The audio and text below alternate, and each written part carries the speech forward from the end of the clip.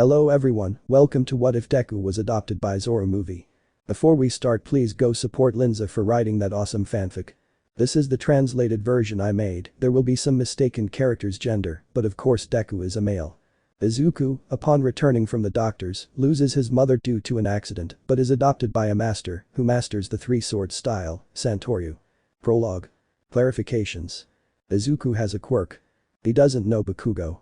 In this story Zoro still has the Shusui sword. I won't give spoilers, I'll just say that he abandons it in the manga, but in this story he still has it. Zoro's swords. Wado Ichimonji equals the white sword of his deceased friend, Kuina. Sandai Kitetsu equals the cursed sword. Shusui equals black-bladed sword. Former owner, Rima. In a world where 80% of the population has powers, what are they called? Quirks, and 20% don't. I'll skip this. The 4-year-old boy with green hair named Izuku Midoriya was in a hospital accompanied by his mother, Inko Midoriya. They were in a room where they were waiting for the doctor with the results. After a few minutes, he had arrived. Inko. Hey doctor, what are the results? Doctor. Congratulations, your child has a quirk. The green-haired boy was happy, he could fulfill his dream of being a hero. Inko. Happy really? Doctor. Your quirk allows you to cover your body or objects with a dark metal. The strange thing is that this metal isn't found on the periodic table, nor in any records. Izuku. Great. Star-shaped eyes. After hearing the news, they said goodbye to the doctor and walked to the train station, where they took a train home. But during the journey, a giant villain was fighting another giant villain. During the fight, one of the villains was pushed onto the train tracks, destroying them. This caused the train to derail and crash into a building. After a few hours, the news had been released. Villains were captured and imprisoned. Train accident leaves 300 injured and 80 dead. Among the dead was Inko Midoriya. 1 year later. In an orphanage we can see the young Izuku sitting in the garden, watching the sky with his empty eyes. Then he took a leaf and covered it with dark metal. Bored, he decides to walk towards a piece of wood, which he covered with metal using his quirk, and began to make somewhat crude movements, as if using a sword. While he was playing with the piece of wood, a figure passing by observed the green-haired boy. He noticed the green-haired boy's eyes, although they are empty, you can still see a spark of life in them. He decides to enter the orphanage and approach the green-haired boy. Hey, kid. Izuku. Looks at the person who spoke. He was wearing a long coat, a red haramaki sash, and was wearing nothing on his torso. He had a cut on his eye and 3 golden earrings in his left ear. Seriously, what do you want? Are you okay? Izuku. Somewhat angry. Do you see me okay? I'm not. What's going on? Izuku returns to the tree, sits down, and begins to tell his story. He thought that like everyone else who approached him, he would leave after hearing half of it, but he was a little surprised to see that he stayed until the end. Tell me, child. Izuku. Izuku. My name is Midoriya Izuku. Izuku. Do you still want to be a hero? Izuku. Sheds a few tears. Yes. I don't want anyone to go through the same thing as me. Small smile. Then come with me. I'll help you get it. Izuku's eyes regained their brightness. He jumped towards the man and gave him a hug. Izuku. What's your name? Zoro. Hirano Zoro. After the adoption paperwork, Izuku went with Zoro to his new home. Zoro. Well, we arrived. The young green-haired boy observes his new home, which was a dojo. Izuku. Tired, it took us a long time. Does he have any sense of direction? Zoro. Calm down, he's just a kid. Izuku. Lives in a dojo. Zoro. Yes. I'm the master here and I teach a style of sword fighting a bit different from the others. Izuku. Seriously. What's his name? Zoro. Santoryu, 3-sword style. Izuku. Santoryu. Zoro. I'll show you. They go to the backyard where there was a log stuck in the ground. Zoro had his 3 swords in his haramaki. He takes one of them. Zoro. Observe, take a position. Itoryu Sanjuroku Pondo Hu, 36-pound cannon, launches a power cut, destroying the trunk. Izuku. Amazed. Great, it's part of his quirk. Zoro. Ah. Not at all, I'm Quirkless. Surprises the green-haired boy. I got this power with training. He returns inside where he places his 3 swords on the wall. After that, they both have dinner together and Zoro tells his story to the green-haired man. The training since the age of 10, the death of her friend rival, it's the same. Zoro. Since then, I've traveled the world, becoming a bounty hunter for a living, seeking out strong swordsmen and defeating them. But there was one I couldn't defeat. They call him Mihik and he's considered the strongest swordsman. He gave me this cut. He points to the cut on his torso. Then I trained with him and became stronger, but not enough to defeat him. Izuku is stunned and fascinated by the story of his master and adoptive father. Zoro. After that I decided to build a dojo to teach someone, but since the appearance of Quirks no one is interested in swordsmanship. Izuku performs the doggies a please teach me. Zoro PFF laughs lightly I didn't say I'd help you become a hero. Rabia decided to teach you a long time ago. Izuku P dad jumps to hug him. Zoro with a drop on his temple, I don't think I'll get used to being called dad. Insert training montage with Boku no Hero Academia hero soundtrack. Izuku trained from that moment on, despite his master's warnings. Whether the weather was snowy, hot, torrential rains, or hurricane force winds. He did his training outdoors. Said training consisted of running, weightlifting, and combat simulation with Zoro. While training at a school where he met a little-haired boy named Kitsuki Bakugo. He trained like that for 4 years. During that time Izuku managed to master the Itoryu and Notoryu. Zoro ready Izuku using 3 wooden swords. Izuku 9 years old. Ready also using 2 swords wait, why don't you use 3 swords? Zoro I just need this one. Izuku Zoro whenever you want gets into position. Izuku attacks head-on and their swords clash, initiating a struggle. The difference in power could be noticed. His master didn't even flinch. Zoro applies more force, pushing Izuku back, but the young man makes a movement that makes his master's sword hit the ground. Izuku Notoryu Hirameki, Flash, performs a horizontal attack on Zoro, but he dodges it Ku. Zoro good try uses successive attacks on the green-haired man. He manages to dodge some, but not others. Izuku Ag he complains in pain and steps back after being hit on the shoulder by his teacher. Determined, the green-haired man attacks Zoro again, initiating multiple sword clashes that couldn't be clearly seen. After a couple of minutes, they both retreat. Zoro not bad but positions his sword over his head you're still a long way from it throws out a power cut. Seeing that the attack was approaching, Izuku decides to counter it. Izuku places the 2 swords in a cross in front of him, trying to stop the attack GGH manages to stop it, but the swords were destroyed. Zoro well done, you managed to stop the attack approaches Izuku. Izuku dejected yes. But determination isn't enough. He walks away from his master and leaves the dojo towards the garden. 2 months later. From that day on, Zoro barely saw his student during meals, but he disappeared the rest of the day. He seemed quite exhausted. Zoro serving lunch are you okay? Izuku Dad, let's have a fight now. Zoro first eat. After the meal, they return to the dojo. Zoro takes a wooden sword ready. Izuku I'd better use 2 swords, master. Zoro observed his student closely. The energy he had previously emanated felt different. In a single second, Izuku, who had been far away, had approached Zoro. Izuku Nijiri both of the green-haired boy's swords were horizontal and close to Zoro. Zoro evades the attack and counterattacks with a vertical attack, but Izuku blocks it. The struggle began, unlike before now they were equal. Zoro you changed very quickly in a short time. Izuku I just doubled my training smiles as his eyes expressed determination. Zoro this kid, he thought while smiling okay, let's get more serious he pushes the green-haired boy and quickly takes another sword come. Izuku yes. They both fight at superhuman speed, showing only a flash in their place. Suddenly, they both move away. Zoro wow, you improved a lot he didn't finish speaking because his son was doing a familiar position, that's. Izuku Ninaju Unipondo Hu 72-pound cannon launches a power cut directly towards Zoro. Zoro Ninaju Unipondo Hu. Both attacks collided, creating a smokescreen between them. As soon as the smokescreen dissipated, both could be seen pointing their swords at each other's heads. Zoro you've made progress in such a short time. I'm impressed. He puts the swords away. Izuku smiles. Zoro but hits the green-haired boy on the head. Izuku itty. Zoro don't worry me like that again, I almost thought you were on the wrong track. Izuku sorry. Zoro sighs next time let me know if you're going to train late. Izuku it's okay main character smile. Zoro to make up for it, you buy me a steak with your money. Izuku but I'm underage. Zoro I'll buy you an orange juice main character smile. And so, they both left the dojo and went for a drink. Chapter 1. 5 years have passed since that fight. It was a Saturday and dawn was breaking. The green-haired young man was sleeping in his room. Izuku snoring with a bubble in his nose. Zoro slams open the door come on Izuku, it's time. The green-haired boy was still asleep. With no other option, Zoro unleashed a killer instinct, causing Izuku to wake up from the blow and pull out a bokken from who knows where. Izuku Dad still sleepy. Zoro Come have breakfast, we have to go to the Kendo family dojo. Izuku. Do we really have to go now?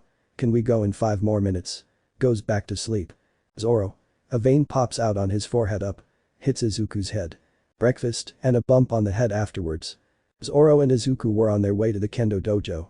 The older one was wearing a long, open, dark green coat, secured at the waist by a red sash, and his black bandana was tied around the left sleeve. Izuku was wearing a white short-sleeved shirt, baggy blue jeans, and red sneakers. Zoro. This way, turning left. Izuku. No dad, it's later. Zoro.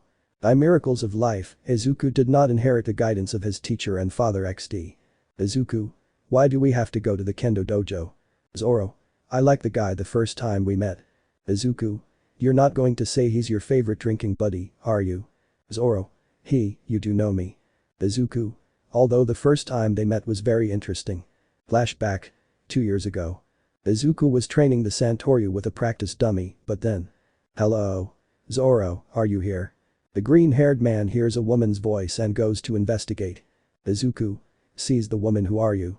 Stands on guard. Who are you? And where did you learn that position? Both of them seemed like they were not going to move from their position. Izuku. Answer me, who are you? Tashigi. I'm Tashigi, and I've come to challenge Zoro to a duel. Izuku. Soy Urano Izuku. Tashigi. Are you his son? In shock. Izuku. Yes. Leaves the wooden swords. Tashigi. Now that I see it well, you are very cute. Pats him on the head. By the way, where is Zoro? Izuku. He said he was going to buy Sake Full Silent Dam. I was so focused on training that I completely forgot about Dad's sense of direction.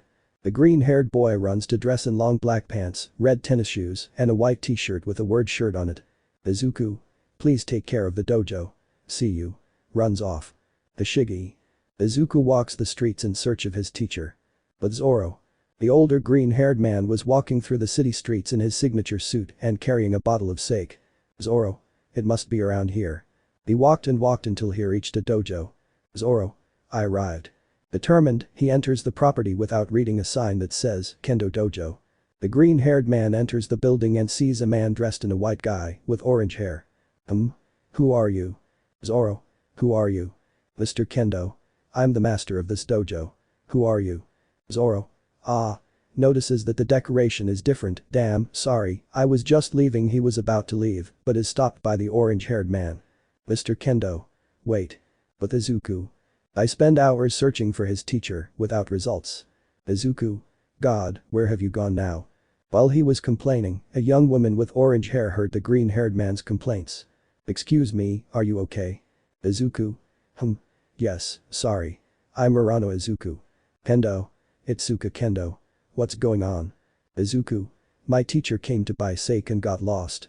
Kendo. Izuku. Amazing, huh? I've been looking everywhere for him and I can't find him. I hope he's not in any trouble. Kendo.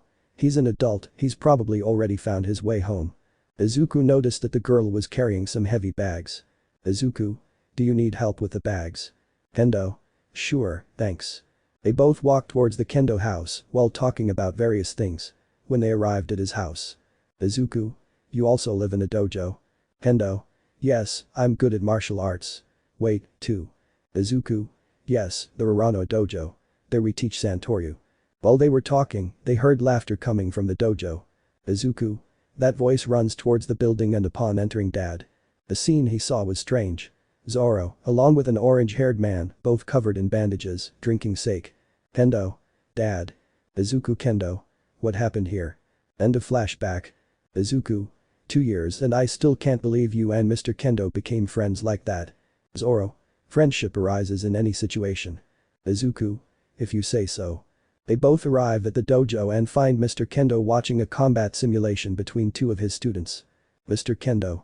Oh. Zoro. How long? Zoro. Hey old man, I brought sake. Raising the bottle. Mr. Kendo. Just in time, I need your help. Zoro. I already told you I don't know martial arts. Mr. Kendo. That's not it. My students believe that there is no such thing as santoryu. Zoro. He looks surprised with an angry expression. You'll see. Izuku, let's have a fight. Izuku. Now, I'm not fully awake yet. Yawns. Zoro. If you beat me, I'll let you use Shusui for a day. Izuku. Let's have that fight. Screams motivated. Both were already prepared, with their 3 swords, in the middle of the ring. Everyone was watching the 2 green-haired men.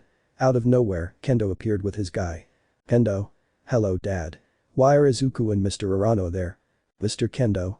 They are about to show us a fight with Santoryu. Kendo watched Izuku. He was quite focused, as if he didn't hear anything around him. Zoro. Begin. Izuku attacks head-on, causing his swords to clash with Zoro's. Student. How fast? Zoro. Not bad. Pushes Izuku away. Ushibari crosses his arms and holds his swords like they're bull's antlers. Then he runs straight towards Izuku. The green-haired boy jumps and dodges his master's technique and uses Sanjuroku Pondo Hu, 36-pound cannon, but Zoro uses a horizontal slash to cancel it. Zoro places his swords, pointing down. Maguma Bear Demon charges straight towards Izuku. Izuku. Ichigurira, Nigurira Gorilla 1, Gorilla 2 muscles in both arms grow Nagorizik. Both attacks collide, creating a wave of wind, causing almost all of the students to fly. Mr. Kendo. What incredible power. Both green-haired men separate and walk away. Zoro. Good move, you've made a lot of progress. Izuku. Thanks for the compliment.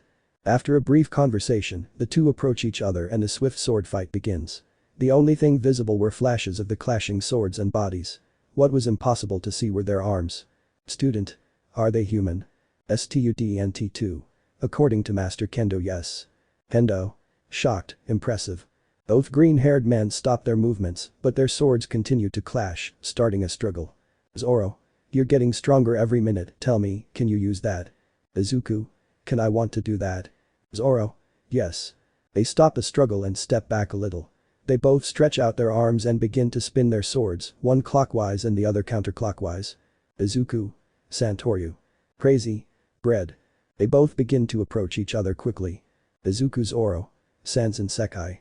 They were both facing opposite directions, their swords still, and silence filled the room. Suddenly, Izuku's sword shatter and he falls to the ground, unconscious. Zoro's sword shatter as well, but he only falls to his knees. Mr. Kendo. That, guys, is the Santoryu. Kendo. Izuku. Runs towards him to help him. Zoro. Don't worry, it's just a coup. Kendo took Izuku to his room for treatment. Mr. Kendo. Approaches Zoro. Are you okay? Zoro. Yes, it was just a blow. Mr. Kendo. Safe. Zoro. Yeah, damn that hurt. In Kendo's room. Izuku wakes up a little disoriented. He moves his hand and. Izuku. This is it, moves his hand a little, very softly. Kendo. Blushes Izuku. Izuku sees what he was touching and notices that it is Kendo's chest. Izuku. Squeeze a little more. Yep, it's soft. A mortal blow later. And by mortal I mean those blows from women capable of hurting the most top characters. Kendo. I'm glad you're okay. Izuku. Yes, I noticed a touching the bump on his head. Kendo. And what brings you here? Izuku. Dad wanted to come visit your father and I came as a guide, although he doesn't want to admit it. Kendo. Well, shy whispering, I'm glad you came. Izuku. Kendo. By the way, have you decided which high school you're going to? Izuku. I guess the same as you. Smiles. Kendo. Yay, open to Izuku with joy. Let's be heroes. Izuku. Yes, let's. Kendo hug her. After Zoro and Izuku's visit to the Kendo dojo, the two green-haired men return home. But not before buying wooden swords, not only to replace the ones they broke at the Kendo dojo, but also to replace the ones they broke at their own dojo. Let me just say there are quite a few. XD. Chapter 2. It was a hot day, the green-haired young man was walking with his friend Kendo to school. Although they went to different schools, they always took the same path. Kendo. How is your father? Izuku. Fine. He's with Toshigi at the dojo, I think talking about work. Kendo. I see. Izuku. Yes, I hope he doesn't get into trouble. Kendo. Giggles. I guess he's a magnet for trouble. Izuku was always busy trying to avoid the trouble that plagued Zoro. On one occasion, he fought with Kendo's father, and on another, he messed with some yakuza. Defeating them wasn't a problem, but it was a nuisance to him. Izuku. Here we separate, see you later. Kendo. Yes, hugs the green-haired boy. Izuku. Confused why the hug. Kendo. Smiles with a slight blush because I wanted to. Goodbye. Izuku. With his head slightly tilted. Izuku arrived at school. After a boring day of classes, the green-haired boy was taking a nap. Teacher. Okay, everyone's in 3rd grade. So this is the time to think about your futures. Now I'll pass out the future aspirations paper. Throws the papers in the air, but hey, almost everyone wants to go to the hero section, right? All the students started using their quirks. Teacher. From what I see, Kitsuki Bakugo enrolled at UA. Everyone is surprised. Student 1. UA High School. You need a score of 79 to get in this year, right? Student 2. And they also say that the entrance exam is very difficult. Well, that's what they say. Bakugo. Proud climbs on his desk. Exactly, I'm the only one who can enter UA. Teacher. Oh, Rorano Izuku is coming in too. Everyone went blank at the professor's words. They all turned to see Izuku, who was sleeping. Student 1. As expected from the one in high school. Explanation. Izuku has study sessions with Toshigi. Bakugo is about to explode Izuku's desk, but his instincts manage to stop the explosion with a judo hold, followed by a takedown. Izuku. Sleepy, what's going on? Notices that he was holding Bakugo. What's going on, Bakugo? Bakugo. Damn. He gets up instantly and tries to attack the green-haired boy, but… Teacher. Stop, no fighting here. After the Muslim calmed down, classes went back to normal. After the last class and grabbing his backpack and sword case, the green-haired man walked toward the exit, where he was stopped by the pale-haired man. Bakugo. Damn, if you think you can get into the same academy as me, well, you're wrong. Shiny. Bakugo was about to attack Izuku, but he evades him and hits him in the stomach with the handle of the bakken, which protruded a little from the case. Izuku. Détente, Bakugo. Bakugo. TSK ignores the green eye and walks away with his followers. Izuku. Sighs, what pride does to some, thinks, and then walks to the city, while reading a notebook. The green-haired boy was relaxing with the birds singing and the peaceful atmosphere of the path he was taking. As he entered under a bridge, he heard a strange sound coming from the drain pipe. Izuku. Approaches the drain, but it explodes and a mud with eyes appears. Invisibility cloak, size M. Izuku. A. The mud jumps towards the green-haired boy, but he jumps back, throws his backpack and takes out a bakken from the case. The ha, a wooden sword is useless against me. Izuku. Then takes out 2 more, surprising the villain. How about 3? Puts one in his mouth. It's just as useless. He shouts and then attacks the green-haired man again. Izuku. Dodges while carefully observing the villain. Without an exactly physical body, it is composed of that mud. No physical attack will suffice, I need more power then. Santoryu places his swords horizontally, pointing in the same direction as his mouth. Come here. Charges at the green-haired man. Izuku. Tatsumaki, dragon spiral, spins around and sends the mud flying while receiving quick cuts. Explanation. Since the villain in the series is made of mud or whatever, he can be cut by any weapon, but not take damage. Falls to the ground, shattered, but the pieces come back together. Impossible. Izuku. So you're not completely invincible. The green-haired man approaches the villain to give him another attack, but… Hex's smash creates air pressure, causing the villain to be torn apart. Izuku. Almight. Hello. After putting the pieces together and locking the villain in a bottle. Izuku. Slightly excited, give me your autograph. I already did it. He hands her the notebook. Izuku. Thank you. Seiya jumps very high, as if flying. Izuku. Incredible stops looking at the sky and continues on his way to the city. In said city. Bakugo was walking with some classmates. Partner. Hey Bakugo, what's your story with that Rorano boy? Smoking a cigarette. Partner2. I was wondering the same thing. Smoking X2. Bakugo. Don't mention that idiot and stop smoking. Do you really want me to destroy you? Both boys were perplexed, but not by the actions of the pale-haired boy, but by what was peeking out behind him. But Izuku.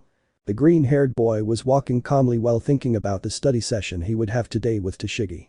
With all the years that she took care of him with his father, he saw her as if she were his mother. Izuku. Sad mom remembering his real mother. No Izuku, she wouldn't want you to be sad, wipes away some tears. As he walked, he noticed a crowd of people staring down an alley across the street. Izuku went over to check. It was the heroes trying to stop a villain. Izuku. Huh. Isn't that the villain Almight caught? Civilian. Why are the heroes quiet? Civil2. Did they catch a boy? Civil3. That villain, isn't he the one Almight was chasing? Civil4. So, he will come? Civil5. But is it strange that it is delayed? Among the civilians there was a thin one with blonde hair, wearing loose clothing. I reached my limit, coughs blood. Izuku moves through the crowd, managing to see the captured boy. It was his partner Bakugo, and on his face you could see the pain he was trying to escape. Villain. Relax, brat, in a few seconds you won't feel anything. The heroes present didn't know what to do, then he appears, a green-haired man passes through the crowd and appears. Amui Woods. What are you doing, kid? Stay away, it's dangerous. Izuku ignores him. He takes off his backpack and school clothes, leaving only his shirt. Then he takes 3 Bakens out of his pencil case and places one in his mouth. The villain watches. Villain. You again. This time it won't be like the last one. The villain uses Bakugo and attacks the green-haired boy with an explosion. Izuku without hesitation jumps into the explosion, disconcerting those present, but then comes out with his swords on fire. Izuku, without hesitation, attacks with multiple precise slashes, thus freeing the ash-haired boy. Bakugo. Damn, no. Izuku.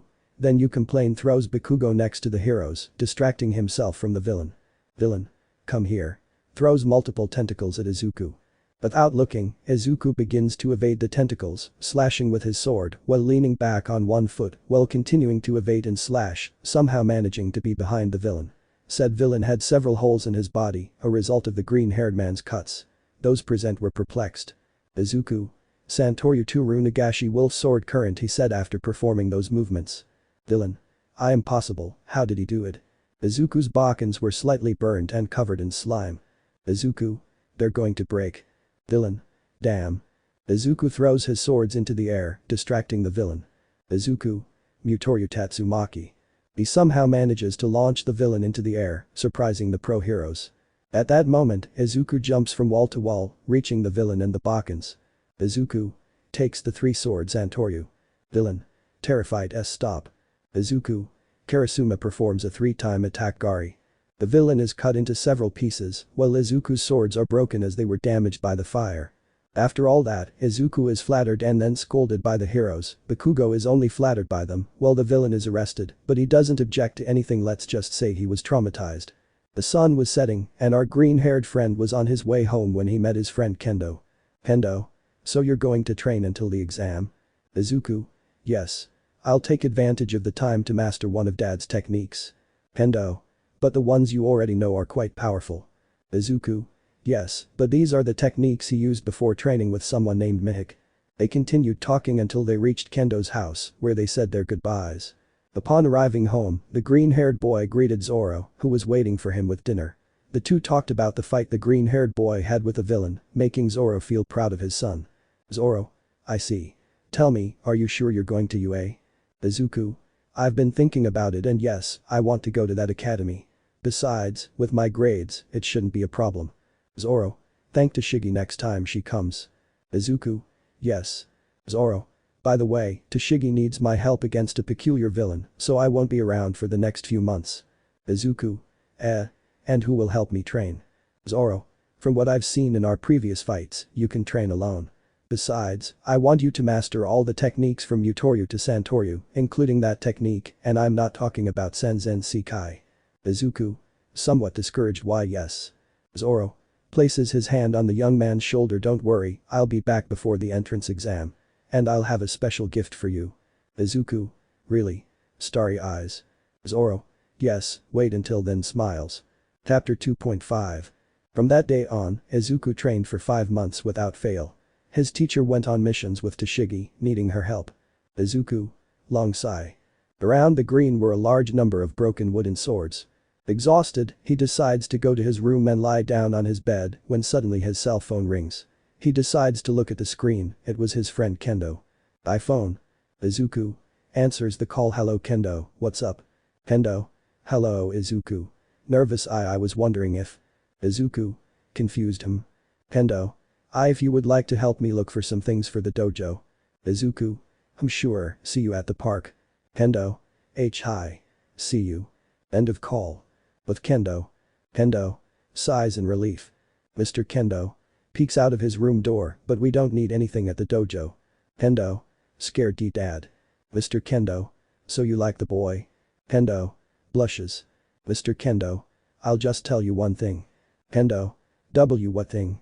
Mr. Kendo. I don't want grandchildren for the moment. Smiles. At that moment, Kendo, blushing, uses a giant hand to push his father and close the door. With Izuku.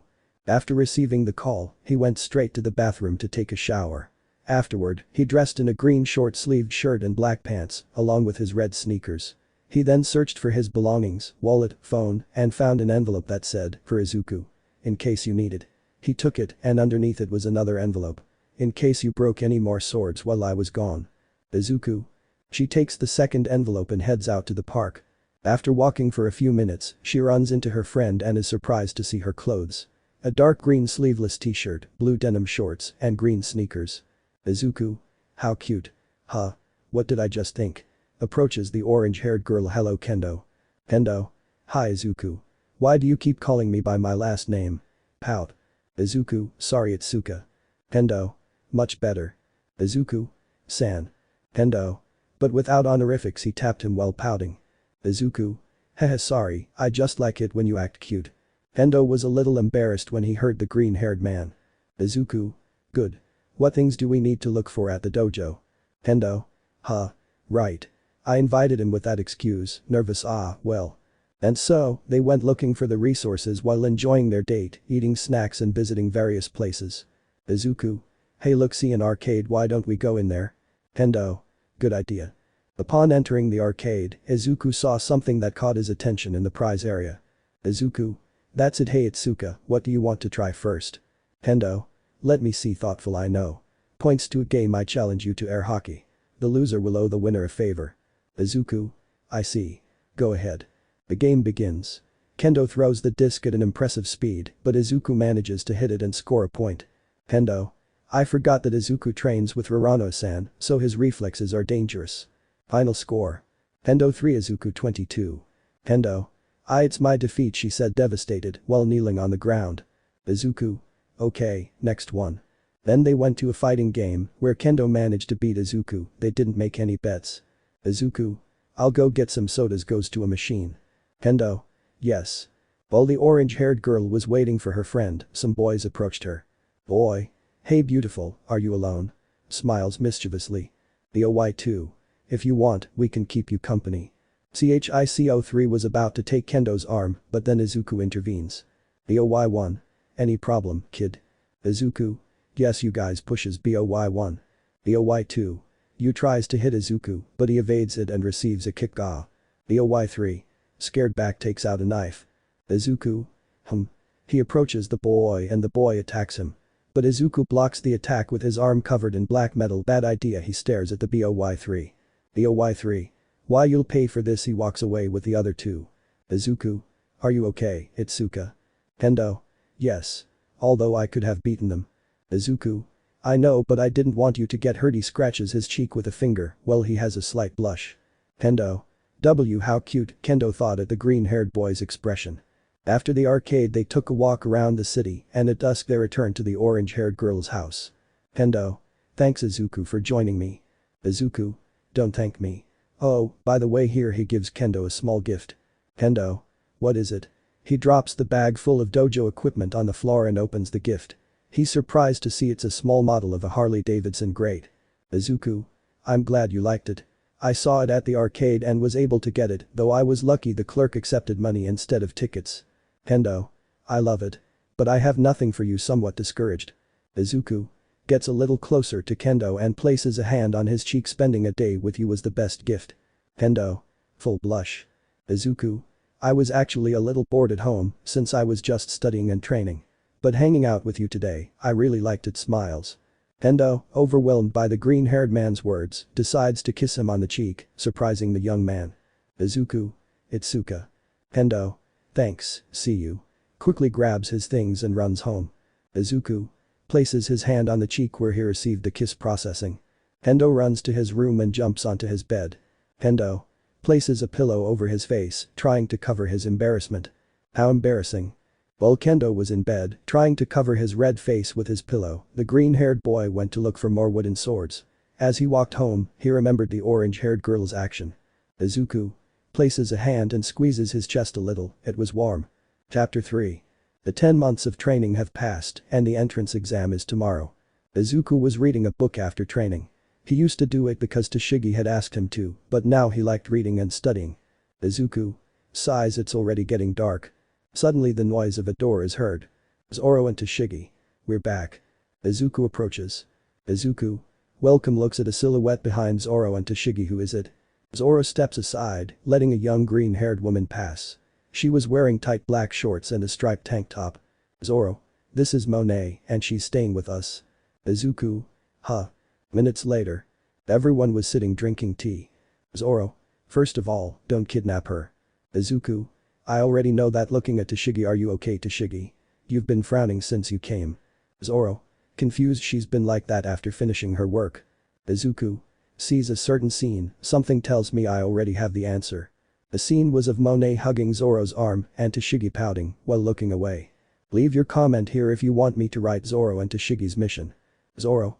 Anyway, before coming here I managed to get permission from UA, so you could use that for your exam. Places a long box on the table. Izuku. What is this? Zoro. A gift from me and Toshigi. Izuku opens the house and is surprised to see its contents. Zoro. I hope you like it. Izuku. Great. With starry eyes. Time skip. A new day dawns. The young green-haired boy had woken up early. He puts on his high school uniform and heads to the kitchen to prepare breakfast. When he arrives, he sees breakfast already ready. He approaches the kitchen and sees the green-haired girl, dressed as she arrived home, along with an apron. Monae notices the green-haired boy's presence. Izuku. Nervous. Gee, good morning. Monae. Smiles. Hee. Good morning, Uraraka-kun. Izuku. See, call me Izuku, since it could be a bit confusing. Monae. It's okay, Izuku-kun. The green-haired man went to the table to eat, accompanied by Monae. Izuku. I see you settled in well. Monae. Yes. This place is certainly better than my old home. Izuku. I see. After chatting and getting to know each other well, Izuku says goodbye to Monae and heads off to UA. On the way he meets Kendo and together they walk towards the academy. Since that day Kendo has had a hard time looking Izuku in the eyes. Already at the academy. Kendo. We arrived somewhat nervous. Izuku. Yes, are you ready, Itsuka? Kendo. Yes. They were both about to take their first step but they tripped at the same time. They closed their eyes to catch the impact but it never came. When they opened them, they saw they were floating. I'm sorry for using my quirk, but I thought it would be a bad omen if they fell, says a brunette, and then freeze them from their quirk. Good luck. Kendo and Izuku. How kind. What are you doing here, damn it? Izuku. Damn. Kendo. Bakugo approaches and grabs his shirt. Bakugo. Why did you come? Kendo. Hey. Stops when Izuku signals with his hand. Izuku. Go ahead, Itsuka. Kendo. Worried. It's okay. See you later. Enters the building. Izuku. Listen, Bakugo, I came here with the same goal as everyone else. Please, let me go. Bakugo. Drops the green-haired boy's uniform. Don't get in my way, got it. He moves away from the green-haired boy and enters the building. Izuku. This is going to be a long day. After that and the written exam, they entered a room where the center of attention was present. Mick. PM. Everyone say HEYY. Insert cricket sounds XD. PM. Listen, my dear listeners. The exam will take place in our city district replicas. It shows cities A through G on the screen. You can choose whichever you want. The test will last 15 minutes. Your objective? To take down as many villains as you can, and there will be 3 types. 1 point, 2 points, and 3 points. Excuse me. He gets up from his seat. The brochure mentions 4 guys. And you. He points to the green-haired man, who was reading a book. Should pay more attention to present Mick. Izuku. Carefree. I did, until you interrupted it. I'm so sorry. Present Mick. -90 degrees Bo. PM. Don't worry. As for the 4th villain, he's worth 0 points. He'll only act as an obstacle, so don't worry about that. Enough chit-chat, let's get to the main event. UA Area City District Zone. Amidst several students stood our green-haired boy dressed in his sports uniform. It consisted of long, dark green pants with 2 black lines on the sides of the legs, a sleeveless black shirt, and a red sash with which he held 3 swords at his side. Izuku. Takes one of the swords and unsheathes it. Smiles. Flashback. Previous night. Izuku opens the box. Izuku. Great. Takes out a sword. Zoro. I knew you'd like it. Takes the other 2 out of the box. I had them made for you, but this guy was very busy, so it took a while. This sword doesn't have an edge. Unsheathes the sword, but with it, the santoryu techniques will be more powerful than when you use it with a bokken. Also he sheathes the sword again, and a slight sound is heard. You can lock it to use it with the scabbard. This way you can hit them as if it were a blunt weapon. Don't worry about the strength. These weapons are made of a graphene mixture, so they are quite resistant. Izuku. I see. In fact, this sword will work with my quirk. Zoro. So you trained your quirk, huh? Will you show me the results? Izuku. I will, but after the exam. End of flashback. Izuku looked at the sword and then sheathed it. Then a blue-haired man with glasses approached. Hey you, the one with the swords. Izuku. Confused. What's going on? Lita. No knives are allowed on this property. UA rules say so. Izuku. But this is classified as a blunt weapon. He unsheathes one of the swords and shows it to the blue-haired man, and I have permission from UA to use them here. I see. In that case, I'm very sorry. Izuku. No problem, you just want to enforce the rules. I'm Urano Izuku. Iida Tenya handshake. Present Mick. And now. Izuku instinctively ran into the city, whose gates were already open. Everyone else was confused. Present Mick. What are you waiting for? In real life, there won't be a countdown. 10 minutes passed, and the robots fell one by one. Some were destroyed by a blue-haired man's kicks, others by a laser, but the ones that stood out were those destroyed by a clean slash of a sword. Observation room. This year's students are promising, said a heroine. We can't be sure yet. The thing that will really test its potential. He presses a red button. Is this city? Izuku sighs exhaustedly. With this, that's 70 points already. I think that should be enough. He sits down, leaning his back against a building. Suddenly, the ground began to shake. The green-haired man looked toward the horizon, managing to see a robot taller and larger than the buildings. Student 1. Run. It's the 0-point obstacle. Izuku watched as everyone fled from the robot, including Lita. He was about to do the same when. Groan of pain. Oh. The green-haired man noticed the faint sound and turned to look at the source. A young woman with orange hair was standing meters away from the robot. Izuku. 1 second, Kendo. The girl was lying on the floor, unable to get up. The robot's hand was about to crush her. Izuku. With a frown, places a sword in his mouth, grabs the other two, and runs straight towards the robot. Ichigurira, Naigurira. The muscles in his arms inflate. Santoryu Nagorizik. The attack and the robot hand collided, stopping the robot's movements. Kendo. Surprised Izuku. Izuku. Struggling with the robot, screams, don't touch her. Manages to deflect the robot's attack to the girl's left. The robot switched targets to the green-haired boy. The young man's hair covered his eyes, and somehow it seemed as if one of them had a crimson glow. At that moment, the robot was able to develop a feeling fear. Izuku. Can you move? He asks worriedly while staring at the robot. Kendo. And no, I hurt my ankle. Izuku. I see. Don't worry, I'll take care of this. Closes his eyes for a moment. Cutting-edge Izuku's swords are covered in a black metal, a product of his quirk, making him more resistant and sharp. The green-haired boy jumps onto the robot's arm and begins to run toward the head. To stop him, the robot attacks the young man with its other hand. But the moment it approached, that hand was cut into pieces. Student. The boy is crazy. Student 2. Yes, but look closely. He's protecting the girl. Student 3. I heard him yell at the robot not to touch her. Is she his girlfriend? Student 4. I hope not, said the blushing young woman. The green hair reached the robot's head. Izuku. Jump straight to the head. Santoryu. The robot quickly pulls out a flamethrower from its head and fires a direct shot at the green-haired man. Kendo. Izuku. She cries worried. Observation room. Who forgot to deactivate the flamethrower? A woman shouts. Calm down, Midnight, I'm sure Recovery Girl can cure him. Midnight. So it was you, Power Loader. Place. Silently. Wait, look. But Izuku. Izuku. Yaki emerges from the blaze unscathed, except for a few burns, his sleeveless shirt and his sword's on fire. Onigiri. Yaki Onigiri, scorching demon slash. Izuku performs a triple slash on the robot's head, also setting it ablaze. He then descends the same arm he climbed up, but. Izuku.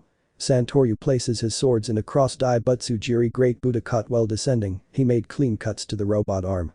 When the green-haired boy landed, the robot fell on its back, leaving its arm severed there. Present Mick. Time's up. Izuku. Come, Itsuka offers his hand while smiling. Kendo. Thanks Izuwo. She is surprised when Izuku carries her bridal style beat. Put me down, Baka. She hits Izuku a little. Izuku. Calm down, Itsuka. Ow. The boy's present thought, how masculine. And the girls, how envious. You can go home now, boys. The wounded can come forward, said an old woman. She was none other than the heroine Recovery Girl. Izuku. Excuse me, could you help me? Recovery Girl. Let me see. Look, she has a wound on her ankle. Are you sure you don't want me to heal you first? Izuku. I'll be fine. Please. Recovery Girl. Hi. While the heroine healed Kendo, Izuku watched while feeling that he was being watched, although he ignored it. Recovery Girl. Okay, take a break and then you can go. Kendo. Thank you. Recovery Girl. Now you young. Perform Izuku's treatment. Recovery Girl. Ready. Izuku. Thank you. Kendo. This Izuku. Izuku. Kendo. You could see what to do with your topa. The green-haired boy noticed that his tank top and part of his pants were burned by the robot. Kendo was looking in another direction, blushing, while the girls around him couldn't stop staring at him. Izuku. I have my high school uniform in the locker room. After the exam and a change of clothes, Izuku and Kendo were walking back to their homes. Kendo. Izuku. Izuku. Yes. Kendo. Nervous and blushing. What did you mean when you shouted, don't touch her? Playing with her index fingers. Izuku. Well, takes one of Kendo's hands because I would feel really bad if something happened to you. Kendo tried to look away while trying to hide his red face. They both continued talking until they reached Kendo's house. Izuku. Well, we arrived. Kendo. Yes, now you can let go of my hand. The atmosphere was silent, only the wind and the sound of birds could be heard. Izuku. Is it necessary? The orange-haired girl was surprised to hear those words. Immediately afterward, Izuku closed the distance between them. Izuku. Itsuka. Kendo. Izuku. They both continued to close the distance until someone tackled Izuku from the side. Boo, Murano-kun. Izuku. Mr. Kendo. Kendo. Dad. Mr. Kendo. Angry, why didn't you tell me you were dating my daughter? Kendo. Izuku. Huh. Saint Kendo. You don't know how happy I am. Ever since that date you had a while back, my daughter was occasionally distracted by her training. Kendo. Full blush. Dad. Izuku. Really? I'm sorry. Mr. Kendo. Don't apologize, I'm happy. I thought it was my fault I'd never have a boyfriend, that I'd be alone forever. Kendo can't stand it anymore. Idiot dad hits his father on the head. After a calm explanation, Mr. Kendo returned to the dojo with a bump on his head and calmer. Kendo. God, sometimes I don't understand it. Izuku. Although to tell the truth, it ruined the atmosphere. Kendo. Huh. Izuku. Well, I wanted to tell you a couple of things. 1. From the middle of the walk I had a leaf in your hair, shows the leaf in his hand. Kendo. Be baka. Why didn't you tell me? Izuku. It just seemed funny to me. Kendo. He tries to hit him, but the green-haired man stops the blow with one hand. Izuku. And the other is if you wanted to go out with me, smile marks protagonist. Kendo. 2. Izuku. It's sudden, I know. If you want you can answer me. The green-haired boy is interrupted by a kiss on the lips by the orange-haired girl. Kendo. Why yes. Izuku smiles and kisses her again. The kiss lasted a few seconds. After separating, they said their goodbyes. They both didn't want the atmosphere to end, but time wasn't on their side. The next day, the green-haired man was reading a book while answering some messages from his friend, now girlfriend. Although sometimes he took a while to reply. Izuku. Looked at his cell phone while having a slight smile. Zoro. Opens the door to the room. Hey Izuku, it seems the romance affected you a little. Izuku. Haha. Zoro. Whatever. Here, I got this from UA. He hands him a letter. Do you want to watch it alone or should we both? Izuku. Come on, let's see. Both green-haired men observe what is inside the letter, showing a round device which turned on, showing a hologram of a rat bear etc. Nezu. Greetings, young Rarana. I'm contacting you to inform you about your entrance exam. According to your written exam, you got a score of 99 and on the practical exam, you got 70 points plus 50 for rescuing the young woman. Congratulations, you've entered UA. We'll see you here in 3 days. The hologram was deactivated. Izuku. I passed. Zoro. Congratulations, son. Now let's go down and eat before Monae gets angry. Izuku. Hi. Chapter 3.5. In the previous chapter. Zoro and Tashigi. We're back. Izuku approaches. Izuku. Welcome. Looks at a silhouette behind Zoro and Tashigi. Who is it? Zoro steps aside, letting a young green-haired woman pass. She was wearing tight black shorts and a green tank top with the word happy written in black. Zoro. This is Monae and she's staying with us. Izuku. You're probably wondering how Monae ended up at Urano's dojo, and if you didn't, you can skip to chapter 4XD. Here's the answer. It all started before the 10 months of training. Tashigi visited Zoro to ask for help on a mission. Tashigi. Hola Zoro. Zoro. Tashigi drinking a bottle of sake. Tashigi. I need your help. Zoro. Tashigi. It's about this, hands him a file. Out of curiosity, the green-haired man opens the file and begins to read it. Tashigi waited there silently. It lasted 5 minutes. Zoro. Finish reading, sighs. I see. Excuse my lack of hospitality, I'll make you some tea. Tashigi. Surprise tea, thanks, how strange. Normally he would leave me waiting longer, giggles, I guess being a father changed him. Zoro. Here you go. He leaves a cup of green tea on the table. Regarding this, I will do it. The Shiggy. Huh? Seriously? Zoro. Why the surprise? The Shiggy. You usually refuse instantly. Zoro. I really wouldn't help you, but I feel like I'm getting rusty. When we left for there. The Shiggy. In 3 days. Zoro. Okay, then in 3 days it will be. Takes another sip of sake. After Zoro told Izuku that he would go to a place with Tashigi. After several months, Tashigi manages to triangulate the target's position. Right now, they're in a frozen place, covered in snow. It seemed like it snowed for 9 months and hailed for the other 3. Tashigi and Zoro were mobilizing in a special vehicle for these climates, one of those with caterpillar wheels. Zoro. How much longer until we get there? Taking a sip of sake. Tashigi. There's not much left and stop drinking, you won't be able to handle your swords. Zoro. Alcohol warms the body. A friend from Russia told me that. Tashigi. Zoro. Could you remind me who we're looking for? Tashigi. His name is Caesar. He's a scientist specializing in chemical weapons. A source informed us that he was developing a biochemical called Medusa, a weapon capable of turning a person into stone. Zoro. I see, and according to your source, the chemical is gassing. So if we don't stop it. Tashigi. I could release it in a major city, and we'd be statues forever. While they were talking, the green-haired man suddenly noticed some metal doors on a mountain. They exit the vehicle, wearing white coats to go unnoticed, and manage to open the door. Upon entering, they see that the installation is nothing more than tubes and conduits. Zoro. Whispering okay, let's go. Tashigi. Whispering no. Takes the green-haired man's shoulder. Your sense of direction is horrible. Zoro. Whispering that's not true. Tashigi and Zoro stared at each other. Reluctantly, the Marimo decided to let Tashigi lead the way. As they entered the base, the temperature in the room grew stifling. They walked down the hallway until they reached a point where it split. Tashigi wasn't in favor of the idea, but they had to split up. Tashigi. Don't miss it. Zoro. I won't do it. As they separated and moved through the area, they encountered some guards, whom they were able to knock out, thus avoiding any unnecessary noise. But Zoro. After knocking out the 10th guard, the green-haired man continued moving until he reached a door, which had nursery written on it. Zoro. It can't be. Takes a notebook that was next to him and reads what's written on the cover. Test subjects. Surprised, he begins to flip through pages. Each one had photos of young people and adults, marked with a word in red deceased. But he notices a particular name. Zoro. Monae. Checks the photo of a green-haired woman with yellow eyes. Don't know the specific color. Seriously, let's see. There was personal information below, but I'll write the important stuff. Name. Monae. Age. 21. Quirk. Snow. Description. She can generate snow from her body. Its limit is based on the humidity and climate of the environment. Serum used. GBH 2324. Result. Positive. Notes. The subject has lost his will and can obey any command. The serum's drawback is that it must be administered continuously. The collar used performs its function well. Zoro. So he doesn't just make chemical weapons, that bastard. Angrily, he cuts through the door like butter. He didn't know that would trigger a silent alarm. Base control room laboratory. A thin man with dark blue hair was doing some chemistry when he heard a beep coming from the computer. What's that? Approaches the computer. A daycare alarm. Checks the camera. Shiro. I don't know how to spell her. Laugh. Haha, so we have visitors. I let Monae take care of it. Takes a microphone and activates it. Take care of the intruder, Monae, he says, and then presses a button. But Zoro. Upon entering the room, he saw multiple cryogenic capsules, and inside them he saw deceased people.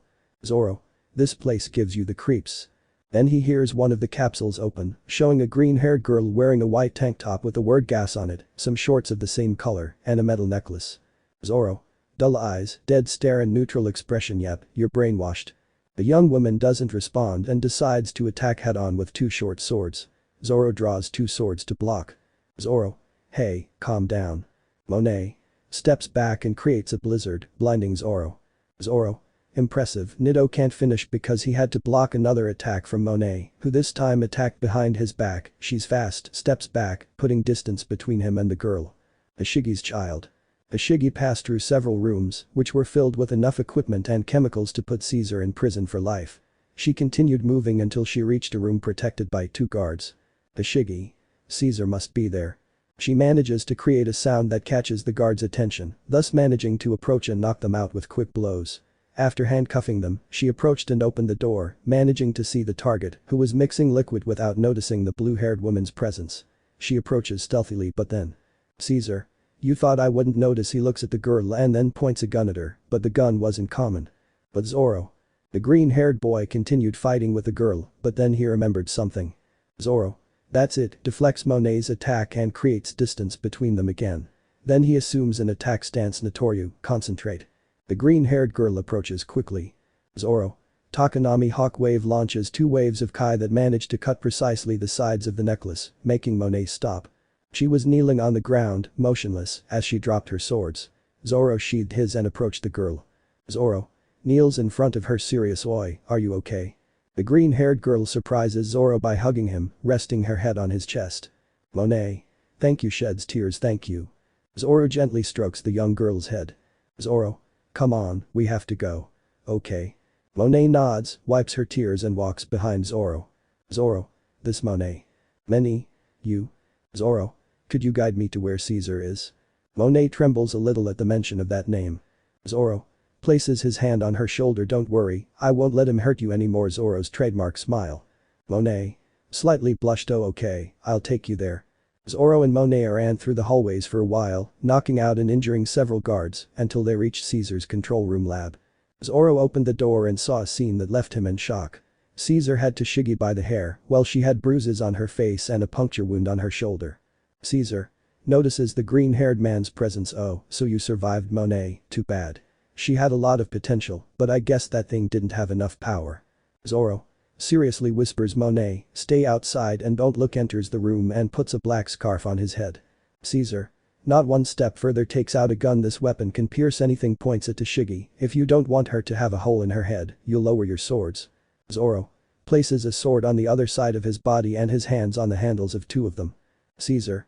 That's how I like it. Shiro. Tashigi. Aims at Zoro. Dollarita, is a posture. Zoro. Notoryu I. Caesar. Ah. Tashigi. Manages to kick the gun and get out of the grip. In a second Zoro was already behind Caesar with his sword slightly drawn, and Caesar had 2 cuts on his torso. Zoro. Rashomon fully sheathed the swords. The scientist falls unconscious. The green-haired man goes to his friend. Zoro. Tashigi. Tashigi was unconscious. Zoro was about to carry her, but heard the sound of a trigger, then by instinct he moves to the side, evading what seemed like a laser. Caesar. Madame falls unconscious. Zoro. Damn, his arm was bleeding a little. The shot had grazed him. Minutes later. Tashigi. Waking up. Opens her eyes a little and is surprised to see that she and Zoro were sitting on the floor of the laboratory while she hugged Zoro. Zoro. I see you woke up. Tashigi. Quickly separates from him. I'm sorry. How are you? A white-haired man approaches. Tashigi. Smoker-san. Zoro. You took too long, he said while drinking sake. After Tashigi and Zoro gave the report to Smoker. Smoker. I see. Looks at a message on his cell phone. Okay, here's the information you asked for, Zoro, and I have some bad news. Monae's family was apparently murdered and she's been listed as a missing person. It looks like we'll have to take her to a foster home. Monae, who was giving her testimony to one of the Smoker soldiers, heard the conversation and ran to hug Zoro. Zoro. Understanding. Smoker. I think he's taken a liking to you lighting 2 cigars. Zoro. You can say it like that and an I'm like drop falls on him. Smoker. Well, there's also the option of letting her live in your house. Zoro. Who looks at Monae, well she looked at him with a smile. It's okay, she'll stay at my house. Monae was happy. Smoker. By the way, you paid. Zoro. I already talked about that with Tashigi. Tashigi. It's true, he wants this. Shows him on a piece of paper the plan of 3 special swords. Smoker. Interesting. They're certainly not for you. Zoro. Laughs lightly. Exactly. Chapter 4. The day begins and our green-haired friend was getting dressed for his first day at UA. Izuku. Approaches a mirror. It looks good on me. He looked at his UA uniform. After putting the notebooks in his backpack and his gray swords in the case, he heads to the kitchen where he finds Monae and Zoro having breakfast and then has breakfast with them. After that, he says goodbye and then heads to the Kendo dojo. Upon arrival, he meets the father of Kendo. Mr. Kendo. Hello. Izuku. Our. Mr. Kendo. She'll be down in a moment, we can talk. Izuku. Sure. Mr. Kendo. I'm really glad you decided to go out with her. I certainly wanted her to have a boyfriend, but I'd be worried if I didn't know that person well. Izuku. Don't worry, Mr. Kendo. I'll take care of your daughter. Mr. Kendo. I know you will. Smiles. By the way, another thing. When I said I don't want grandchildren now exudes a murderous aura seriously I mean no, he says with a smile that doesn't match the situation at all. Izuku. This aura is like dad's, somewhat scared why yes. Kendo. Hello Izuku smiles. Mr. Kendo. Take care, okay. Returns to normal. Izuku. What an impressive 180 degrees change. Kendo. Yes. Let's go pulling Izuku. Izuku. Why yes. Izuku and Kendo were talking about trivial things while walking towards UA. Izuku takes the initiative and decides to hold Kendo's hand making her blush a little. They recently started dating, but they were new to being couples. Izuku seeing Kendo's expression thought how cute, although he was also a little embarrassed by such action, but he didn't show it. Upon arriving at UA, he began to look for his classroom. Izuku. This is it looking at the door of classroom 1A. Then he watches Kendo walk away. Where are you going Itsuka? Kendo. I'll study in 1B. Izuku. Huh. I'll certainly feel a bit lonely scratches his neck. Kendo. You should be more sociable, okay. She kisses him on the cheek, then blushes good luck she smiles and then leaves. Izuku. Smiles a little, okay Izuku, you can do it, opens the door to see a pale-haired boy arguing with Iida, damn, he had to be my partner. Iida. Don't put your feet on the table, it's disrespectful to the heroes who studied here. Bakugo. Don't bother me, extra cheap. Where did you come from? Iida. I'm from Same High School. My name is Iida Tenya. Bakugo. Same. So you're an elite. Now I have a reason to destroy you. Iida. Destroy me? How brazen. Don't you think you'll become a hero? Noticing the green-haired man's presence Uraraka-san. Izuku. Hello, Iida-kun. You better give up, he won't change. Iida. You know him. Izuku. Yes, he. Uraraka. Oh. It's you. Izuku. Slightly surprised the kind girl. Uraraka.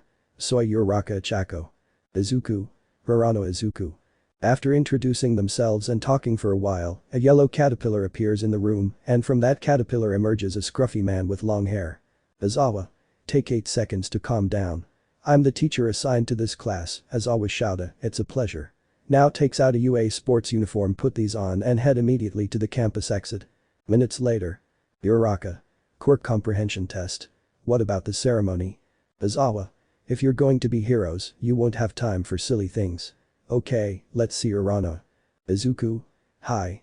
Aizawa. You were first in the practical exam, come here. The green-haired man approaches. Aizawa. How high was your pitch in softball? Izuku. 68 meters. Aizawa. Okay, now throw this ball with your quirk. Izuku. High stands in the circle, my quirk doesn't work for this.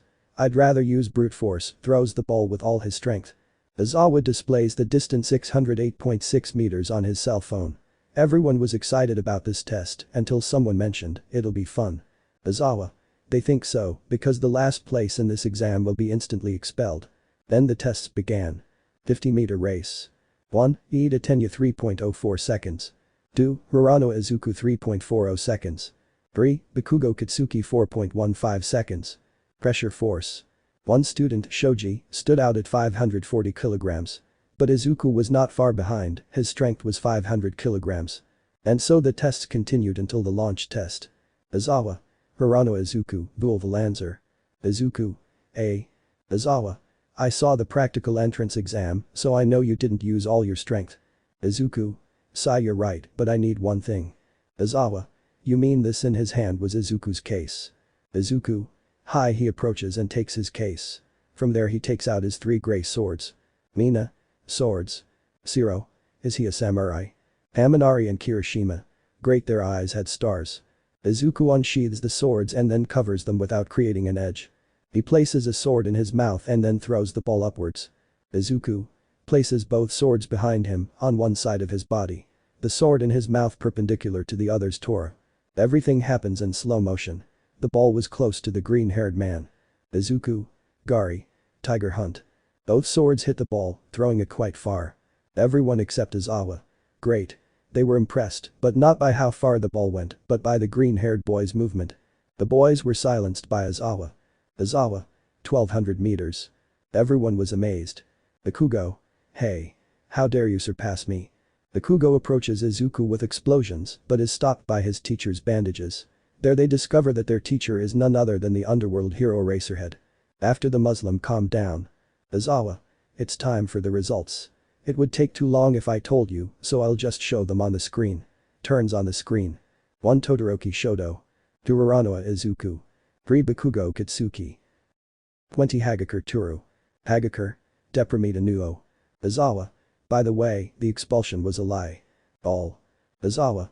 It was just a trick to get you to do your best. Everyone except Izuku. What?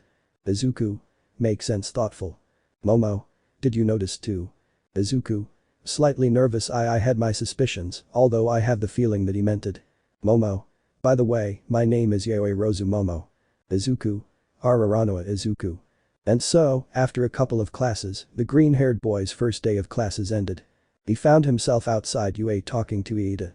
Iida. I must say, Aizawa-sensei really surprised me. I actually thought, so this is how things are at the best academy.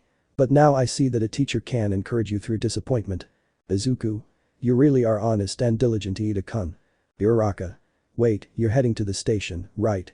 Izuku. Why Iida? Infinity Girl. Uraraka. Don't call me that, it's embarrassing. So, are you going to the station? Izuku. No, in fact Iida is accompanying me to wait for someone. Uraraka. Really? Iida nods. Izuku. Well. Izuku. Jumps to hug the green-haired boy. Izuku. Itsuka hugs back and then looks at his classmates. Meet Itsuka Kendo. They study in 1B. Kendo. Nice to meet you. Iida. Likewise. I'm Iida. Tenya moves his arms like a robot. Uraraka. Sanri soy Uraraka Chako. Kendo. Izuku might be a bit tricky, but watch out for him. Okay. Izuku. Okay. Uraraka. They get along quite well. After talking for a while, Izuku says goodbye to Iida and Uraraka and then walks home with his girlfriend. Izuku. How was your first day? Kendo. Fun. Our teacher is Vlad King and my classmates are nice, although there's one who's a bit annoying. His name is Monae. Izuku. At least it sounds like your classes were normal. Kendo. Why do you say that? Izuku. Well, he tells him about his class with Eraserhead. Kendo. Laughs. Then I got lucky. Izuku. Laughs. I told you so. Kendo. Okay, we're here. See you tomorrow, Izuku. Izuku. Yes, says goodbye to Kendo. When he gets home, he hears some noises coming from the dojo. He decides to go over and notices Zoro training with Tashigi and Monae in a 1-on-2 fight. The green-haired boy watches the training for a while before returning to his room. Izuku. Leaves his backpack and pencil case on the floor and lies down on his bed. I still have a long way to go, he says, while seeing some calluses on his hand that arose from sword training. Chapter 5. It was dawn and our green-haired boy was in bed. His first day was certainly exhausting. He got up to change his clothes, then went down to the kitchen where Monae was talking with Zoro. Izuku. Good morning, yawning. Zoro and Monae. Good morning. The young green-haired man saw that his breakfast was already served and began to eat. Monae. By the way, Izuku, the young Kendo called saying she would go to school ahead of time. Izuku. I understand, continued eating. Zoro. By the way, Izuku, here you have. He hands him Izuku's yellow backpack and a case with his swords. Izuku.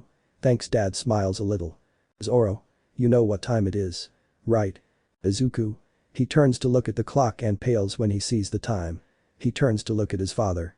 Zoro. I think if you run now, you'll get there in time. Monae. Laughs a little. Izuku. I'm leaving. Run like there's no tomorrow. Monae. Laughs. Poor Izuku-kun. Zoro. It's the first time in years that I've seen him so exhausted from school. Laughs while drinking some sake. Monae. You do like sake. Zoro. Wanna try? Monae. Of course. Smiles warmly. In UA. The pro hero, present Mick, was about to give his class when suddenly. Izuku. Abruptly opens the door. Sorry I'm late. Present Mick. Just time. You can come in. Izuku. Thank you. In class 1B. Vlad. How noisy. Izuku's scream had been heard, then a certain orange-haired girl had an expression of relief. Kendo. What a relief. Shiizaki. Are you okay, Kendo-san? Kendo. Now yes. Shiizaki. Confused. After school, the students went to the cafeteria where the hero chef lunch rush works. Young Uraraka used this opportunity to meet his classmates Iida and Uraraka. In the afternoon classes. I'm here. Coming in like a normal person. Everyone except Izuku. Almight. Izuku. I'm worried about his concept of normal. Almight. Listen carefully. For your hero training, we're going to build your heroic foundations through rehearsals. And for this class pulls out a card battle made we're going to do a battle rehearsal. Bakugo. Rehearsal. Izuku. Battle. Almight. And for your first battle presses a button and multiple suitcases with numbers come out of the walls, you'll be wearing your hero suits. Go change and we'll see you at the beta fields, I think that's what it's called, and remember all of you, from now on, are heroes. Beta field. Urban area, if that is not the name, leave it in the comments XD. All the students in class 1A were already dressed in their suits, but someone was missing. Uraraka. Have you seen Rurano-kun? Beta. No, I haven't seen it. Izuku. Here I am, he appears with his hero costume. It was gloves, pants, a scarf on his left arm, all black. A jacket of the same color, with a zipper and some green decorations. His grey swords were on his right side, and he wears his characteristic red boots. I don't know if they are boots or tennis shoes, haha, sorry for the delay. Imagine that the 3 swords are grey and that he has red sneakers, haha. Uraraka. Rurano-kun. You look good, she said somewhat nervously, since the jacket revealed some of her sculpted body. Although her classmates had good physiques, except for Mineta, Izuku's looked better, the protagonist's power, haha. Izuku. You too, Uraraka-san smile marks the protagonist. Then he looks at his friend, are you Ida? If I don't know the respective honorifics it's because I was lazy, haha. Ida. Hi. Izuku. You look great, gives a thumbs up. Ida. You too looks at the handkerchief, why the black handkerchief on your arm? Izuku. Oh, this. It's because of my master. He wears the same scarf and places it on his head for 2 reasons. To intimidate his opponent. Ida. And the other reason? Izuku. When he decides to fight seriously, remember that in his multiple combat simulations, he never put on the bandana. One day I will make him fight seriously. After the talk, Almight arrives. Almight. I must say I like each and every one of you styles. Ida. Excuse me, sensei. But isn't this the place where the practical entrance exam takes place? Almight. You see, they'll actually be there with 2 footprints. Now, today we'll be doing an indoor battle rehearsal. Then he explains that in the world of heroes and villains, they'll find themselves in similar scenarios. For this test, we'll separate them into teams of 2, and they'll act as heroes and villains. Their partners will be decided by lottery. Ida. Are we really going to do that? Izuku. I see. Heroes usually have to team up with other heroes they don't know well, so this is proof of that. Ida. I see, always with my eyes on the future. I apologize. Bows 90 degrees. Teams are like that. Bear Rano and Yaoi Rozu. Be Todoroki and Shoji. See Uraraka and Mineta. Be Lita and Bakugo. Be Aoyama and Ishido. Efujiro and Hagakure. Be Tokoyami and Asui. H. Koda and Satu. I Kaminari and Jiru. J. Siro and Kirishima. Almight. Now, the villains must guard a nuclear weapon, while the heroes must stop them before it's too late. To secure the bomb, the heroes must use this, shows a white ribbon. If they place it on the bomb or capture the villains, they win. If the villains guard the bomb until time runs out or capture the heroes, then they win. Izuku. Approaches Momo. Let's get along, smiles. Momo. Same here, smiles. Almight. Now, the first ones will be, puts his hands in 2 boxes that said, Hero Villain Team A, Heroes. Team D, Villains. Anytime skip. The villains were already inside the building guarding the bomb. Ida. Okay, what's the plan? Bakugo. You take care of the bomb, I'll take care of that damn Uraraka. But Izuku. Izuku. Memorizing the building map, there are many blind spots. We'll have to be alert for ambushes. Momo. Hi. By the way, Uraraka. Izuku. Call me Izuku, smiles a little. Momo. Slightly blushing, Izuku, what's your quirk? If we get to know each other we'll be able to do the rehearsal better. Izuku. Well, my quirk is called black metal. It allows me to create a black metal and thus use it as armor or cover my sword to improve its strength and sharpness. Shows how his arm is covered by said metal.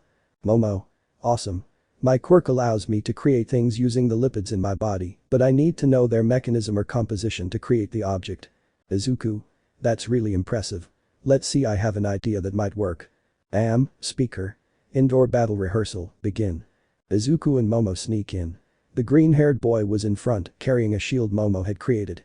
They both walked until they reached the end of the hallway, where Bakugo attacked with a surprise blast, but Izuku managed to block it.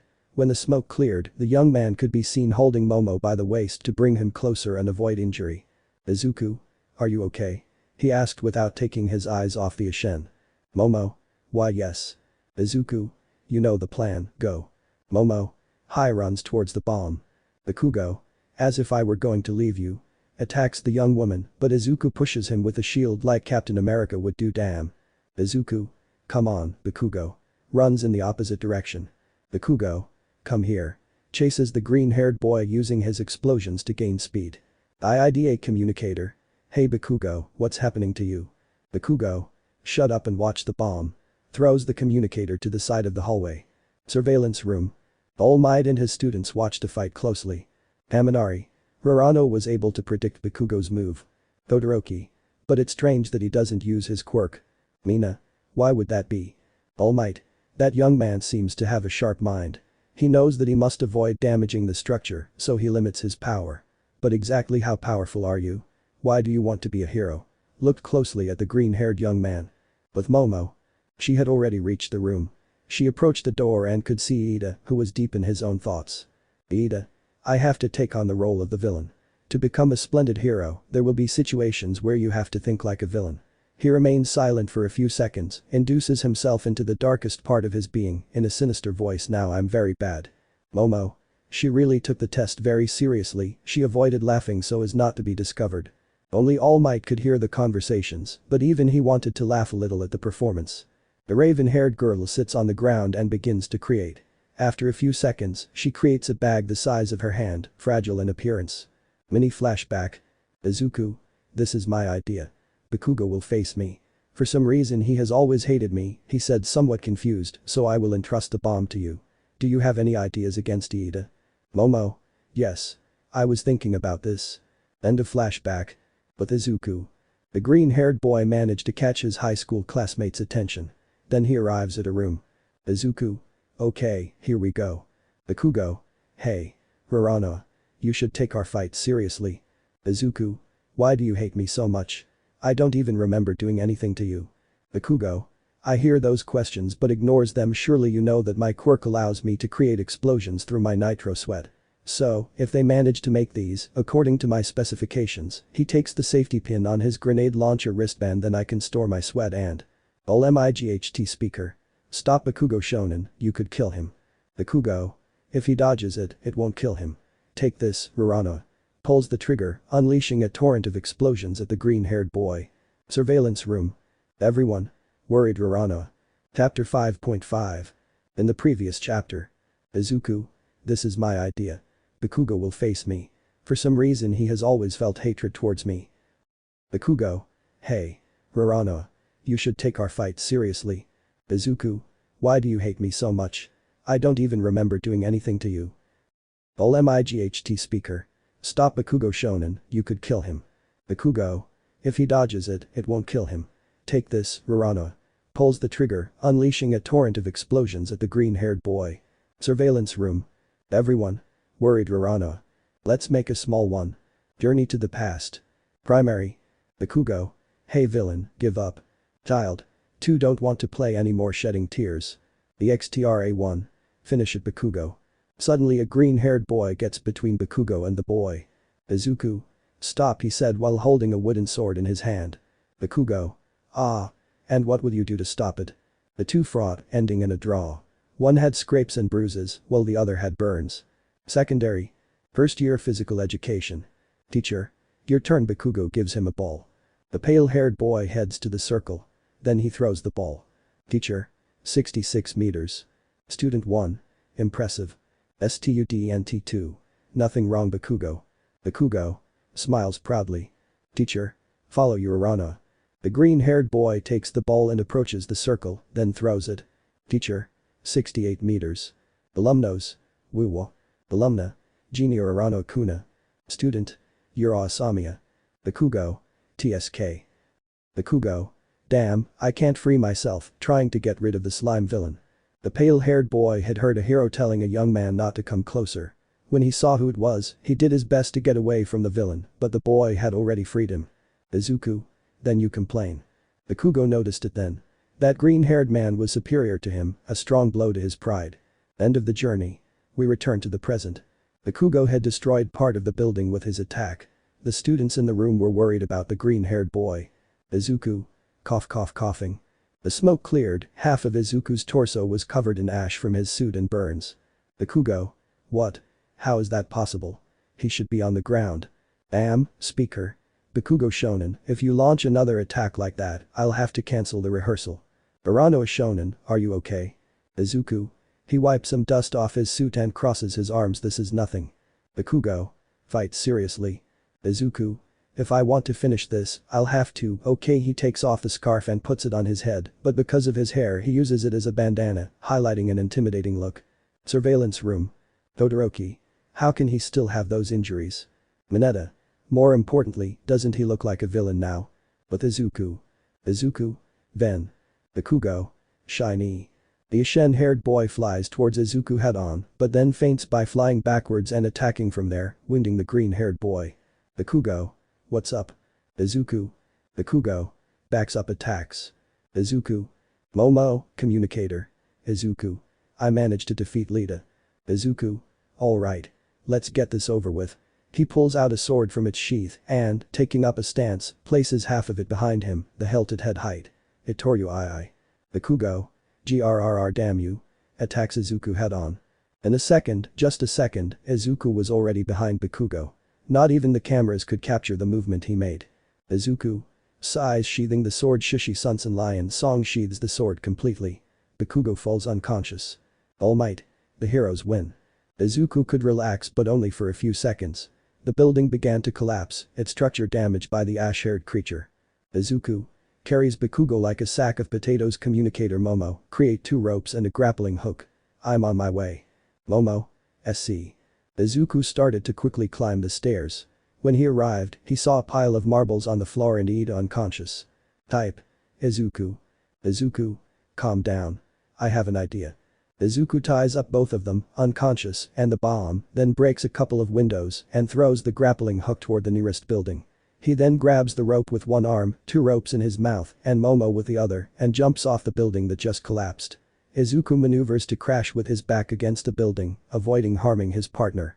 When All Might and the others arrived, Izuku was already lying on the floor, with Momo using her lap as a pillow for the green-haired boy. Mineta. Lucky idiot, crying blood. Momo. Blushing, see, can you call the nurse?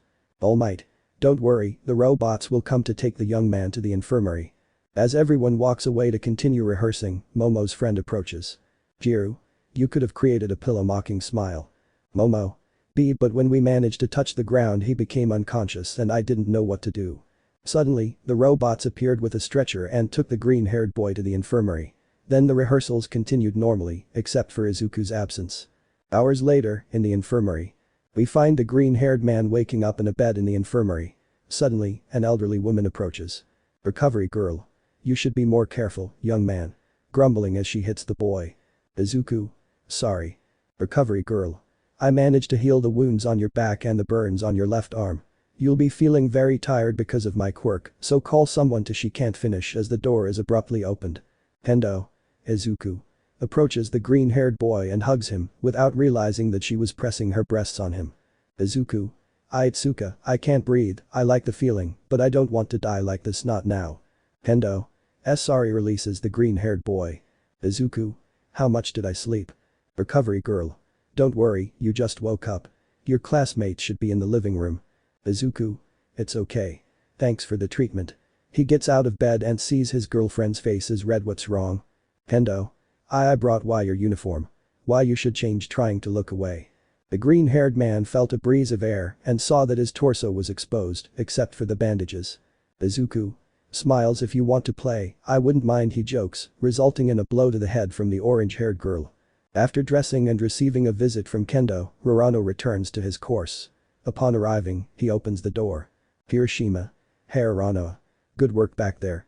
Even though I couldn't hear what they were saying, it was a passionate fight, man. My name is Kirishima Ijiru. Mina. I'm Mina Shido. What was that technique you used in the finale? I couldn't see a single move. Starry eyes. Izuku. Beep bueno. Uraraka. Uraraka-kun. Estás bien? Izuku. Yes. Recovery healed my burns and scrape. Smiles, by the way, where is it? After knowing where he was, Izuku runs towards the exit of UA, where the ashen-haired boy was walking. Izuku. Bakugo. Bakugo. Turns to the green-haired boy. Izuku. Why? Why the hatred towards me? I don't remember bothering you before. Bakugo. Listen to me, Uraraka. This time this will be the last time you'll defeat me. From now on, listen to me carefully, I will be the next Hokage. Error XD. Let's go with take 2. Bakugo. I'm going to be number 1. Don't you dare get the idea that you'll beat me again. Izuku. That won't happen. Bakugo. Ah. Izuku. I'll be number 1. But if you want, we'll decide that with a fight. Bakugo showed a frown, then smiled. Bakugo. I hope you don't back down turns to leave UA. Izuku.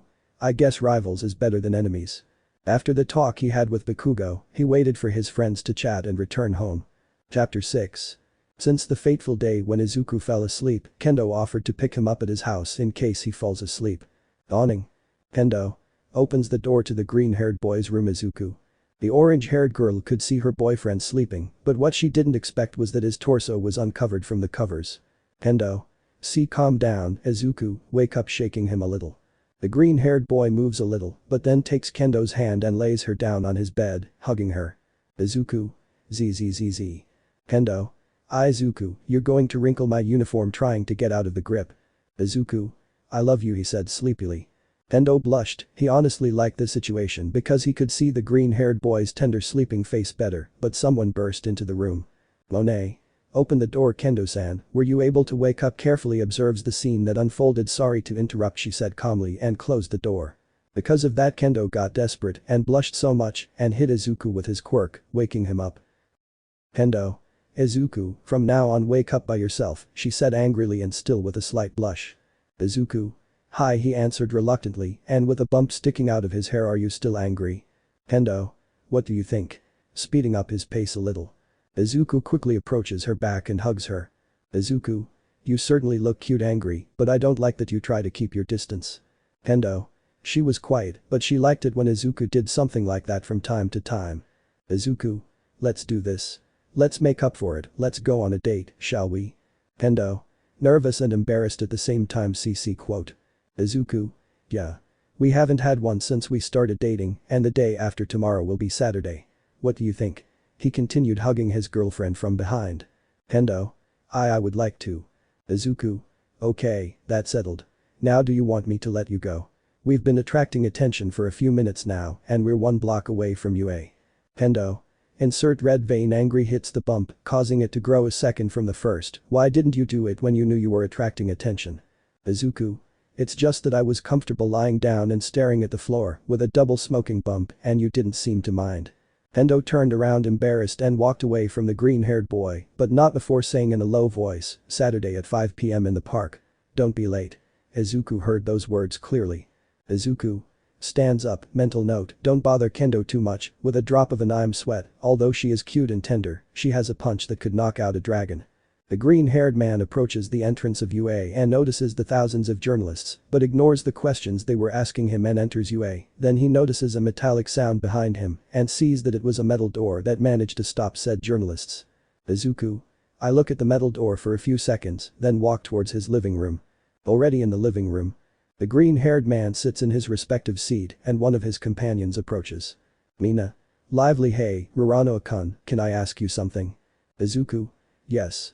Mina. By chance, when I was walking here, I noticed you hugging a girl. It was certainly the most romantic scene I've ever seen. Hearts were popping out around you. Those words caught the attention of a certain raven-haired girl. Izuku. That's not a question, he said confused. Mina. I'm sorry. My question is, who was the girl? She asks curiously as she gets closer to the boy's face. Izuku. What would happen if smiles a little and then places his hand on the pink-haired girl's chin? If I told you, would you keep it a secret? He says in a way that makes a lilac blush appear on Mina's face. Mina. I. Izuku. I won't tell you. Smiles. Then Professor Aizawa had entered the classroom. Aizawa. I hope you all took a break from yesterday's rehearsal. I took the liberty of looking at your notes and evaluation.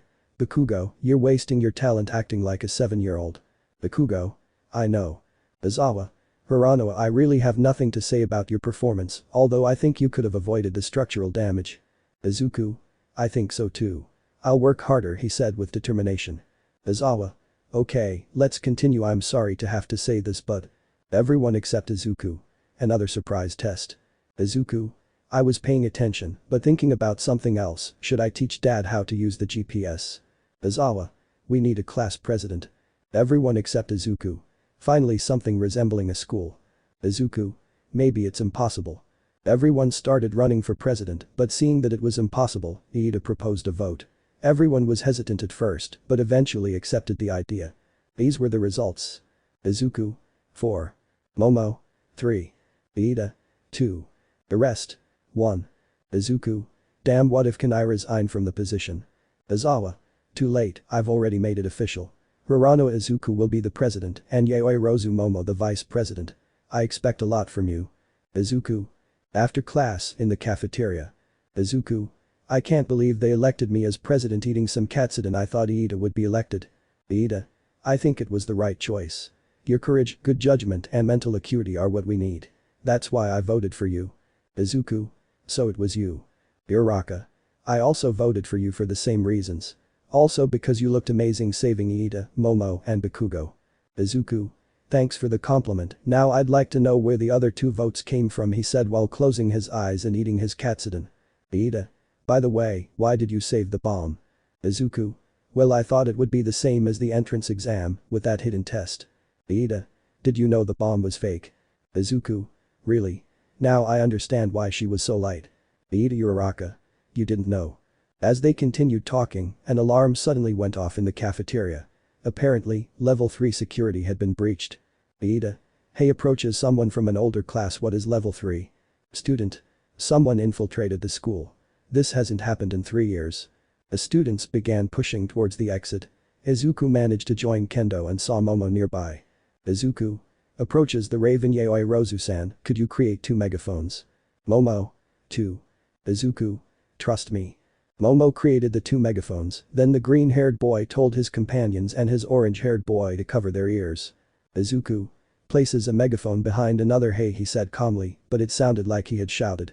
Those students, who were nervous and scared, calmed down instantly as they covered their ears. Izuku. Taking away one of the megaphones. Thanks, now if everyone looks at the window to my left, you'll see through the window that it was just the press. We're at UA, so act like students of this academy. When the scandal died down, the green-haired man received praise from his teammates, but in Kendo. Kendo. Was it really necessary to use 2 megaphones? Izuku. I thought with 2 they could hear me between the screams scratching the back of his neck. Kendo. You could have done it away from me, I almost went deaf. Izuku.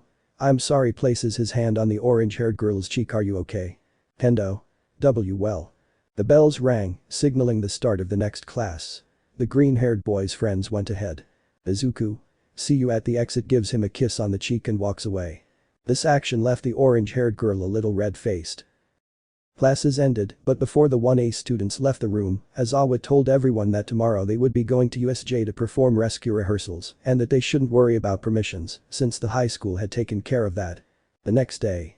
The green-haired boy managed to wake up early and now he was in front of UA with his classmates, preparing to go to USJ. Already on the transport. Uraraka. Hey Arano-kun, what's your hero outfit like? Sees that her partner was wearing a gym uniform. Izuku. It was badly damaged during rehearsal, so the support company is currently repairing it. The scarf was the only thing that survived, though he points to the cloth wrapped around his arm. Seiya.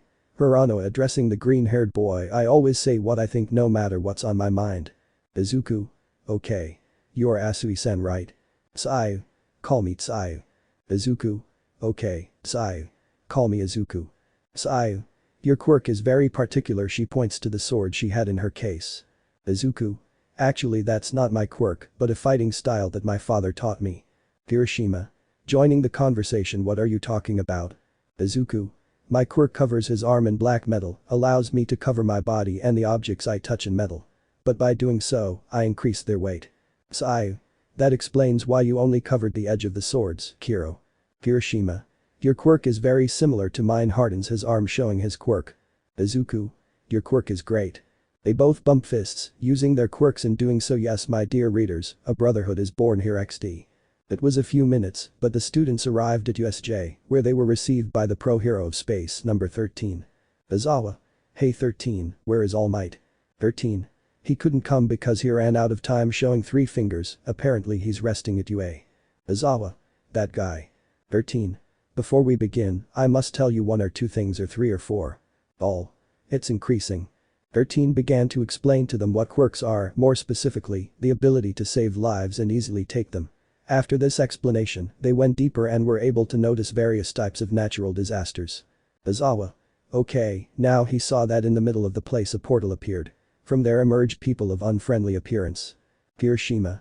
What is it? Izawa. Everyone, gather in one place and don't move. We're being attacked by villains. From the portal appears a thin guy with light blue hair, covered with hands. So Almight isn't here. Will he appear if we kill any of them? He said in a grim voice. Chapter 7. Izawa. 13. Protect the students, I'll take care of them. Izuku. Sensei approaches Eraser, let me help you, looks at him with determination. Izawa. No, I accuse you, he didn't finish speaking, since the green-haired man jumped towards the villains. Villain. What's this? Are they making a joke of us by sending us a child? Izuku was silent. He ignored the villain and placed the handkerchief on his forehead. Villain. Hey, are you deaf? Don't ignore me, he becomes unconscious. Everyone present saw Izuku with a sword in his hand, the tip pointing to his right. It could only mean that the young man had knocked him out with one blow. Villain. Damn. Everyone else was after the green-haired boy, but then two of them were tied up with bandages around their necks and hit by the other's head. Izawa. Stay close to me, understood? Izuku. Yes. Izawa and Izuku fought the villains without problems. Izawa raced the Quirks using glasses so they wouldn't know who he was looking at, while Izuku knocked out the villains using Notoryu. 13 takes the opportunity to evacuate the students, but then a villain who looks like a black mist appears in front of the exit. I'm sorry, but I can't allow that. You can call me Kurogiri, and Bakugo and Kirishima launched themselves to attack him, but it was useless. 13. Run. Kurogiri. I'm sorry, but covers everyone in dark fog, you will be dispersed. The students had been dispersed throughout USJ, leaving some still in place. This action was captured by the green-haired man, who was finishing off some of the guys. Izuku. Damn, I must help them, Izawa-sensei, I'm going to help the kids who were scattered. Izawa. It's okay, Uraraka, take care. Izuku. Hi. The green-haired man began to move towards their respective areas, while Eraserhead continued to teach the villains a lesson. Blood Zone. Seiya and Mineta were on a yacht, surrounded by villains with quirks that gave them an advantage in that place. Mineta. Scared, what will we do? Seiya. Nervous, we have to think of a plan, Kiro. Villain. Come swim, said the villain with a shark quirk. Mineta, scared, throws multiple spheres into the water, making some people retreat. Seiya. Did you see that? Apparently they don't know about our quirks and are being careful. She watched the villains closely and noticed one unconscious Kiro. Villain. Hey, your Bayuwu disappears and appears floating unconscious. Villain. What's going on? Seiya. How rare. Mineta. Yes. Izuku. Yes, it's strange, he appears all wet. Seiya. Minutes. Izuku. Mineta. Observer Uraraka. Seiya. Observer Uraraka. Izuku. Observes them both. Mineta. What are you doing here? Izuku. I came to save them. Seiya. How did you get here? Kiro.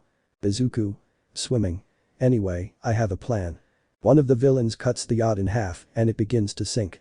Izuku. Quick, Mineta, throw more of your spheres into the water. Seiya, take Mineta when I'm done. Mineta without hesitation began to throw more of the spheres, Seiya carries him. Izuku. Notoryu Nanajuni Pondo Hu. 72-pound cannon launches said attack into the water, creating a hole through which he enters. This action confused everyone. The villains without hesitation went towards Izuku, but Izuku places his sword in his mouth, Santoryu Tatsumaki. Begins to spin around itself, creating a whirlpool that attracted all the villains from the water, causing them to stick to the spheres. Minutes later on the shore. Seiya and Mineta were far from the center of USJ, where the fight was taking place. Then Izuku emerges from the water. Izuku. Are you okay? Mineta. Thanks, Uraraka. Seiya. Smiles, thank you. Izuku. Smiles, I'm glad you're okay, Mineta, when do these things come off? Points to a sphere that was stuck to his uniform. Mineta. They will come off in one day. Izuku. I see, he takes off his uniform, revealing a black tank top. I have to go. Take care. Seiya. Slightly blushed by the green-haired boy's action, where will you go? Izuku. I have to look for the others, starts running towards the mountainous area. Mountainous area. Momo, Jiro and Kaminari were surrounded by several villains. Villain. Just look at her, are you sure she's a student? He looked at Momo with lust. The others laughed maliciously at that comment. Jiro. What do we do? Momo. It takes a little time to make something so big, done. Her suit tears from behind, revealing what looked like a blanket. Villain. What is that, a shield? Momo. What you're looking at is a 100mm insulation sheet. Your turn, Kaminari. Kaminari. Okay. 1.2 million volts.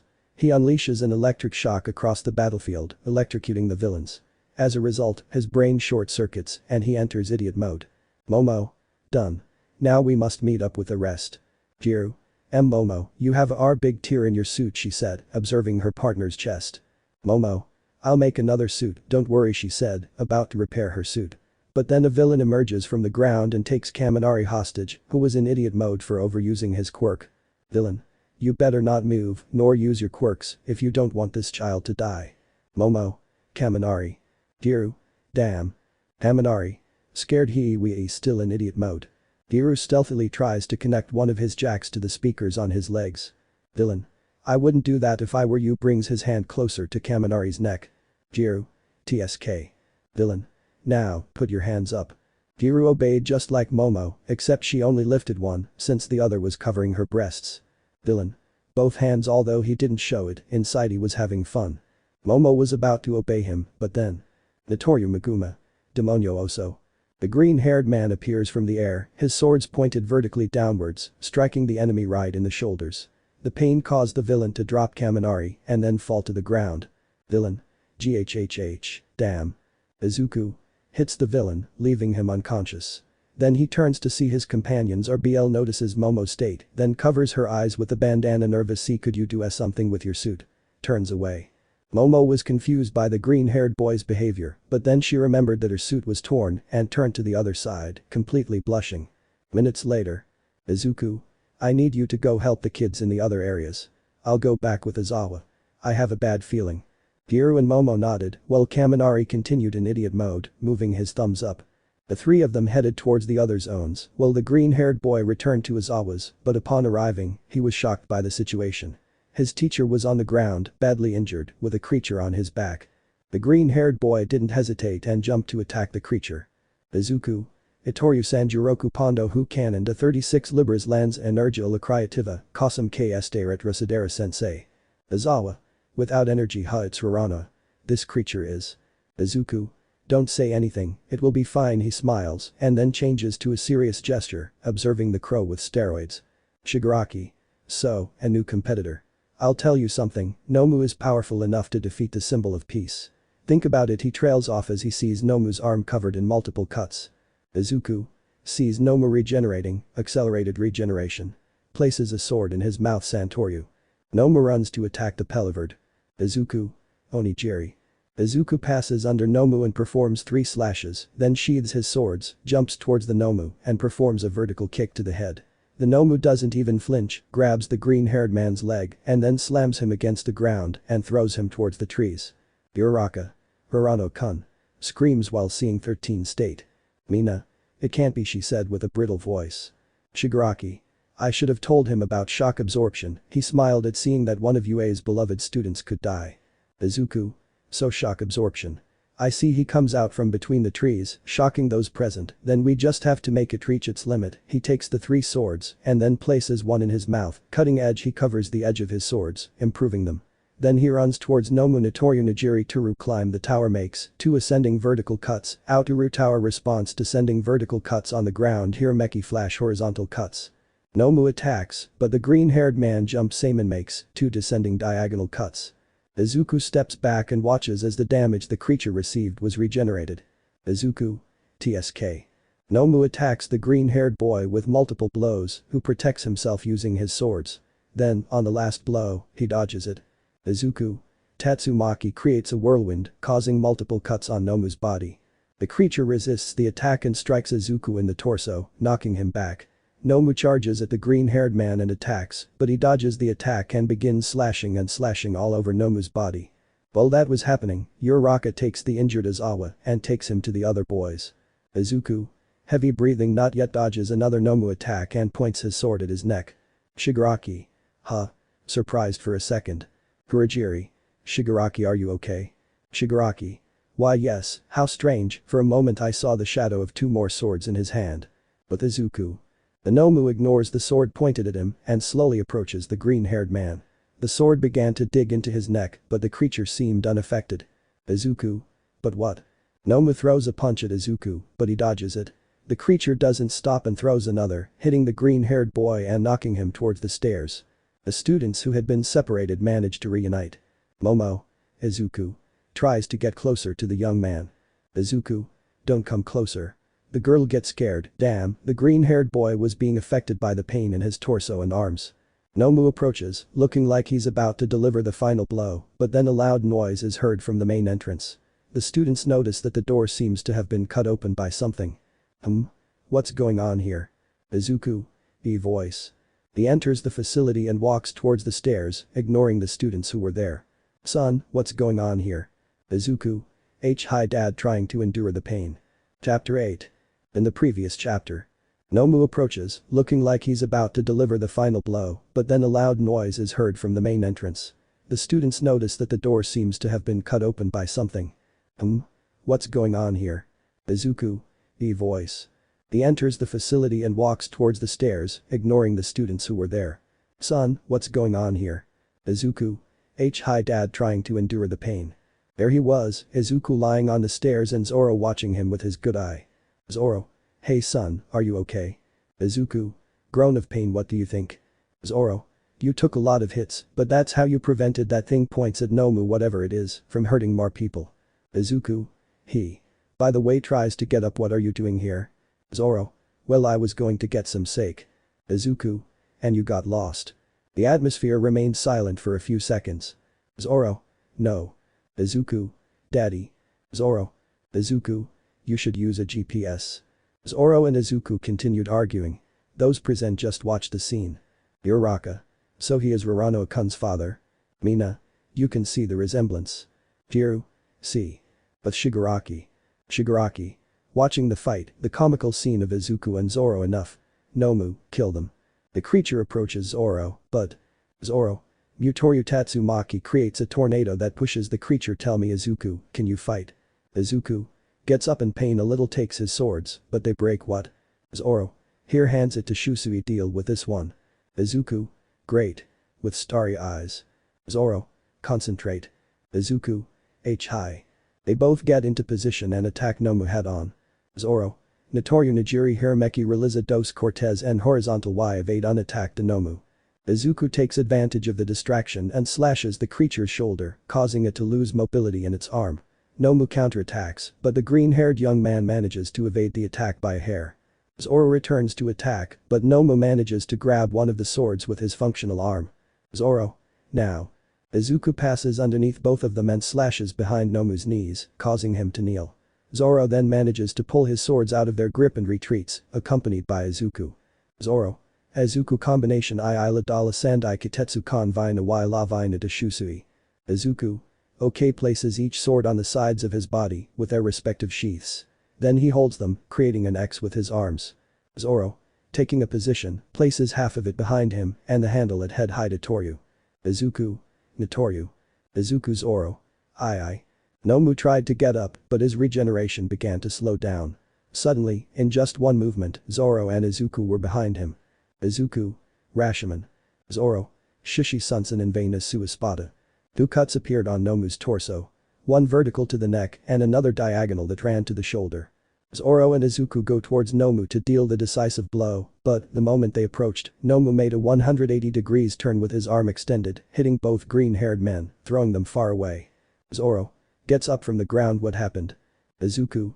He managed to regain mobility in that arm getting up from the ground, but his other injuries are taking a while to recover. Zoro. Good. That means we only need one more hit. Izuku. Yes. Zoro. Passama Shusui Akabaresto. Izuku. Hyla entrega la espada con vina. Zoro places the swords on his right side and places the white sword in his mouth. Zoro. Santoryu augi rakidu no tsuji. Intersechi and Issei's rhinos. In the blink of an eye, Zoro was behind Nomu and 6 slashes appeared on the creature's chest.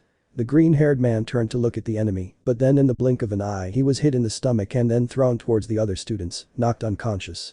Izuku. Impossible. He can move, even with those injuries. Nomu runs towards the green-haired man and begins to launch a barrage of blows, which Izuku manages to narrowly evade, but some don't. Izuku was trying to fight Nomu by using black metal on his arms.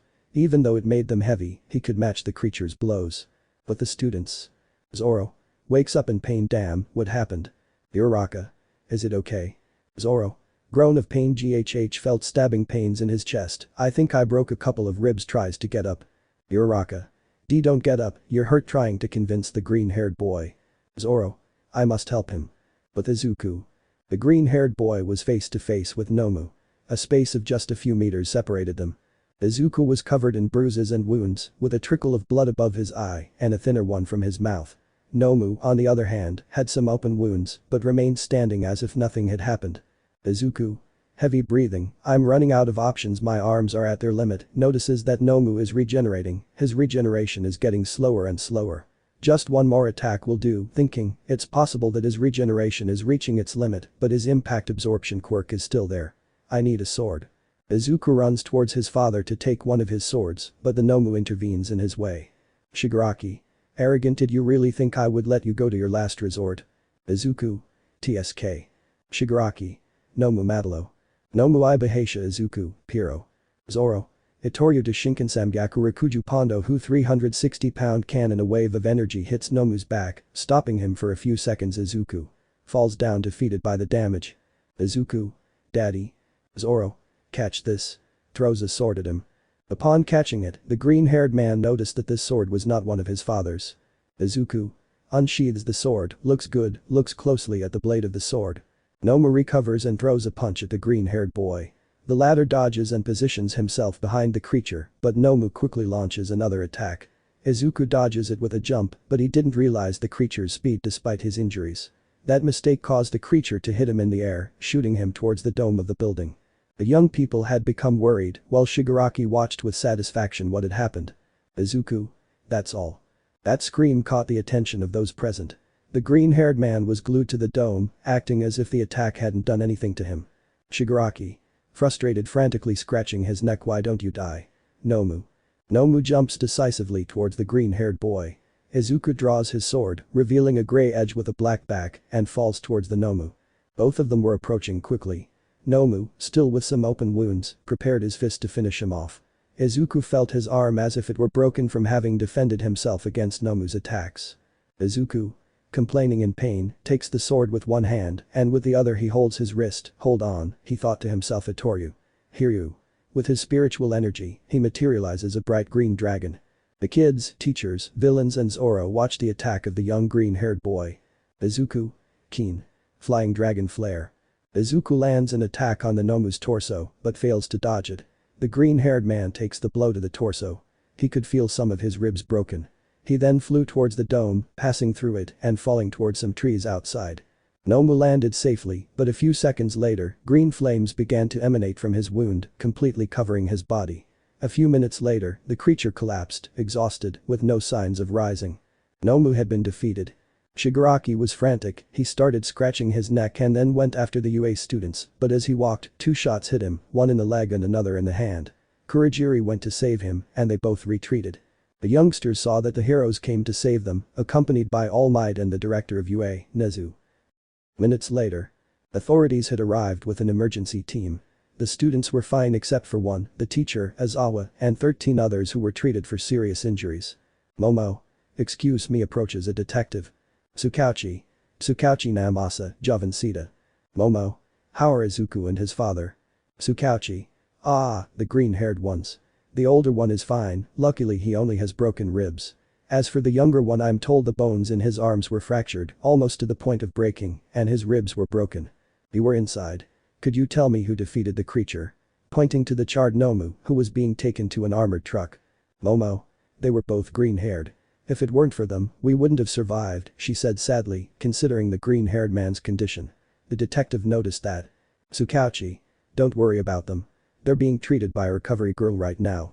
At that same moment, in the UA infirmary. RG. Chu finishes his treatment, which Zoro didn't like at all. Zoro. With a blue face, dejected. Thanks. Izuku. Be nice to her, at least she can do the treatment on you, he said, pointing at the bandages he had on his head, torso and arms. RG. I'm sorry, young man, but right now you don't have the energy for me to use my quirk. Izuku. Don't worry, this pain doesn't compare to my father's training. RG. You shouldn't do that to his son. Zoro. RG. Now that you're better, you can go. Here he gives Zoro some candy. Zoro. Thanks, he said, confused, with an I'm drop on his forehead. Rest son, he smiles and then leaves the infirmary. Izuku smiles and then sleeps a little. Chapter 8.5 Part 1. LINZEF. As you know, Izuku emerged victorious from a fight with Nomu. Answering reader Logan Morningstar's question, sorry, it's not the famous sword Enma, it's the sword I left up here, haha. Okay, here's chapter 8.5. It's been a while since I drew, hahaha. Izuku was resting in the infirmary. Recovery girl was about to do some work, so she was about to leave the infirmary, but when she opened the door, a raven-haired girl appeared, just about to knock on the door. Momo. Nervous, sorry for bothering you. RG. Oh, you came to see how Arano-kun is? Momo. SC. RG. He's sleeping right now. Could you keep an eye on him while I get some things? Momo. Sure. No problem. RG. Thank you, young lady. Momo sees that RG is retreating, then she approaches the green-haired boy and sees that next to his bed was the sword he used during the fight. Momo. Smiles, I'm glad it worked. Flashback. During the fight against Nomu, Zoro had managed to convince the brunette that he was fine. He walked towards the Nomu and was about to launch an attack when Momo suddenly caught the green-haired man's attention. Momo. Tired excuse me. Zoro. What's up, girl? Momo. Tired, could I give this to Izuku? I noticed his swords broke. I would do more, but I reached the limit of my quirk. Zoro carefully analyzed the sword. Zoro. Serious impressive. He's not as good as Shusui, but he's almost at his level, thank you, it will be very helpful. Momo gave a faint smile before collapsing. Luckily, her classmate Chiro was nearby to help her. End of flashback. Momo observes the green-haired boy's sleeping face. Momo. How cute, caresses Izuku's hair. At that moment, someone opens the infirmary door. It was Kendo, who was looking for Izuku. Kendo. Observes the scene. Forgive my intrusion. Momo stops the caresses. Momo. This. Kendo. I know, no one can resist Izuku's sleeping face. Momo. Blushing and embarrassed. Then Izuku starts to stir a little, about to wake up. Then, one of his hands moves. Kendo. Oh no. Careful, he stands in front of Momo, receiving the attack. Izuku. Sleepy him. What is this? Squeeze squeeze, it's soft. The young man opens his eyes and sees what he was doing. Kendo. Full blush had an angry expression. Momo. Covered her mouth, surprised and overwhelmed by the scene. Izuku. Iesto Kendo. Kendo. Sense. 3 Doritos later. Izuku was on the stretcher with a tower of 3 bumps. Izuku. I'm sorry, he said, somewhat angry at the hit. I only deserved 1 hit, why did you give me 3? Kendo. Shows a finger, you did the same thing to me the other time. Shows 2 fingers, you almost did it to her. Izuku. And the third? Kendo. Because I wanted to, looking away, pouting. Izuku. I see, smiles a little. By the way, what are you doing here, Momo? Momo. I came to see how you were. The whole room is worried about you. I'm glad the sword worked. Izuku. The sword. Thinks for a few seconds. Wait, did you make it? Momo. Why yes, embarrassed. Izuku. It's perfect. The edge, the weight, I never thought a sword like that existed besides my father's. Momo. Blushing. Thank you, playing with her fingers while avoiding looking at him. Izuku. Can I keep it? Momo. Why yes. Are you sure? I could do a better one. Izuku. No, this one is perfect. Thank you, main smile. Momo. Blushes. Kendo. Clears his throat, getting both of their attention. Well, since I'm here, you can get back to class. I'll take care of Izuku. Momo. Of course, bye. Izuku smiles. Izuku. Goodbye. Momo leaves the infirmary, leaving only Izuku and Kendo. Izuku. Jealous. Kendo. Ah. Izuku. Were you jealous? Kendo. Nervous. What are you talking about? She waves her hands in front of the green-haired boy, denying what he said. Izuku manages to take one of her hands and brings her closer to him. Then he hugs her. Kendo. Izuku. Izuku. Caresses the orange-haired girl's hair. Kendo struggles a little, trying to free himself from the hug. Izuku. There's no need for you to be jealous, you know I only love you. Gives him a kiss on the forehead. Kendo. Her face turns completely red and then she covers her face in Izuku's chest out of embarrassment. Izuku. Laughs a little and then continues petting Kendo. By the way, do you still want to go out tomorrow? Kendo. Huh. But what about your wounds? Izuku. Don't worry. Look, he moves his arms, I can still move. Kendo. Pages Piro. Izuku. Stares at Kendo. If we go out tomorrow, I'll recover faster. Kendo. That doesn't make sense. Izuku. For me, yes. Then. Kendo. No. Izuku. Then hugs his girlfriend again. I won't let you go until you say yes. They both stayed in that position for a few minutes. Izuku. I think you're enjoying this. He gives a slight mocking smile. Kendo tried not to look him in the eyes. Izuku. Itsuka. The green-haired man gently takes her chin, making her look into his eyes. Then he slowly approaches her lips, ready to form a kiss, but then someone interrupts. RGE. If you can move now, you can go. The infirmary isn't here for this. The older girl's voice caused both of them to separate, embarrassed by what they were about to do, although no one showed it. After changing their clothes, Izuku went to her house accompanied by Kendo. Upon arriving he said goodbye to her. Kendo. Worried. If you want we can go out another day so you can rest. Izuku. I already told you I'm fine, don't worry. Kendo. He doesn't finish speaking as Izuku gives him a tender kiss on the lips. Izuku. See you tomorrow. He enters his house leaving his girlfriend in shock. Inside the Uraraka residence. Izuku. I arrive doesn't receive any response. Confused, he decides to walk towards the kitchen and upon entering he sees Tashigi on top of Zoro in a compromising position. Izuku. Poker face. Zoro. Tashigi. Santoryu Edo. Izuku. Inhale and exhale. Sorry for the interruption. Slowly closes the door. Tashigi. Izuku. Minutes later. Zoro, Tashigi and Izuku were sitting at a table, eating dinner. Monae apparently got a babysitting job and is taking care of a neighbor's daughter. The silence was awkward, so Izuku decided to talk. Izuku. Well. Tashigi. I can explain. Izuku. Tashigi. That's true. Flashback. Tashigi and Zoro were preparing dinner. Zoro. Could you pass me some sake? Tashigi. Zoro, you shouldn't drink while cooking. Zoro. Okay, pass me the wine, I'll make a flambe. Tashigi goes to the cupboard and takes the wine, but an insect lands on the girl's hand, making her scream and lose her balance. Luckily, Zoro reaches out and catches her before she hits the floor, but they both fall. Tashigi opens her eyes and sees that her face was close to the green-haired man's face. Zoro. Hey, are you okay? Tashigi. Zoro slowly approaches the green-haired man's lips. At that moment Izuku appears and the rest is already known. End of flashback. Izuku. I understand. I really wouldn't mind calling you mom. Tashigi. Mom. Blushes and then fantasizes about a wedding. Zoro. Izuku. Izuku. Yes. Zoro. Don't make those jokes. Izuku. It's okay. Zoro. First you'll marry Kendo, then we'll see what happens. Izuku almost choked on that comment. Izuku. Recovers dad. Zoro and Tashigi laughed and the laughter spread to Izuku. After dinner, Izuku decides to train a little more before going to sleep. The next day. Izuku had woken up late. The reason? Training until late. Izuku. Groan of pain, I shouldn't have trained. Both his arms and torso were sore. Despite Recovery's advice to him not to overexert himself, he ignored it and this was the result. Still, he had to go to his appointment with Kendo. The young man went to the bathroom, undressed, and took a shower to try to soothe the pain. When he finished, Izuku stepped out of the shower wearing only a towel. Upon reaching his room, he put on his casual clothes. They consisted of a long-sleeved red t-shirt, black pants, and his signature red sneakers. After lunch and saying goodbye to Zoro, Izuku left for his date. Chapter 8.5 Part 2. Our green-haired boy was in the park, waiting for his girlfriend. He was a little nervous, feeling like he hadn't felt in a long time. He decided to take out his phone to pass the time, but then. Kendo. Sorry for the delay. Izuku. Hello, Itsuka. He was surprised to see the young woman. The clothes she was wearing were completely different from what she normally wore. Kendo. Izuku. Are you okay? She asks confused since her boyfriend didn't respond. Izuku. Long sigh sits on a bench. Girls are scary. Kendo. Huh. I knew I shouldn't wear this. It looks bad on me. She becomes a little discouraged at her boyfriend's reaction. Izuku.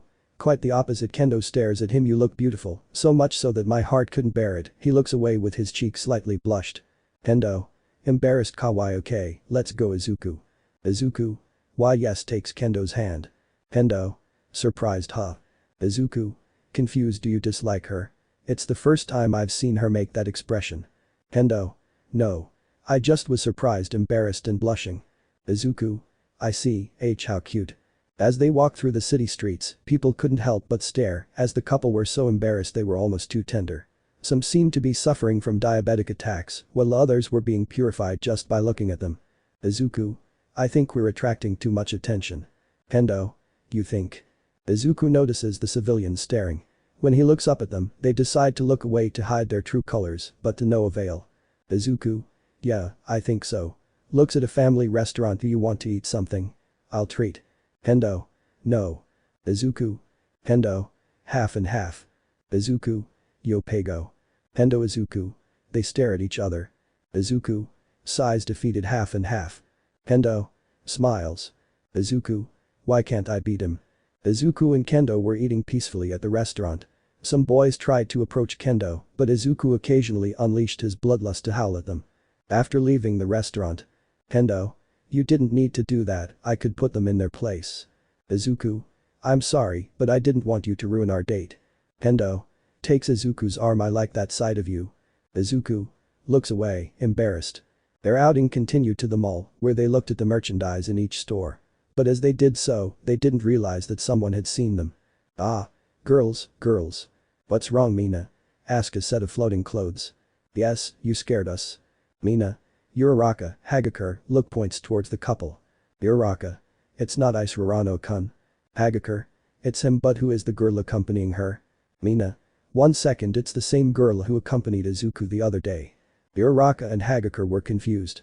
Mina. I'll explain later, now let's follow them. Puts on a dark beige hat and sunglasses. Incognito mode. Uraraka. That doesn't work with a drop of an I'm sweat. Turns to look at Hagakure. PFF, you look like cosplay of the Invisible Man.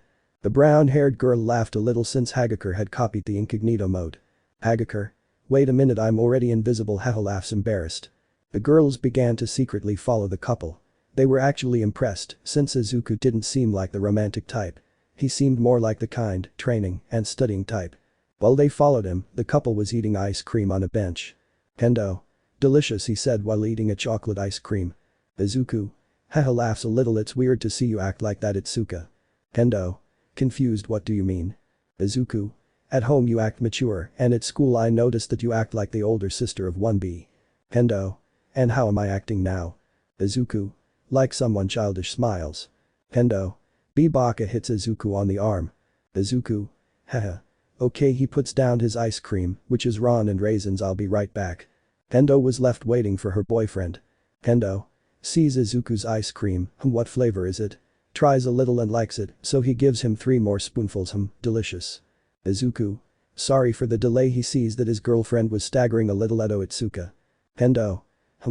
Izuku. Are you okay? Kendo. I'm fine. Smiles tenderly. Izuku. Is she drunk? But how sees that there was a little bit of ice cream missing. Was it the rum and raisins? Calming down, Calm analyzes the situation. Love, how many fingers do you see? Raises 2 fingers. Kendo. Stares at Izuku. I see 3 Izukus. Izuku. Shocked, this is very bad. I have to go get some water. He was about to leave, but then Kendo grabs his shirt. Kendo. Don't go, make scolded puppy eyes. Izuku.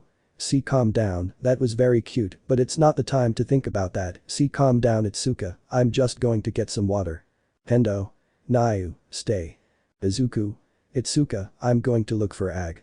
In one fell swoop, Izuku was sitting next to Kendo. She had the green-haired boy by the arm. Izuku. Hey, Itsuka, she was asleep. Wow. Mina. Here, gives him a glass of water. Izuku. Thanks. Hey Itsuka, wake up. Processing Mina. Mina. Hello. Smiles. The green-haired boy notices that Uraraka and some floating clothes were behind the pink-haired girl. Izuku. Uraraka. Why Hagakure? Hagyuk. Hello, Rurano-kun. What are you doing? Izuku. Well. Kendo opens his eyes a little and notices the girl is talking to his boyfriend. Kendo. Izuku, are you fooling me? HMNU. Izuku. Nervous. You're wrong, Itsuka. Kendo. Don't get close to me, Izuku. He clings to the green-haired boy. Izuku. What is this soft? I think I felt it somewhere, trying to remember. Mina. Dear Izuku. Minutes later, after Kendo recovered from the rum and raisin. Izuku. So why were they spying on us? Mina. Haha, it's your fault for not telling me the relationship you have with her. Points to Kendo, who was leaning on the green-haired man's shoulder, recovering. Izuku. I had every right to hide it. Mina. Pouts. Izuku. By the way, were they following us? Uraraka. Nervous, huh? And not at all. Isn't that right, girls? Hagakure. Nervous. Why yes, it was just pure coincidence. Mina. Nervous. Exactly. What makes you think that? Izuku. Well I was walking with Itsuka, I could feel that someone was following us. The three. Huh. Izuku. Why were they following us? Mina. Well, playing with her fingers while she thinks of an answer. It's your fault. You didn't want to tell me who the girl was and I was very curious. Izuku. Sauka Goblin Slayer XD. And you guys. Points to Uraraka and Hagakure. Uraraka. We were just following Mina, scratching the back of her neck in embarrassment.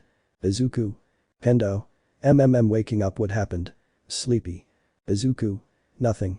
You just ate some of my ice cream and got drunk. Kendo. Getting drunk, blush. I didn't do anything wrong, right? Izuku. I'm processing, nope. Kendo. Relieved, thank goodness. Izuku. You only told Mina and my classmates that it was you, Izuku.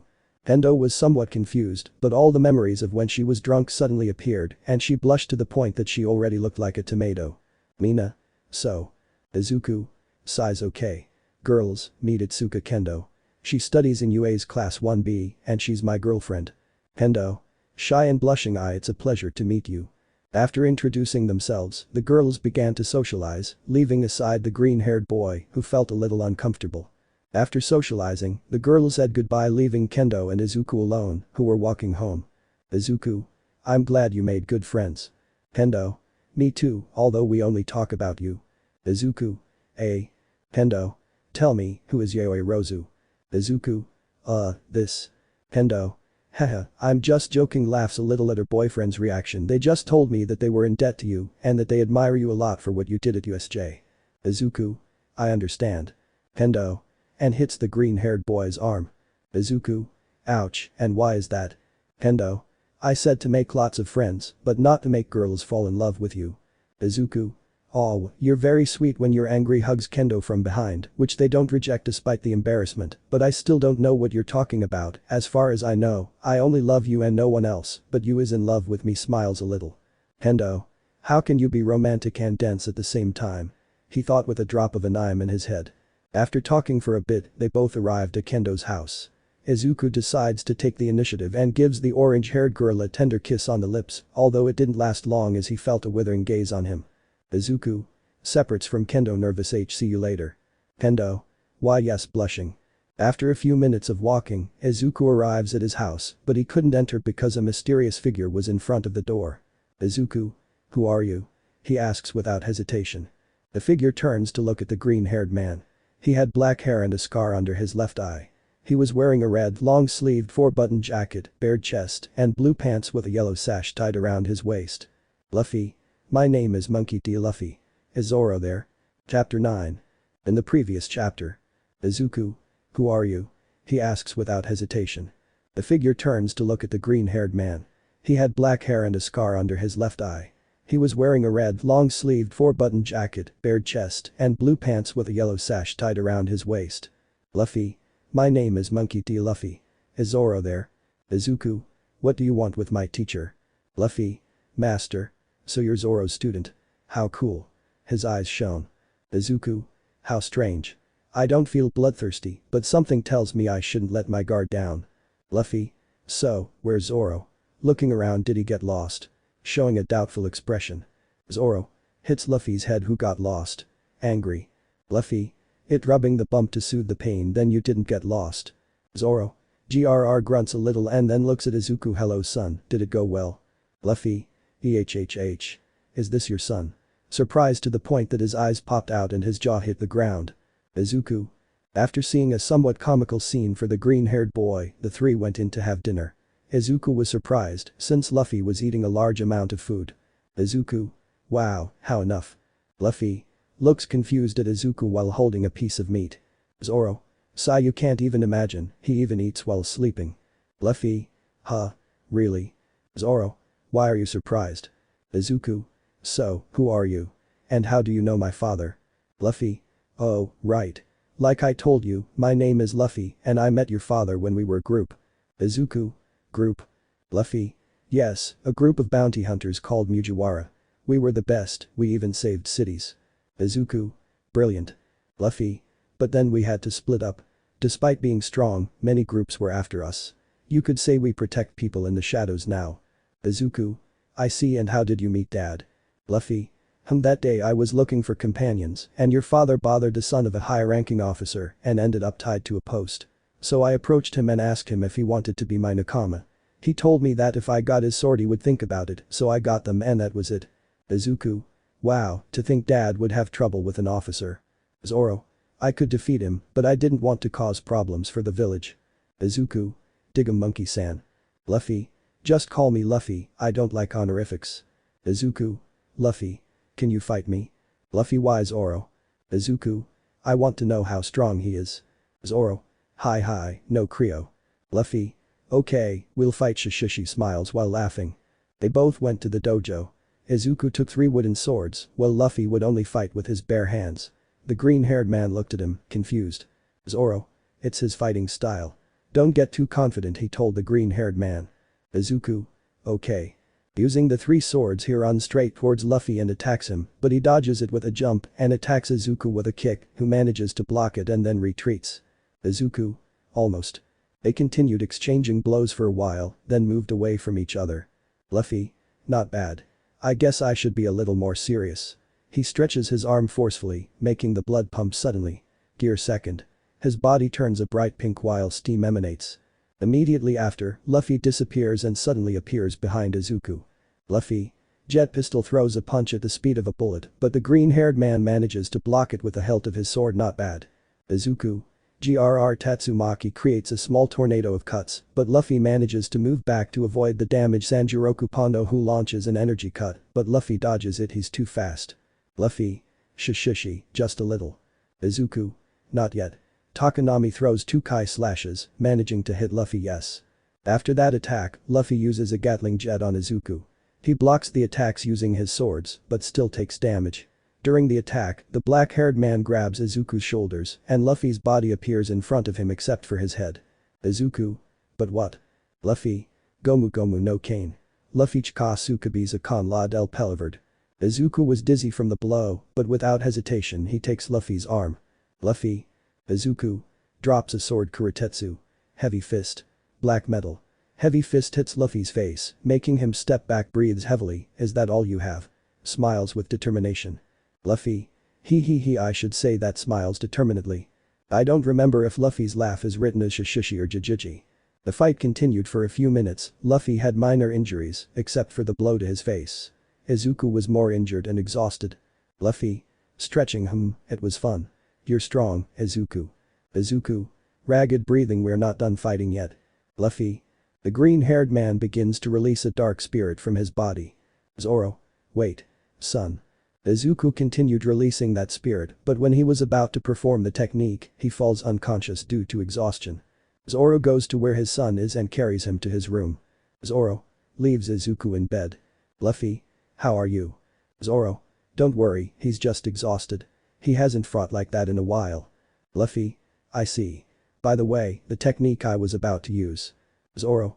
Seiya Ashura. Luffy. Nani. Is he that strong? Zoro. Hahaha, this is the first time I've seen you surprised by something like this. Luffy. What did you expect? It's a boy. Zoro. He's not far from the age you were when you found me. He's 17 and you're 19, not too far apart. Luffy. Zoro. Are you staying to talk? Luffy. Do you have meat? Zoro. Yes. Luffy. It's okay. It was dawn. Izuku was waking up due to the slight pain in his arms, caused by overdoing the fight. Izuku. Sighs. I should be more careful with my body. The pain disappears little by little. After a shower and a change of clothes, he goes down to the kitchen, where Monae was serving breakfast. Monae. Good morning. Izuku. Good morning. Monae. Smiles. Sit down, breakfast is ready. Izuku. Thanks. Eats a toast with a fried egg on top. And dad. Monae. Well. The green-haired girl points outside, where Zoro and Luffy were sleeping soundly on the ground, covered by a blanket and with a balloon on their nose, a sign that they were in a deep sleep. The green-haired girl had some sake bottles next to him, while Luffy had dirty dishes and bones. Izuku. Were you here all night? Monae. I think so. Izuku. Approaches Zoro. Dad, wake up. He didn't receive an answer other than a snore. How can I wake him up? Monae. I think Tashigi knows something, I'll call her. Takes the cell phone to call Tashigi. Izuku. When did you become friends? Monae. Looks at Izuku and then smiles. Hi Mitsu. Secret, I think it's written like that. After talking to Tashigi for a few minutes, Monae got the solution, although it was strange. Izuku? Confused, are you sure? Monae. She told me so. Izuku. Sigh, here we go, inhale, there's a swordsman with a plate of meat. The green-haired man's words caused a shiver to run down the spine of both sleepers. Zoro. Waking up, swordsman. Luffy. Niku Karn. Izuku. I can't believe it worked, with a drop of sweat on his temple. The day was calm, lunch was delicious, and the green-haired boy listened attentively to the story of the Mugiwara and its members. The best navigator when it comes to searching for targets and treasure thief, Nami. The half-animal doctor, lover of sweets, Chopper. The expert shooter liar, who brings out his will to fight in the best moments, Usopp. The carpenter and creator of an arsenal of weapons, Frankie. The archaeologist who searches for all history, Nico Robin. The cook who protects women and kicks men, Sanji. The skeleton swordsman and musician who loves Pantahus Brook. The three-sword warrior without any orientation, Roronoa Zoro. And his servant, the rubber captain, also lacking orientation, Monkey D. Luffy. Izuku. Genius. Zoro. And what about them? Luffy. As far as I know, Sanji opened a restaurant in Musafasu and Chopper is here in Japan, but I don't know exactly where. I haven't had contact with the others. Zoro. I see they're probably nearby, since they tend to appear at any time. Luffy. Are you sure? Zoro. Heh, you showed up, right?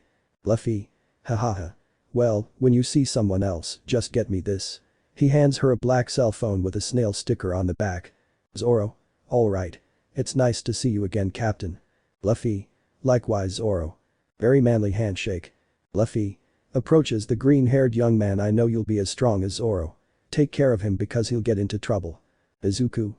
Hi. Luffy smiles and leaves the dojo. Outside, he looks at the blue sky. Luffy. I think you'll be even stronger than him, young man. It was the beginning of the week and the green-haired boy was in the UA lounge who was about to fall asleep, but then Aruga-sensei arrives. Aizawa. Good morning. Everyone looked at their sensei in shock as he was completely bandaged and his arms were in casts. Mina. Are you okay, sensei? Uraraka. I don't think we should call it being okay, worried about Aizawa. Aizawa. Don't worry about me, worry about yourselves since the battle isn't over for you. Bakugo. The battle. Izuku. Confused, what do you mean? Haminari. Should we fight more villains? Aizawa. The sports festival is near, boys and girls. Everyone except Izuku. Oh yeah, this is a school. Chapter 10. The UA Sports Festival, an event where students showcase their skills and potential to the people and professional heroes. An event that eclipsed the Olympics. To calm the nerves of some students caused by the villains attacking USJ, Aizawa explained to them that security would be 5 times stricter. After the explanation, the nerves turned to excitement and anxiety, although Uraraka seemed to be the most excited. In the cafeteria. Ida. For money. Uraraka. Embarrassed, well, you see, she tells them that the reason is that she wants to give her parents the comfortable life they deserve. Ida. Uraraka. Bravo claps, drawing the attention of the other students. Izuku. Looks at his friend with a drop of sweat on his temple and then looks at the brown-haired girl. You are really incredible, Uraraka. Uraraka. Ea. G. Gracias Roronoa Kunaverganzada C. Raska Tetras de la Cabiza. Izuku. Call me Izuku, main character, smile. Uraraka. Sonrahada to Izuku-kun. Izuku. Better stares at the young woman with a slight smile, causing her to blush even more. After talking for a while, they returned to class and continued their day peacefully, but by the end of the day, the entrance to the classroom was packed with students from Class 1B and other areas. One of the students, a purple-haired boy named Shinso, basically declared war on Class 1A. Bakugo seemed quite calm, which was very odd coming from him. All he did was walk towards the crowd and push them aside. 1B. Hey, don't ignore me. Hiroshima. Don't do that, man, you only make things worse. Bakugo. That doesn't matter once you're at the top. He retreats into the crowd. Hiroshima. Clenches his fist and is about to shed a tear. How simple and manly. Haminari. Huh. Sato. I see. Haminari. Huh. Okoyami. La Sima. Haminari. Wait, don't let yourself be convinced so easily. Before everyone left, Principal Nezu gave them notice that he would be giving the students a week off from school to prepare for the festival. Some were surprised to hear this and some didn't pay much attention. After school, the students had gone home, but Izuku delayed a bit while packing up a few things and was the last to leave UA. Izuku. Damn, at least I could warn Itsuka so she wouldn't wait for me. Time skip. 3rd day of training. Kendo residence. We met at the dojo, where a young woman wearing a white dogi with a black belt was resting on the floor next to a pile of broken wooden boards. She had been training both her skills and her quirk. Kendo calms his labored breathing and then stands up. Mr. Kendo enters the room. Daughter, are you okay? Kendo exhausted. Why yes, I'm just resting. Mr. Kendo I see. Well, could you take this to Zoro? Shows him a bottle of Junmai to Jinjo's sake. Kendo why yes. Out of nowhere he recovers and takes the bottle. After a shower and a change of clothes, Kendo heads to the Urano's house. Upon arriving, he knocks on the door, expecting a reply, but is surprised to see Zoro wearing only the bottom half of his green coat, his torso bare. He looks somewhat exhausted. Kendo nervous. Hello Urano-san. Zoro oh, hello Kendo. What brings you here? In his characteristic tone of voice. Kendo already calmed. My father sent you this. Shows him the bottle. Zoro oh, what I needed. Takes the bottle, uncorks it and takes a good gulp. Exhales satisfied. Soft. Kendo well, I have to go. Zoro do you want to come in? Surprises Kendo. I know you're dating. He's in the back training. Come in. Kendo excuse me. Upon entering the house, he goes straight to the garden and there he sees the young man with green hair wearing gray pants, a black tank top, lifting some abnormally sized weights. Imagine it's Izuku. They're not that big. Basically 3/5 of the original size. Kendo tried to get his attention, but the young man was too focused. Kendo frustrated frowns. Izuku Wo loses his balance and the weights fall far from him. Hi Itsuka. Kendo sorry, but you weren't listening to me. Izuku haha, don't worry. He gets up and looks for a towel to wipe off the dust and sweat. He then approaches the orange-haired girl. How's training going?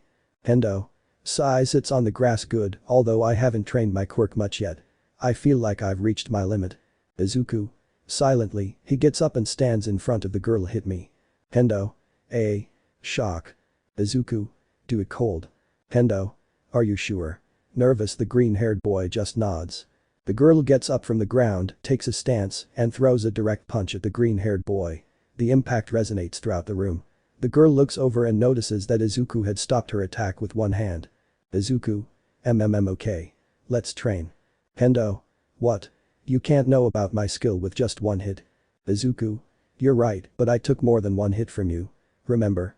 Smiles a little. Kendo sorry.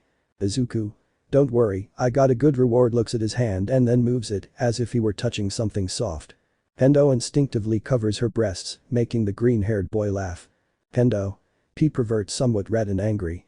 Izuku smiles, managing to calm the orange-haired girl. After the couple's brief discussion, the green-haired boy lends Kendo some comfortable clothes to begin training. The training consisted of combat simulations, quirk practice, and physical exercises, although the girl occasionally rested while watching Izuku lift those oversized weights. They trained until nightfall, with Izuku accompanying Kendo home while they talked about how to use their quirks. Days passed, fireworks exploded in a clear blue sky. The UA Sports Festival was starting. Outside the UA Stadium, Mount Lady was with her friend Kamui Woods at the food stall. The girl was enjoying her takoyaki when suddenly someone in the crowd pushed her. She was about to fall, but suddenly a man managed to catch her by the waist and save her takoyaki. Are you okay? The girl couldn't answer because the man's gaze was intimidating and even more so with his scar on his eye. I. You should be more careful. Neutral. Why yes. Despite her fear, she couldn't help but stare at his face. Could you? Ah, yes. Hands him the takoyaki. Thank you. Slight blush. Zoro are you lost again? Screams a young woman with blue hair. Zoro a vein pops out on his forehead. Damn. See you around. He waves and then goes for the girl. Kamui approaches the girl. Are you okay, lady? Montana yes, it's cute with her cheeks reddened. Kamui it's getting late, we should go. In the stadium. After Mick introduced the 11 classes, the +18 heroine shows up. Midnight. Now our best student will give a speech. Please step up to the stage, Rurano Izuku. Izuku Nope tries to run away but is stopped by Ida. Rurano, you should be happy, it's an honor to give the festival speech. Izuku I don't want to. Drags the blue-haired man with his great strength. The scene unfolding made students and heroes laugh, including Almight. After a little chat and help from Kendo, they manage to convince Izuku to go up and give the speech. Izuku sighs, takes the microphone. Listen. Don't stop trying just because you've reached your limit, because you're the ones who created it. Break through that limit and go beyond. All. Ultra. Izuku goes down and receives some praise from his teammates. Kendo. Impressive. Izuku smiles. Izuku sees his girlfriend smile, it was worth it. Midnight. Okay, now we're going to our first event shown on screen obstacle course. The track is a 4 kilometers ring. You can use your quirks, just stay on the track. And by the way there are some traps, phew. All the classes were preparing for the race, positioning themselves at the starting line. As Izuku was getting ready, someone approached him. It was Todoroki. Todoroki. Uraraka. Izuku. What's going on Todoroki? Todoroki. In terms of quirk power I'm above you. I don't know how you managed to defeat the USJ villain. Izuku. He must be talking about the humanoid chicken on steroids, I think his name was Nomu. Todoroki. I'll just tell you that I'm going to defeat you. Izuku. Sai, listen to me Todoroki. He stands in front of him and looks him straight in the eyes. I saw the recordings of the battle rehearsal and I noticed something that surprised me. Todoroki. Izuku. I'll save the explanation and just say this: if you want to defeat me, use all your power. Midnight. Ready, begin. All the students left the starting line and encountered their first problem. The narrow exit. They stood there for a while until someone managed to get out. It was the two-colored Todoroki, leaving a large number of frozen feet. Following him were Bakugo and Momo. As the seconds passed, more students from 1A and 1B appeared and one of them was Izuku. Taking the lead, Todoroki continued moving, being followed by Bakugo and behind him Mineta. Mineta. Now you'll fall, pretty boy. Pointing at the bicolor, he grabs his hair grape. While he receives the blow from what seemed to be a robotic hand. Everyone stopped and saw an army of 0-point robots standing in front of them. Commentator present Mick called it the Robo-Hell. Todoroki thought for a second and, determined, activated his quirk and threw ice at the robot, or so he had planned, but suddenly someone passed in front of him and jumped, heading for the robot's head. It was Izuku, who was carrying a metal stick, the same one Momo used to get past the students. The green-haired man uses his quirk and covers the metal, giving it an edge, thus creating an adachi, a long katana, with a 90 cm long blade and a 30 cm hilt. Upon reaching the robot's Alura, Izuku brandishes his nadachi and with a slash, slices the robot's head in half and crosses over to the next robot, leaving a row of decapitated bodies. Todoroki, who was watching, decides to act and runs towards the green-haired boy, evading the bodies and attacks of the working robots, freezing them. The race continued to the second obstacle with the following position. 1 row Izuku. 2 Todoroki. 3 row Bakugo. 4th type. The rest we don't know, haha. Chapter 11. The obstacle course continues. Izuku is still in the lead, followed by Todoroki and Bakugo. The green-haired boy continued but quickly stopped when he saw the second obstacle called the fall, where if you fall you are out. Izuku looks carefully, platforms connected by ropes. Izuku got distracted, allowing Todoroki and Bakugo to get ahead. Izuku. Damn, here I go. The green-haired boy steps back a little and, picking up speed, jumps from platform to platform. Present Mick. Incredible. Todoroki, Shadow and Kitsuki Bakugo take the lead. But wait. Uraraka Izuku is close behind them. Izawa. Apparently, Izuku got distracted by the second obstacle, losing the lead. Izuku. Damn, he continued jumping, using a few ropes as trampolines to propel himself, managing to reach the other side to run at high speed. Present Mick. The next obstacle, can they overcome it? Straight from the movie Rambo 3, a minefield. Note. The mines won't kill you, but they could render you unconscious. Todoroki walked slowly, checking every step he took, but that gave Bakugo a chance to catch up, starting a small fight as they advanced at a slower pace. While they were fighting, the other students were approaching, but they hadn't heard the warning, and most had stepped on the mines. Among those arriving was the young Uraraka. Izuku. I'm here. Bakugo and Todoroki are far away. He stops when he sees the almost invisible protuberances on the ground, a minefield. I've got it. Todoroki. What are you doing? Bakugo. I'm just trying to win. Shiny. He throws an explosion, but the two-colored one dodges it. The ash-haired boy launches another attack at the two-colored boy, but then a mine flies between them, receiving Bakugo's attack. The mine explodes, causing both of them to be somewhat stunned. Present Mick. What was that? Izawa. Look. Listening to Mummy Izawa, present Mick sees that young Uraraka Izuku had unearthed a couple of mines, having 4 in hand, minus 1 that he already threw at the leaders. Izawa. Uraraka used the mine trap to his advantage. As both teachers watched what happened, Izuku passes in front of Bakugo and Todoroki, carrying 3 mines. Both boys recover and run after the green-haired boy. Bakugo. Come here.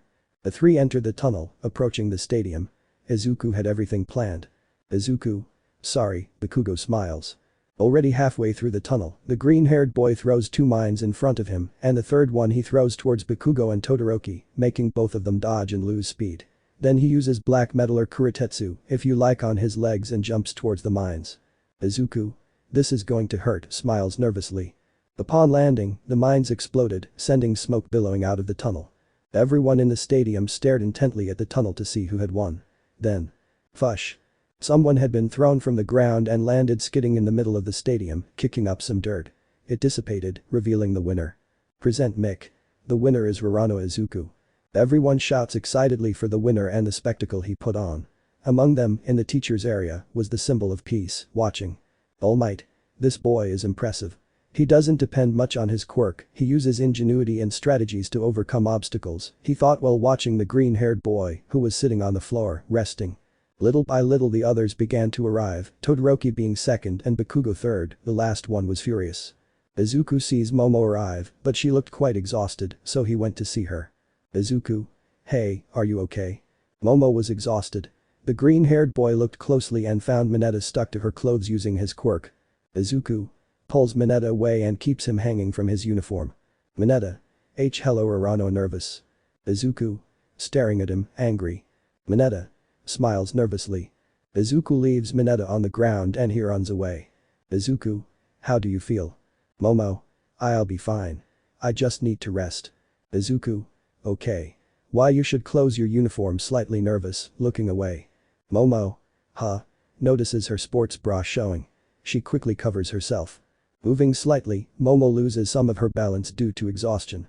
But Izuku manages to catch her in time, causing her to rest her head on his chest. Izuku. Are you really okay?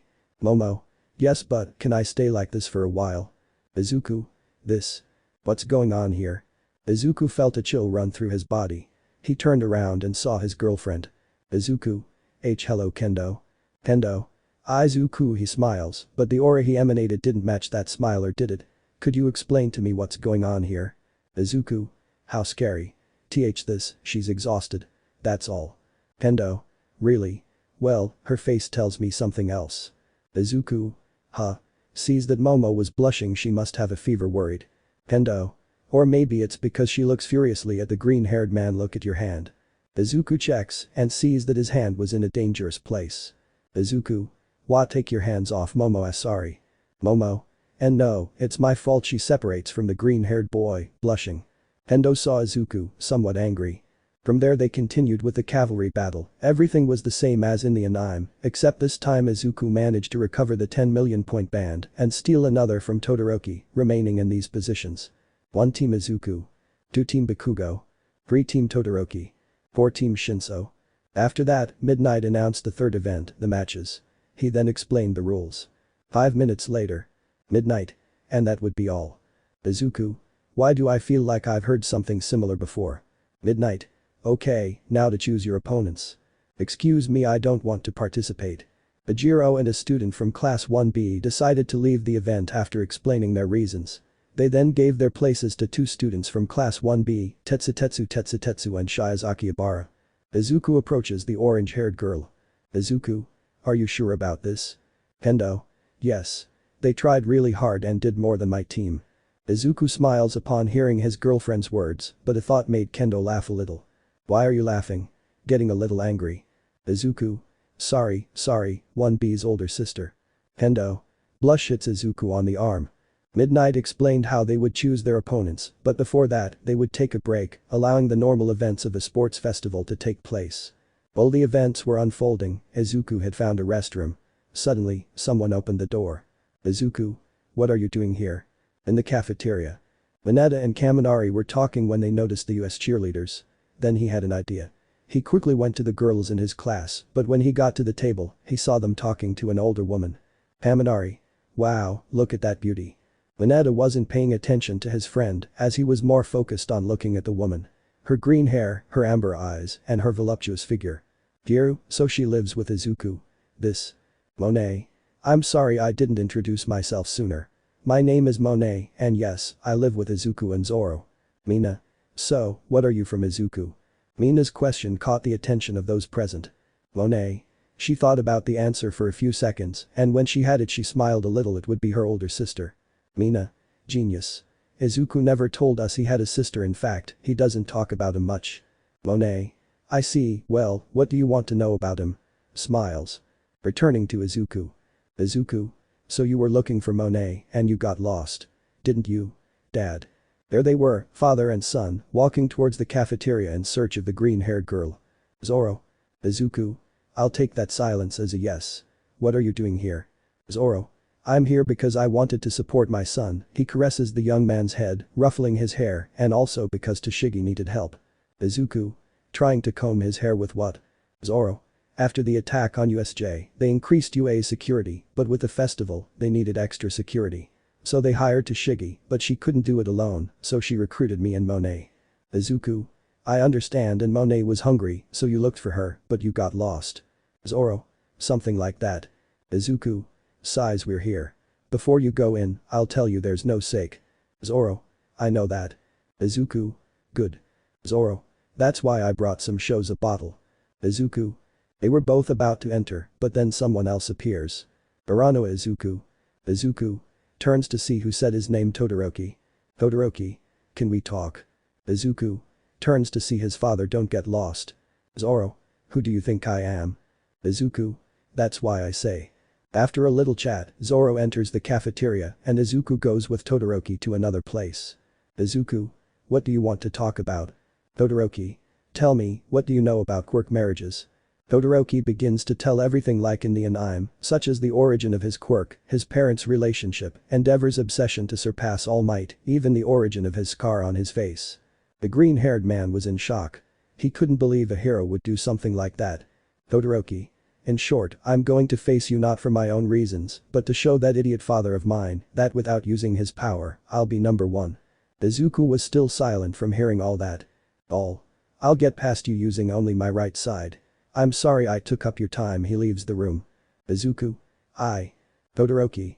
Stops. Izuku. I always received support from everyone around me. I managed to get here thanks to them. Remember Zoro, Tashigi, and his companions who helped in the cavalry battle. My dream of being a hero is also a promise I want to keep, so I will pay you back in the same coin. Your declaration of war against me. Clenches his fist. I will surpass you. Todoroki and Uraraka stared at each other and then went their separate ways. Chapter 11.5. As Izuku leads Zoro to the cafeteria in search of Monae. With Kendo. The orange-haired girl was in the cafeteria with her classmates. Then a topic came up in conversation. Satsuna. Tell me, do any of you have someone special? They spit out some of the drink. The Bara. Why are you asking that? Embarrassed and blushing. Satsuna. Come on, it's not the end of the world. Besides, we could get to know each other better. Smiles. The Bara. Some did not agree with the idea, but they did not dislike it either. Yui. I don't have anyone, and for now I don't think much about it. With a neutral tone of voice, but somewhat nervous. Satsuna. Thanks for telling us. Kadai-san smiles. The girl nods. Come, it's not difficult. They weren't entirely convinced, but they decided to pursue the idea. The girls went on dates for a while, but it never worked out. Then it was Kendo's turn. She was about to be interrogated when suddenly the girls got distracted by something else. Satsuna. Oh, look, girls points to someone who was entering. Ryugo. Wow, he looks strong. Yui. Her green hair is cute. Kendo quickly turned around believing they were talking about Izuku, but was surprised to see it was Zoro. Kendo. What are you doing here? Anyone who is a student is not allowed in the cafeteria. Nervous. Zoro notices the orange-haired girl and approaches her. The girls were nervous. Zoro. Hello Kendo. Satsuna, Ryugo, Yui. Huh. Confused. Kendo. Hello, Uraraka-san. How are you? Nervous. Zoro. Are you okay? I notice you're worried. Kendo. It's just well. Zoro. You think I got lost and that now I'm in an area where I shouldn't be, right? The orange-haired girl nods. Don't worry. The green-haired boy explains to Kendo about the help he is giving to Tashigi and Yui. Kendo. I understand. Satsuna. Kendo-san.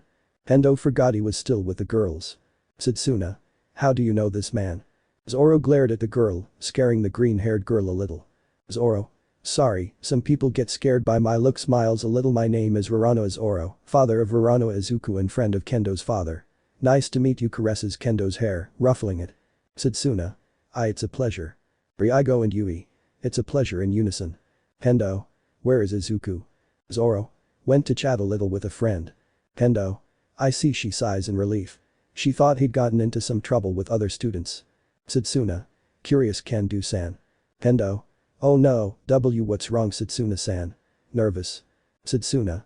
What is your relationship with a boy from class 1A? Kendo. Huh. Nervous well plays with her fingers while blushing slightly. Setsuna and the girls stared at the orange-haired girl. Zoro. Why are you acting like this?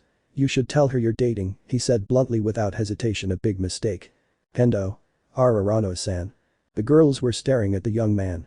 Kendo was about to scold Zoro, but he had already gone to where Monae was. Then the orange-haired girl was about to suffer the very thing she didn't want to happen. An interrogation.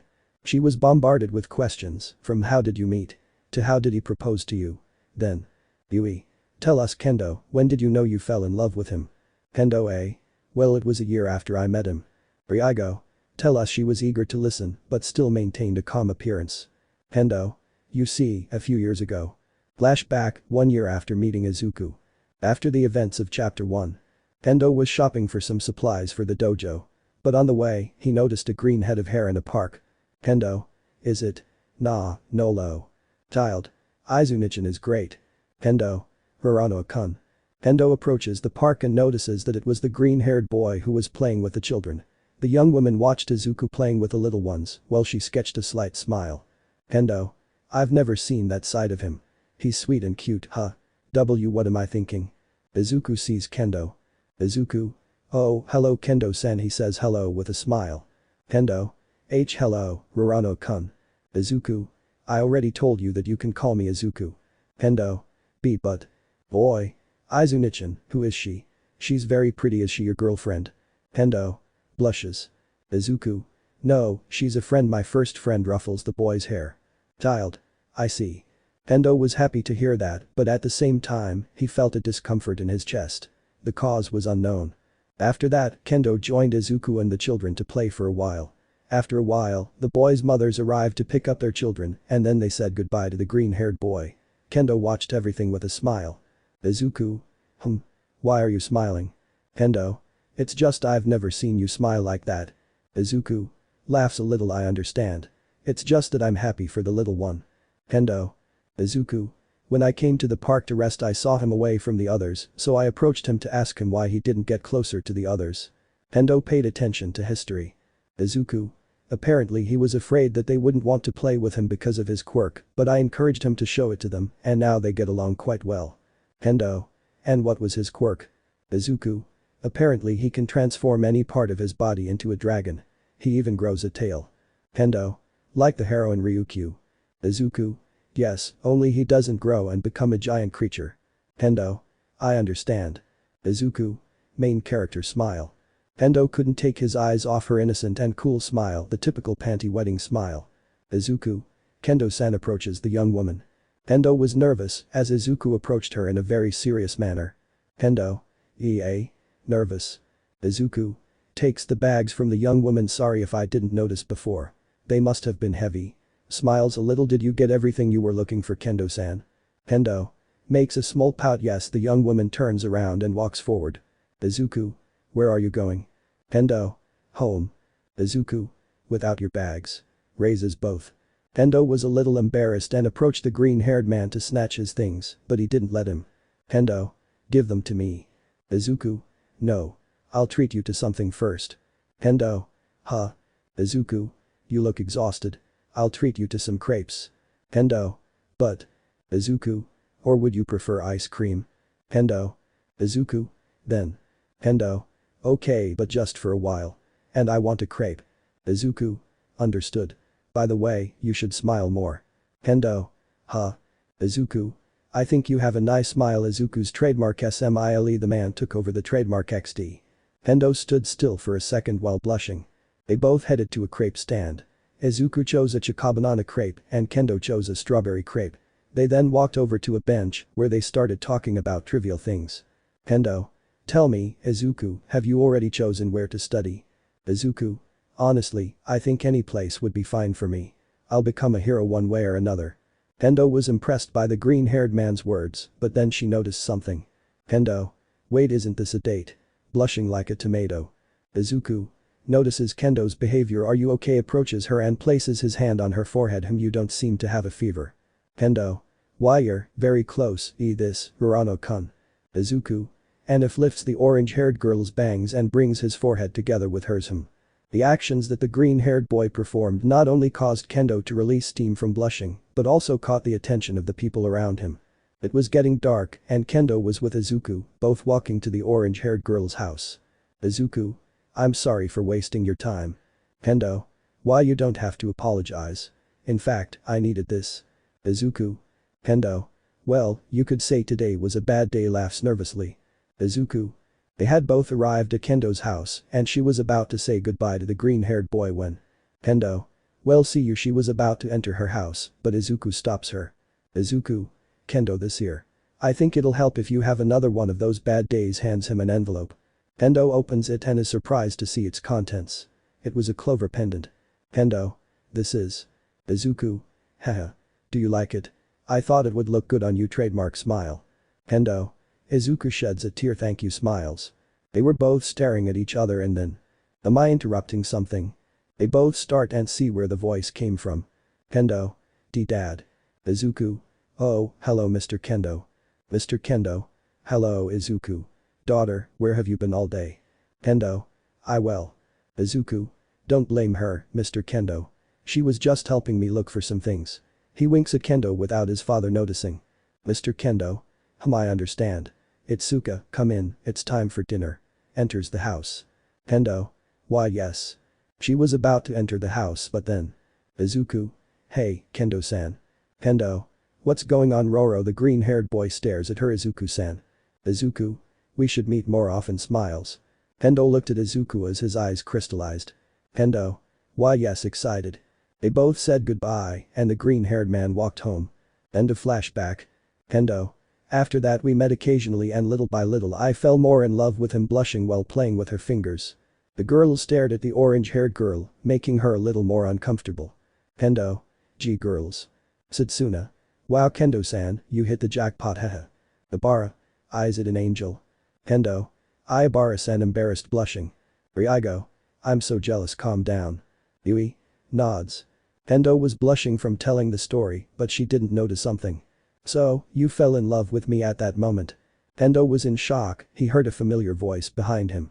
He turned to look, noticing it was his green-haired girl. Kendo. To Izuku. How much did you hear? Izuku. From the park side. Kendo. Everything. Izuku. I'm sorry, I didn't notice your feelings a long time ago. Kendo. Don't you? Izuku, if you want, I could compensate you. He approaches the orange-haired girl and caresses her face with one hand. Kendo was slightly surprised. Izuku showed some affection in public, but now he was more aggressive. His lips slowly approached hers, but before they could kiss, she succumbed to embarrassment and fainted, completely blushing, steam coming out of her head. Izuku. Oops, I think I went too far. While the green-haired man was holding Kendo so he wouldn't fall, President Mick was calling the participants of the third and final event. Izuku. Oh no, what do I do? I have to participate, but I don't want to leave her so unprotected. Satsuna. Are you Izuku? Izuku. Yes. And you're? Satsuna. I'm Satsuna Tokage, one of Kendo's friends. Izuku stared at the green-haired girl. Izuku. I don't feel hostility in her. I see. Satsuna. If you want, the girls and I will take care of her until she wakes up. Izuku. Really? Satsuna and the others nod. Thanks. Smiles. The smile made the girls' hearts beat a little faster. The green-haired boy decided to leave Kendo with the men. Ran to the stadium. Girls. That was close. They relax a little, since Izuku's smile almost captivates them. Chapter 12. The sports festival activities were underway. President Mick was introducing the American cheerleaders, but he noticed something odd. Present Mick. What the hell is class 1 doing? The girls in that class were dressed as cheerleaders. Momo. How could you fool us? Mineta, Kaminari. Jiru. Idiots. Embarrassed. Duru. Come on, girls, we have time until the next event. We can relieve stress with this. Uraraka. You're really having fun, Turu. And so, the girls joined the other cheerleaders and enjoyed Mineta's plan, although he couldn't do it himself because the girls taped him up, thanks to Zoro. Kaminari barely escaped. Izuku arrives at the center of the stadium to observe the activities and the cheerleaders. Izuku. But what, confused to see his companions. Haminari. Izuku, what happened? Where were you? Izuku. Well, things happened. What are the girls doing? Haminari. Well, tells him about Mineta's failed plan. Izuku. Hardens his arm with metal. Where is it? Slightly angry. Haminari. See, calm down. The girls took over. Izuku. I see. At the end of the activities, the third event began, the 1 vs 1 combat. Midnight showed on screen the battles that would take place, and the combinations were as follows. Izuku vs Shinsho. Mina vs Tokoyami. Hiroshima vs Tetsutetsu. Ibara vs Kaminari. Momo vs Aoyama. Uraraka vs Bakugo. Iida vs Mei. Todoroki vs Zoro. First battle. Present Mick. Hey guys. Are you ready? The public goes crazy. Present Mick. With the ring ready, let's begin the first battle. Enter the first students. Both young people appear. Present Mick. His grades aren't bad at all, and his gaze shows unwavering determination. He's Rarano Izuku. Izuku steps into the ring and bumps both fists in front of him. Present Mick. Against an ordinary student who hasn't done anything remarkable yet. Shinshu Hitachi. Shinshu goes up and sees the green-haired boy. Midnight. And begin. They were both silently watching each other's movements. One of them breaks the silence. Shinsu. I see you're really strong. Is that your quirk? Izuku. The truth. The green-haired man had fallen silent, his gaze blank. As if he was being controlled. Present Mick. What is this? Rarano Izuku stands frozen and stares into space. Shinsu. Victory is mine. Stares at the green-haired man. Now, get out of the ring. Everyone was amazed to hear the purple-haired boy. Apparently his quirk allowed him to control his enemy. Izuku was walking out of the ring, but halfway there he suddenly stopped, causing surprise in Shinsho. Shinsho. What are you doing? Reluctantly leave the ring. The green-haired boy began to tremble and then turned around and showed his face to Shinsho. Shinsho. You're okay. There he was, the green-haired boy looking at Shinsho. One of his eyes was white, but the other one remained green. Izuku. I'll tell you something, Shinsho-san. He walked slowly towards the purple-haired boy, since he was still under control of his quirk. Shinso. Détente. Izuku's steps became slow, little by little. Izuku. My quirk is the same as Kirishima-kun's. I gained my strength by training non-stop to fulfill my dream and to promise trying to regain complete control of his body. Shinsho was listening to the green-haired boy's words, but little by little he was moving away from him, until. Izuku.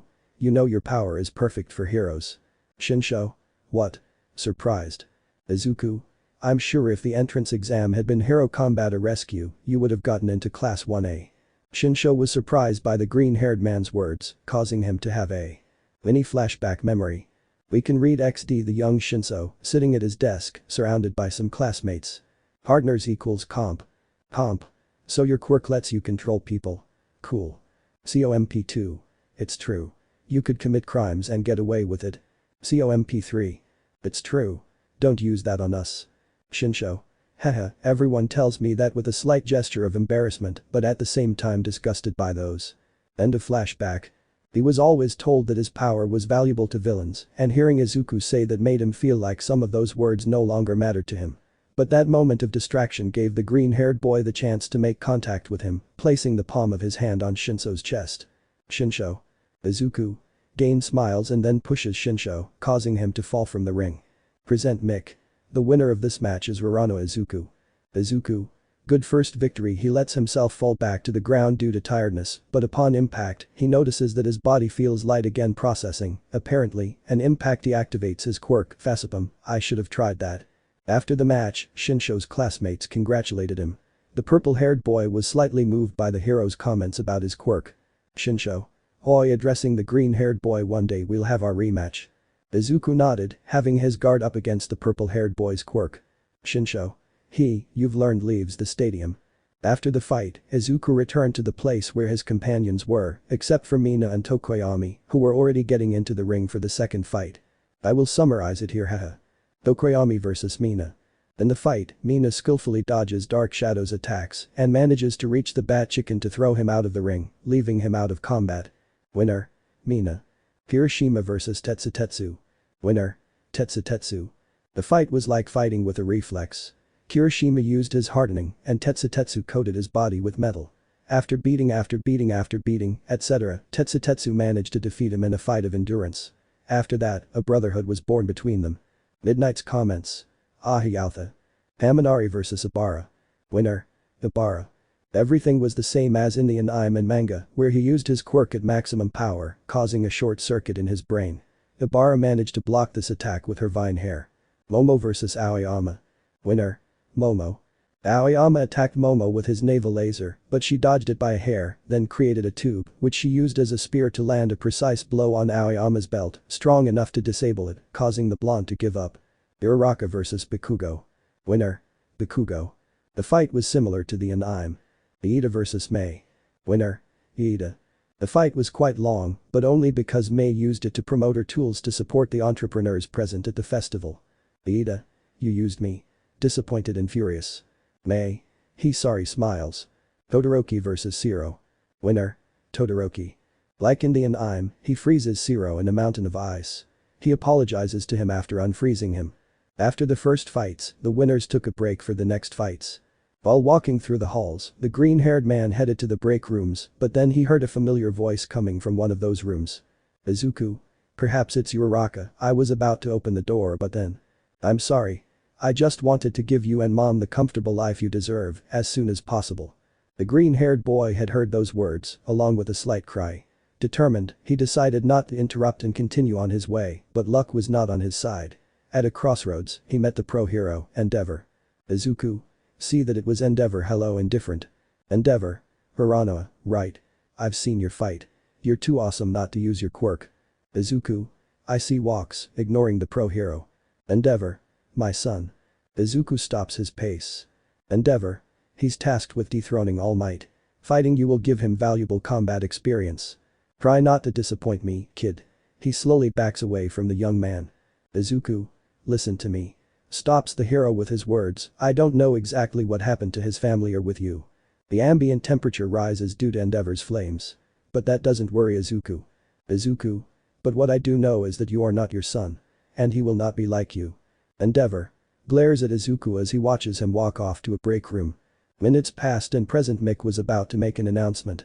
The break is over and it's time for the second round of this event. The crowd is going crazy. Now we will show you the following matches. The screen lights up, showing who is facing who. Izuku stared at the screen and was shocked to see who would face him. Chapter 13. Izuku. I see the green-haired boy observes who he was going to face. The screen showed the following pairings. Izuku vs Tetsutetsu. Mina vs Todoroki. Bakugo vs Iida. Ibara vs Momo. Let's get this started. Let the next challengers come up. The two students enter the ring. He hasn't used his full power in this event yet, he's probably just using brute force. From Class 1A, Hiranoa Izuku. Izuku. Is introduction necessary? Contra. Brave and passionate at heart. He and his former opponent became friends after a bare-knuckle fight. From Class 1B, Tetsutetsu. Tetsutetsu. Very well. Screams with passion. Izuku. A rather peculiar name. Will it be a spectacular fight? We'll see. Midnight. Ready start. Tetsutetsu begins by covering his body in gray iron and running towards Izuku to hit him, but he dodges it to counterattack with a blow to the torso, making him retreat. Tetsutetsu. Wow, you're strong. In the stands. The boys from classes 1A and 1B were watching the fight closely. Momo. Do you think Izuku-kun will win? Jiru. Why do you doubt? Mina. Approaches the girls upon hearing the conversation. It's probably because both quirks are similar. Momo. Yes, that's why worried. Mina. You shouldn't worry. We know Izuku-kun is strong. Giggles smiles. Momo. Relieved by Mina. By the way, what's wrong with Kirishima-kun? He's very quiet and serious. Mina. Jejij, Vera no sabe si and Imura Izuku-kun o Tetsutetsu-kun. MYJ. Quadrilateral. Tetsutetsu was landing blows at the green-haired man, but he blocked them with his metal-covered arms. Tetsutetsu. Ora, he shouted with each blow. Suddenly, the green-haired man caught one of the blows, stopping it.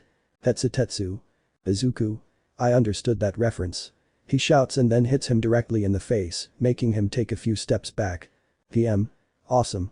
Hiranoa knocks back his opponent with just one punch. Tetsutetsu. Pant you impress me. Izuku.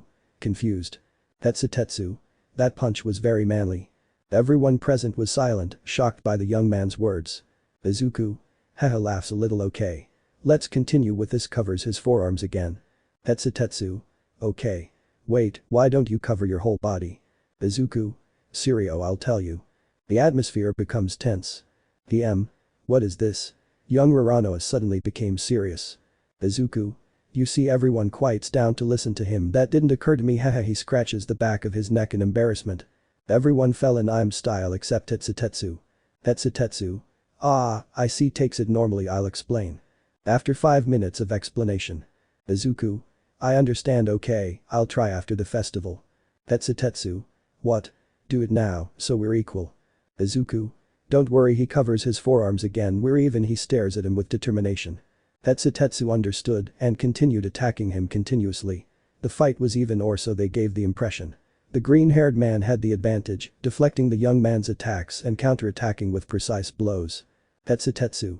Damn. Izuku. Size, you're good, I must admit. Tetsu. Pants exhausted. Come with everything if you want. Runs towards the green-haired boy to defeat me. The young man was close to Izuku. He was confident that he would be able to block Tetsu's blow, but when they were about to connect, the gray-haired boy stopped his blow and attacked him with his other arm at his vulnerable spot, causing him to retreat. Izuku. A fake. Tetsu used the opportunity to continue attacking blow after blow, managing to make the green-haired man retreat. In the stands. The Shigi. What? Izuku is retreating. Zoro. It's normal. The Shigi. Zoro. Izuku hasn't trained much in hand-to-hand combat. Well, a little with Kendo-san, but he hasn't mastered it yet. The Shigi. Izuku. Preoccupada. Quadrilateral. Izuku continued to receive blow after blow. Izuku. Wow, steps back. Were you able to learn my movements? Tetsu. Huh? What are you talking about? Izuku. Is it just instinct? Tetsu once again approaches the green-haired boy with speed and is about to hit him. Izuku was calm and off guard, confusing those present. Tetsu. Oria. Attacks with a punch, but Izuku stops it again with his hand covered in dark metal. What? Izuku. Mirafigamente a Tetsu y Sonri Kuritetsu. A Moikabushi metal negro. Gold pasado. Izuku hits the gray-haired boy's abdomen with all his power, sending him out of the ring with cracks on his body. Midnight. As Tetsu ended up outside the ring, the victory goes to Izuku. Tetsu. Loses a little breath and deactivates his quirk. I should have eaten more iron. Tries to get up and then sees a hand in front of him. Izuku. You fought well. Epic smile. Tetsu. Smiles. You didn't fight badly either. Shakes hands and then gets up. Aniki. Izuku. Aniki. After the match, Izuku and Tetsu went to the infirmary. The green-haired boy only had minor scratches and Tetsu had to bandage him and heal him with Recovery Girl's quirk. When the treatment was finished, they both headed to the stands where they met Kirishima. The three became brothers with similar quirks, although he was dragged into friendship where he consisted of 2 energetic ones and 1 slightly lazy one. Izuku. My days of tranquility are over, he thought with a nervous smile.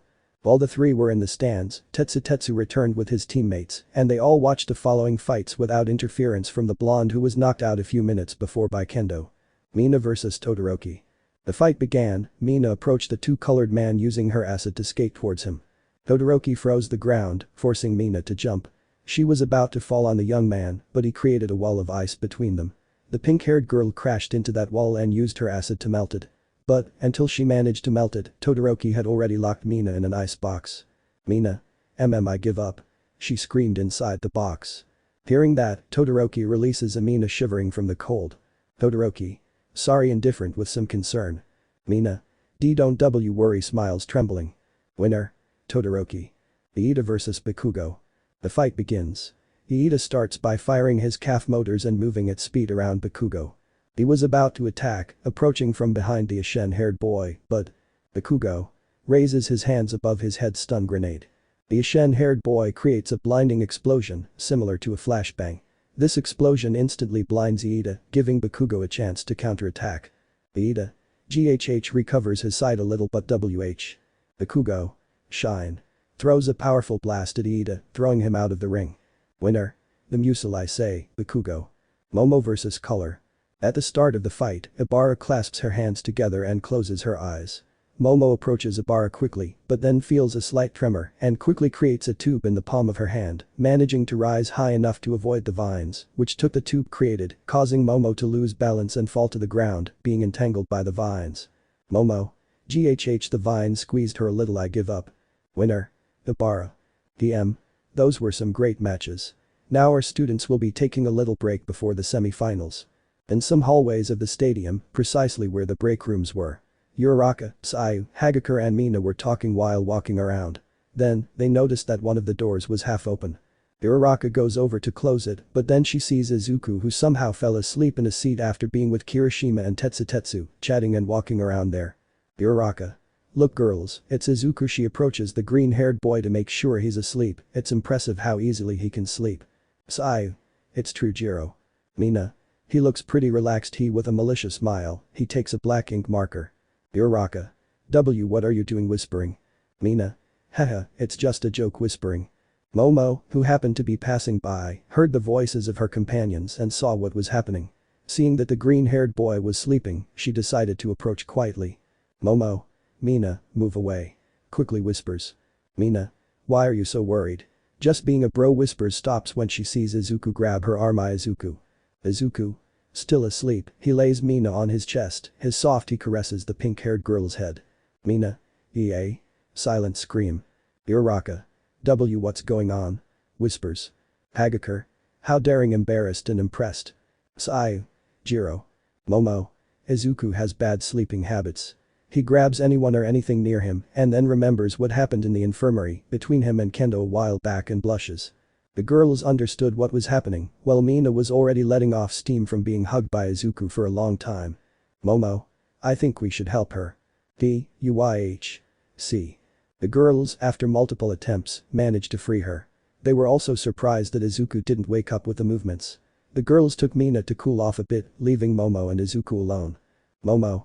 How can you fall asleep right now? She approaches the green-haired boy's face. You really seem calm now.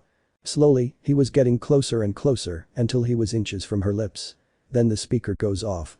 DM. It's time for the semi-final. Startled and regaining her senses, Momo steps back, blushing, and stumbles, falling to the ground. The combination of the speaker and the fall wakes Izuku up. Izuku. Stretching Momo. Sleepy. Momo. Hello Izuku blushing they're calling those participating in the semifinals. Izuku. I understand. Thanks for waking me up, Momo. He gives her his hand to help her up. Momo. And no problem accepts the help. Izuku. I promise I'll pay you for the sword. Momo. I told you there's no problem with that, slightly angry and pouting. Izuku. PFF hehehe. Momo. Why are you laughing? Izuku. It's just you look pretty cute, pouting Izuku's trademark smile. The combination of smile and compliment made Momo blush completely. Izuku. See you later runs to the next fight. When the green-haired boy left, Momo knelt down and covered her face with her hands. Momo. What was I about to do? Covering her red face like Kirishima's hair. Chapter 14. PM. It's time for the semifinals. The crowd goes wild. We saw some great battles and the following students stood out among the rest. The remaining youngsters entered the ring. PM. Okay, now we'll show you who's fighting next. The screen began to light up showing the penultimate fights. Bakugo vs Ibarra. Izuku vs Todoroki. Bakugo and Ibarra stayed in the ring while Izuku and Todoroki went to the stands. As they walked down the aisle, Izuku ran into Kendo. The two stayed to talk while Todoroki continued on his way. Izuku. Hello, Ken. Kendo. Are you okay? Quickly checks the green-haired boy's body for wounds. Izuku. Haha stops Kendo by placing a hand on his cheek, making them stare at each other. Don't worry. They were both slowly bringing their faces closer, on the verge of a kiss. But. Type. Izuku. The green-haired boy sees Momo behind Kendo, a few meters away from both of them. Izuku. Hello Momo. What's up? Momo. Why you see they asked me to make these for you. She hands him something wrapped in a blanket. Izuku opens said cloak, showing some black bokkins, with a pattern similar to carbon fiber, with their respective sheaths. Izuku. Takes one, feeling its weight and feel they are beautiful. But, I can't use them in the calm. Momo. Todoroki. Izuku. Momo. He asked me to make them. He wants you to fight with all your power. Izuku, hearing that, clenched his fist. Kendo. If your opponent agrees, you can use support elements. In this case, your katanas. Izuku. Damn, it's okay. Thanks, and takes Momola's hand. I'm sorry I got you into this seriously. Momo. Izuku. PM. Speaker Rorano. Izuku, please appear in the ring for the match. Izuku. See you later. Momo approaches Kendo and kisses his cheek, then leaves. Momo was surprised. Momo? Sorry. Kendo. Momo. What is your relationship with Izuku? What was the Bakugo vs Ibara fight like? Here's the explanation. When the match started, Ibara had already placed her vines under the ring and attacked Bakugo, managing to entangle him. But he used his explosions and cuts them, then approached Ibara. She didn't stop and, like Todoroki, created a barrier of vines between them, but the vine-like creature burns and cuts them with great ease. The young woman closes her eyes, waiting for a blow from Bakugo, but is surprised to see that she was carried by him like a sack of potatoes and thrown out of the ring. Midnight. Victory goes to Class A student Katsuki Bakugo. After that, Bakugo went on his way to the stands, and on his way someone stops him. The Bakugo-san. The pale-haired boy turns to see, it was Ibara. Ibara. Gee, thank you for being kind in the fight. Bakugo. Huh? Ibara. I mean you just cut my vines, but you didn't hurt me. Bakugo.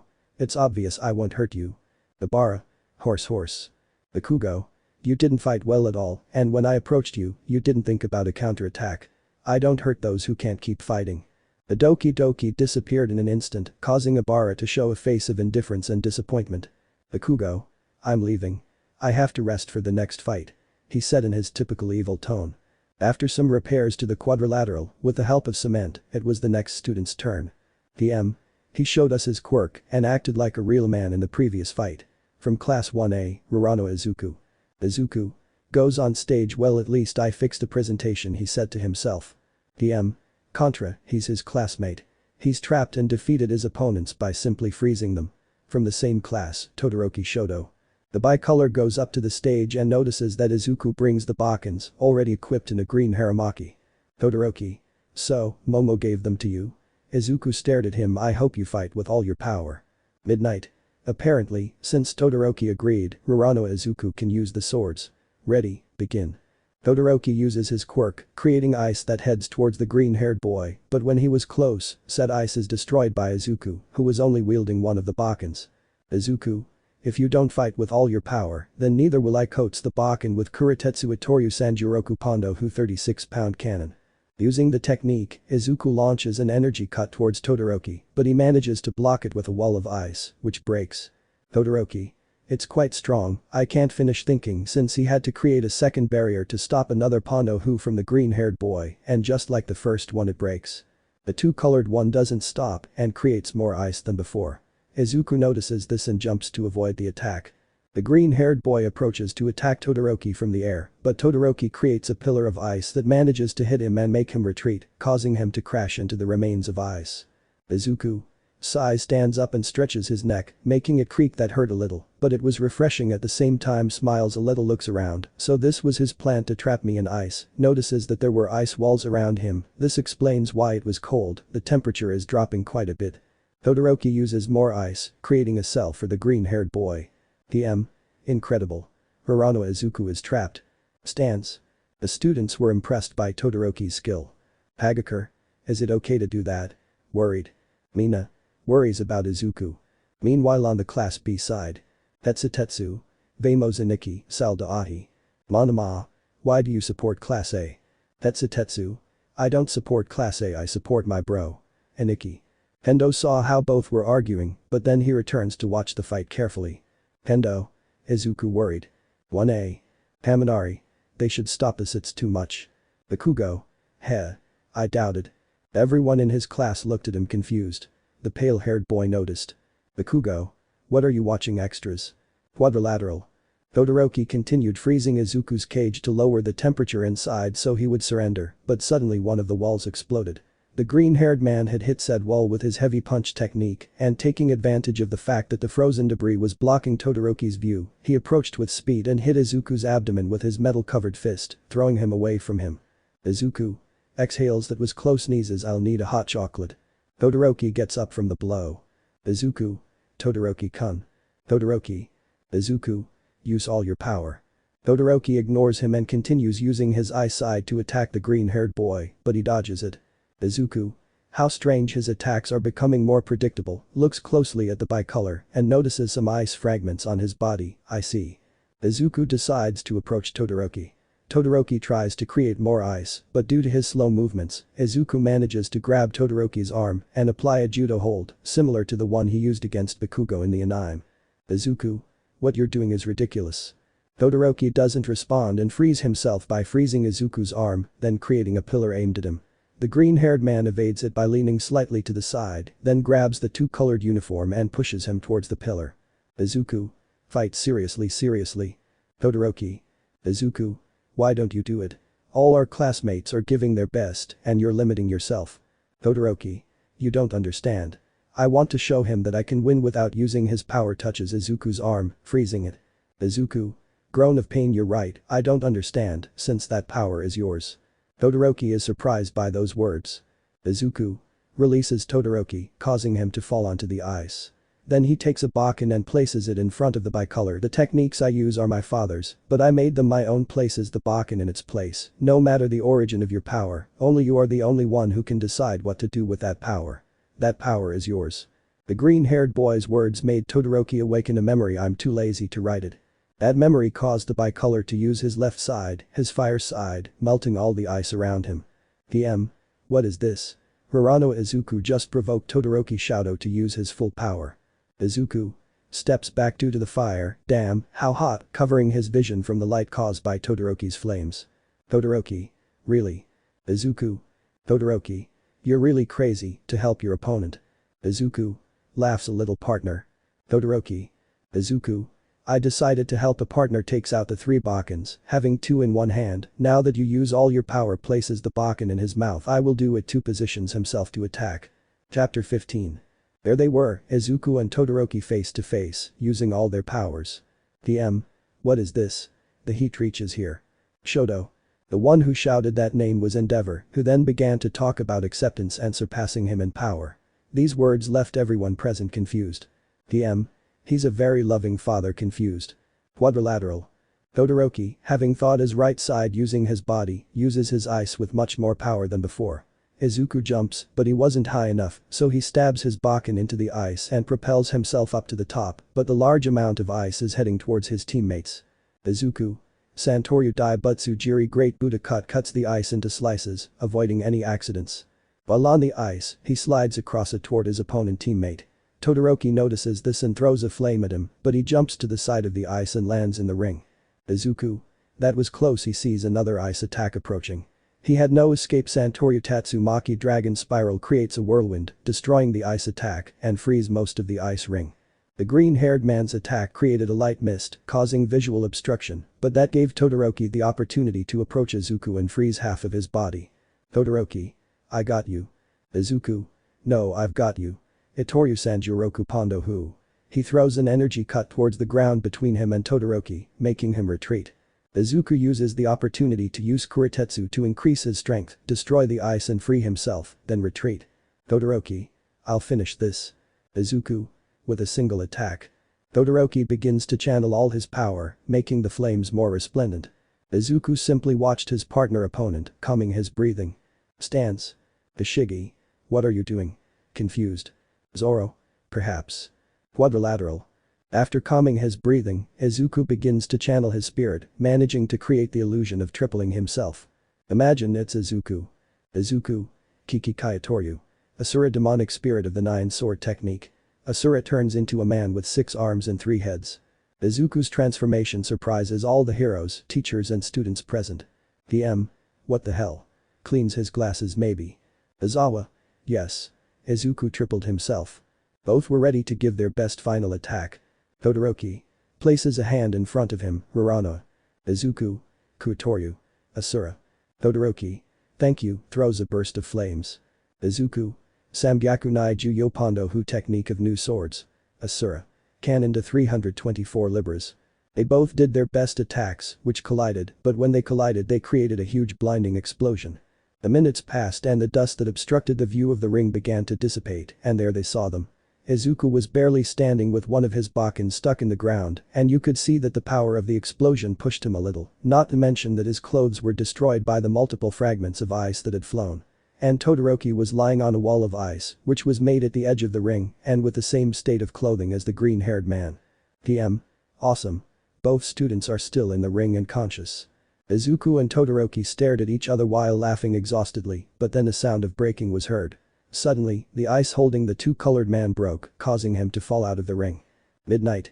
As Todoroki Shoto falls out of the ring, the winner is Uraraka Izuku. Izuku was about to raise his arm in victory, but exhaustion caused him to faint in the barracks.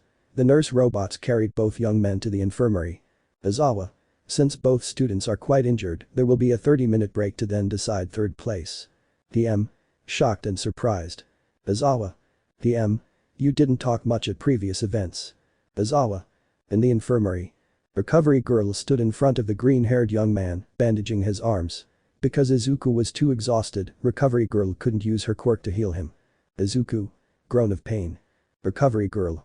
Don't be a crybaby putting alcohol on the wounds and then bandaging them. You really impress me by hurting yourself like that, but I won't hit you since they were minor injuries. Her behavior is due to Izuku using Kuretetsui, kinda like the name Haha on the front of his body shortly after the explosion to avoid serious injuries, but his speed was not enough. Izuku. If it had been the finals I probably wouldn't have done it. He. Recovery girl. Hits Izuku on the head with her cane. You and your father look alike. Izuku. Laughs nervously while scratching the back of his neck. By the way, how is Todoroki-kun? Recovery girl. It's fine, just needs to rest. Walks to a curtain and removes it, showing the bicolor sleeping, with bandages on his arms and torso. Izuku. Less bad. Laughs. Recovery girl. You really are strange. Izuku. Recovery girl. You're the first student who cares more about helping a friend than winning the festival. Izuku. I see. Recovery girl. Smiles a little and hands him some candy. Now go rest. Takes him out of the infirmary. Izuku, after being banished from the infirmary, decides to walk in search of a new uniform, and on his way, he bumps into someone. Izuku.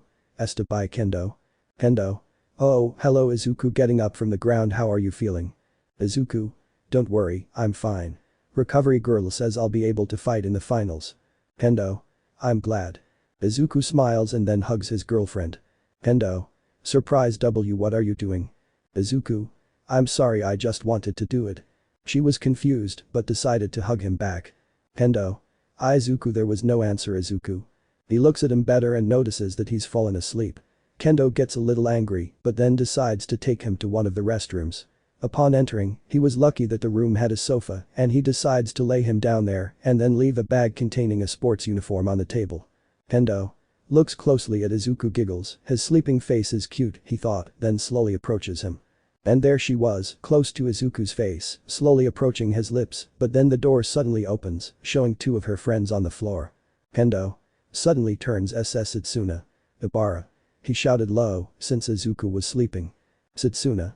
Hello Ken. She is silenced by the orange-haired girl. The girl is left to avoid waking the green-haired boy, but. Izuku.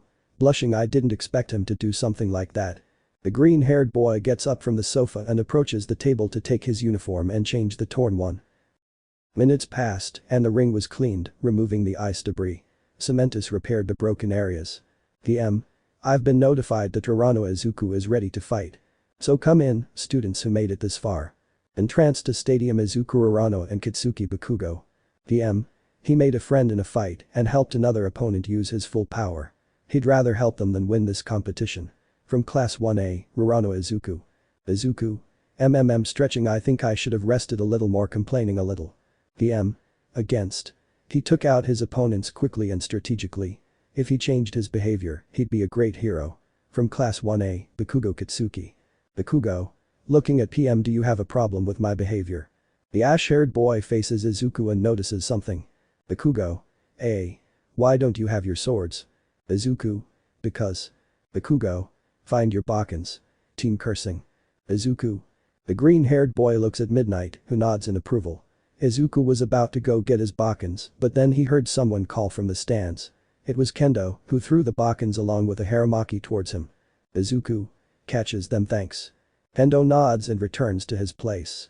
After equipping himself with his weapons, the green-haired man is ready for his encounter. Midnight. Both sides, ready. The boys nod. Good, begin. Izuku runs towards Bakugo and he does the same to the green-haired boy. One covers his arm with Kuretetsu while another creates small explosions.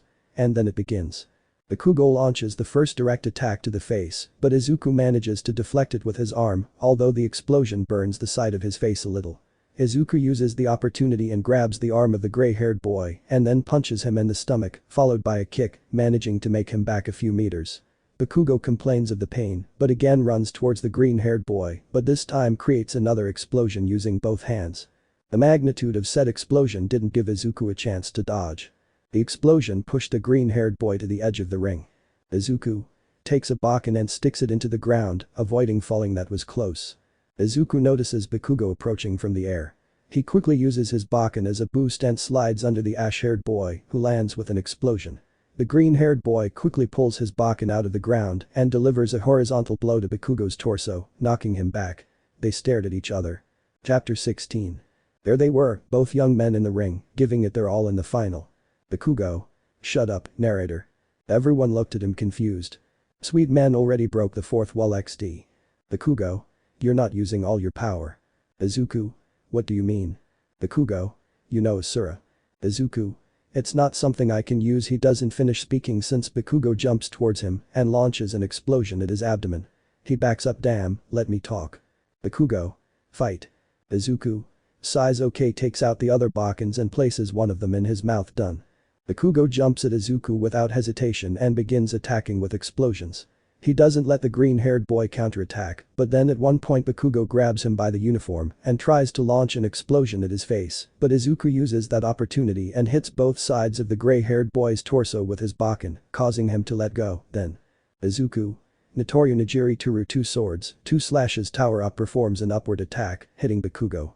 Both were in the air and Izuku was about to attack again, but Bakugo creates another explosion between them, causing them to move away from each other. Upon landing, both remained static due to the injuries they suffered. Izuku had several burns on his body, while Bakugo held one side of his torso. It seemed like a rib was broken. Catching his breath, Izuku starts running towards the ashen-haired boy. Noticing this, he points his free hand at the green-haired boy and creates an explosion. The green-haired boy decides to dodge it, being suspended in the air. Bakugo uses the opportunity and, joining his two hands, creates an explosion of similar magnitude to the one he used against Uraraka's strategy. Izuku couldn't dodge it and takes the blast. Everyone was stunned to see Izuku's body fall to the ground, covered in ashes.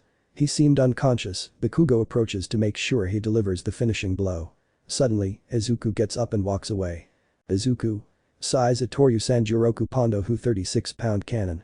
The green-haired boy throws a burst of energy that hits the pale-haired boy directly, making him retreat. Izuku. Notoryu Nanaju Uni Pondo Hu. 72-pounder cannon. The second blast was more powerful. Bakugo tried to repel the attack with an explosion, but only managed to slow it down slightly. The impact knocked him further back, leaving him at the edge of the ring. Izuku. Size Santoryu Hyakuhachi. Bakugo. Not this time prepares his arms. Izuku. Pondo Hu. 108-pounder cannon. Bakugo responds with the same explosion as he did with Uraraka. Both attacks collide in the middle of the ring, but the resulting explosion isn't as powerful, but it creates a smokescreen. The aforementioned smokescreen dissipates, revealing both students with their arms down.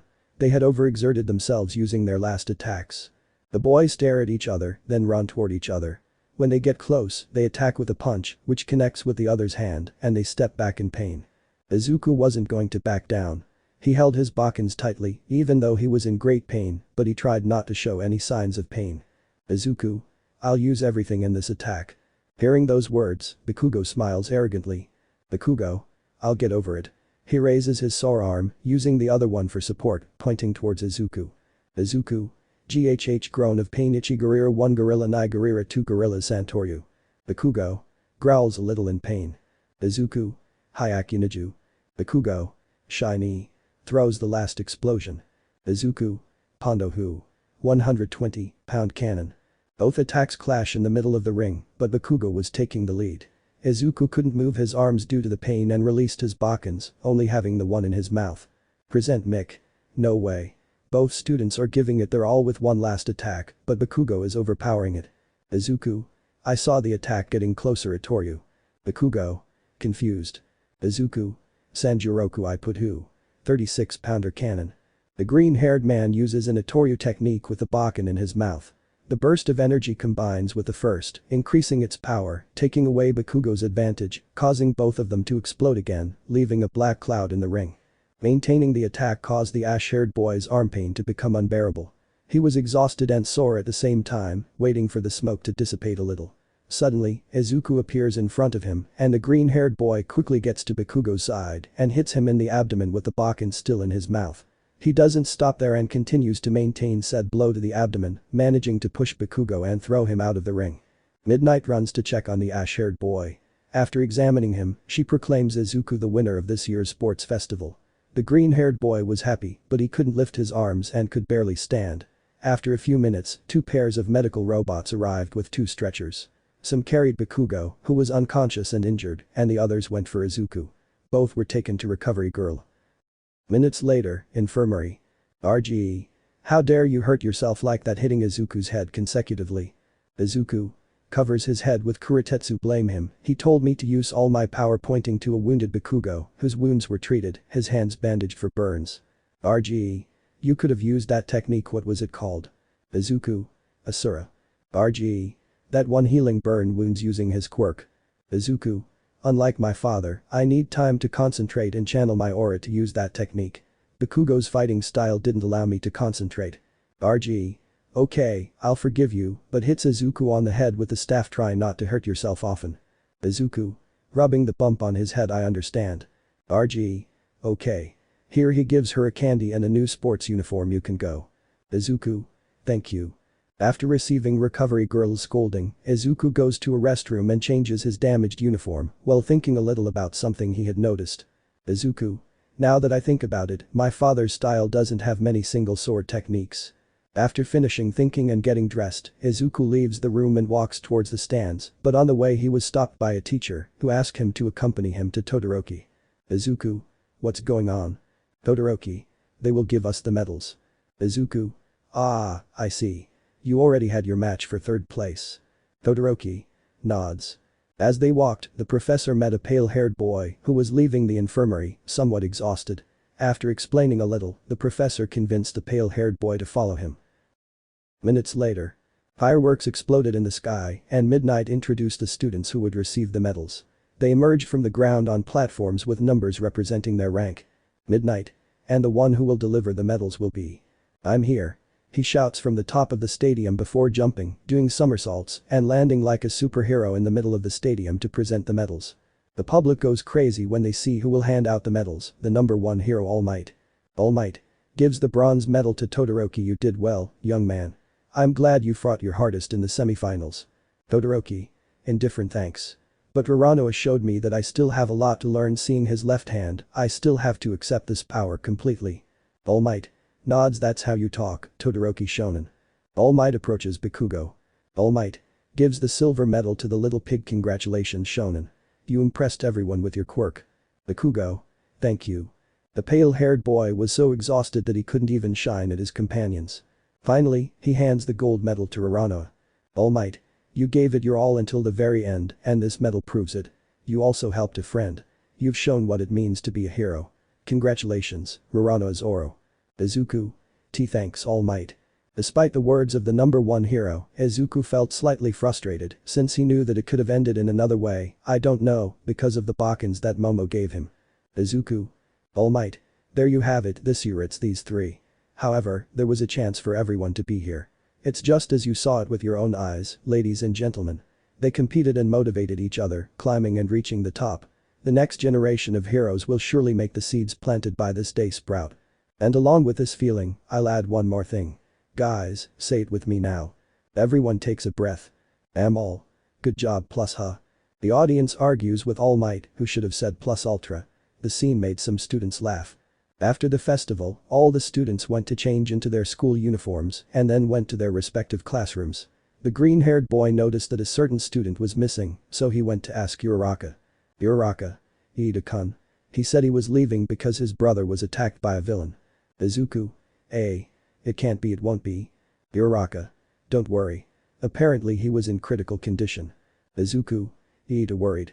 While they were talking, Aizawa appeared, causing everyone to return to their places in silence. Aizawa. After this festival, you'll have a break for the next 2 days. I'll organize the applications you received from the pro heroes and introduce them after the break. You're free to go, he says, grabbing his sleeping bag and leaving the room. The next day, at Todoroki's residence. Shoto, are you sure about this? Todoroki, yes Fayumi. I must do this if I want to move forward. Fayumi. Is it okay not to tell dad about this? Todoroki. Yeah. The half and half left his house. As he walked, he observed the surroundings, thinking about what he was about to do. With each step he took, he reflected on his entire life since the accident that left him with the scar on his eye, and before he knew it, he had reached his destination. A hospital. Upon entering, I asked a woman at the front desk about a certain person. I walked through the wide hallways to a room, opened the door, and there she was, sitting, staring out at the view outside her window. Her white hair blew in the breeze that came through the window. Hearing the sound of the door, she turned her gaze to the person standing there. Todoroki. Hello mom. Shoto. At the same time, Dojo Uraraka. Izuku. Sighs relaxed. The green-haired man was in the bathtub. According to Recovery Girl, he needed to take warm baths to relieve the tension in the muscles in both arms. He found it both painful and relaxing. After bathing, Izuku goes to the dojo where Zoro and Tashigi were training. Zoro. Sees Izuku while he blocks an attack from Tashigi. What's wrong Izuku? Izuku. Dad, I want to talk to you. Chapter 16.5. It was dawn, and in the house Uraraka Monae walked to Izuku's room to wake him up. Monae knocks on the door a couple of times and then opens it. Izuku. When he enters the room, he notices that the green-haired boy was not inside, then he remembers that there is a place where he could be. Izuku hits the air with the bokken. The green-haired boy was training with a sword in the dojo, but he still hadn't recovered from the tense muscles in his arms, so he trained in moderation, something he doesn't like. Izuku. Slightly frustrated. Monae enters the dojo. Izuku. Sighs really? Monae. Come have breakfast. Izuku. Huh. But I already grew. Monae. Giggle. Let's go. Izuku. Embarrassed. Why yes. After leaving the bokken in its place, Izuku goes to the house to have breakfast. Monae. How are your arms? Izuku. It still hurts, but it's the price to pay to become stronger. Closing his fist. Monae. Worried. Izuku. By the way, where is dad? Monae. He said he would go with Tashigi to look for a sword. Izuku. I have a bad feeling. Elsewhere. Tashigi. I told you. Zoro. Tashigi. Let me talk. Angry. Both were tied to chairs in a warehouse. Zoro. But I didn't say anything. Tashigi. True, but you punched the gang leader in the face just for insulting you. Zoro. It's just that I don't like being called a Marimo. Tashigi. At that moment, some of the band members enter with Zoro and Tashigi's katanas. Man1. He certainly has some beautiful swords. Man2. Now that I see it better, she is quite beautiful. Looking at Tashigi. The blue-haired girl was disgusted when she heard that. Zoro. Don't touch her. Tashigi was surprised and blushed at the same time when she heard the green-haired man's words. The man, who was holding Shusui, approached Tashigi just to anger Zoro. Zoro. Smiles silly. Returning to Izuku. Izuku. Thoughtful. Monae. What's going on? Izuku. Sighs. I can't do anything now unless my arms heal. Monae. Could you help me with the cleaning? Izuku. Okay. While cleaning the house. Kendo dojo. The orange-haired girl was leaving home. Kendo. I'm leaving now, Dad. Mr. Kendo. Okay daughter, take care. Kendo leaves and walks towards Izuku's house. Since the sports festival, she has been worried about him, since in the fights with Todoroki and Bakugo, she noticed the injuries he suffered, especially on his arms. On the way, she bought some sweets to share with Zoro and Monae.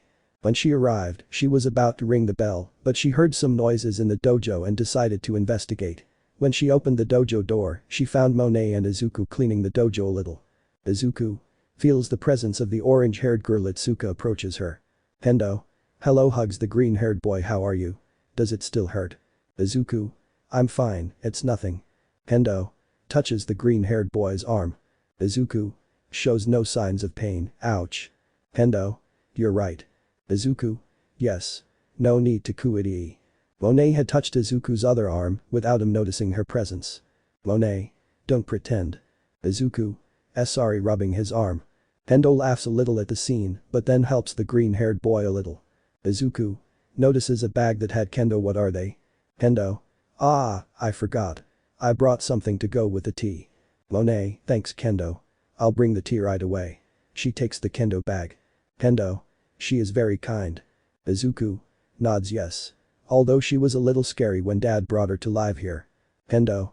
Speaking of which, where is he? He brought some sake from dad. Izuku. went to help Toshigi with something. I hope it didn't cause any problems. But Zoro. Man 1. Ga screams and then falls unconscious. Zoro. Sighs how weak. Toshigi. We would have saved ourselves some trouble if you had let me talk, sheathing her sword by the way, playing with her fingers when you meant don't touch her. Zoro. Yeah, those morons took Wado. Ichimonji without hesitation turns to look at the blue-haired girl Toshigi. What's going on? Toshigi. Who looks away, nothing, pout. Zoro. Anyway, why is that sword important? Toshigi. She's cursed. Zoro. Toshigi. It's a sword that grants power to its wielder, but it corrupts their mind. Its name is Sachisuken. Zoro. I understand. In short, either we ask him for it or we defeat him. Toshigi. Huh? Zoro.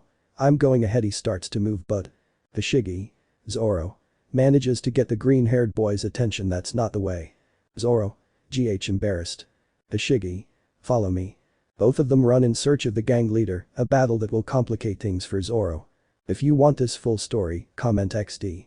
Although I'll do it anyway for those who say yes. But Izuku. Ha relaxed. Izuku and the girls had already had lunch and were now drinking tea, enjoying the day. Kendo.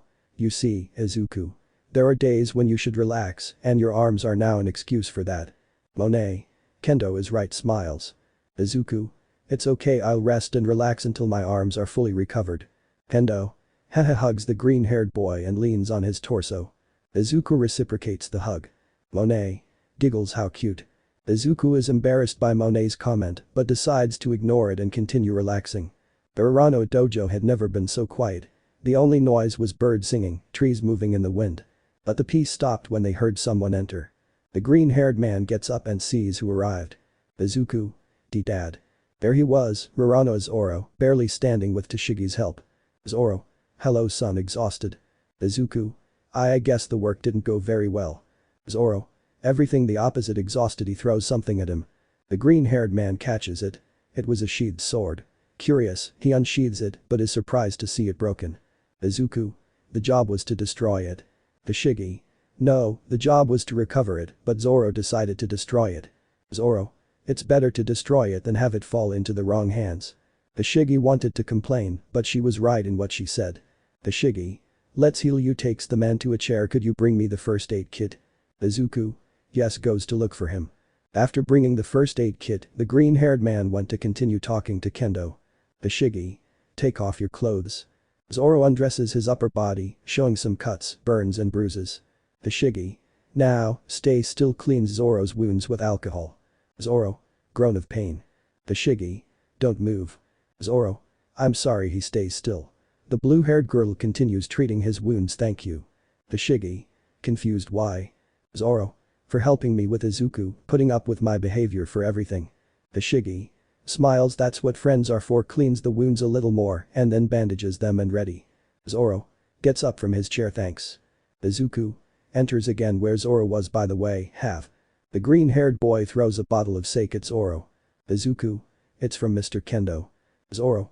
Heh, I'll thank you later, uncorks the bottle and drinks a little, exhales satisfied, much better. Toshigi. You really like sake. Zoro. It's obvious. If I could, I'd live alone with sake. Well, I'll go change my clothes. He goes up the stairs to his room. Toshigi sees Zoro and then goes to the garden with Izuku, Kendo and Monae. Zoro arrives at his room and sits on the bed. Zoro. Inhale, exhale, blushes a little, thanks for everything. Damn, it's embarrassing to say something like that. Stares at the wall and then at the photo that was on a small table. If she didn't look like you, would I be in love with her? The next day, Izuku had woken up a little late. He decided to take a hot shower and go down to the kitchen to have breakfast. He was determined to relax a little, but a thought caused by a conversation he had with his father still wandered through his mind. With that thought, he goes to the dojo, takes a bokken and decides to practice making punches in the air, trying to simulate a fight. Chapter 17. The sun was rising, it was almost 5:30, and our green-haired friend was out of bed in his room, removing the bandages from his arms. Izuku. Moves his hands and closes them to form a fist, much better. He walks slowly down to the kitchen, wearing black sweatpants and a green sleeveless shirt. When he arrives, he sees Zoro pouring himself a coffee. Zoro. Yawns him. Good morning, Izuku. Izuku. Dad. Zoro. What? Oh, right. I always get up at this time to train. Izuku. I see. In Monae. Zoro. In her room, she wakes up later. By the way, do you want to practice a little? Izuku. Of course. They both leave the house and enter the dojo. There, they have some bakens. Zoro. Okay. Before we start, use Asura. Izuku. Yes. The green-haired man calms his breathing and manages to create the illusion. Zoro. I see you certainly control it well for your first time using it, but you still have a long way to go. Izuku. I understand, stop using Asura. Zoro. Okay, now we begin. Takes 2 more bakens.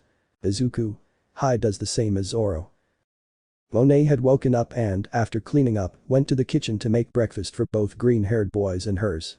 When she finished, she was about to go upstairs when she heard some noises in the dojo. She went there and when she opened the door, she found both green-haired boys fighting each other. Izuku. Use Asura Kaitoryu Sambyaku Nai Jui Pondo Hu. 324, pound cannon. The green-haired man launches a burst of energy at Zoro. He is surprised to witness such a large amount of power, but then throws 2 of the 3 bakens, holding one in his hand. Izuku. Zoro. Itoryu Sambyaku Rakuju Pondo Hu. 360, pound cannon. Zoro's attack effectively counters Izuku's, and part of it is directed at the green-haired man. He blocks the attack using Asura. Izuku slowly backs away, but then cuts off the energy blast, destroying his bakens. Zoro. Not bad. You've improved, son. Izuku. Exhausted, thanks, exhausted, on the floor. Zoro comes over and helps lift him up. Zoro. I hope you do what we talked about before. Izuku nods. Monae. Guys gets both of their attention, come have breakfast. Just hearing the word breakfast made both of their stomachs growl, causing them to laugh a little. As they walked towards the kitchen, Izuku thought for a bit about what they talked about. Flashback, 2 days ago. Zoro. Do you want to modify the sword style I taught you? Izuku nods silently. Zoro. Looks seriously at Izuku, then changes to a disinterested gesture, do it. Izuku. Confused. Zoro. Haha, were you expecting me to tell you that you shouldn't change the 3-sword style? Izuku. Something like that, nervous and confused. Zoro. Haha, don't worry. It's like you told your partner, you make that power your own or something like that. I taught you santoryu, now you must improve it to your style. Izuku. I understand, by the way, why does your sword style have few itoryu and utoryu techniques? Zoro. Well, I never thought of times when I would be with only 1 sword, plus the techniques I possess are enough for me. Izuku. I understand. Zoro.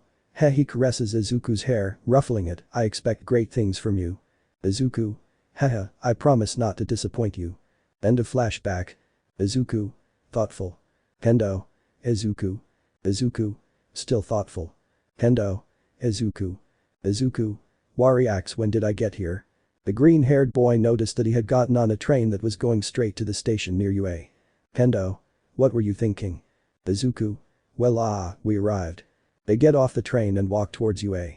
There, they separate to their respective courses and Izuku receives questions about the technique he used against Todoroki as soon as he opened the door, but he is saved by Ozawa, who was behind him. Ozawa. Good morning. I hope you enjoyed your days off, as you know. Izuku listened to what Ozawa was saying and turned to look at Ida. He acted the same as always, but his energy felt different. Sai. Ozawa-sensei, I'm glad you were able to take off the bandages. Ozawa. That old lady was overly dramatic about the treatment, but that doesn't matter. What we're doing today will be a little different. The class was nervous because of what their sensei said. Ozawa. Today you will have your code names, your hero names. Everyone was excited and happy, but they fell silent as soon as Ozawa activated his quirk. He then explained a little about the popularity and interest of the heroes in the students and their potential future. Hagakure. So the nominations we'll receive are more like personal obstacles. Ozawa. Yes. Now, usually the nominations we receive are balanced, but this time the attention was directed to these 3. Class nominations. Todoroki. 4,360. Uraraka. 3,939. Bakugo. 3,107. Ida. 470. Aoirozu. 380. Okoyami. 200. Mina. 189. Hiroshima. 177. Haminari. 40. Mineta. None. Momo. As expected of Todoroki. Todoroki. Surely most of it is because of my dad. Hiroshima. Izubro, look at that number of nominations. Izuku. Uninterested. Ozawa. For those who didn't receive nominations, don't worry, as I hope you all have work experience, he called the attention of the young people, except for a green-haired man. Well, all of you have already entered the world of heroes, unfortunately remembering what happened in USJ, but I think experiencing the activities of professional heroes firsthand will be better training than before. Everyone understood Aizawa-sensei's idea. Aizawa. Now, regarding their hero names, I leave it to her. The living room door suddenly opens and the +18 heroine Midnight enters. Midnight. Decide your names now and see the hell ahead. The names you choose, the names the world will learn. In many cases, you'll call them that, even as professionals. All. Midnight. Aizawa. I'll let Miss Midnight evaluate your name choices. The shape you take in your future will be closer to the image you project due to the names you choose. Each student had a whiteboard with a marker and, concentrating, they carefully thought about their hero name. The first to come up was Aoyama, whose name seemed more like a phrase, and then Mina with the name Alien Queen, making everyone remember a certain movie. Izuku. Must be joking, Facepum. Then Tsuyu comes by and, with her adorable name Froppy, she manages to calm the class's anxiety.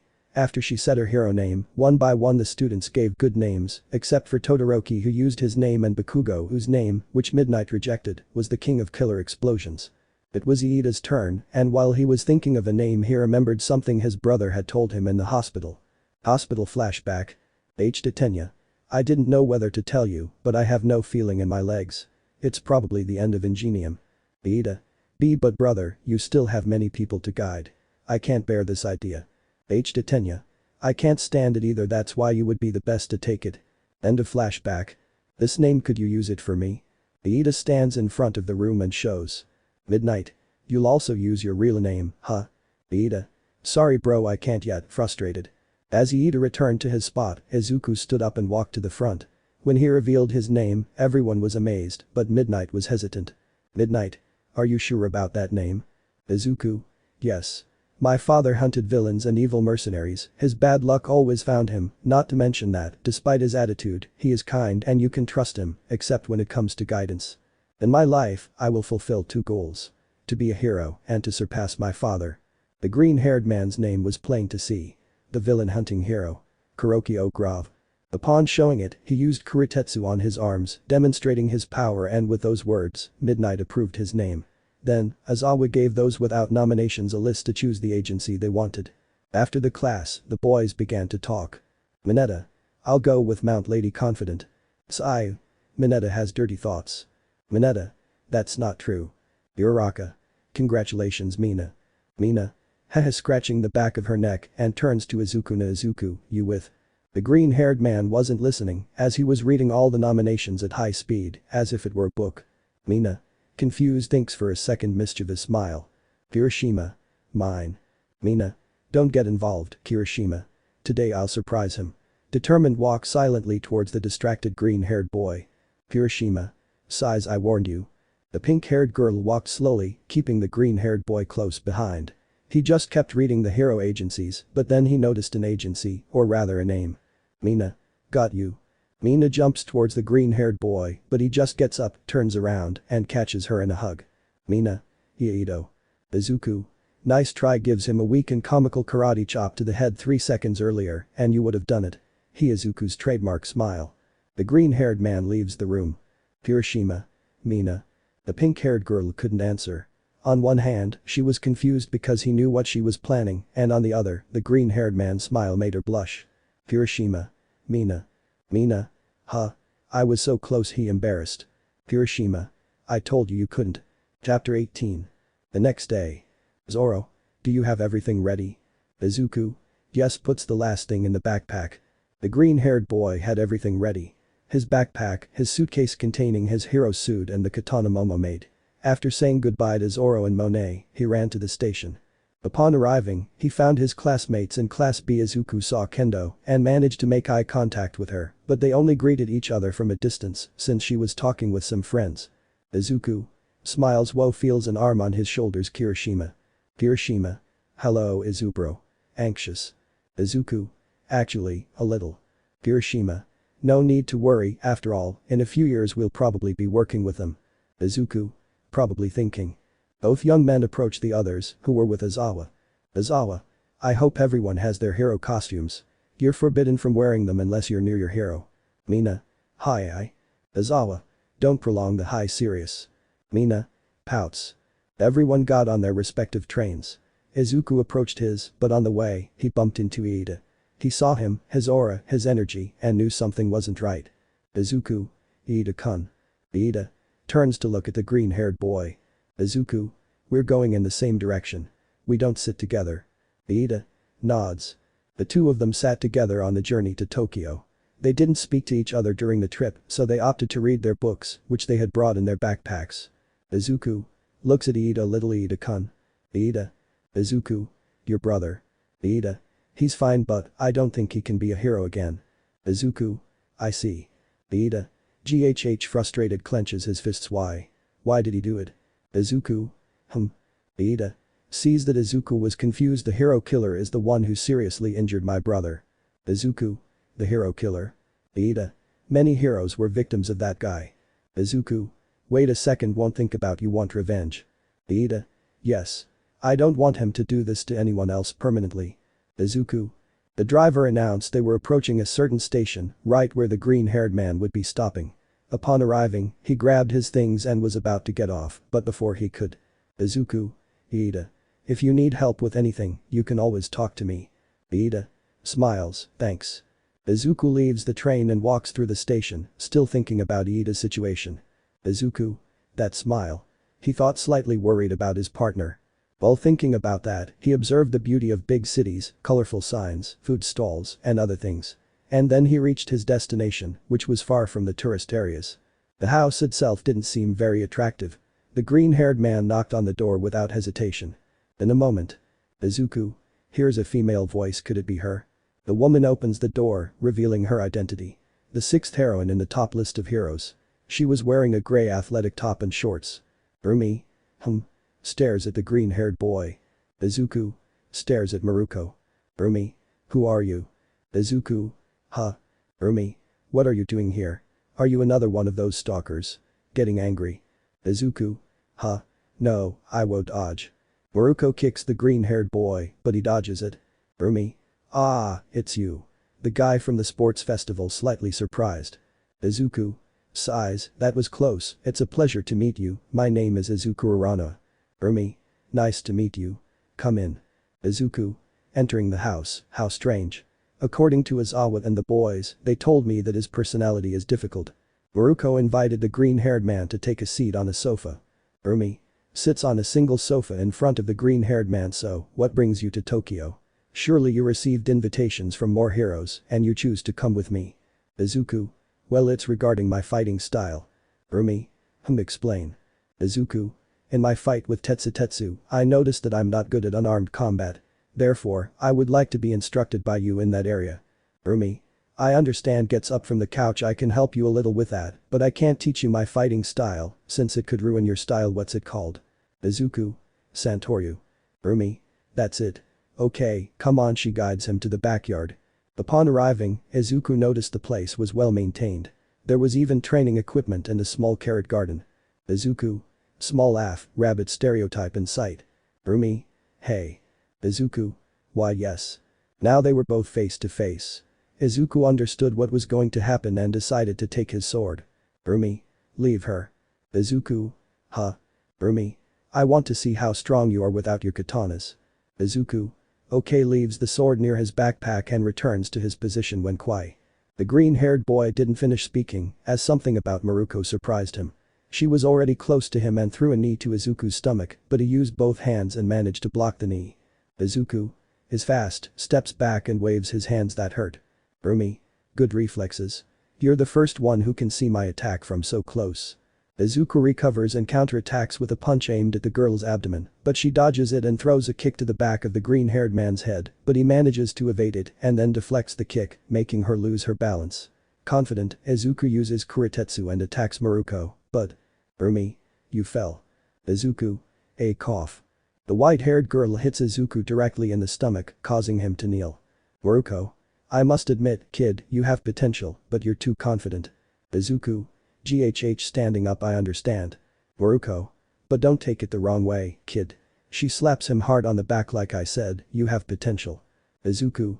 Thank you. Maruko. Okay. Now, let's eat. Laughs a little. I hope you like carrot croquettes. Walks toward the kitchen. Izuku.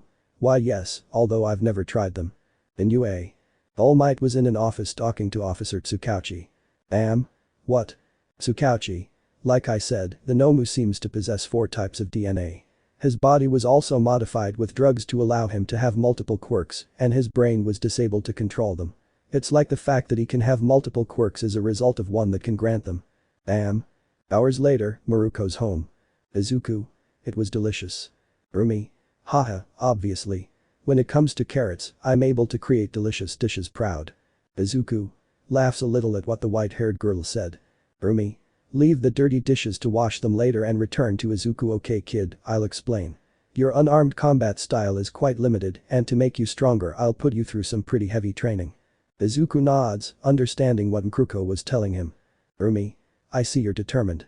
I hope you don't escape. She releases a sinister aura as if she were the final boss of a video game. Izuku. Let's do it. Meanwhile, with Bakugo. This one was in the hero agency of the pro-hero Best Jeanist and he met him in his office but. BJ. Although you're skilled and talented, your behavior makes you both a hero and a villain. I'll show those eyes of yours what makes people heroes. Bakugo. I understand calm but angry on timey dammit.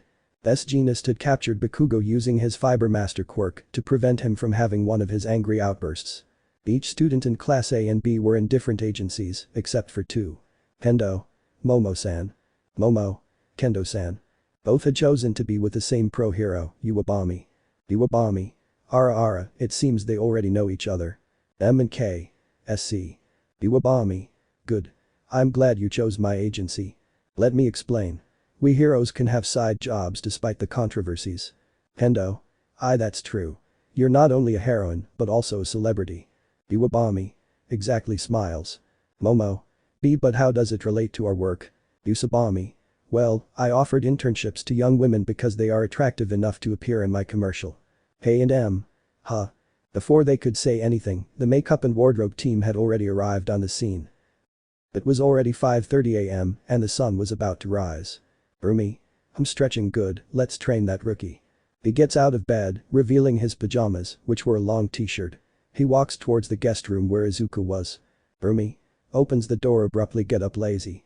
When he opens it, he notices that the bed was tidy, as if no one had ever slept there. Rumi. Huh. How strange. Suddenly, she hears a sound behind the house. She goes to check and there it is. Izuku was doing push-ups, but something about him was different. He was using kurotetsu all over his body. Rumi. So that's his quirk.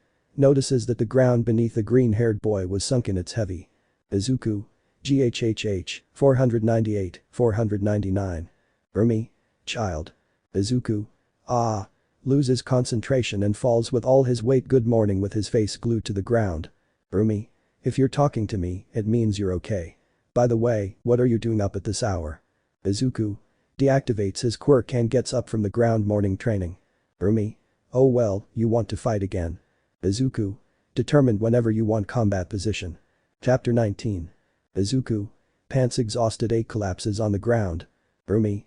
You did well. Uraraka sits next to the green-haired boy and takes a couple of bottles of water here. Rumi gives Izuku a bottle and he drinks it. Rumi. Tell me, what did you do with your quirk before? I mean that exercise. Izuku. Well, I was training. The metal I generate with my quirk is very limited because the more metal I use, the heavier my body becomes, and that's why I've imbued it into weapons all this time. Rumi. So you trained to be able to use more of your quirk? Izuku. Nods. Actually, I was able to make a breakthrough. Rumi. Really? Show me. Excited. Izuku gets up from the ground and concentrates, crosses his arms, and suddenly his body turned into metal. Rumi. You seem strong. Let's try. Izuku. EA. He could barely speak due to the effort of maintaining the quirk. Rumi. Here I go. Kicks directly to the side of Izuku's torso, but it barely moved him. Izuku. My turn. Attacks with a punch towards Rumi, but she dodges it, causing her to lose her balance. I'm not done yet, places his hands on the ground and pushes himself to attack with a double kick. The attack manages to hit Rumi, who blocked it. But the power of said attack made a retreat. Izuku didn't waste time and approaches the white-haired girl while launching multiple attacks, but Rumi dodges all the attacks and stops directly at Izuku's abdomen. He steps back a little but grabs her leg and pulls her closer to him. Izuku prepares to attack, but as he takes a step forward he stumbles, causing his face to collide with Rumi's breasts. Izuku. This losing concentration causes his quirk to deactivate. Rumi. A vein appears on his forehead. A few blows later. The green-haired man was lying with his face on the ground. Urumi. Clears his throat. I'm sorry, but I don't tolerate perverts. Izuku. It was an accident, barely conscious. Urumi. Okay, but avoid doing it next time. Izuku. How do I do that? Urumi. Now, about your new ability. It's quite powerful, you just need to perfect it so you can improve your movement speed. Izuku. I understand, you really are amazing, Maruko-san. Urumi. Laughs a little and smiles. Thanks. Okay, you'll be coming with me on patrol today, so we'll take a shower and you'll go get your suit. Go first. Izuku nods and enters the house. Hours later somewhere else, with Momo and Kendo. They were in the dressing room, already dressed for a commercial with Iwabami. The atmosphere was slightly tense. Kendo. Type. Kendo. So, you like Izuku? Momo nods, and you tell me that even though I'm dating him. Momo nods again. Why? Momo. I couldn't keep it in any longer. Also, take it as a declaration of war. And? Momo. Well, embarrassed. Kendo. Takes the black-haired girl's hand. Calm down, okay. Type. Kendo. Okay. Tell me, what do you like about Izuku? Momo was a little confused by the question. Momo. Well, he's kind to everyone, despite being strong he's modest. He never gives up and protects his companions no matter the danger. And, Momo. And when he kept the sword I made for him, his smile made me fall in love. Kendo. I see. Momo. But thinking about it, it would be better to keep my feelings to myself. Kendo. In my opinion. Meanwhile. Fourth Kind, the chivalrous hero, was with the internship students, Kirishima and Tetsutetsu, cleaning a park. Kirishima. Hey Tetsutetsu, do you think Izuku will be stronger after this? Lifting a can. Tetsutetsu. Sure. But for now, I'll focus on being strong and ask Aniki for a rematch. Raising a pair of bottles. Suddenly they are both hit in the head, but they were able to use their quirk to lessen the damage. FK. Keep going. T and K, yes sir. They salute and then continue working. Elsewhere, Bakugo was patrolling the city streets alongside Beast Genist, but he was furious because he wasn't wearing his engraved bracelets, was wearing blue jeans, and worst of all, for him, had a receding hairline. Some students shouted compliments to Beast Genist, who responded with a handshake. EJ. You have to show people who we are, giving them peace of mind. Build trust between those you protect and those who protect you. Bakugo. Growls, I want to leave. While patrolling, a boy in a group was pointing at him. Apparently, he recognized Bakugo from TV but not from the festival. Child. He was caught by a villain and was about to cry. Bakugo. His hair returns to its normal style in an explosive way and looks directly at the boy. What did you say? Hearing Bakugo's scream, the boy was sobbing, on the verge of tears. Beast Genist calmly confronts Bakugo about what he had just said. Bakugo. Sighs approaches the children. Listen. That villain didn't catch me. I was just thinking about how to beat him, getting angry little by little. It's not that I lost, I'm going to be the #1 hero. Some children don't have to worry. The children cry and run away from Bakugo. He was uncomfortable with the situation, as Beast Genist was watching him. EJ. He's too proud. It's good that he has those feelings to be a hero, but if it weren't for his personality. And so each student in the class had their respective assignments. Some participated in hostage situations, others in smuggling, some simply supervised and patrolled. But he had it difficult. Stay right there. Takes out a gun. The 7-Eleven was being robbed by 3 robbers. They were dressed in sportswear and wearing traditional masks. The situation involved 10 hostages, including Izuku and Maruko. 5 minutes ago. Maruko. Come on, let's get a snack. They're pointing at the store. Izuku. Exhausted. Good idea. Maruko. I must admit that your suit suits you well. Izuku. Thanks. Even though it looks the same, the support group completely modified the material. Upon entering, they bought snacks and some drinks. As they reached the checkout, the 3 assailants suddenly entered. Maruko was going to take care of them, but they had a hostage with them, whom they had captured at the entrance. They gave the order to lower the katana to the green-haired man. He hesitated, but saw that the white-haired woman was staring at him and nodded. Izuku obeyed and handed over the katana, then was tied up along with Maruko. Present. 3, we must hurry. You already got the key. 3. I'm on it with a stethoscope trying to figure out the password to the box. 1. Fine. 2. How are the police? 2. They haven't tried anything yet. 1. Fine. Approaches Maruko. Look at that, the heroine Maruko is a hostage. We must be in luck. Takes Maruko's cheeks with one hand. I must admit you're beautiful. Maruko. P. Izuku. PFFF laughs a little. 1. What are you laughing at, broccoli? Izuku. You must be kidding, holding her hostage. 1. What are you talking about? Izuku. You guys have no luck at all. The fact that you took a little girl hostage to capture Maruko, that's not luck. He looks at Uno seriously, it's cowardly. The green-haired man points his gaze at 2 girls who were among the hostages. 1. Ah. And who are you to say that? Takes the katana and points it at Izuku. Keep looking at me like that. When I stab you with this you'll cry like a little girl. Fans the sword, cutting the green-haired man's cheek a little. Maruko. Hey. Angry for breaking the ties. Izuku. Don't move, Maruko-san. Maruko didn't want to obey, but Izuku's serious and determined look calmed her a little. 1. So you want to be a hero, right? Izuku. Yes, that's why I'm in UA. 1. UA hahaha, you impress me kid, but hits the green-haired boy with the blunt part of the sword. You don't convince me. Another blow to the face. Izuku spits out a bit of blood but continues to stare at Uno. 1. What's wrong, doesn't it hurt? No response. Frustrated, one of them takes Izuku and sits him on a pile of boxes, then uses him as a punching bag. Punch after punch, Izuku sheds some blood, but no moans of pain. Maruko. Ghhh, basta. To hollow and pause. 1 stops boxing and sees Maruko. 1. Shut up. Slaps the white-haired girl and feels a thirst for blood behind him, but what? Turns to look at Izuku. That's the expression I wanted. Smiles. I wonder what would happen if takes Maruko and lifts her up, then takes the sword die. The sound of the sword cutting flesh was heard, but the white-haired woman felt no pain. Seeing what happened, she was in shock. Izuku had been pierced by the katana. Maruko. Izuku. Chapter 19.5. It was a sunny day, and Zoro was up first. He dressed in an old outfit from his early days as a mercenary and went down to the kitchen for sake. Zoro. Despertando to Shigi. To Shigi, good morning Zoro. Zoro. Buenos dia. To Shigi. To Shigi. Giggle, why are you surprised? Zoro. How did you get in? To Shigi. Did you forget? You gave me a key in case I forgot something like last time. Zoro. Calms down, I remember now. So, what brings you here? To Shigi. I came because I need a favor. Zoro sits and listens carefully. I need your help to destroy a sword. Zoro. Destroy it. That's the first time I've heard you say that. To Shigi. Believe me. That sword can't be in the wrong hands. Zoro. Sighs. Okay, I'll help you. To Shigi. Thanks. Let's go. Zoro. It must be now. To Shigi. I won't let you go alone like last time. Zoro. Both were now on their way to the last location of that sword. Zoro. Tell me, what's this about? Why is the sword important? To Shigi. That's true. Suddenly, a bullet pierces the windshield, right between them. To Shigi breaks abruptly. Zoro. Careful.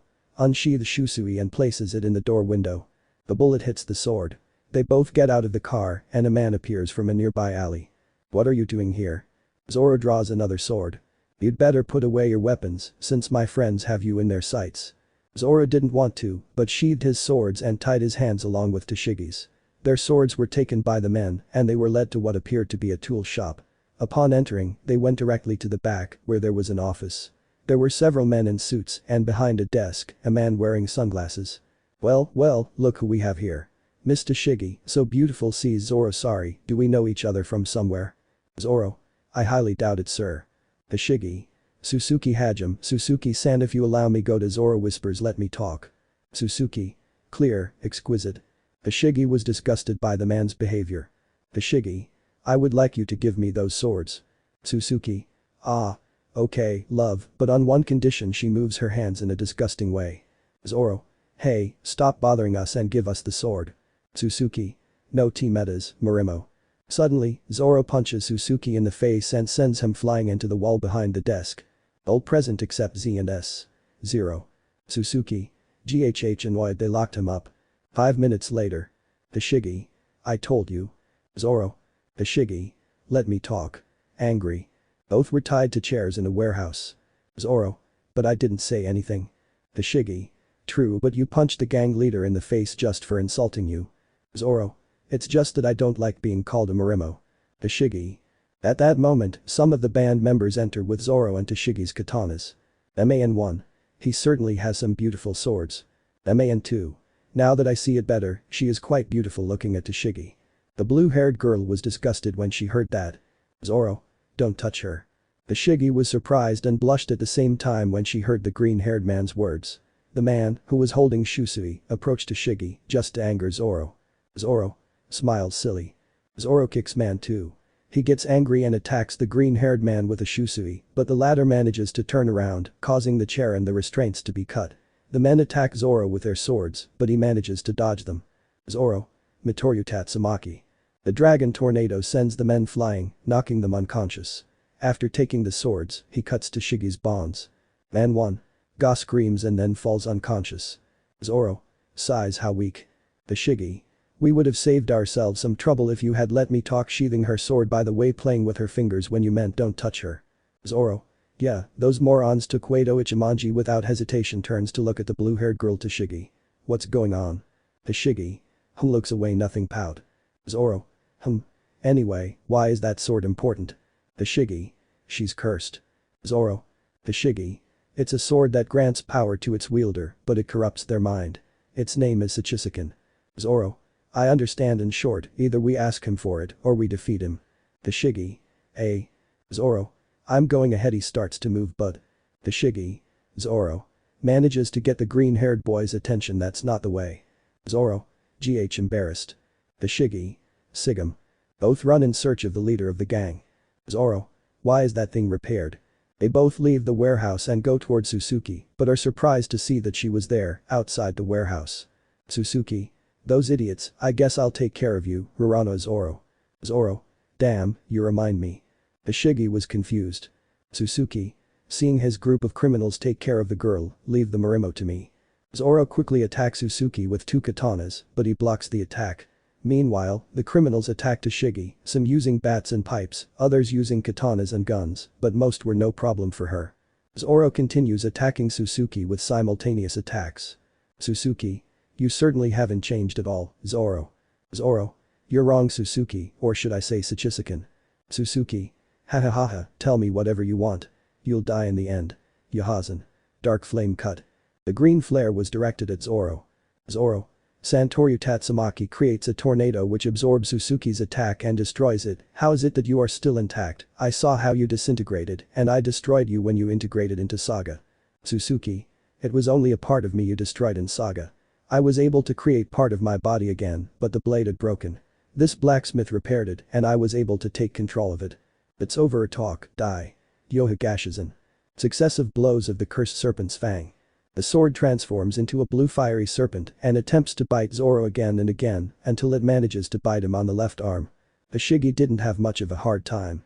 She managed to kill all the criminals and was about to come to Zoro's aid, but one of the criminals feigned aggression and fired his weapon. Tashigi jumps to dodge it, but the shot hits her leg. Zoro. If lost to Shigi. Suzuki. T-Distrigist. Suzuki attacks Zoro's head, but the green-haired man dodges the attack, although he receives a slight cut on his cheek.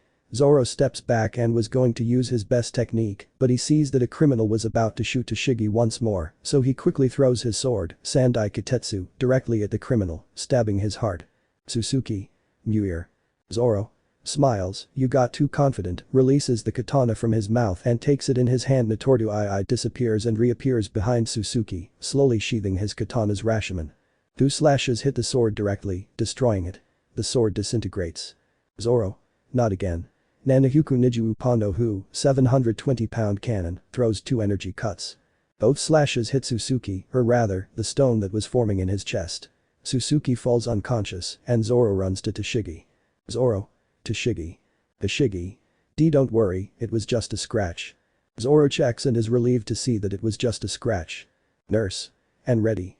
The ambulance had arrived along with other officers, who were arresting the survivors along with Suzuki. Tashigi. Oya. Zoro. Waiting for them to finish healing his arm. Tashigi. Thank you for helping me and for saving me. Zoro. Smiles, that's what friends are for. Tashigi. Yes, anyway, she gathers her courage and kisses him on the cheek. Thanks. She goes to Smoker to give her report. Nurse. Wow, you're lucky, sir. He sees something that surprises him, a slightly blushing fox. Why am I surprised if I don't know him? Zoro. Chapter 20. Waruko. Izuku. One of them was laughing evilly. He had killed the green-haired young man, or so he thought. Izuku punched one of them with a kuritetsu-covered fist, knocking him unconscious. He had freed himself upon receiving the sword and used the blade to cut the bonds. Waruko. Huh. Izuku. GHH, it was close. He removes his sword. Apparently, the sword didn't pierce him, but caused a laceration on the side of his abdomen. Du noticed his unconscious partner and shot Izuku with a pistol, but Izuku was quick and cut the bullets, then approached and hit him with the handle. The green-haired man was pushing himself too hard and was starting to tire because of the cut. Waruko. Quick, free me. Izuku hi. 3. Don't move, pointing a gun at your head. Izuku didn't hesitate and turned around. Tress shoots at him, but the bullet dents and falls to the ground. Izuku. Itoryu ii shishi sunsen. The criminal falls unconscious as Izuku hits him with the blunt part and then falls unconscious. Doctor. Okay, I'm done. You shouldn't do any heavy work for a few days. Izuku and Maruko were at a hospital treating the green-haired boy's wounds. Izuku was with the doctor while Maruko waited for him outside. Izuku, thank you sir. But what if I'm still working and can't do it? Doctor. I know you're doing the internship, young man. Izuku. Wait, how do you? Doctor. You're quite young, we're on an internship date and I knew it when I saw that you were accompanied by Maruko. She told me everything, since we're friends, goes to a cupboard and takes out a bottle of medicine have. Izuku. And this? Doctor. Let's just say it's just in case something happens. Take 2 of these and you'll be able to move, even if the stitches will break. Izuku. Thank you. He keeps it in his suit. The doctor comes out with the green-haired man and sees Muko in her civilian clothes. Blue jeans, boots, and a loose white blouse. Izuku. When he changed his clothes. Doctor. Sighs, he usually leaves some of his things. Waruko. Notes to the green-haired boy. Izuku, are you okay? Doctor. You'll be fine, you just need to rest. Waruko. Thanks June. Izuku. Laughs a little. Waruko. What's going on? Izuku. This is the second time you called me by my name. Waruko hadn't noticed and turned around. Waruko. Let's go home. Dr. June. Surprised, it can't be. Izuku. See you later, doctor. Dr. June. But come without serious injury, says goodbye to the green-haired boy. Rumi, he's a boy. Worried about his friend. Izuku. Maruko-san, this is not necessary. Waruko. Let me do it. They were both arguing about who would cook dinner. Waruko. You're hurt. Izuku. It's just a cut, it's nothing serious. Waruko. A cut. They gave you stitches. Izuku. Look, moving a little, I can move. Waruko and Izuku were staring at each other, but Maruko decides to look elsewhere. Waruko. Well, you cook, slightly angry. Izuku. Thank you. He gets up and goes to the kitchen. Waruko. Grumbling, why are his eyes so pretty, blushing, what are you thinking, Rumi? The boy is only 15, besides sees him cooking, he must have a girlfriend. Izuku. Maruko-san. Waruko. Izuku. Could you help me? Embarrassed. Waruko. Smiles, I told you to let me cook, you're really lucky, Izuku's girlfriend. Elsewhere. Kendo. Achis. Momo. Are you okay? Kendo. Yes. Surely someone was talking about me. Momo. Laughs a little, you're probably popular. Kendo. Maybe, but I don't think as much as you laughs. Iwabami. Ready for the next commercial. You have 5 minutes. Walks away. Momo and Kendo thought in unison, when will we do hero work? 2 days had passed since the hostage incident. Izuku was exercising, but not like before. Not only because of his wound, but because Maruko was keeping an eye on him to make sure he didn't do more than he could. His wound had healed quite well, so much so that he no longer needed stitches, although there was still a risk of it reopening if he made sudden movements. Maruko and the doctor were impressed by the green-haired man's healing speed. After training, they went to the kitchen for a snack, but at that moment Maruko's cell phone rang. Waruko. Can you give me a moment? Izuku. Yes, eating an apple. When he returns, Maruko tells him that she must go to Hosu City because the hero killer is there and there was a chance that the League of Villains would also appear. Izuku wanted to accompany her, but she refused. So he used a secret weapon, developed during the time he knew her. Izuku. I'll treat you to a carrot cake, she declines, but her ears and tail were sincere, 2 slices. Waruko. Izuku. Okay, 3 servings and a movie. Waruko. Get changed, we're leaving in 10 minutes, but you'll just watch. Izuku went to the guest room and changed into his hero suit and took his sword, but then he remembered what Dr. June gave him, so he took the medicine out of his backpack. Izuku. Just in case. He returns with Maruko, who was wearing a costume over her heroine outfit, which consisted of a gray sweatshirt, cream-colored pants, and they leave for the station, but they took a detour to eat the cake that Izuku promised her. Izuku. Huh. But shouldn't you go now? Maruko. There are many heroes in Hosu, we have time. It was night and they were both on a train in Hosu City. Waruko. I told you we would arrive. Izuku. But it's already night. Boruko? You're right, they've probably already caught the villa. Suddenly, a creature enters through the side of the train. Izuku recognized it instantly, it was a Nomu, but this one looked different from the one that attacked USJ. Boruko jumps into action and pushes it and her off the train. Izuku wanted to help, but he knew he might open his wound. Izuku? Wait a second, Iida is here, he probably came for the hero killer. Without hesitation, he jumps from the train to the roof of a building, and before landing, he takes 2 of the pills June gave him. When he lands, he feels a pain in his wound, but he doesn't stop. He starts running and jumping from building to building, looking for his friend. Elsewhere, the hero killer, Stain, was punishing a pro-hero named Native. He was about to kill him, but then a high-speed kick knocked him back.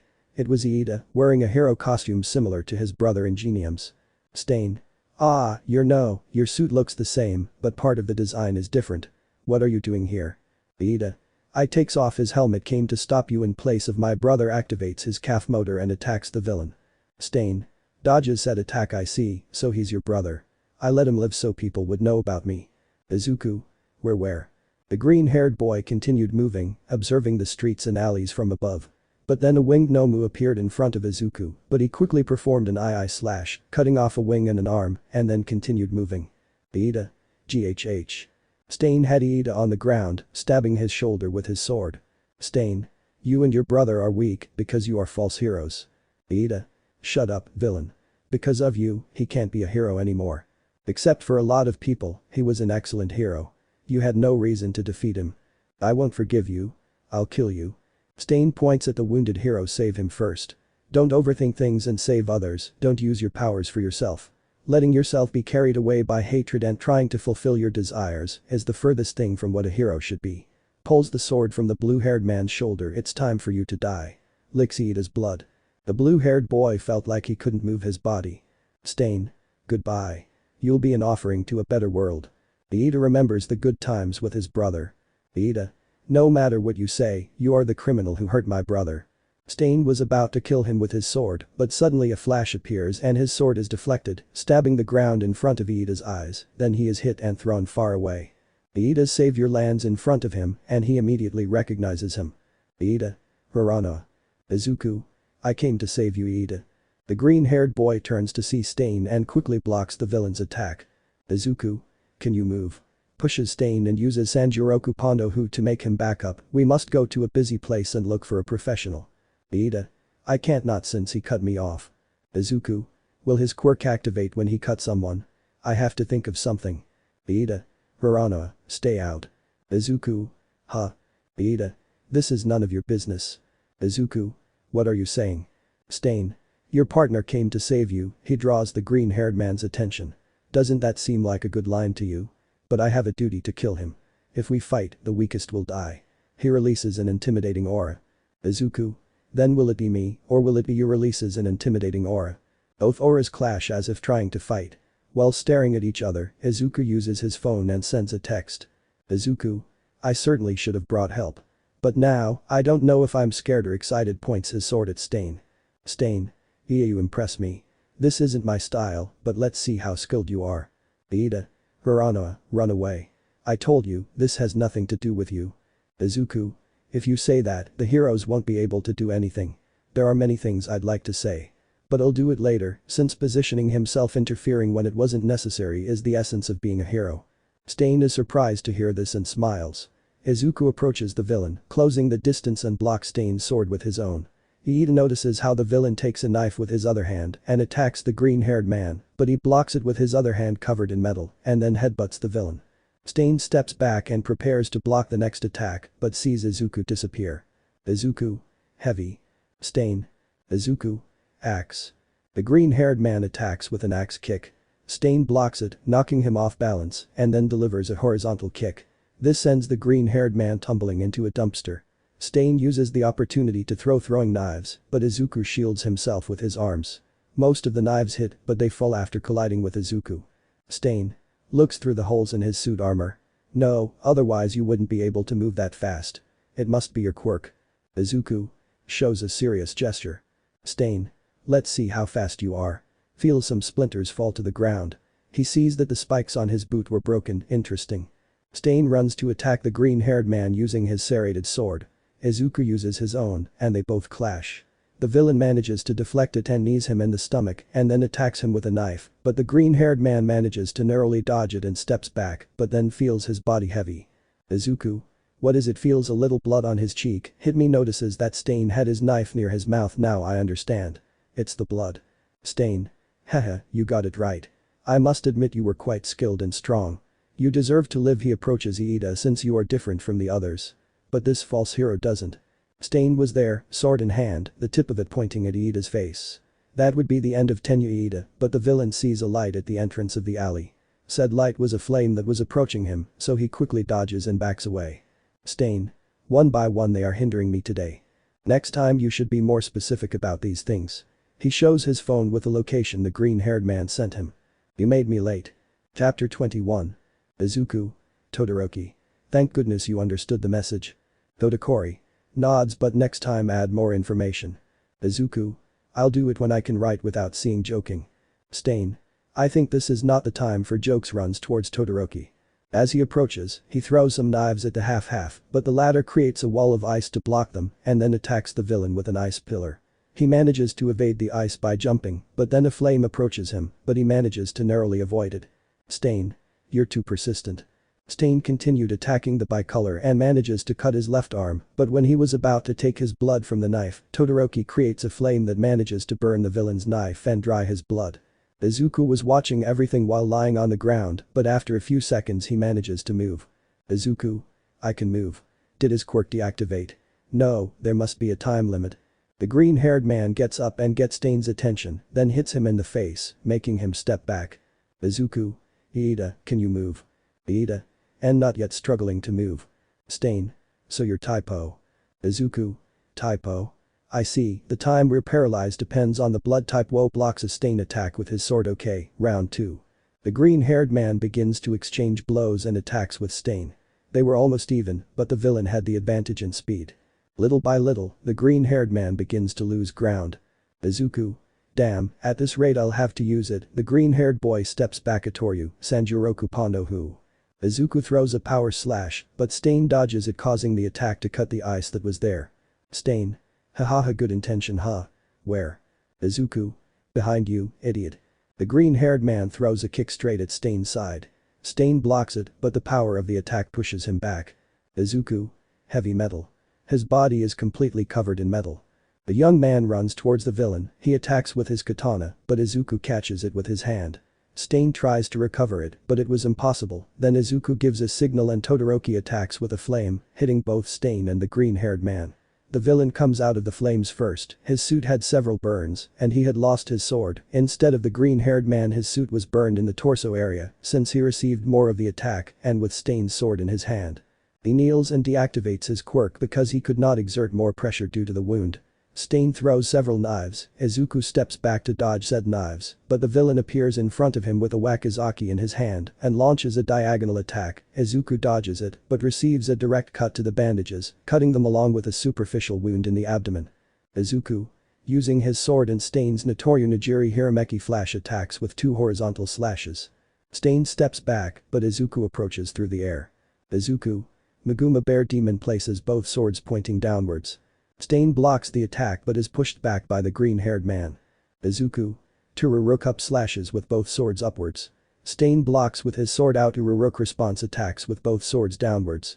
The successive attacks caused the green-haired man's wound to open further, but he managed to break the villain's short sword. Stain. Curse. Izuku. Now, Iida. Feast. Yes. Stain. When? Iida. Recipro burst. Throws an axe kick at Stain's head. Stain dodges Iida and pushes him towards some containers. Izuku takes the opportunity to attack, but the villain manages to predict the attack and applies a key, making the green-haired man fall. He then tries to stab him with a dagger, but Izuku blocks it with his quirk. Stain was distracted, allowing Iida to attack with a horizontal kick, managing to connect and push Stain away from Izuku and bring him closer to Todoroki, who uses his ice quirk and lifts him with the ice pillar diagonally towards the building, leaving him trapped there. Izuku. Pants exhausted, falls to the ground. Iida. Uraraka. Approaches him as burning. Todoroki. Mira. They both saw the green-haired man's wound. He'd pushed himself to the limit with that wound, and now he was paying the consequences. Izuku was bleeding and his fever was rising. Iida. We must take him to a hospital, quickly. Todoroki nods and they try to apply pressure to the wound while Iida calls for an ambulance. But then the ice explodes and Stain breaks free, ready to attack without mercy. Izuku sees this and gets up, but his swords are far from him, he doesn't have time to take them and can barely stand. Izuku. Kuritetsu activates his quirk and quickly gathers all the metal in his hand, and from it a weapon materializes, more specifically a sword. Santoryu II jumps directly towards Stain Shishi Sunsen. The cut appears on the villain's torso, and he falls back to the ground, unconscious. Izuku lands safely, his sword disappears, and then he falls just as unconscious as said villain. Stain. Boy, you are worthy, he thought before falling unconscious. The pro heroes had arrived on the scene along with an ambulance. The paramedics performed first aid on all the youngsters, the pro hero and Stain, but they had the latter tied up to ensure he couldn't escape. Among the heroes was Maruko, who watched worriedly as the nurses applied a bandage and some pressure to the wound to stabilize the green-haired boy for transport to the hospital. The professionals were surprised to see that some children had achieved such a great feat by capturing the hero killer. Todoroki. Are you feeling okay? Izuku. A little, complaining a little about the pain, but I can still move. Nurse. No, you shouldn't, with a drop of sweat. While they were both talking, Iida approached them. Iida. Guys, I'm sorry, Bo's 90 degrees for being blinded by anger, you guys got hurt. Although it was not visible, Izuku could notice the blue-haired boy's tears. Izuku. I'm sorry too, Iida, I couldn't tell how you felt about your brother's situation, even though we're friends. Todoroki. Control yourself, you're the delegate, right? Iida wipes away his tears as best he can and nods at Bicolor's comment. Although the fight was short, it felt like an eternity to them. A few seconds passed, everyone lowered their guard. Then a winged Nomu appears missing an eye from a fight with a hero. It grabs Izuku and takes him away, he tries to free himself while being grateful that the creature held his arm on the side that was not injured. Some of the Nomu's blood falls on the villain's face, he licks it, making the Nomu unable to move and begins to fall. Stain takes a knife from the bracelet on his wrist and cuts the ropes, then runs towards the Nomu and pushes him, and then stabs him in the exposed brain. Izuku watches Stain, his eyes were white, it seemed that he moved by instinct, but probably still has some consciousness, since he kept the green-haired man on the ground. Then Endeavor appears, he was chasing the Nomu, and seeing who was on him, the eliminated creature prepares to shoot a fireball, but is stopped by Mirko. Stain. A society filled with false heroes and villains who use their power unchecked takes out the Nomu knife must be eliminated. All to create a just society. Everyone was perplexed to hear him and see the hero killer moving like that despite his injuries, not to mention that the heroes were watching him save the boy, although some believed that he took him hostage. Stain.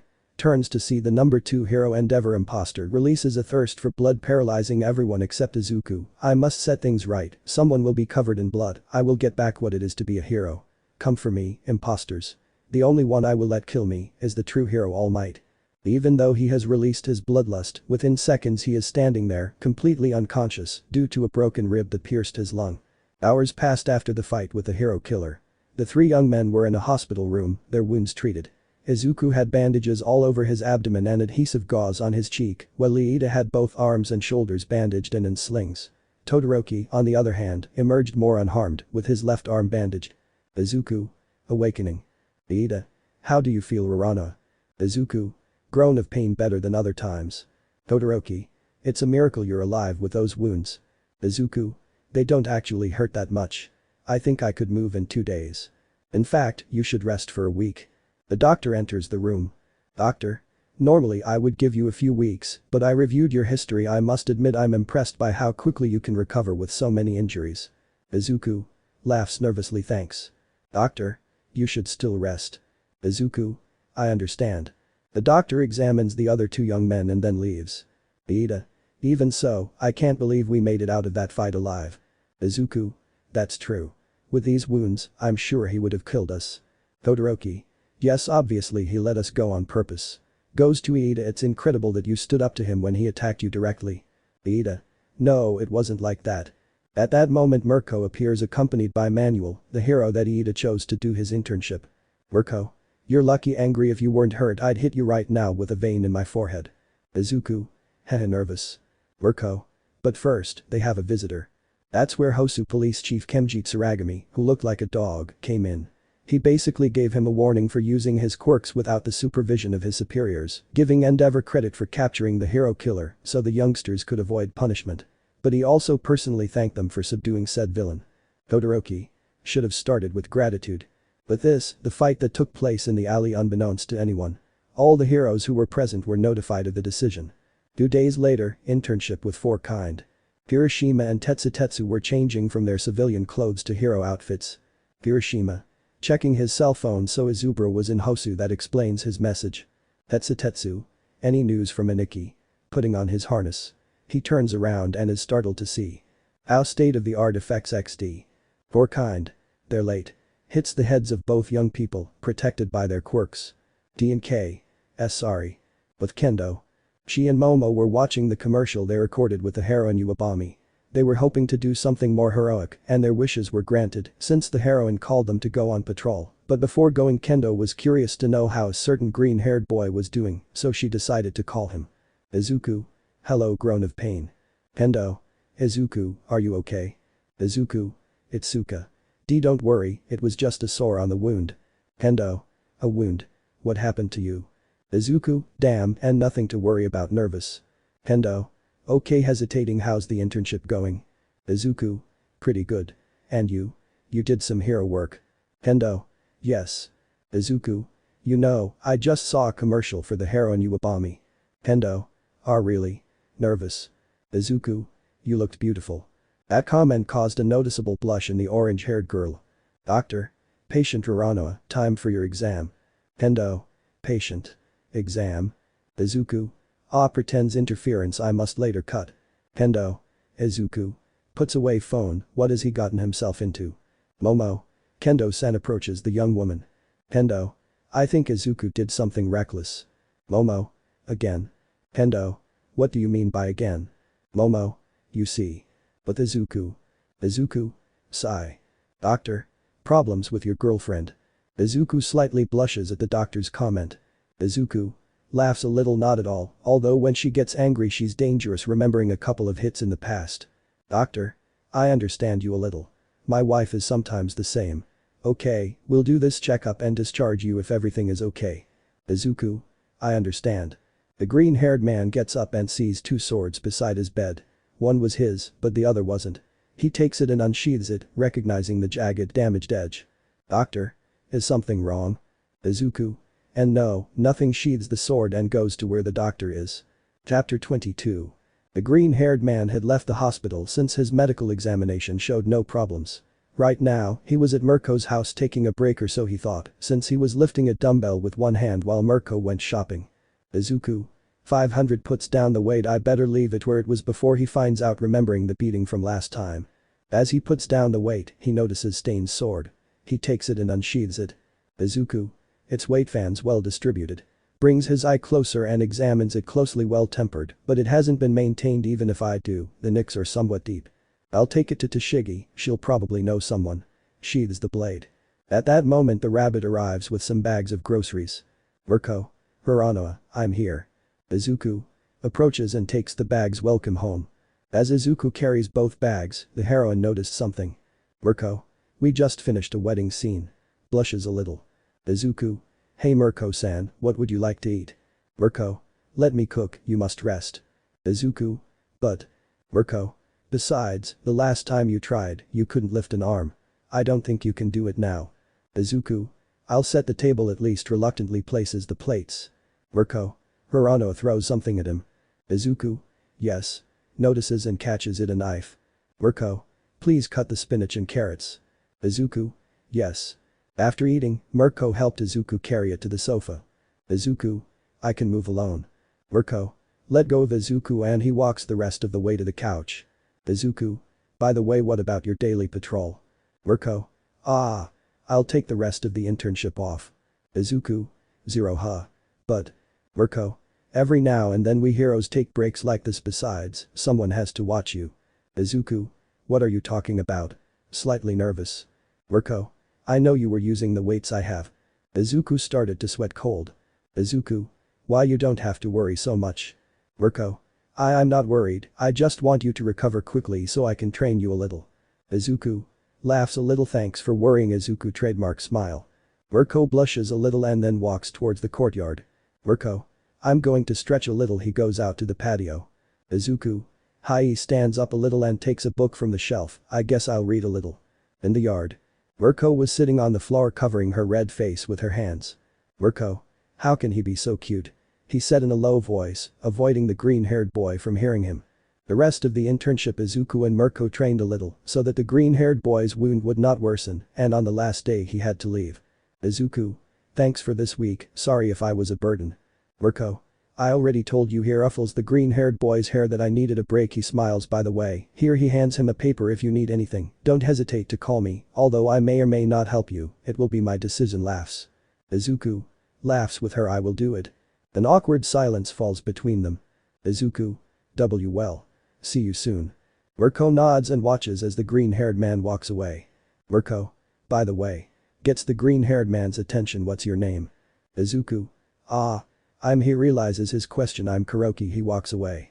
Mirko. Kuroki smiles. And you Zoro and Kirishima. Ha ha ha ha. They die laughing. Bakugo. Shut up, you bastards. My hair got used to it and it won't go back to normal even if I wash it. Zoro. Try again. Line in the middle. Bakugo. What did you say? His hair goes boom and returns to normal. S&K. He's back.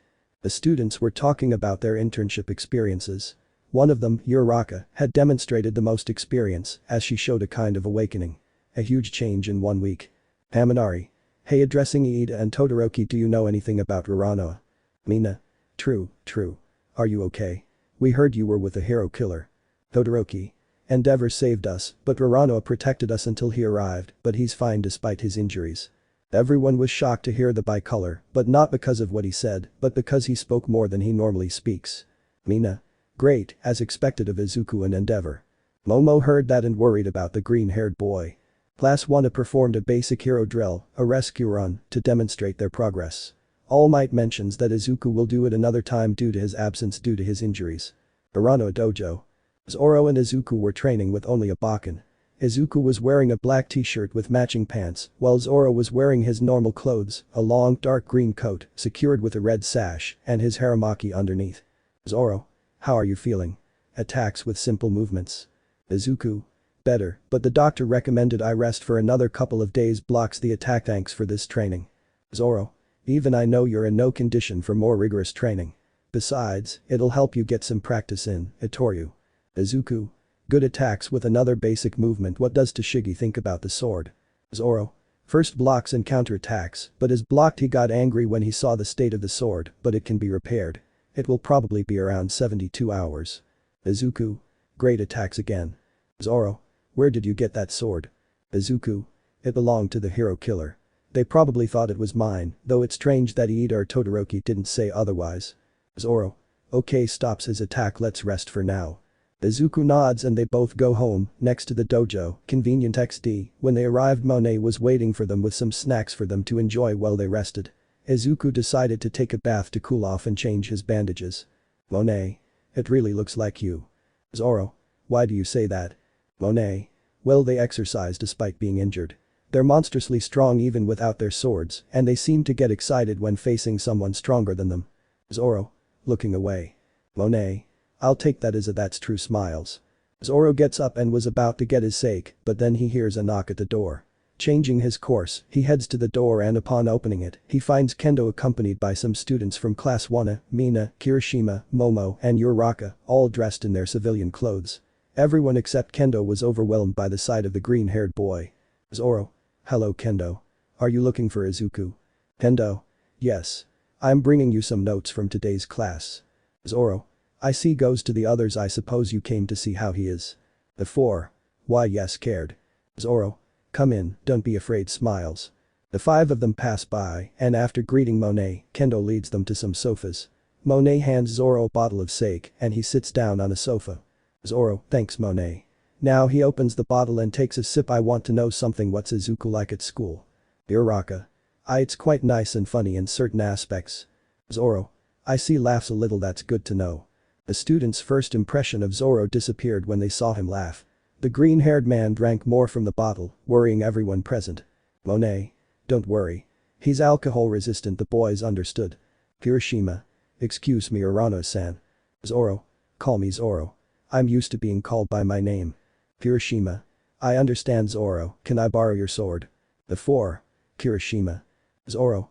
You see, I can't lend you my swords because I feel somewhat uncomfortable without them at my side.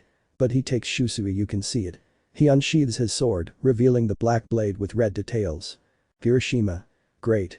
Very manly. Momo. This is the first time I've seen a black leaf. Zoro. Its owner gave it to me after I defeated him in a fight. At that time, one of my swords was broken by a man with a quirk that allowed him to rust metal objects. Uraraka. What is your job? Curious. Zoro. I was a former mercenary.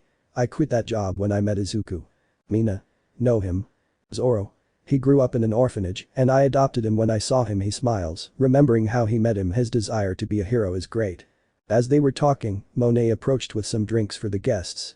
Izuku came out wearing dark green pants and a navy blue short-sleeved shirt. Izuku. How refreshing, sees the guests. Hello, surprised. Kirishima. Izubro approaches the green-haired boy and they shake hands manly. Uraraka. How are you feeling? Worried. Momo. Are you okay? Worried. Izuku. Don't worry, I'll be back at UA in a couple of days. Momo. Still, it feels different when you're not in the classroom. All the boys nod at the brunette's words. Izuku. Guys. Kendo. Izuku. Izuku. Hello, Itsuka. Kendo approached the green-haired man, who was prepared to receive a blow, but was surprised when he rested his head on his shoulder. Izuku. Itsuka. Kendo. You worried me, taps him on the chest. Bakulight sob. Izuku. I'm sorry, hugs her tenderly. After their time together, everyone caught up, sharing their internship experiences with the green-haired boy. While they were talking, Kirishima had a very bad idea. Kirishima. Zoro-san. Zoro. Kirishima. You taught Izuku the santoryu, right? Zoro. Yeah. Why? Kirishima. Can he fight me? I want to know how strong he is. Zoro. Well. Monae. You should do it, Zoro. Zoro. Okay, stands, but I'll use Bakens. Kirishima. How exciting. Izuku. This is going to end badly. Everyone nods at the green-haired man's words and then heads to the dojo. Upon entering, everyone takes a close look at the place and notices a pile of broken Bakens. Momo. What happened? Izuku. Sometimes when we train we lose control and break the Bakens. Uraraka. How scary. Izuku. Haha, that's the first thing people think when they know that. Zoro and Kirishima take positions. Zoro. Okay, Kirishima, take a Baken, I hope you're ready. Kirishima. Yes, activates his hardening quirk. Yes. Izuku. This will end badly. Monae, who was the referee, gives the starting signal and Kirishima runs towards Zoro, who positions himself to attack. Zoro. Itoryu to Shinken Samgyaku. Izuku. Oh no. Momo. What's going on? Izuku. I'll go get the first aid kit. The girls. Zoro. Pondo who? Minus 360 pound cannon. The energy attack hits Kirishima and he flies out of the dojo, passing through the wooden wall. Kirishima. Complaining of pain. Izuku. Stay still. Everyone returned to the house and the green-haired boy was treating the red-haired boy's wounds, but most of them were minor due to his quirk. Monae. I think you went too far. Zoro. Seeing his quirk, I knew he could withstand that attack. Kirishima. Zoro-san is really strong. Zoro. Thank you. Now I'll tell you the mistakes you made. Everyone was paying attention. Zoro. You've got a good spirit, kid, but you don't think hard enough. If you'd taken the time and analyzed my style, you probably would have given me a better fight. You remind me of Izuku when he was training at age 6. He didn't think of any strategy and just went straight ahead. Kirishima. I understand, okay, next time raising his fist I'll be stronger. Zoro. Well said, looks at the time, wow, it's late. Uraraka. Really? Time flies. Izuku. If you want, can you stay overnight? Mina. Can we? Izuku. Yes. I'll help cook. Mina. Us too, Uraraka nods. Izuku. No, you're guests. Don't worry, protagonist smiles and then approaches Monae. Zoro watched as the girls watched the green-haired boy cook. After dinner, Izuku and Monae guide the guests to their rooms. Monae leads the women to their room, which was quite spacious like the others, while Kirishima would sleep in the same room as Izuku, for obvious reasons. After taking out the guest futons, pajamas courtesy of the green-haired man and Monae, everyone proceeded to lie down and rest, except for the women, who decided to talk a little. Mina. So you trained with Izuku? Kendo. Just a few months. He wanted to improve his unarmed combat a little, so I offered to train him. Uraraka. And how did they meet? Kendo. Well, our meeting was a bit unusual. He was looking for his father. Momo. Izuku got lost. Kendo. In fact, his father is the one who got lost. The three. Monae listened to the story but didn't ask much because, having lived with the older green-haired man, she already knew of his lack of direction. Kendo. Then he arrived at my family's dojo thinking it was his and met my father. My dad believed he was someone who wanted to challenge him. They fought and then became friends. When Izuku accompanied me to my house, we found them both drunk and bandaged. The orange-haired girl's story provoked slight laughter from the girls and Monae. Mina. Laughs, could you tell us another story? The rest of the girls were also curious, wanting to know more about Zoro and Izuku. Kendo. Okay. I'll tell you. The girls spent part of the night listening to Kendo's anecdotes. Chapter 23. It was dawn, and the green-haired man got up and checked the time. Izuku. Well, seeing that it's 5:30, let's see. Checks the class notes, it won't be difficult. The green-haired man heads for the door, avoiding a snoring repeat. Upon leaving, he cleans up in the bathroom and goes down to the kitchen to eat something while he checks his homework. After 30 minutes, he completes everything and decides to go for a run since he feels his wound is almost healed. He then decides to return to his room and grabs a pair of grey sweatpants and a dark t-shirt with a black sweatshirt with red details. After dressing and eating, the green-haired man leaves without waking anyone. The streets were silent and a cool breeze blew the green-haired man's hair. His speed increased, seeming like he was running a race in the Olympics. Izuku. The doctor said I should stay one more day, but I think I'm better now. As he continued on his way, he turned a corner and accidentally bumped into someone, causing his things to fall. Izuku. Sorry, helping the orange-haired girl get up. Damn. Kicks the green-haired boy, who dodges it by stepping back. Izuku. I apologized. That's not enough. With his eyes blazing. Sanji, stop. Hits him on the head. Sanji. Nami Chuan. Why? Nami. He's just a kid. It wasn't intentional. After the matter was resolved, Izuku and Sanji were picking up the things that had fallen and they said goodbye, going their separate ways. Izuku. Where have I heard those names before? After wandering the streets for an hour, the green-haired boy had returned home. Upon entering, he found Kirishima, who was having breakfast. Kirishima. Oh, Izubro. Where have you been? Izuku. I went for a little run. I think I'll go back to school today. Zoro. Are you sure, Izuku? Eating a little while drinking sake. Izuku. Sure. It doesn't even hurt anymore. He removes the bandages, showing his healed wound. Zoro. Okay, go. Izuku goes up to his room, but not before going to the bathroom. Kirishima. Wait. You didn't tell him. Zoro. What thing? Aye. It was heard throughout the house. Monae. You forgot to tell Izuku that the girls were in the bathroom. Zoro. Oh right. Right now they were all in Yaoi Rozu's limo on the way to UA. The green-haired boy had a very noticeable hand mark on his cheek, as if he had been slapped 4 times. Izuku. Sorry, blushes and embarrassed. Kendo. Okay, girls. You know Izuku isn't a pervert, by the way, remembering some occasions. The girls looked at the orange-haired girl and then apologized to Izuku, who accepted the apology with a slight smile. When they arrived at the academy, they met some of their classmates at the entrance. Tsutetsu. Kuriburo, and Nikki. How are you feeling? Izuku. I'm better. Thanks. Mineta. Damn it. Jumps towards the green-haired man, but he catches him, enemy of women. Izuku. What's wrong with him? Kaminari. You came to school with 4 girls. He thinks it's your harem. Izuku.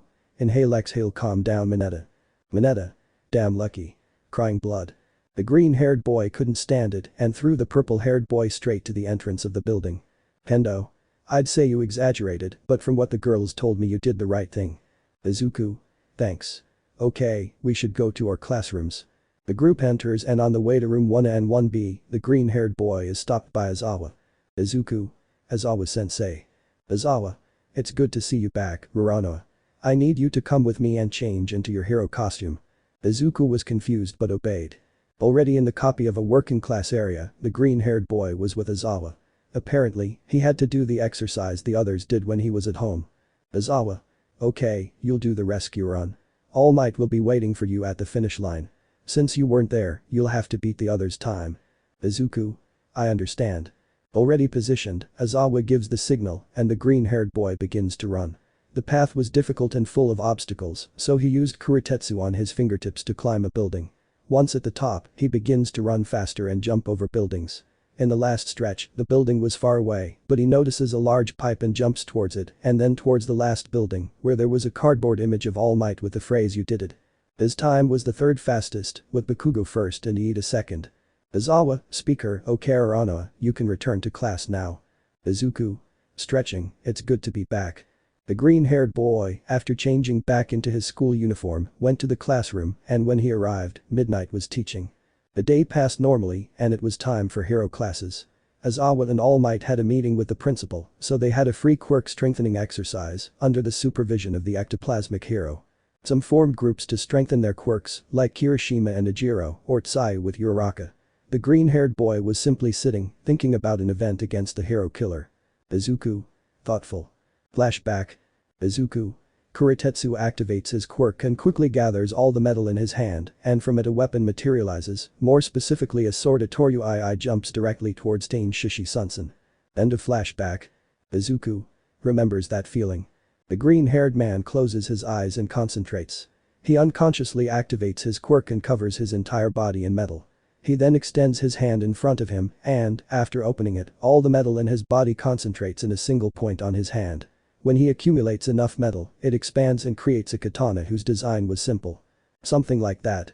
Izuku. Repeats the process and creates a pod to store it, better. Kirishima. Takes a break from his fight with Ejiro and approaches the green-haired boy. Wow Izubro. What is it? Izuku. I'm trying out something I did with my quirk a while ago. Now I can use Santoryu even if I don't have my swords. But he loses his concentration a little, and the sword loses some of its shape, maintaining it is complicated. Kirishima was left speechless at the versatility of the green-haired man's quirk. Izuku. I wonder if it's useful, doubting his weapon, which returned to being a katana with a sheath. Kirishima. I'm thinking about how to help the green-haired boy. Then he remembers something and goes to where ectoplasm is. Excuse me, ectoplasm sensei. Ectoplasm. What's wrong, Kirishima? Kirishima. See. After a small argument, the hero found himself face to face with a green-haired man who carried a jet-black katana. Ectoplasm. How many do you want? Izuku. To all that I can generate. Determined. Ectoplasm complied and summoned 30 ectoplasm clones. Izuku was impressed, as he didn't know he could create so many clones. But at the same time, he was excited. The first clone lunges at the green-haired man to test it. He dodges and tries to attack, but the sword deforms in a second because Izuku loses concentration. He refocuses, but the clone manages to land a blow, making him retreat. Ectoplasm was going to ask him if it was enough. Izuku doesn't answer, and in a single attack, he manages to defeat the first clone. Izuku. It's just the beginning. With a serious look. Izuku managed to land attacks on some of them, but in a moment of carelessness, his sword would warp due to lack of concentration. He knew he had to train for that. One by one, the clones fell, but others managed to connect blows on the green-haired man. He became excited when facing the pro hero, making him forget the reason for this fight. The minutes passed, 7 ectoplasm clones remained, and Izuku was exhausted. Ectoplasm. I think we should stop, young Rarano. Izuku. No, exhausted, I can still fight. Ectoplasm. Sorry, that's my last word. Izuku wanted to move but couldn't. His body was slightly unused to the rest he had suffered due to his injuries. Despite training during those days, his body had weakened. After training, the students went to the locker room. Boys' locker room. While changing into their uniform, the Redeed observes his partner's wound. Kirishima. It really looks serious. Izuku. Don't worry. The wound healed well, although the rest was eternal for me. Kirishima. Hahaha, I understand what you're saying. You and your father really are similar. Izuku. You think? Kirishima. Nods. If they hadn't told me, I wouldn't believe he's your stepfather. Izuku. I see. Smiles a little. Suddenly Mineta catches the attention of all the boys. Mineta. Look. It's the treasure of our ancestors. Everyone looks at the purple-haired boy and sees him pointing at a hole in the wall. Haminari. Is it? Mineta. It's a hole that connects to the women's locker room drills. While Iida was arguing with the grape hair, Izuku takes his cell phone and sends a message to a certain brunette. Izuku. I don't think it's a good idea, Mineta. Mineta. Don't say anything. I'll finally be able to see Aoi Rozu's tits, Ashido's slim waist, Hagakure's floating panties, Uraraka and Asui's bodies. Izuku sees his phone and upon reading a message decides to act. Izuku. You don't forget someone. Mineta. Stops approaching the Wulhus. Izuku.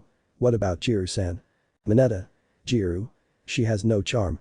Izuku. I don't agree. Mineta. Oh yeah? Tell me what's so charming about her. Izuku. Thinking his smile. Mineta. What are you talking about? I've never seen her smile.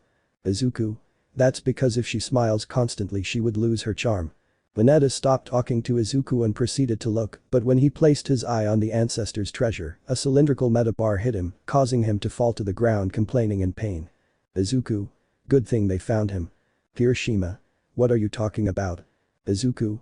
I told the girls what Mineta found and gave them time to close it, showing his phone a conversation with Momo, so I just had to buy time. Kaminari. So you didn't see Jiru smile. Izuku. I actually saw her once, I was listening to music in the library. She's really cute when she smiles, but when she saw me she hid her face with a notebook. She really is cute. He laughs a little remembering that anyway. Whoever takes Mineta.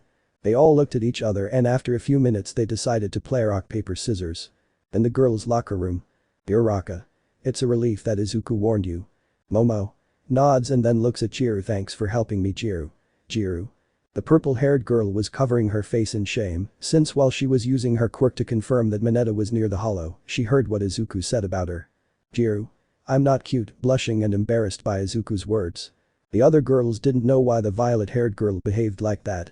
The day's classes had ended and everyone was returning to their homes. Izuku was being escorted by Kendo, who apparently forgot something at the green-haired boy's house. He insisted on taking it home, but she didn't want to. As they were arriving at the Rarano dojo, an explosion was heard.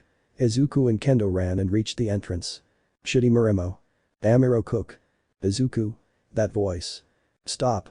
Damn it, screams an orange-haired girl. Zoro and a blonde man were on the roof of the dojo. The green-haired man was fighting without using the edge of his katanas and was blocking a kick from the blonde. Zoro. What's wrong with you? I didn't do anything. The Shigi's face was red. You must have done something to her. Zoro deflects the blonde's kick and strikes him with his swords, knocking the blonde off the ceiling. He recovers in midair and lands on his feet. Zoro jumps toward the blonde and prepares to attack as he falls toward him. The blonde also prepares to counterattack with a kick. Boomching. I don't know the onomatopoeia of the Metal Clash XD. Zoro. Huh. You. Izuku. Ghhhh, they are strong. Izuku was stopping both attacks with his metal-covered arms. Zoro. Izuku, move aside. Izuku. Why are you fighting with him, Dad? Both. Dad. Chapter 24. After the last episode, everyone was now sitting on the couches, although two people were still in shock. Wait. What do you mean? He points exaggeratedly at Zoro. Is your father? Zoro. I think you should introduce yourself first before asking, Hiro Cook. Stop calling me that. Both look at each other furiously, while everyone present had a drop of sweat on their heads. Nami. Seeing the green-haired young man. I know we've seen each other before, but while they argue, I'll make the introductions. My name is Nami, and she pulls Sanji's ear, so he'll stop bothering Zoro as Sanji Vismuk. Sanji. Kuroshi. I don't like that last name. Izuku. Sanji Nami. Wait, you are. Nami. Exactly, we were in the same group of mercenaries. Izuku. That explains why they were here. Zoro. How did they know where I lived? Nami. Well, let's just say a certain meat lover told us so. Zoro. Izuku. Captain Luffy-san. Nami. Then a son Goda to Shigi. I see you didn't waste your time. To Shigi. Why yo full blush? Zoro. He's my stepson. I adopted him. Nami. I'm Vio. Sanji. Dime Izuku. Izuku. Yes. Sanji. How do you keep him from getting lost? You know, his sense of direction isn't the best. Zoro. Hey, getting angry. Izuku. He keeps getting lost. I can't do anything. Nami. We understand you. Zoro. What brings you here? Nami. Hey, don't be in that mood. We came to see you after a long time and this is how you act. Zoro. I believe you, but I'm sure Sanji came just to protect you. Nami. Giggle. No, he also wanted to see how you were. Sanji. Zoro. I doubt it, but nice to see you, friend. Extends his fist. Sanji's expression changes a little and he fist bumps the green-haired boy. Izuku. They really get along. Nami. Approaches the green-haired boy, whispers, believe it or not, they really are good friends. While they were talking, Kendo goes to Monae, who gives him the forgotten object. Kendo. Thanks for saving it for me. Monae. Don't worry, I know it's very important to you. What he had given to the orange-haired girl was the necklace the green-haired boy had given him a while back. The chain was different because the original had broken, but the pendant was the same. Kendo. For a moment I thought I had lost him. Relieved. At one point, someone could be heard who seemed to have their mouth covered. Kendo turned around and blushed. Nami was hugging Izuku, whose head was between the older orange-haired girl's arms. "Nami. Now that I see you up close, you have a very cute and tender face," smothering the green-haired boy with a hug. Izuku, Jude. Hashigi. "Don't worry Kendo, she's like that from time to time when there's something or someone, cute or tender." Kendo. "I admit that Izuku's face is cute." Monae. "Cute and tender smiles." After what happened Izuku was completely red, Zoro was there unfazed, and Sanji. Sanji. "How dare you try to do something I couldn't do with Nami-chan." Nami. "Shut up, hit Sanji on the head, I'm still mad at you for hurting him just because he ran into me." Sanji, with a bump on his head and crying comically, goes to the kitchen to help Monae with the food. Izuku breaks away from the hug and goes to his room to change into more comfortable clothes than the UA uniform. After a couple of minutes, he returns wearing a loose-fitting white short-sleeved t-shirt with t-shirt on the front and dark green shorts. Nami sees him and is impressed, since the green-haired man's muscles didn't match his innocent face at all. Nami. Quietly. Zoro. "Are you okay Nami?" Nami. "Why yeah. I certainly didn't expect to see him like this," pointing at the green-haired man's arms. Zoro. "It's normal, after all I taught him the santoryu." Nami. "I see, wait, does that mean he's a monster like you?" Zoro. "Who are you calling a monster?" Irritated. Nami. "One of the monster trio of our group." A vein popped out in Zoro's forehead. He was irritated by Nami's words, as they were true. The monster trio was the name given to the small three-man team of Mugiwara, as they were considered one of the three strongest fighters. The small group consisted of Luffy, Zoro, and Sanji. Zoro. "Why don't you bother the Iro cook too?" Nami. "No matter how much I try, I never get that kind of response." Smiles. Zoro. "This woman." Nami just laughed a little at Zoro's expressions. While they were chatting, Sanji watched the whole scene. Izuku. "Are you okay?" Sanji. Nods, "Don't worry. I was just a little nostalgic, it reminds me of the times when we had adventures." Izuku. "I see." Smiles. "By the way, what was your role in the group? I heard you were a cook." Sanji. "Not to brag, but I'm a great cook, not to mention one of the strongest in the group." Izuku. "I could confirm that when I managed to block your attack, I felt the power. It was overwhelming, as much as Dad's." Sanji. "I honestly didn't think you could block it when I saw you. But I can tell serving some curry on a plate that you really are Zoro's son. Whether you're blood relatives or not." Hands the plate to Izuku. Izuku. "Thank you." The green-haired boy helped Sanji deliver plates of food to everyone. The curry was the most delicious they'd ever tasted, proving that he was the cook of the group. Zoro offered them the guest room to stay overnight while Izuku accompanies Kendo to his house. Kendo. Izuku. "Kendo, are you okay?" Kendo. Ignoring the green-haired man. Izuku. "Why are you angry?" Kendo. "I see you enjoyed Nami's hug." Izuku. "I must admit I liked it." Kendo. "I knew it." Izuku. "But takes the orange-haired girl's hand only with you, can I feel that warmth that I like?" Kendo looks into the green-haired boy's eyes. He could normally say something corny without hesitation. But this time was different, as Izuku was slightly blushing. Kendo didn't hesitate and gave Izuku a tender kiss on the lips, who reciprocated. When the kiss ended, the orange-haired boy rested her head on the green-haired boy's chest. Kendo. Blushing, "I like it when you tell me those things." Izuku blushes a little. They both continue walking with Kendo hugging one of the green-haired boy's arms. The display of affection kept him blushing until they reach the orange-haired girl's house, where they say goodbye with a kiss on the lips. When Izuku returns home, he notices that the dining room was a mess. Izuku. "That sucks." An explosion is heard outside. Upon exiting, he finds Tashigi and Nami watching Sanji and Zoro fight. Izuku. "Why?" Tashigi. "They insulted each other after eating and drinking." Nami. "It's a classic drunken fight." Both men were drunk, having competed and drank more than they could handle. After a few insults, they were exchanging punches and kicks. Izuku. "Should we stop them?" Nami. "No. Let them fight for a while, they'll probably calm down in a few hours." Izuku. "I don't think they'll ever stop." Nami. Haha, laughs nervously. The girls, accompanied by the green-haired boy, went into the house to sleep while they left the others to sort out their things. Izuku. "I'm stretching, what a good dream." The green-haired boy gets up and goes to the kitchen to have breakfast. When he arrives, he finds Sanji preparing breakfast, and when he sees his face, he is surprised to see it covered in bandages. Izuku. "This, when did they stop the fight?" Sanji. 20 minutes ago. Your father is sleeping at the dojo." Yawns here, hands him his breakfast. "How are you doing it, UA?" Izuku. "Huh? How?" Sanji. Tashigi told me when we came. She's proud of you. Izuku. I'm fine, although I still don't fully understand my quirk. Sanji. What do you mean? Izuku. You see, my quirk allows me to cover my body in metal, as if it were armor, but it increases the weight of my body, making me slower. I can not only cover my body, but also any object I have in my hands. Sanji. Wow, it's really convenient with the santoryu. What's the problem? Izuku. I discovered I can make a katana with my quirk, but it takes time to create and is difficult to maintain. Any advice? Sanji. I'm thinking you could practice. I mean, hold the sword the whole time, like breathing. Izuku.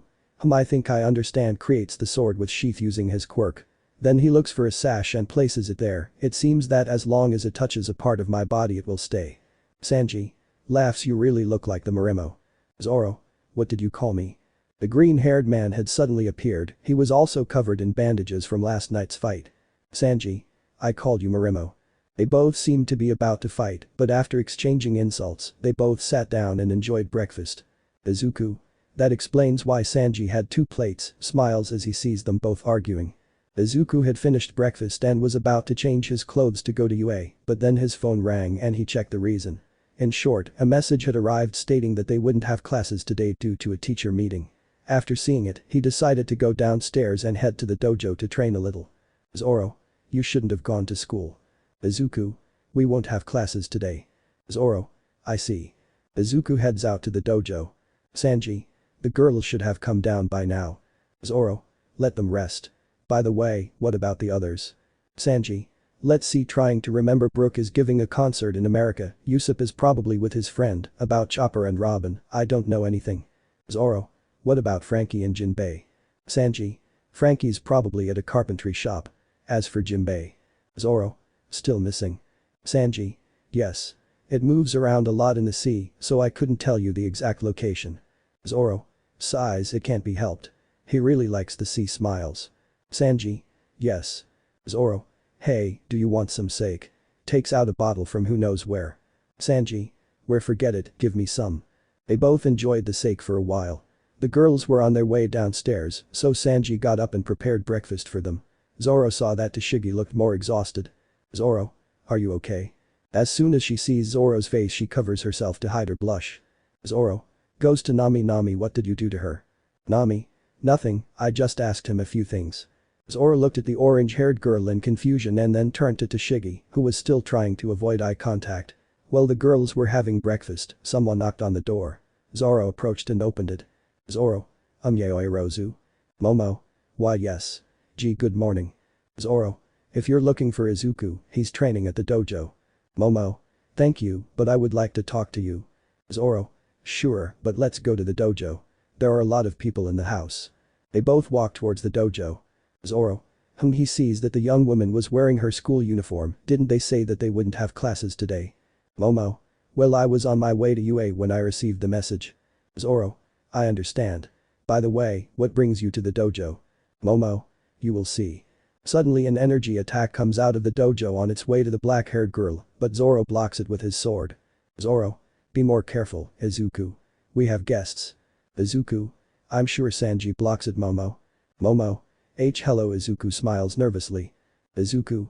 What are you doing here? Momo. Well, I wanted Zoro-san to train me. Izuku and Zoro. Huh? The three were inside the dojo. Zoro was in front of Izuku and Momo, in Seiya, correct sitting. Zoro. So you want to learn santoryu because you're not good at close combat? Momo. Yes. At the festival, I couldn't do anything against Tabara. Frustrated, she clenches her fists. Zoro. Well. Izuku. I think you should accept it. Momo. Zoro. Izuku. Izuku. She is quite talented and would be a great heroine, not to mention that it would be interesting to have a partner to train with swords. Izuku's words make her blush a little. Zoro. I actually have no problem teaching him. But the minimum you could master for now is Itoryu. Santoryu is a style that takes a few years to master. Momo. I understand. Zoro. First, dress in this. He hands him a black and white hakama. There are some changing rooms in the back. Something like that. Momo nods and heads towards the locker room. Izuku. Thanks for accepting it, Dad. Zoro. No problem. I'll be right back. I'll go get someone. Teach Momo the basics. Izuku nods and watches as he leaves the dojo. Momo. I'm ready. Izuku. Bien. Momo. Is something wrong? Izuku. And no, it's just that you look cute. Momo. Thank you embarrassed. Izuku. Well. Let's begin. The green-haired man hands a bokken to Momo and they both position themselves to fight. Izuku had a bokken in his hand and 3 in his belt, one of them was the one he made with his quirk, while Momo only had the bokken in her hand. Izuku. List. Momo. Yes. Izuku. Teach me what you know. Chapter 25. Momo runs and attacks, but Izuku simply blocks the attack. The black-haired girl backs away and attempts a side attack, but the green-haired boy backs away. Momo tries to attack again, but Izuku moves to the side. She loses her balance and falls. Izuku. You move well, but you put too much weight into your attacks and you lose control like now. Momo. I see size. Izuku. But, you have potential. You think too much about your moves and make them somewhat predictable. Momo. I understand. Once again. Izuku. Okay. Zoro. And that's why I want you to teach her your technique. Zoro was walking with Tashigi towards the dojo. Tashigi. I don't know Zoro, I never thought about having a student. Zoro. Remember you owe me some favors and you could train her at my dojo. Tashigi. Zoro. And what do you think? Tashigi. Sighs, it's okay. Zoro. Thanks. Tashigi smiles. Tashigi looks away as Zoro's smile immediately unnerved her. They both arrived at the dojo and upon entering they saw Momo lying on the floor exhausted and Izuku sitting cleaning the bokken. Zoro. And what does it look like? Izuku. His skills are common but he learns quickly. Zoro. Okay. Can you get up Yayoi Rozu-san? Momo. Why yes, she gets up with difficulty and sees Tashigi. Hello Tashigi-san. Tashigi. Hello. I guess I'll be your teacher. Momo. Really? Excited.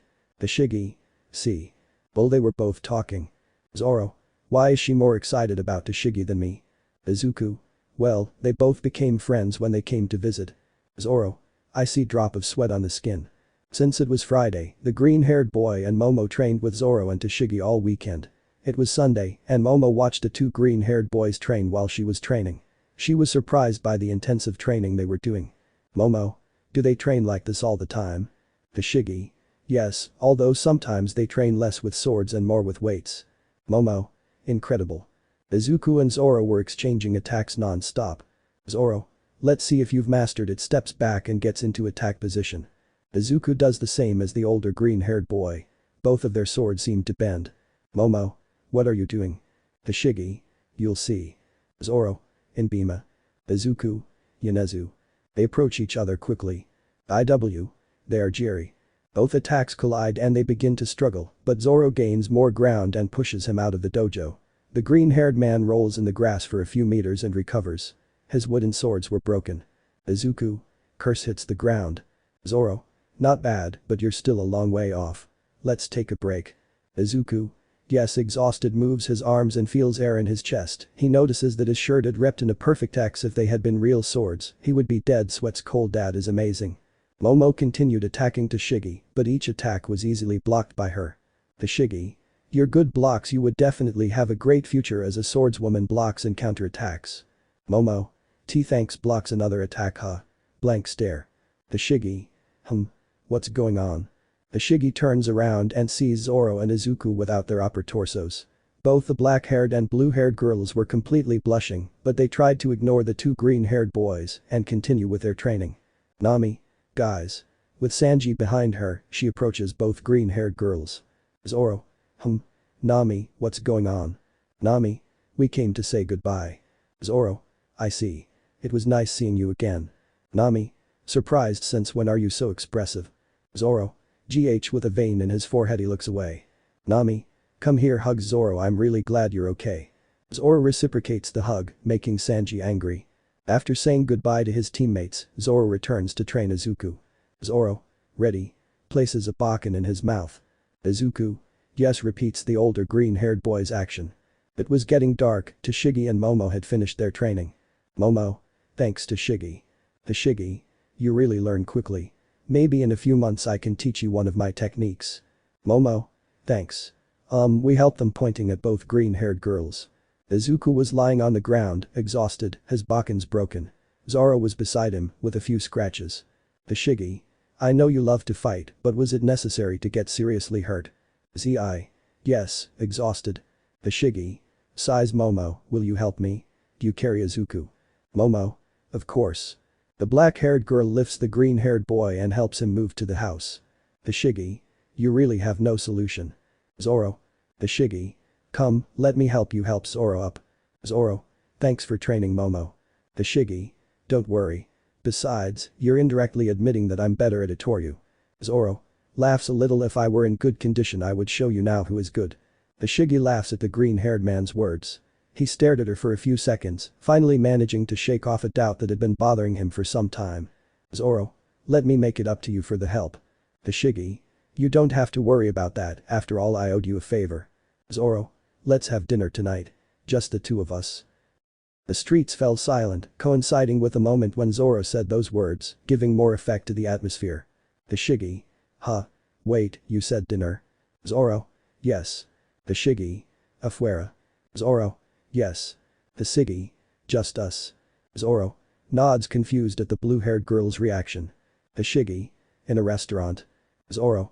Or if you want, we can go to a food stand and go to the park. It's your choice. The Shigi. Yes, I was still in shock. Zoro. Fine. You're free on Tuesday. Tashigi nods. Fine, see you at 6. When they got home, they saw that Monae was treating some of the green-haired boy's wounds. Zoro. How come you have less wounds than me? Izuku. It was because of my quirk. I managed to block some of your attacks, but I couldn't block them all. Zoro. I understand. Well done. Smiles. Izuku. Thank you too. Monae. Sorry, but hold on just a little longer. Izuku. It's okay. The Shigi. Well, Momo and I will take a bath. Both green-haired men nod. Zoro simply takes a bottle of sake and drinks a little. Izuku. Are you really going to drink sake now? Zoro. Nothing tastes better than sake after training. Izuku. Sigh. Zoro. By the way, I might not be home on Tuesday. Izuku. Another mission. Zoro. Something like that. Looking away. Momo comes out of the bathroom wearing her casual clothes. Izuku invites her to stay for dinner, but her limousine is already on its way. The limousine has arrived and Izuku waves goodbye to her. Izuku. See you tomorrow. Momo. Yes. Miles. The green-haired boy watches as the vehicle moves away and returns to the house. Upon entering, he sees Tashigi, who was acting more clumsy than usual. Izuku. Estás bien Tashigi? It was Monday. Izuku had arrived at UA accompanied by Kendo, talking about some events from the weekend. Kendo. Really? Izuku. Yes. Momo now trains at the dojo. Kendo. Amazing, and she's skilled. Izuku. Quite a bit. Despite only training for a few days, Tashigi believes he has innate talent. Kendo. I see. Wait, isn't Zoro training him? Izuku. Well, he won't admit it, but Ko is very good with Itoryu. He can only beat Tashigi with strength and skill. Kendo listened attentively to the green-haired man's words as they walked to their classrooms. Kendo. You know, when you talk about Momo you usually smile. Izuku. Really? Confused. Well, she's a great friend and she helps me a lot with my homework as class president. Kendo. But there aren't many. Izuku. I'm not good at that. Laughs nervously while scratching the back of his neck, but I'm getting the hang of it. Determined. Kendo laughed at how she acted, but inside she felt a little insecure. What would happen if Momo told her how she felt? That was the question that was on her mind. When they arrive at the living room, they both say goodbye. The green-haired boy enters and sees the same scene as always. Bakugo insulting Kirishima and Kaminari, Momo talking to Jiru, Mina and Hagakure with their rumors, and the others with their own business. Izuku sits down in his place and decides to read a book. Mina. Nini Toru-chan, whispers, I have an idea. Hagakure. What's going on? Let me guess, a plan to make Uraraka blush. Mina nods. Why do you want to make Uraraka blush? Mina. Have you ever wondered what Uraraka looks like blushing? Hagakure imagined the green-haired boy blushing. Because of this, the invisible girl blushes profusely. Although the blush wasn't noticeable, it was releasing steam. Hagakure. What should we do? Mina. Shake. Izuku. I'm reading a Sherlock Holmes book recommended by Todoroki. Mina. Izuku. Izuku. What's wrong? Mina. Mina. Do you want to play the Pocky game? Izuku. Pocky game? Mina. I'll explain. A lot of explanation later, which is little. Izuku. I see. Why should we play it? Mina. Hagakure. Si Gana's Mina T Debera unfavor. Izuku. A favor from Mina, thinking good. And if I win, I owe you a favor. Hagakure. Exactly. Izuku. Well, I have nothing to lose by trying.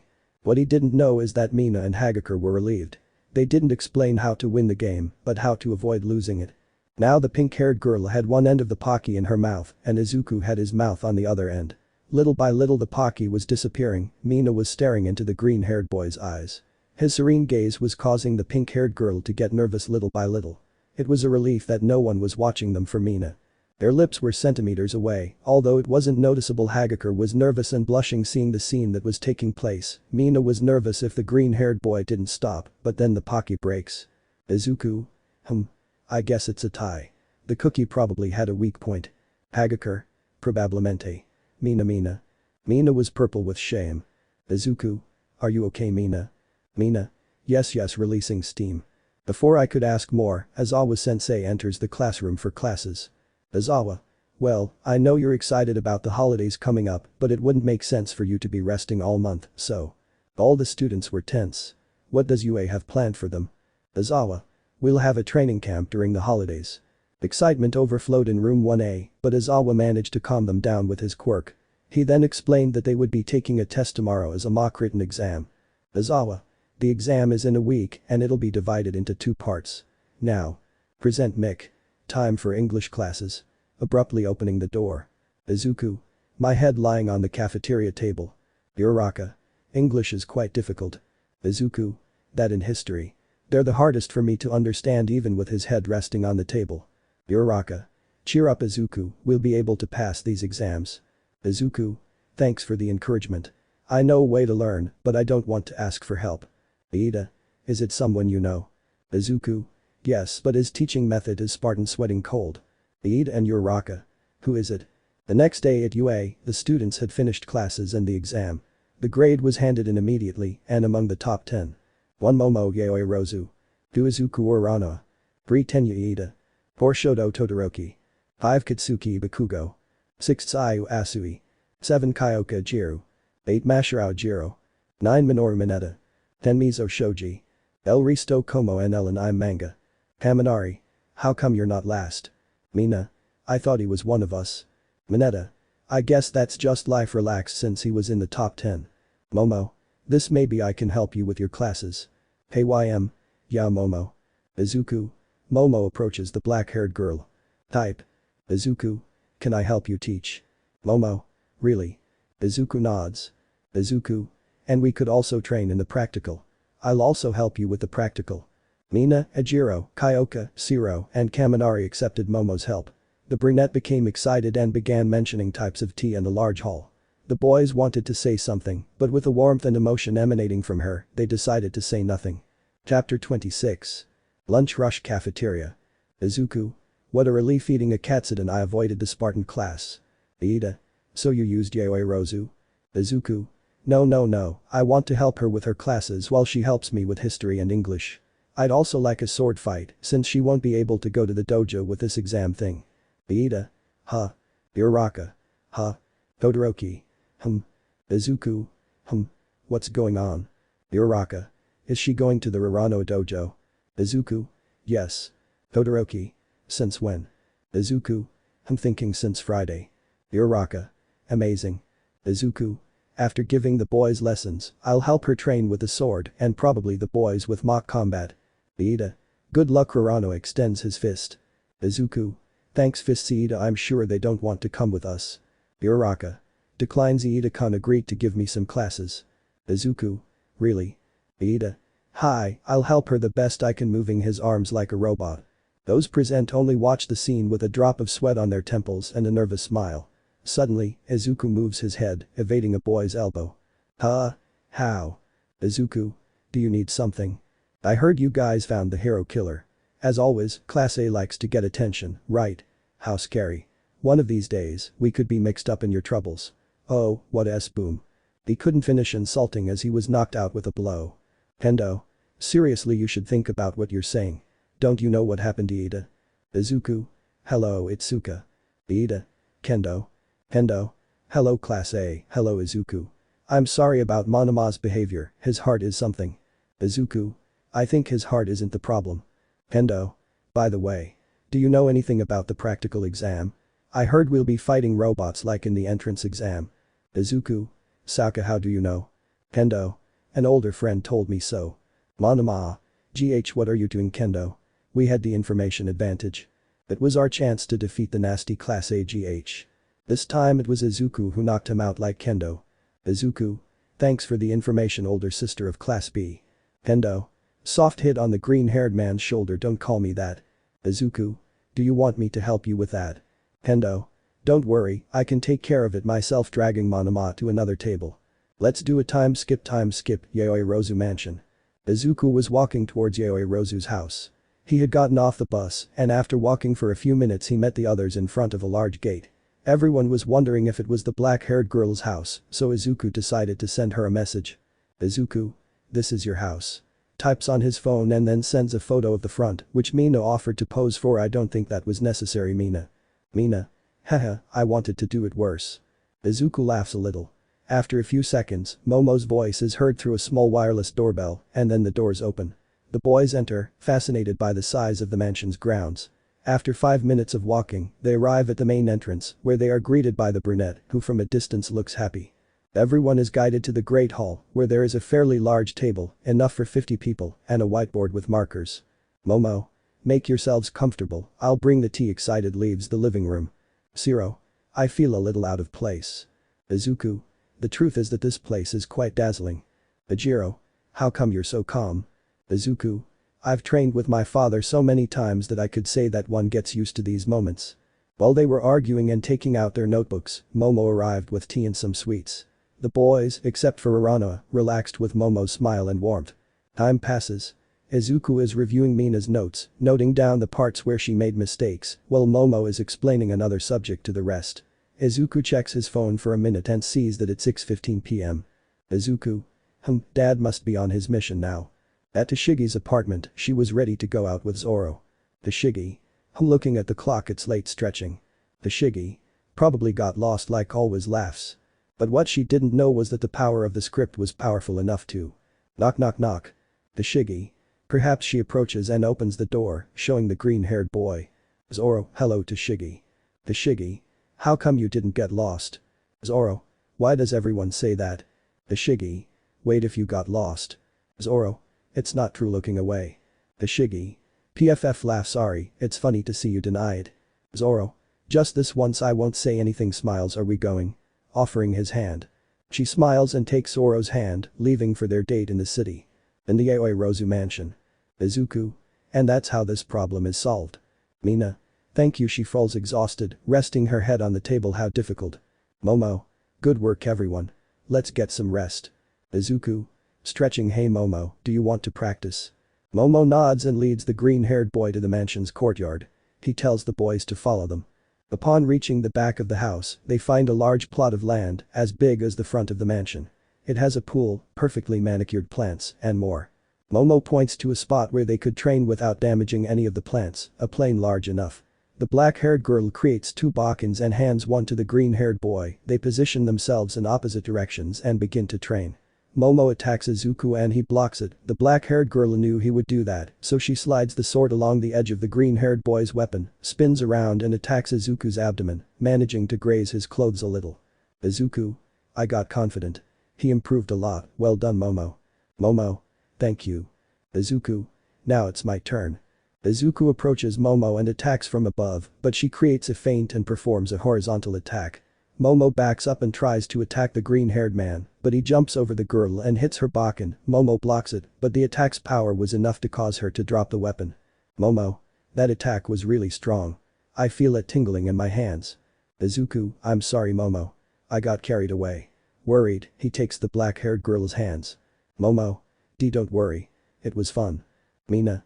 Approaches the black-haired girl. That was incredible, yeah, Momo. You managed to fight Izuku for quite a while. Kaminari. That was surprising. Izuku. Okay. Now, show me what you know. Everyone except Momo. Huh? Izuku. They say we'll be fighting robots in the exams, but we're not sure about that. I'm going to help you guys, even if it's just a little, pass that exam. Now, show me what you know.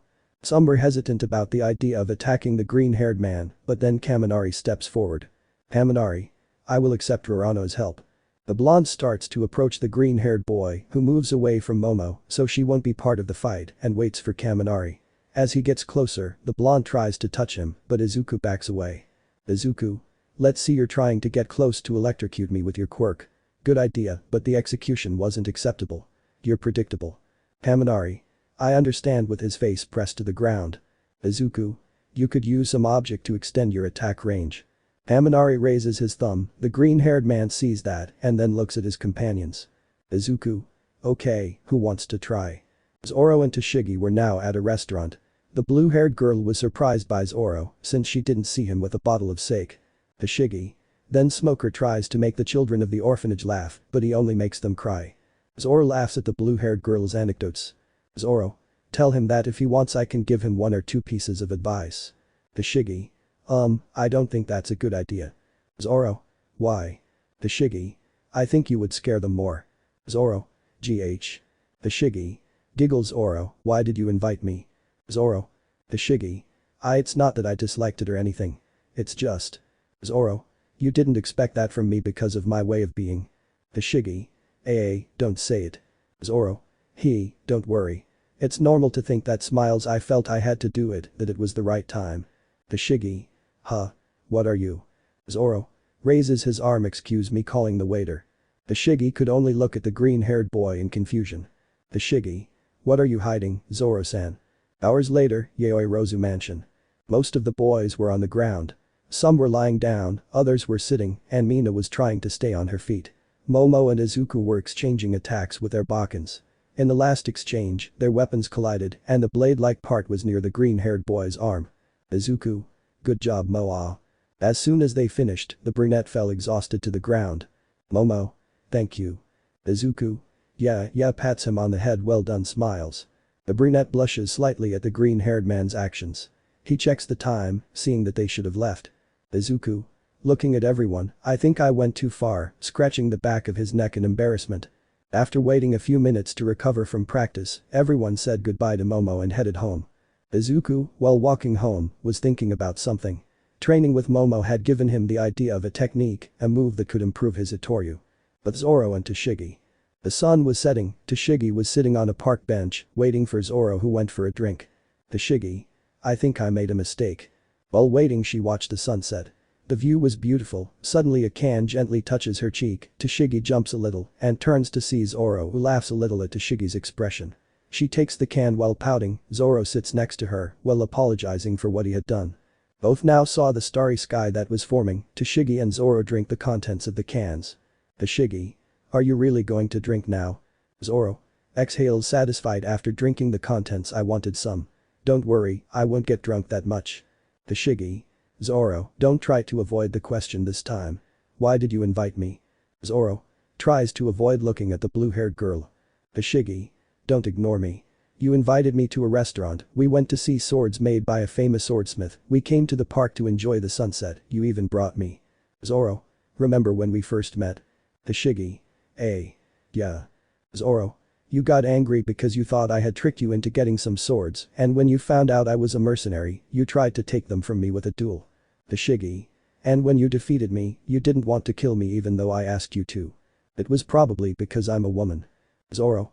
Actually, it was because you looked like my best friend, my friend and rival. Tashigi. Zoro. You don't need to worry about that, it's in the past. Looking at the starry sky. Tashigi. Wait, you changed the subject again. Zoro. You found me out. Laughs. Tashigi. Don't use sad memories to change the subject, tapping Zoro on the arm. Zoro. I understand. Well, I was uncomfortable talking to you even a few days ago because of the resemblance. Tashigi. What are you trying to get at with this? Continues hitting Zoro's arm. Zoro. To tell you that holds Tashigi's wrists. I like you. Tashigi. Drops the can, echoing in the silence between them. Chapter 27. The starry sky filled the park. The only sounds were the breeze and the faint sounds of cars on the street and a shocked Tashigi. Tashigi. Could you say it again? Zoro. I like you. Tashigi. Zoro, how much did you drink? Zoro. I'm not drunk, I'm serious. Tashigi. But, why me? Zoro. Because it's you. Tashigi. Wait, you said I look like your childhood friend. Is that why? Zoro. At first I thought so. But as I got to know you, I realized I was starting to like you, and in the end, I fell in love with you." Ashigi's eyes were glazed over, she wanted to cry from the emotion, but she tried not to. "Zoro." To Shigi. She covers her face in the green-haired man's chest. To Shigi. "I can stay like this for a minute, I don't want you to see my face." Zoro noticed that the blue-haired girl's ears were red, a sign that her face was completely blushed. "Zoro." "Si claro." They stood like that for a few moments, no one with bad intentions could approach the pair as Zoro unleashed bloodlust to make them move away. A few minutes passed and Tashigi's heart had calmed down. The blue-haired girl saw Zoro and her eyes met his. "Tashigi." "Zoro." They both approached slowly and gave each other a tender kiss on the lips. "Tashigi." "Separates, I like you too, Zoro." "Zoro." "So, do you want to be my girlfriend?" Tashigi. Smiles, of course, hugs the green-haired boy and they both stay to enjoy the starry sky. A week had passed and Izuku was walking to school. During that week, he went to Momo's house and had a study session with his classmates, followed by combat training. "Izuku. I hope our training wasn't in vain," he thought worriedly. "Kendo. Are you okay?" Izuku. "Ah. Yeah, sorry Kendo. I'm just nervous about the exam." Kendo. "Don't worry," he hugs the green-haired boy's arm and brings him closer, "You'll pass it." Izuku blushed a little, leaned closer and kissed his girlfriend on the forehead. Kendo smiled and pressed closer to the green-haired boy. Izuku. "By the way, did you notice anything strange between Zoro and Tashigi?" Kendo. "What do you mean?" Izuku. "Remember the time you went to my house?" Kendo. "Yes." Izuku. "Well." Flashback. The green-haired boy was walking to the dojo with Kendo when. Tashigi. "So if you hold it like that." Zoro. "I see." Izuku was watching Tashigi giving Itoryu lessons to Zoro.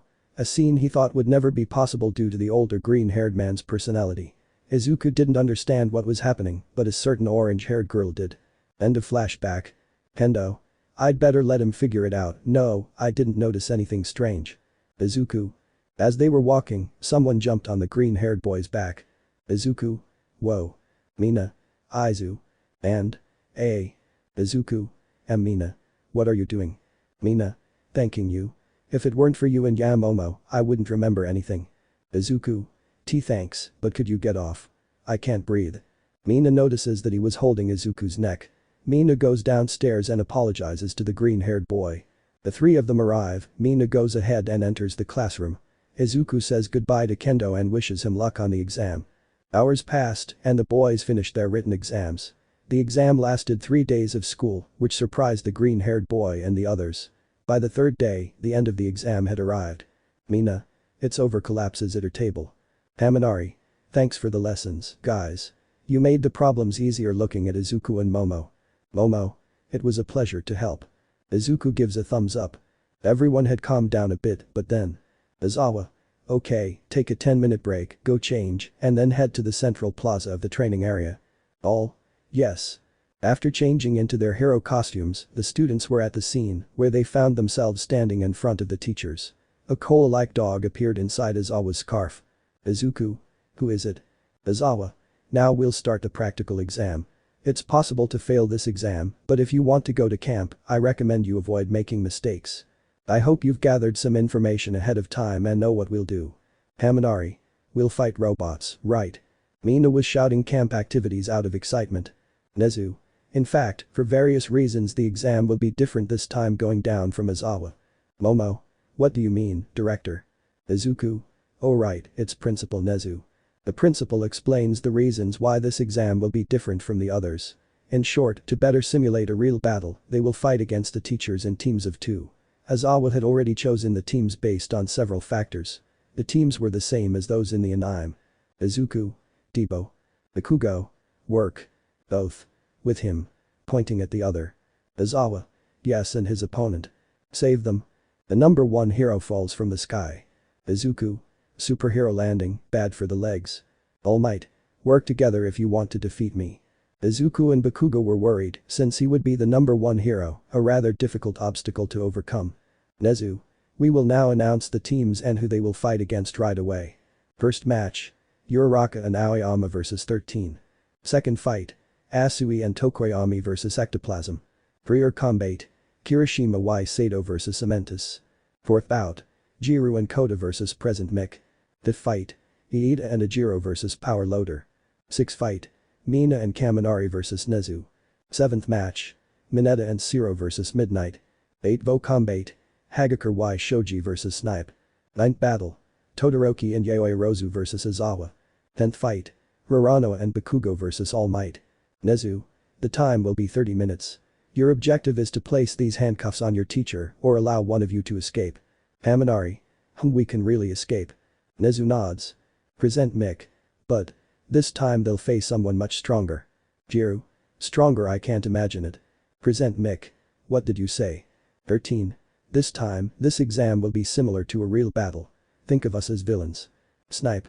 Assuming they find someone, if they think they can take them on, go ahead. But. Izawa. If the abilities are very different, it would be better for them to run away and ask for help. Looks at Izuku, Ida and Todoroki. The boys understood what the teacher meant as they remembered the situation they went through when fighting the hero killer. Almight. Knowing they're going to fight us, they probably think it's better to run away, right? That's why we asked the support group to do this for us. Take something out of his suit. Where the hell are his pockets? The hero shows everyone some bracelets. Present Mick. Ultra compressed weights. Almight. Putting on the weight will carry half our weight, which will be an advantage for you. It may be old-fashioned, but it complicates the movement and wastes energy. As he put on the last weight, the hero could feel the weight slowing him down. Bakugo. They underestimate us. Almight. Ha ha ha, showing a serious gesture. Really? Izuku. Gives his ape to the ash. Don't complicate things, idiot. Bakugo. Damn. What did you say to me? Bakugo was about to hit the green-haired boy but was stopped by Izawa. Izawa. Save your energy for the exam. The exams began. Each duo had their difficulties but managed to pass, except for some teams like Kirishima and Sato, who were defeated by Cementos in a resistance match, or Kaminari and Mina, who lost to the director. But Zero and Mineta. Both young men were walking away from Midnight, who was surrounded by what looked like a pink mist. Zero grabbed Mineta and they hid behind a rock. Zero. We need to come up with a plan. Mineta. I say we go straight ahead. She's moving slowly because of the weights, so we can dodge her. Zero. Even though they're carrying weight, I don't think we should underestimate. The purple-haired boy had disappeared. Zero looks out and sees how his partner tries to attack Midnight by throwing the hairy spheres at him, but he doesn't last even 10 seconds when he enters the area of the mist and falls unconscious near the heroine. Zero. Mineta, wait, sees that the spheres were blocking Midnight's path. I won't let this opportunity go. Before leaving, Zero blocks his helmet to prevent the gas from entering. Knowing he had little air time, he moves immediately. He approaches the heroine but first uses his ribbons and grabs 2 loose rocks and throws them at Midnight. She deflects them with her whip but that distracts her. Zero was nearby and jumps over her while holding Mineta. Midnight was going to chase him, but the previous distraction caused her to mistakenly step on one of Mineta's spheres, trapping her. Zero crosses carrying the sleeping purple-haired boy. Zero. Thanks to you, Mineta, I was able to dare to move forward. The purple-haired boy was still unconscious, so he couldn't hear Zero's thanks. But Todoroki and Momo. Both were walking in the streets of the urban zone, hiding between alleys. Todoroki. Are you nervous? Momo. Huh? No, even if our opponent is Eraserhead, I'm not. Todoroki. Okay, I have an idea. Let's go. Momo nods and the two of them begin to move faster through the streets. Todoroki kept some flames lit on his left side while Momo created small Matryoshka dolls. Todoroki. I heard you trained with Rorano. Momo. Yes, he and Tashigi told me that my progress is good. Todoroki. Saka. The black-haired girl was slightly confused by Todoroki's question, then she noticed something. Momo. Todoroki-san, your quirk. The bicolor notices that he could not use his fire. Todoroki. Here it comes. Izawa appears between both students and attacks Todoroki, who tries to attack him with a kick, but the black-haired man retreats. Todoroki. Yaoi Rozu. Momo. No. I won't let you fight alone. She points her hand at the hero and creates a long tube aimed at him. Izawa dodges it but loses sight of Todoroki, giving him the opportunity to counterattack with ice, causing him to move away from both students. Momo moves to Todoroki's side and he creates an ice wall similar to the one at the festival. Momo. Check that eraser is not nearby. Good. Todoroki-san, I have a plan to capture Izawa-sensei. Todoroki thought about it for a second and decided to listen to her. Izawa. They must be heading for the exit. He moves across the roofs and pulls like a ninja. While moving he notices Momo, who was running alongside Todoroki, using some cloaks to cover herself. Izawa approaches and uses his bandages, catching one of them, but doesn't notice that Todoroki appears behind him with a catapult with ammunition bandages. The bicolor fires the catapult, Aizawa tries to back away but couldn't move. Momo had wrapped Aizawa's bandages around his arm, preventing him from moving away. The catapult bandages were around Aizawa, and Todoroki launches his flames. These bandages were made of an ethanol alloy. When they heat up they return to their original form, wrapping Aizawa. Momo and Todoroki manage to capture Aizawa. Momo. I'm not the same as at the festival, not anymore, remembering the green-haired boy's training, thanks. Izuku smiles and blushes a little. Todoroki. Are you okay, Momo? Momo. SC. Aizawa. Could you untie me? Momo. Sorry. Aizawa-sensei cuts the bandages with a knife. After her exam, Momo went to the observation room, where some of her classmates who had already finished their exams were. Uraraka. Cheers, Momo. Seiya. Nods. You were great. Momo. Thanks, girls. How was the rest? Uraraka. Well. Seiya. So far, Kirishima, Sato, Kaminari and Mina have failed. Momo. What a shame. Gets a little depressed. Uraraka. According to Izuku, they could have passed if they had been assigned to other teachers. Momo. I'm sure the teachers knew that. Speaking of which, where is he? Seiya. He said he had to solve something. Team Bakugo and Raranoa practical exam came the audible on the room monitor. The cameras focused on both young men, who had scrapes and wounds on their faces. The girls had an anime-style eye drop. MTU. What could have happened? But Izuku. Bakugo. You know, damn Ronin, I hope you keep your promise. Izuku. I will. Can't you think of another inspiration? Bakugo. What did you say, damn broccoli? Izuku. That's an insult, Bomberman. Copying the volume of the pale-haired boy's voice. Ready? Out was heard, starting the practical exam of both young people. Chapter 28. A few minutes ago from the event of the previous chapter. The green-haired boy was walking to where he would take his practical exam. On the way, he met the pale-haired boy, the very one he was looking for but couldn't find. Izuku. Bakugo. Bakugo. Hey. What do you want? Izuku. First, don't shout or I'll go deaf. Second, if we want to pass, we must work together. Bakugo. I don't need your help to pass. I can beat him alone. Izuku. We're talking about the symbol of peace. Why don't you want to cooperate? Bakugo. Why are you such a bucking nuisance? Izuku. What the hell are you talking about? I don't remember bothering you before. Both argued while on the verge of exchanging blows. While attacking each other, the ash-haired boy explained the reason for his hatred towards the green-haired boy. Basically, Bakugo hated him for having overshadowed him in high school, since he always surpassed him in everything he excelled at. Minutes passed and now they were both lying on the ground, exhausted from the fight. Izuku. Well, I guess we're good now, right? Bakugo.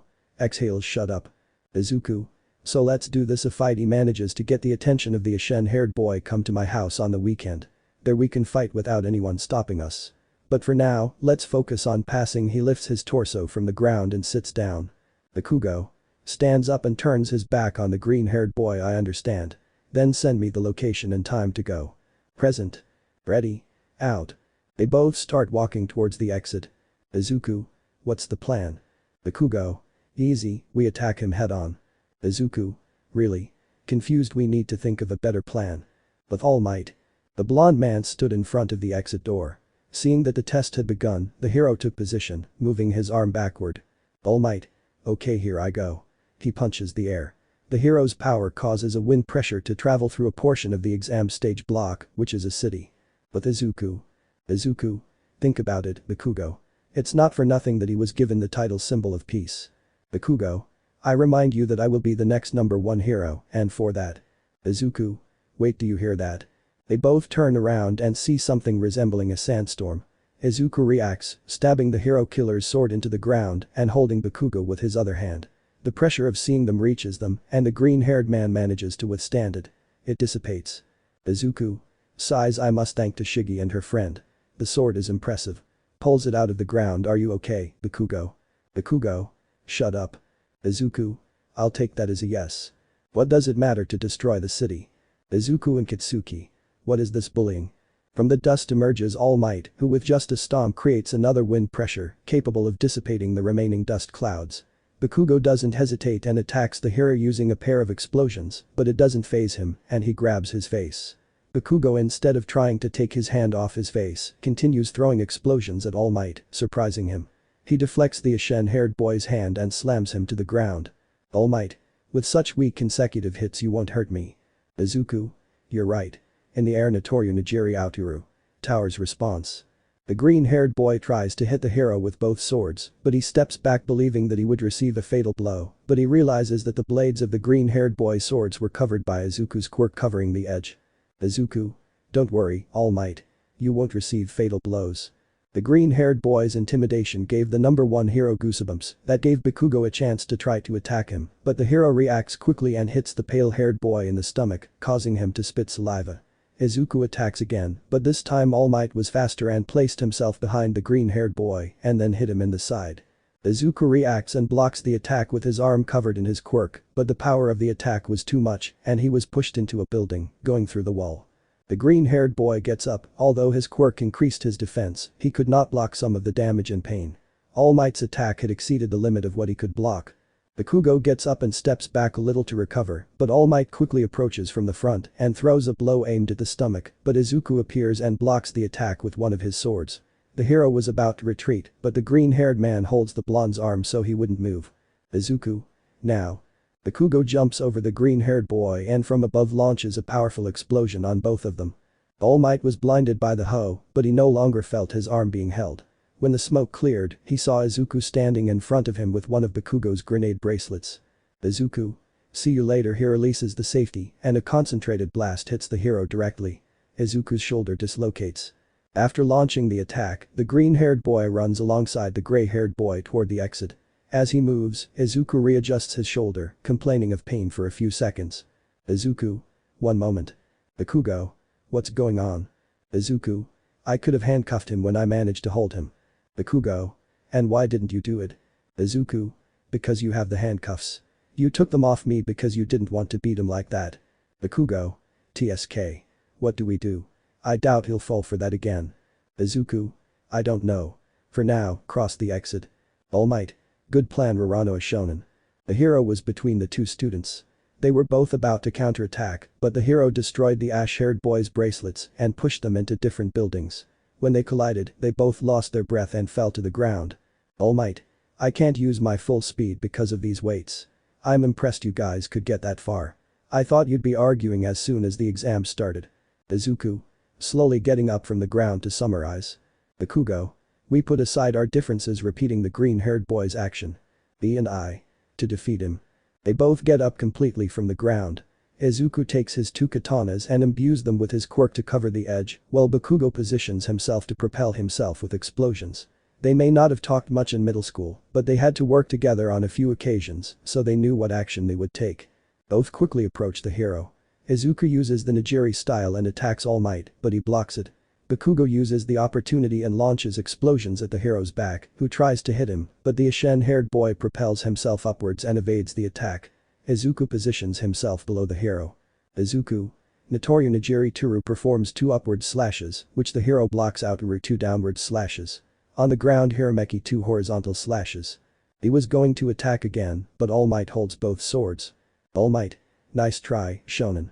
Izuku tries to grab All Might's arm, but he dodges it and uses air pressure to push him away.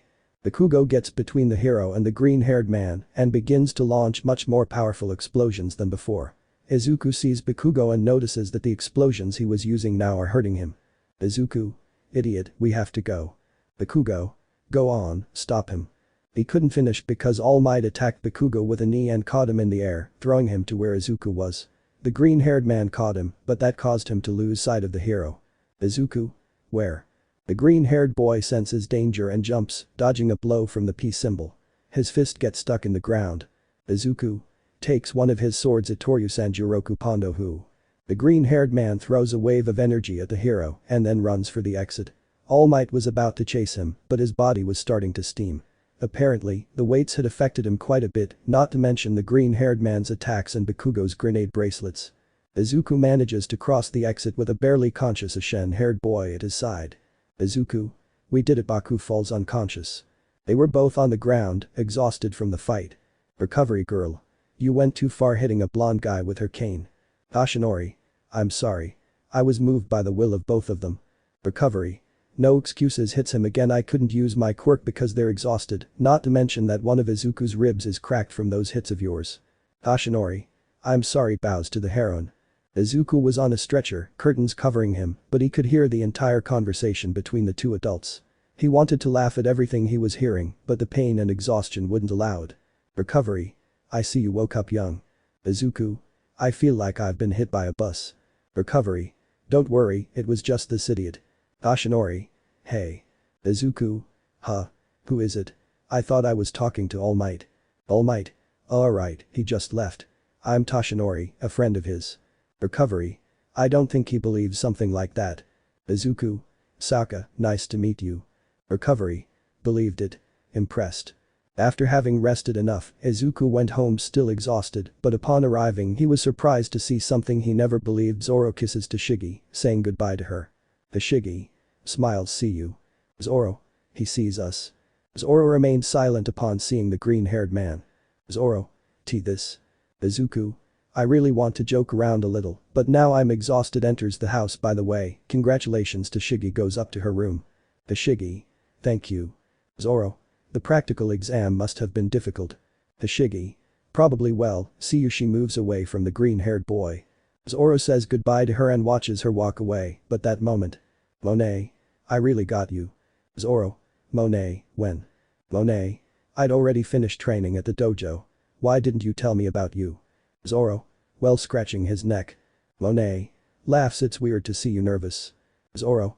Monae just continued to make fun of Zoro little. The next day. The green-haired boy was asleep in his room. The alarm clock went off and Izuku tried to turn it off until he managed to hit it to turn it off. Izuku.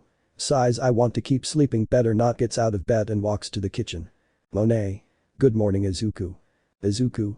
Yawns, good morning. Izuku goes to the refrigerator and takes a bottle of juice, but then he remembers an event from yesterday. Izuku. Wake up, Dad and Tashigi are dating. Monae. It took you a while to notice. Izuku. I wonder who took the first step. Monae. Serves him breakfast, probably Tashigi. Zoro isn't usually very expressive. Izuku. Probably. While they were talking, Zoro was going down to the kitchen. Zoro. Good morning. I&M. Good morning. Izuku. Dad, congratulations. Zoro. Damn, you figured it out. Izuku. With the scene I saw yesterday, even I would realize it. Zoro. That's what you say, but it took you a while. Izuku. Zoro. Don't get angry, ruffles the green-haired boy's hair. Okay. Izuku. Okay, don't mess me up. Trying to remove Zoro's hand. Monae watched the scene calmly, as it was rare to see such moments from both green-haired men. After breakfast, Izuku shows Zoro his new quirk abilities, showing off his body covered entirely in metal. This impressed the older green-haired man a little, but what did impress him was the creation of black metal swords. Zoro wanted to test the green-haired man's skill, so they went to the dojo to fight, but were stopped by Monae. Monae. No. Izuku, you have to go to school. Look at the time. Izuku. Huh. Checks his phone, clearly he wouldn't have time. You're right. Thanks Monae, see you. Dad runs to school. Zoro. It had been a while since he got up late.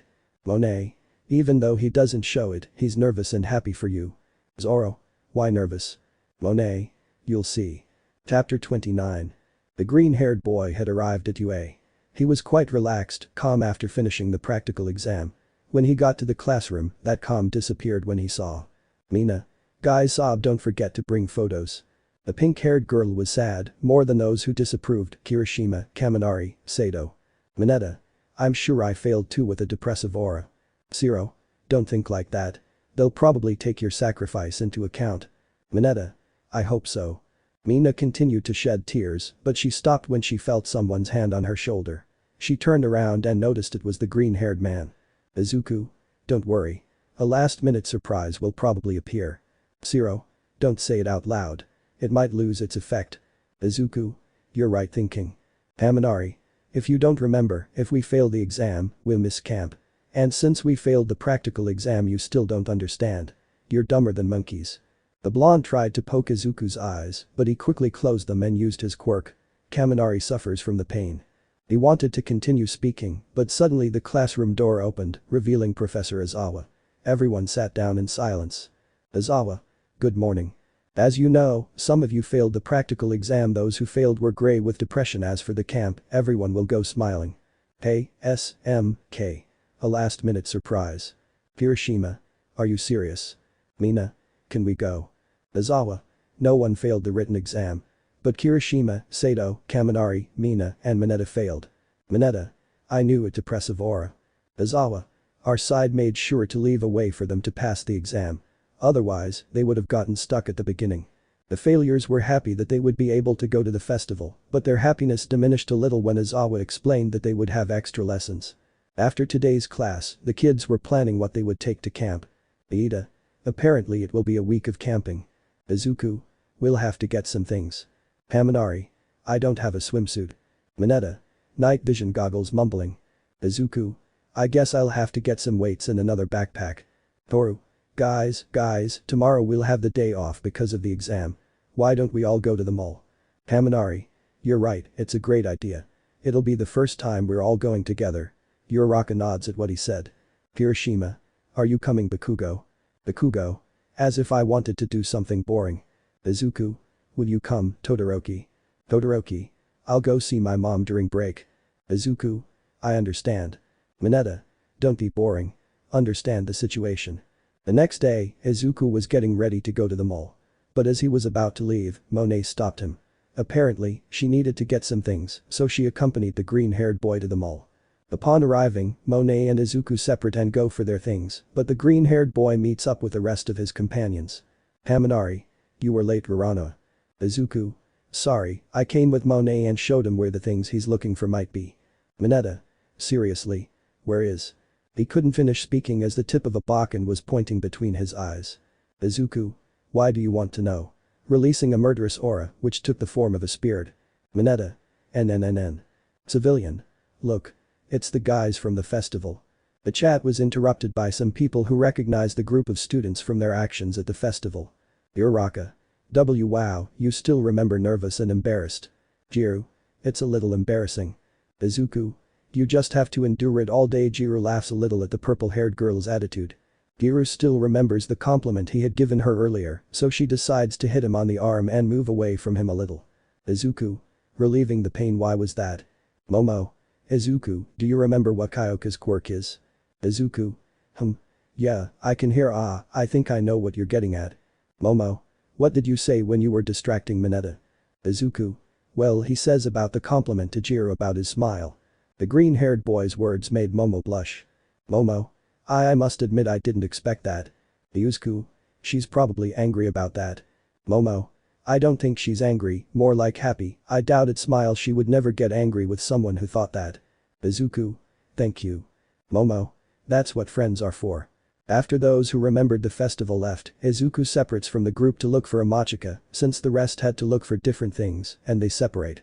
Izuku was in the store looking at the different backpack designs. But as he was deciding, he happened to see Kyoka walking toward an instrument store. The green-haired boy was curious and decided to follow her. When he entered, he was surprised to see the variety of instruments the store had. Excuse me? A young woman calls the green-haired man. Izuku turns to see who called her. She has brown hair, and her height was slightly shorter than Izuku. Izuku. Hello, Chico. My name is Chico. Are you looking for an instrument? Izuku. Well, since I'm here, yes. I'd like to see some guitars. Chico. Sure. Follow me. The young woman guided the green-haired man deeper into the store, where the guitars were. They had everything from acoustic to electric guitars and basses. Izuku. Incredible. Chico. I'm glad you like our selection. The green-haired boy takes an acoustic guitar and tries to play a string, but since it was his first time, he found it a little difficult. The young woman laughs a little at Izuku's nervousness. Chico. Let me help you. Takes another guitar and teaches him some chords. For an hour they practiced. Chico was impressed by the green-haired man's learning speed. Chico. Wow, Rarano-san is impressive. Izuku. Thanks, Chico-chan. Chico. Please, just Chico, embarrassed by the chan. Izuku. Haha, okay. Then you call me Izuku. Chico. Yes. Izuku. You know, I think I can play something, can I? Chico. Well, we were here for an hour. Why not? Izuku. Thank you. Izuku gets a little more comfortable and tries to play a song that a classmate taught him in high school. Chico was stunned by Izuku's ability. Chico. I seriously can't believe this is your first time playing guitar. Izuku. Well, I guess it was just luck. Chico. No, I'm serious. Takes the green-haired man's hands. You're incredible, with her eyes shining. Izuku. Thank you, embarrassed. Urano. Izuku turns to look, it was the violet-haired girl. Izuku. Jiru-san, hello. Jiru.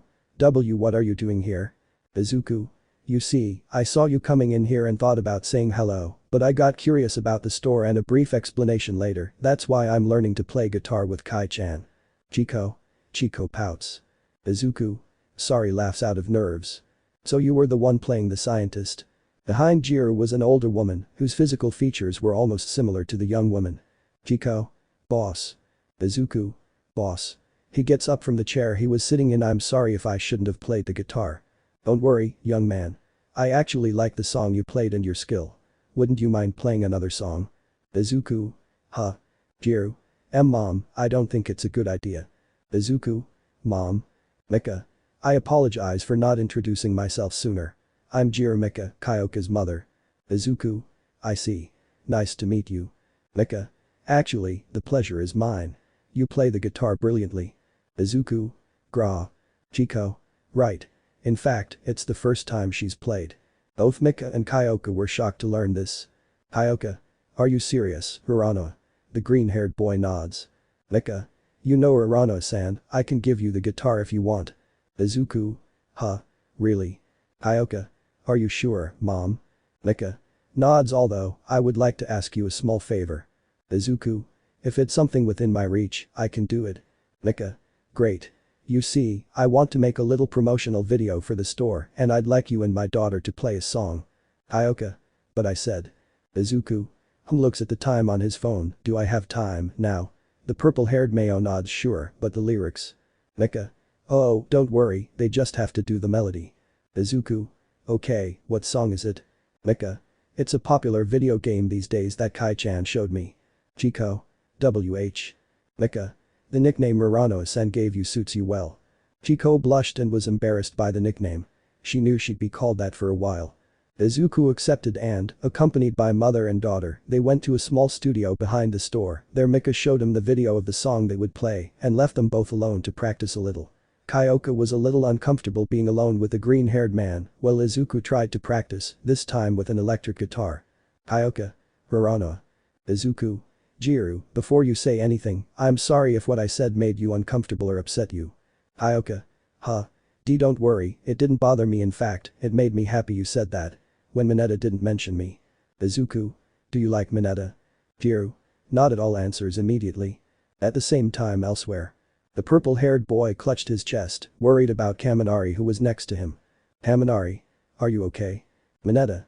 Why yeah, it's just that I felt like someone said something very hurtful about me. Began with the green-haired guy. Kyoka. It's just that he didn't say anything similar to what he said about the other girls.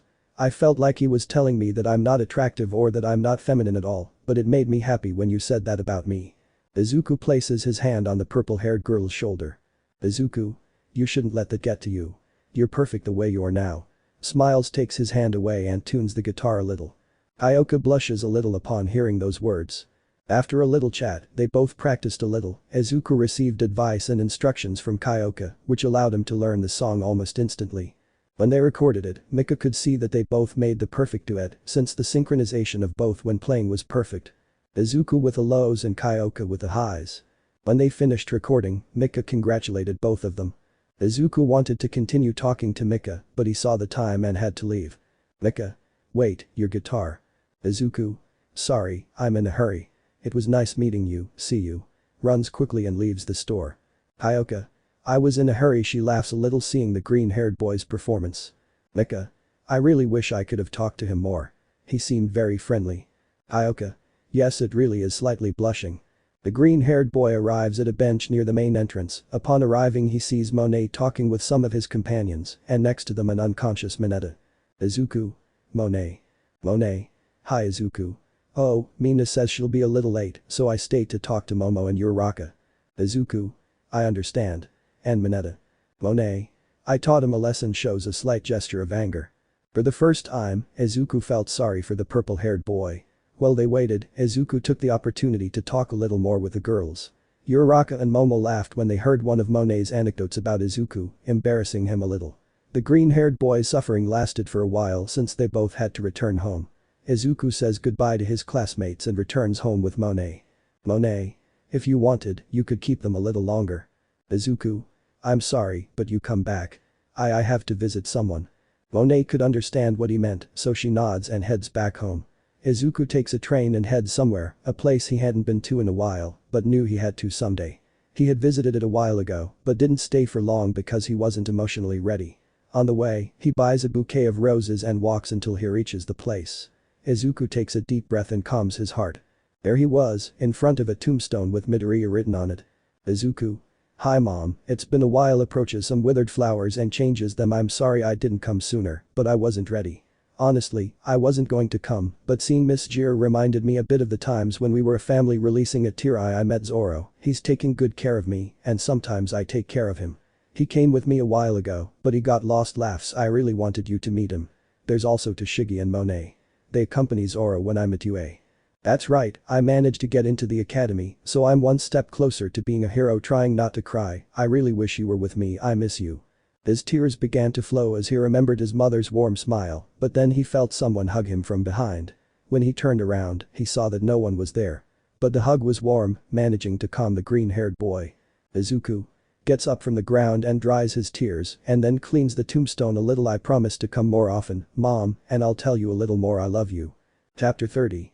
It was the day of the camp. Izuku was training with Monae since Zoro went with Toshigi on a job. The green-haired boy had explained what he did. Monae was happy that he was visiting her mother. Izuku was retreating. Monae's two-sword style used almost unpredictable attacks. Monae.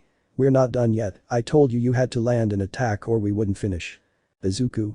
It's incredible. How can Zoro fight against her? The green-haired man places two Bakens on his waist, one on each side. Monae quickly approaches Izuku. Izuku. Notoryu II Rashomon. They both crossed swords, but Izuku was the first to fall, followed by Monae who was holding an arm. Monae. Okay Izuku, you were able to hit me. Izuku. GHH complaining in pain while holding his abdomen. That hurts. Monae. When you can land a hit without dying in the process, let me know. Izuku. I'll do it. Getting up from the ground. Monae sees that the green-haired man's cell phone is ringing. She picks it up and sees who's calling. Many. Izuku. 10. The green-haired girl throws the phone to Izuku and he catches it. Upon checking it, he sees that Yaoi Rozu was calling him. Izuku. Answer. Hello. MOMO cell. Izuku, where are you? Izuku. Why? Momo. The bus is coming in 20 minutes. Izuku. But if checks his cell phone. Oh no, I'm on my way. Hangs up the call. I have to go. The green-haired boy was about to leave, but he saw that he wasn't wearing his uniform, so he took a quick shower, changed his clothes and grabbed his backpack with all the things he would carry, not to mention the sword Momo gave him. When he left, he bumped into Kendo on the way, who was also in a hurry. Izuku. Now I saw it all running next to Kendo. Kendo. Isn't it funny? Embarrassed. What happened? Izuku. Training with Monae. And you?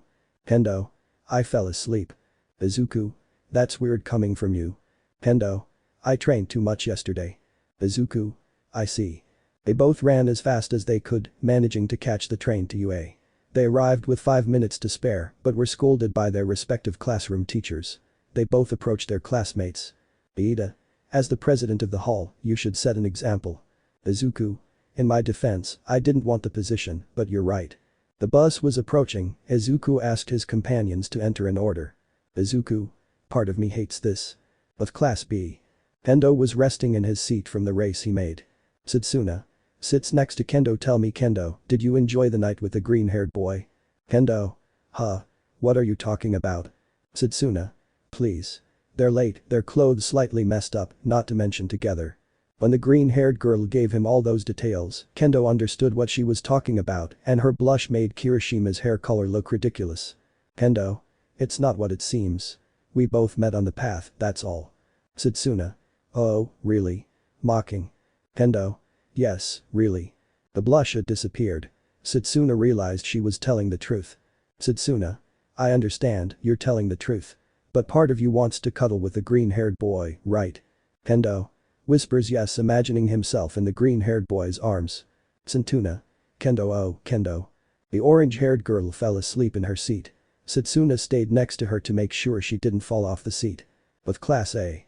Izuku was practicing his quirk, creating small things behind Izawa's back. It wasn't difficult since the others were making too much noise. In one of his attempts, he created a bracer that covered his entire forearm, and when he concentrated a little more, he created spikes on it. Izuku. It could be useful for improving unarmed combat. But undoes the bracer and creates a sword. You never know when you'll need it. Undoes the sword. Hiroshima notices what the green-haired man was doing and approaches. Hiroshima. Bro, your quirk really is unique. Izuku. Do you believe it? Hiroshima. Please, now you're making swords. If you keep this up, you might surpass Endeavor. Those words caught the attention of a bicolor. Izuku. That's ridiculous. He's the number 2 hero, not to mention our styles are different. Hiroshima. Don't think like that. With a manly will, nothing is impossible. With a fist in the air. From outside the bus, a yes is heard. Both boys stick their heads out the window and see that it came from the Class B bus. Izuku laughs out loud saying you guys are in sync. Izawa was still sleeping, but he thought, it's better if they have fun now, since they won't have time at camp. A few minutes passed and the bus stopped next to a rock. The view was amazing. The students got off, including Mineta, looking for a bathroom. Izuku. What are we doing here? Izawa. We'll rest to stretch our legs. Izuku. Saka Esterandis. Uraraka. Huh. Where is Class B? Mineta. Where is the bathroom? While they were looking at the scenery and stretching their legs, a car approached them and they got out. Hello Eraser. Izawa. How long? And the sights with shining glances. Sharply cute and cat-like. Wild hussy cats.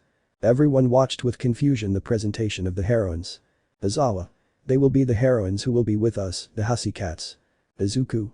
The hussy cats. I've read about them. They're a 4-person team who founded their own agency. Veterans specializing in mountain rescue. He couldn't finish speaking as his face was grabbed by one of them. I'm 18 takes out the claws of his gloves at heart. Izuku. I'm sorry struggling to make his voice heard. K&K. Sounds desperate. Mandalay. Your camp will be at the foot of that mountain. Everyone except Izuku. How far away? Uraraka. Huh. Then why did we stop here? Slowly, the green-haired man takes his sword, which he left inside the bus. Whatever was going to happen, he knew that if he stayed inside the bus, he'd have a worse time. Zero. Are we going back to the bus? Haminari. Be good idea. Mandalay. It's 9:30 am now, if you hurry you might arrive by 12. Mina. Seiron. The boys were a few steps away from the bus. Izuku was pushed away from the bus by Pixie Bob, who used his quirk causing everyone, except for Izawa and Mandalay, to fall off the cliff due to a landslide. Izuku draws his sword, grabs the person closest to him, and manages to slow his fall a little by sticking the sword between the rocks, enough to make a less painful landing. Izuku pulls the sword out from between the rocks, noticing that the edge is slightly dulled but nothing serious. Mandalay. This place is private property, so feel free to use your quirks. You have 3 hours to cross the beast forest. Shoji. Forest of Beasts. Haminari. Sounds like a Dragon Quest level. Mina. Yue always does these things complaining. Hyoka. Esto Izuku. Izuku. Yes. Hyoka. Thanks for helping me avoid falling, but could you let me go? Izuku notices that his arm was hugging the purple-haired girl's waist. Izuku. I'm sorry breaks the hug. Hyoka. Don't worry. If I didn't know better, I'd say you were after every girl at UA. Izuku. Haha sarcastic very funny. Hyoka laughs a little at the green-haired boy's behavior, but the moment passed when they heard Mineta's scream, who was standing in front of a giant creature. Kota tries to stop him with his quirk, but it was impossible. The beast was about to crush the purple-haired boy, but he was pulled out of the way by Zoro, who used his ribbon to save him. Izuku. How come he didn't respond to Kota's quirk? He notices that something came out of a part of the beast, Earth. I see he unsheathes his sword. Pixie Bob. Humming a song while checking her beasts with her glasses. Mandalay. They really have a very busy schedule Izawa. Aizaw. It's normal we're trying to get them to acquire what would take the beginning of the second year. It will be complicated, but with so many active villains, they need to learn to defend themselves. Pixie. A. Todoroki runs toward the beast and uses his ice to freeze its legs. Iida and Bakugo attack the creature's arms, causing them to detach from the beast. Izuku then uses Kuritetsu on his sword to cut the creature in half. Izawa. Well, I'm counting on you Pixie Bob. Pixie. Count me in. I'm getting goosebumps. Izuku. Guys, if we want to have lunch we should take the short route points directly to the forest Shoji, Jiru, locate the beasts. The rest of you form groups and let's finish off those who get in the way everyone nods okay, let's go. Class A. All? Yes. The students began to mobilize. Momo. The role of class president really suits you. Izuku. I don't like directing. He gets a little discouraged, but giant beasts as enemies. He unties his tie and takes off his shirt a little for better mobility. I can't help but get excited. The green-haired boy moves away from Momo and runs to the front with the others. With the help of Shoji and Jiru, they were able to locate 7 beasts. Zoro takes care of the winged one by tying its wings to bring it down, and Sato and Kirishima are in charge of delivering the finishing blow. Mina uses her acid and melts the legs of 2 of the beasts, which are destroyed by Momo and Bakugo. Shoji. More are appearing. The creatures kept appearing. Iida, Izuku, Todoroki, and Bakugo moved ahead of the group. Iida. Reciproburst. Attacks directly at the head of a beast. Todoroki uses his ice on 2 of the creatures and immobilizes their movements. Bakugo. Don't interfere, broccoli. Izuku. You're not Muslim either. Both jump towards the immobilized creatures. Izuku. Creates another sword Notoryu. Bakugo. Shine. Destroys a creature with explosions. Izuku. Saikuru. Flying rhinoceros beneath the creature creates a small tornado that destroys the abdomen. This will be a long road. It was dusk. Aizawa was at the campsite with Mandalay and Pixie Bob, waiting for their offspring. Class A appeared among the trees, exhausted. Todoroki had frost on his skin, Bakugo was holding his arms, and Izuku was standing using his sword for support. Each student was at their physical and quirk limits. Zero. Exhausted like 3 hours. Mandalay. Sorry, that's how long it would take us. Izuku. How bad, falls to his knees. Pixie Bob. But you surprised us. You didn't have that much trouble with my land beasts. Above all, you 4, pointing to Bakugo, Todoroki, Iida and Izuku, were able to act quickly because of your experiences. Licks his lips. Izuku. I have a bad feeling. I want to see you in 3 years.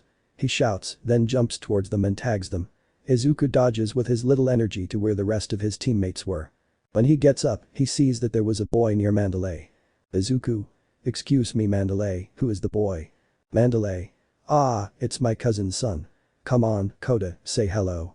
The boy looked at the boys with his sharp eyes, but then he focused on Izuku, more specifically, his katana. Izuku. Hi Kota. Are you interested in this? I can teach you if you want, of course, if Mandalay lets you. Kota doesn't respond and walks away from the green-haired boy. He recognized a reason for the boy's gaze, or at least part of it. Aizawa sends his students to unload their things from the bus and take them to their rooms so they can eat dinner later. The students say yes in unison and do so. In the cafeteria, Class A was enjoying the food as if it were their last supper, and then they went to the baths, which were hot springs. Izuku. Dives into the water and exhales in satisfaction. Ah, how relaxing. Kirishima. I agree with you, Izubro, this is life. Mineta. They're cool and all, but why am I tied up? The purple-haired boy was submerged in the water, but he was tied as if it were a leash by the combination of his and Zero's quirks. Izuku. Because we know you would climb that wall to see the Forbidden Land women's restroom. Mineta. Please. Let me go. Izuku. No. By the way, thanks Zero for the tape. Zero. Denata Arana. The boys enjoyed the bath, but sometimes felt uncomfortable because of the girls' voices coming from the other side. Mineta. That's it, fall for the charms of the Forbidden Land. Todoroki. Shut up, take some of Zero's tape and covers Mineta's mouth. To break the awkwardness, Kirishima notices there's a small sauna in the same room, so he proposes an endurance competition. Some knew what the Reteed had in mind, but some declined the offer. Those who did accept were Sato, Zero, Kaminari, Todoroki, Shoji, Ajiro, and Bakugo. Kirishima convinced him. Kirishima sets the temperature near its maximum, and the competition begins. Zero gives up in the first 10 minutes, followed by Kaminari and Shoji. Todoroki follows. An hour has passed. And the boys left were Bakugo, Kirishima, Sato, and Izuku. Bakugo. See how much the green-haired boy sweats. What's going on, broccoli? Have you already cooked it? Izuku. Are you kidding? This is just a breeze for me. Smirks. Why do you ask, Muslim? Are you giving up? Bakugo. Ha, this is nothing. Those who left were listening, wondering since when they got along so well. Kirishima. How manly. Don't you think so, Sato? Sato. No, I can't anymore. Leaves the sauna with a pink face. Izuku. So, how about we upload this? Bakugo. For once, I agree with you. Hair raising. Turn this up to max. Kirishima obeys Bakugo, but when the temperature rises he comes out after 5 minutes, already at his limit. The girls leave the waters relaxed and meet Ajiro. Hagakure. Hey Ajiro-kun, where's the rest? Ajiro. Huh. Well, most of them are in the room. Kirishima, Kaminari, and Iida are watching over Bakugo and Rarana. Hyoka. What happened to them? Ajiro. Well. At that moment, Iida calls Ejiro, who comes in. Minutes later, Kaminari and Kirishima come out, carrying Bakugo, who was pink-faced and unconscious. Ejiro and Iida did the same with the green-haired boy. Both were wearing their robes. Uraraka. What happened to them? Ejiro. They had an endurance competition in a sauna. Although the explanation was short, the girls understood what had happened. Chapter 31. If the first day of camp was very hectic, the second would surprise them. It was 5:45 a.m. and Class B was in front of the Hussycats building, trying to wake up. Kendo. Developing our quirks. Lad. Yes. Class A already does. Follow me, the students follow him. Tsutsuna. Even though I say we should develop our quirks, all 20 of us have different ones. How will we know what to improve? Hamakiri. Could you be more specific? Lad. By using muscle fibers, they break down, strengthen, and harden. The quirks are similar. To do this, we just need to. The students arrive at the place and are surprised to see what Class A was doing. Lad. Pushing his quirks to the limit and breaking them. From 0:45 to minute 2. Class B. This is hell. Izawa. Class B, on ants. Kendo. But there are 40 of us. It won't be difficult for 2 teachers. Lad. Don't worry, we have support for that. Mandalay. In the spotlight and shining. Ragdoll. We came to lend a helping hand. Tiger. Coming out of nowhere. Pixie Bob. Sharply cute and cat-like. Los Os 4. Wild Hussycats. The full version. After the Hussycats' brief explanation of their quirks, Tiger takes the boys whose quirks are power type with him. Kendo notices something. Kendo. Isn't anyone missing? Pixie Bob. You mean the green-haired one? Kendo nods, he is. Suddenly an explosion occurred in a part of the forest. The green-haired man came out of the forest, chased by beasts his size. Izuku created a katana with his quirk and cut 2 of them, but a third hit him from behind with a kick. Izuku got back up and destroyed him with a punch. Izuku. Pants exhaustedly. Pixie Bob, please create another 10. Pixie Bob. Okay, creates 10 more creatures and they run towards the green-haired boy. Kendo. What does Izuku do? Izawa. He is training the reaction time of his quirk to cover the part where he is attacked with more speed. Class B. Yep, the real hell. With Izuku. He returns to the forest, pursued by the beasts. He used the trees to slow them down a bit, but 2 of them manage to reach him and attack him with 2 blows. Izuku spins and blocks both attacks with his quirk-covered forearms, but the force pushed him into a tree. One of the beasts attacks him, but he ducks to dodge the attack and stabs it with his sword, then drives the blade into its head. The beast falls apart, but more approach. Izuku. Itoryu Sanjuroku Pondo Hu. It was getting dark, and the boys had already finished their day's training. They were already at their limits and were expecting a hot meal, but what they found were large quantities of ingredients. Pixie Bob. We only helped him yesterday with the food. Ragdoll. From today you will make it yourselves. Everyone was in low spirits, but. Iida. I see. Rescuing someone also means satisfying the stomach and spirit of the person who lived through a disaster. Great, you really think of everyone. Let's make the most delicious curry in the world. Everyone. Yes, still exhausted. Izawa. Iida really comes in handy. Todoroki and Momo lit the firewood while others took care of peeling and cutting the vegetables. But some overdid it, or rather, 2 young people. Both of them were chopping the ingredients at exceptional speed. Bakugo was chopping them traditionally, while Izuku was throwing the vegetables up and using santoryu to slice them with great precision, as his training had helped him create 3 swords with his quirk at once. Uraraka. They really do their best cutting the vegetables at their own pace. Hagakure. They're probably competing again. Mina. I would like to know how Bakugo and Uraraka get along so well. The green-haired girl watched Bakugo while he peeled vegetables. She didn't know why, but her gaze always straight toward the pale-haired boy. And. Forgiveness. Ibara. Blindly peeling the vegetables. And. Thank you. Article. Kendo decides to touch the green-haired girl's face with his finger. Ibaka. Kayasiya Susta. Kendo. Are you okay? Ibara. Why yes, why? Kendo. You seem distracted, what's wrong? Ibara. And nothing, peeling the vegetables faster. Kendo. Hey, take care of you. Ibara. Also. The young woman cuts her finger due to nerves. Kendo was about to treat her, but. What the hell are you doing, you thorny hairs? They both notice Bakugo, who is carrying the vegetables to the kids who are in charge of cooking. After clicking his tongue, Bakugo takes Ibara to Momo, who quickly creates a first aid kit. The little haired boy leaves Ibara with her and continues with his work, but he doesn't notice that 2 people saw everything. Hagakure. Akaso. Mina. It's possible. Kendo goes with Izuku. Kendo. Oh yeah, Izuku.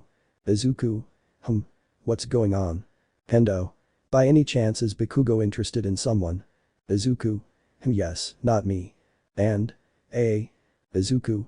Since the exam we are always competing to see who will be the number one hero. Kendo. Huh. I don't mean that. Izuku. Saka then. Kendo. I mean if you are interested in someone romantically. Izuku. PFFF, hahaha. Kendo. Hey, don't make fun of me. Izuku. Hahaha sorry but Bakugo is human, I doubt he can't fall in love. Why do you ask? Kendo. For nothing. Izuku. Maybe you don't like me anymore. Fake sadness. Kendo. Don't say that. Izuku.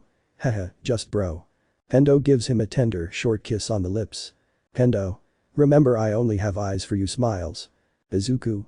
Itsuka places his hand on the orange-haired girl's cheek. They had created a moment but it was interrupted by a boy from Class B who brought the lovebirds down to earth. They both blushed a little and returned to their duties. When they finished cooking, they each served themselves a bit of the curry. It wasn't the most delicious, but the exhaustion and tiredness accumulated from training made the food taste irresistible. Kirishima. This food fills the spirit and the stomach. Izuku. You were really hungry laughs at the Retide's behavior. Izuku eats his curry calmly, but as he does so, he notices two things. One is his Muslim classmate staring at a table in Class B, and the other is Kota, who is carrying something quite familiar to him. Kota. GHH. The little one had drawn his sword, but he had trouble balancing the weapon. He had dropped it a couple of times. Izuku. You're taking it wrong. Those words scared the child. Kota. What are you doing here? Izuku. I saw you taking my sword.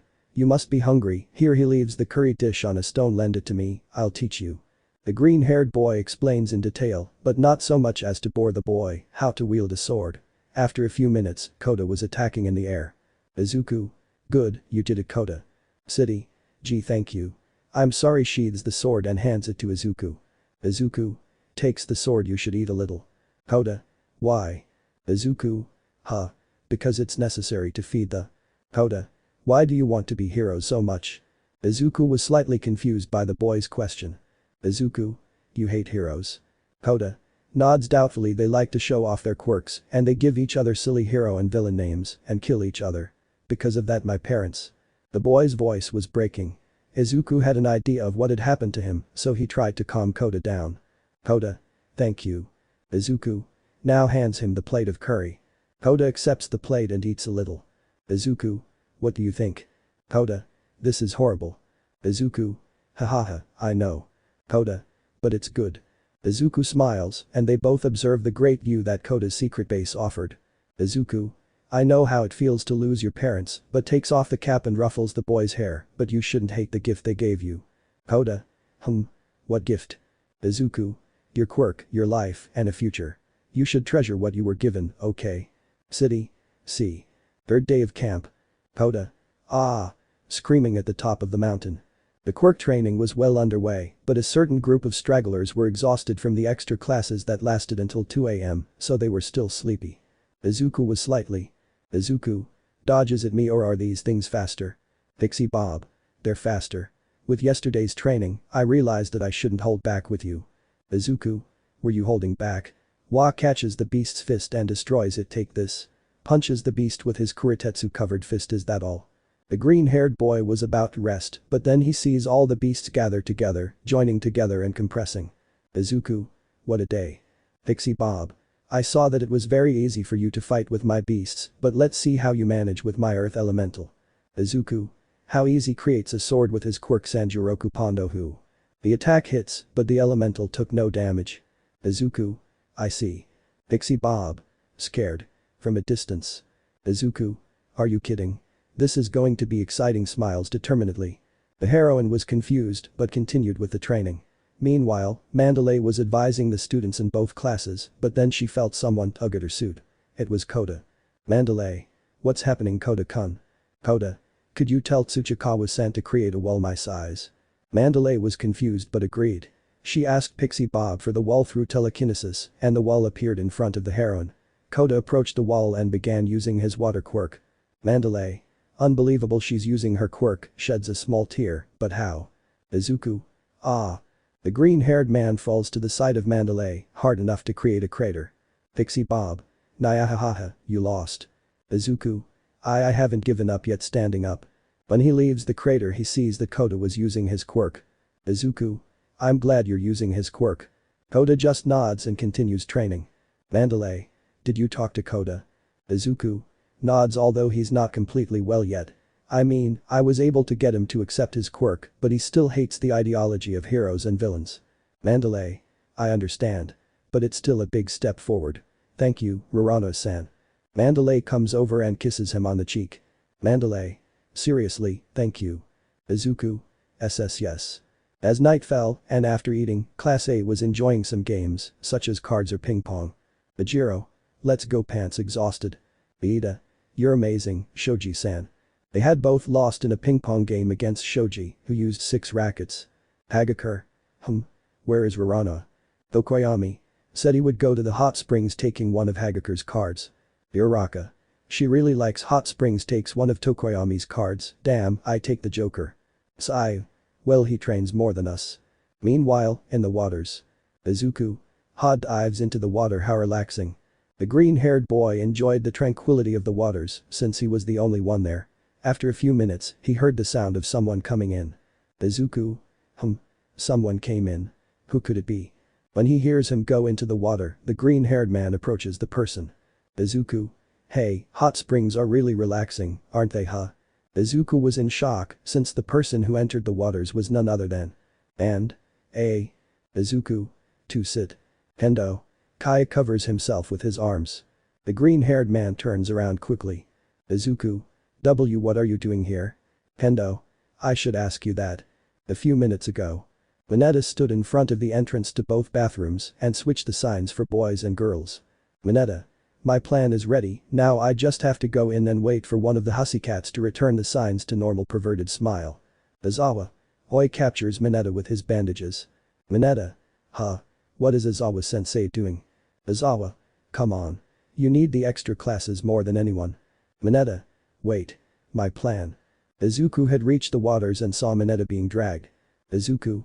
Just in these moments I feel sorry for him. The green-haired boy enters the boys' bathroom without hesitation, but 5 minutes later Mandalay arrives and sees that the signs were posted incorrectly, so everything returns to normal. She leaves, and at that moment Kendo arrives. Kendo. Exhausted, nothing better than hot springs to undo exhaustion. End of the mini flashback. Chapter 32. Silence filled the bathroom, with only the slight rustling of the trees in the wind and the sound of a shishi heard. The two young men had their backs to each other, as the situation they were in was uncomfortable for both of them. Izuku. Kendo. I&K. How awkward. Izuku. Itsuka, what are you doing here? The women's bathroom was supposed to be next door. Kendo. I should say that, this is the women's bathroom. Izuku. But wait a second, Mineta getting angry. Kendo. Anyway, I think you should go. The girls won't be long. Izuku. You're right. He was about to get up, but as he did so, he abruptly slipped and fell on top of Kendo. They were both staring at each other's eyes, as the situation warranted it. Kendo. You know. We didn't have time. To talk, getting closer to the green-haired boy. Izuku. Itsuka. They both joined their lips in a tender, heartfelt kiss, ignoring where and how they were. The green-haired man pulls the orange-haired woman closer, hugging her. Itsuka. Breaks away from the kiss. I really needed this. Izuku. The awkward moment alone. Joking. Kendo. Blushing, she taps the green-haired boy, but then rests her head on his chest. A moment with you. Since the internship, we haven't gone out. Izuku. You're right, let's do this, after camp let's go on a date, okay? Kendo. Yes. But for now, you should get out of here before anyone else arrives. Izuku. Nods. The green-haired boy was about to get up but notices something. See, could you turn around? Kendo. Blushes as sorry, turns around. He quickly leaves and goes to where he left his clothes, but when he was about to take them he hears the girls' voices, so he returns and hides behind a rock that was in the water. Izuku. Thanks, hot spring designer. Kendo. What's happening, Izu? Setsuna. Kendo. Kendo. Get scared, Setsuna. Ibara.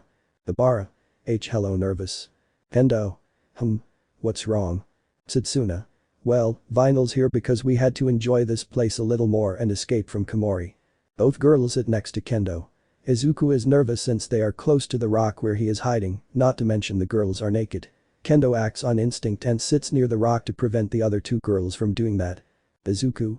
Don't look, don't look, don't look, nervous. Kendo. Tell me, what are the others doing? Setsuna. Let's see, the boys challenged Class A and are now playing ping pong, and the girls are playing truth or dare.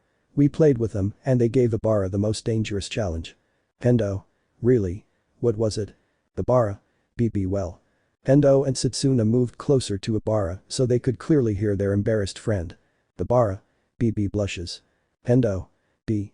Izuku tries to move towards the exit but there was no chance. Setsuna. I had to kiss Bakugo on the cheek or hug him. Both Kendo and Izuku were shocked to hear the green-haired girl's words. Kendo. It can't be. Setsuna. But you won't believe what happened next. Kendo. What are you talking about? Setsuna. You see. Flashback. Komori. You must kiss or hug Bakugo. The girls were shocked to hear the brown-haired girl's challenge. Ryuko. I don't think it's a good idea. Setsuna. I agree with Yanagi-chan. You've seen that boy's personality. Komori. You're right. I'm sorry Shio, she observes the blonde girl's blush, could it be that no, you have to do it. Ibara. Flashback pause. Kendo. I'm sure you convinced Komori-san to change the challenge, right? Setsuna. Well, we tried. But I don't make it easy for him, honestly. Kendo. What question should I answer? Setsuna. Yes, I was in love. Kendo. Knowing you, Ibara, you chose truth over dare. Right. Right. Ibara was silent and even more blushed. Kendo. Seriously, how are you still alive? Setsuna. It's rare to see you talk like that about someone. Kendo. That guy's personality is scary. What happened next? Izuku wanted to get Kendo's attention to give him a chance to escape, but the story was interesting. Back to the flashback, in the game room. Shoji was resting while watching Kota play ping pong against Iida. Bakugo had gone down to get a soda, so he heads to the vending machine, but when he was choosing Ibara appears. Bakugo. Notices the young woman. What's up, thorny hairs? Ibara doesn't respond and approaches slowly, her hair covering her eyes. Bakugo thinks she's planning something, so he positions himself to attack. Ibara's attention is distracted as what she's doing puzzles her slightly, causing her to trip over something. Bakugo. Oi oi, what are you doing? There they were, both hugging. Ibara was resting her head on the chest of the pale-haired boy while he tried not to hurt himself with the hair of the blonde girl. Bakugo. What the hell is wrong with you? Ibara. Be Bakugo-san. Bakugo. Ah. With a threatening tone. And there she did, Ibara kisses Bakugo's cheek and then returns to her friends. The ash-haired boy was confused and shocked. The boys who saw that were surprised and were about to bother Bakugo, but he throws a couple of explosions and managed to scare them away. End of flashback. Setsuna. And that's what happened. Kendo was in shock, Ibara couldn't speak out of embarrassment at remembering that story again. Izuku, who was still hidden, tried not to laugh. Setsuna. Well, stretching, I think I'll go out, takes a towel and covers herself.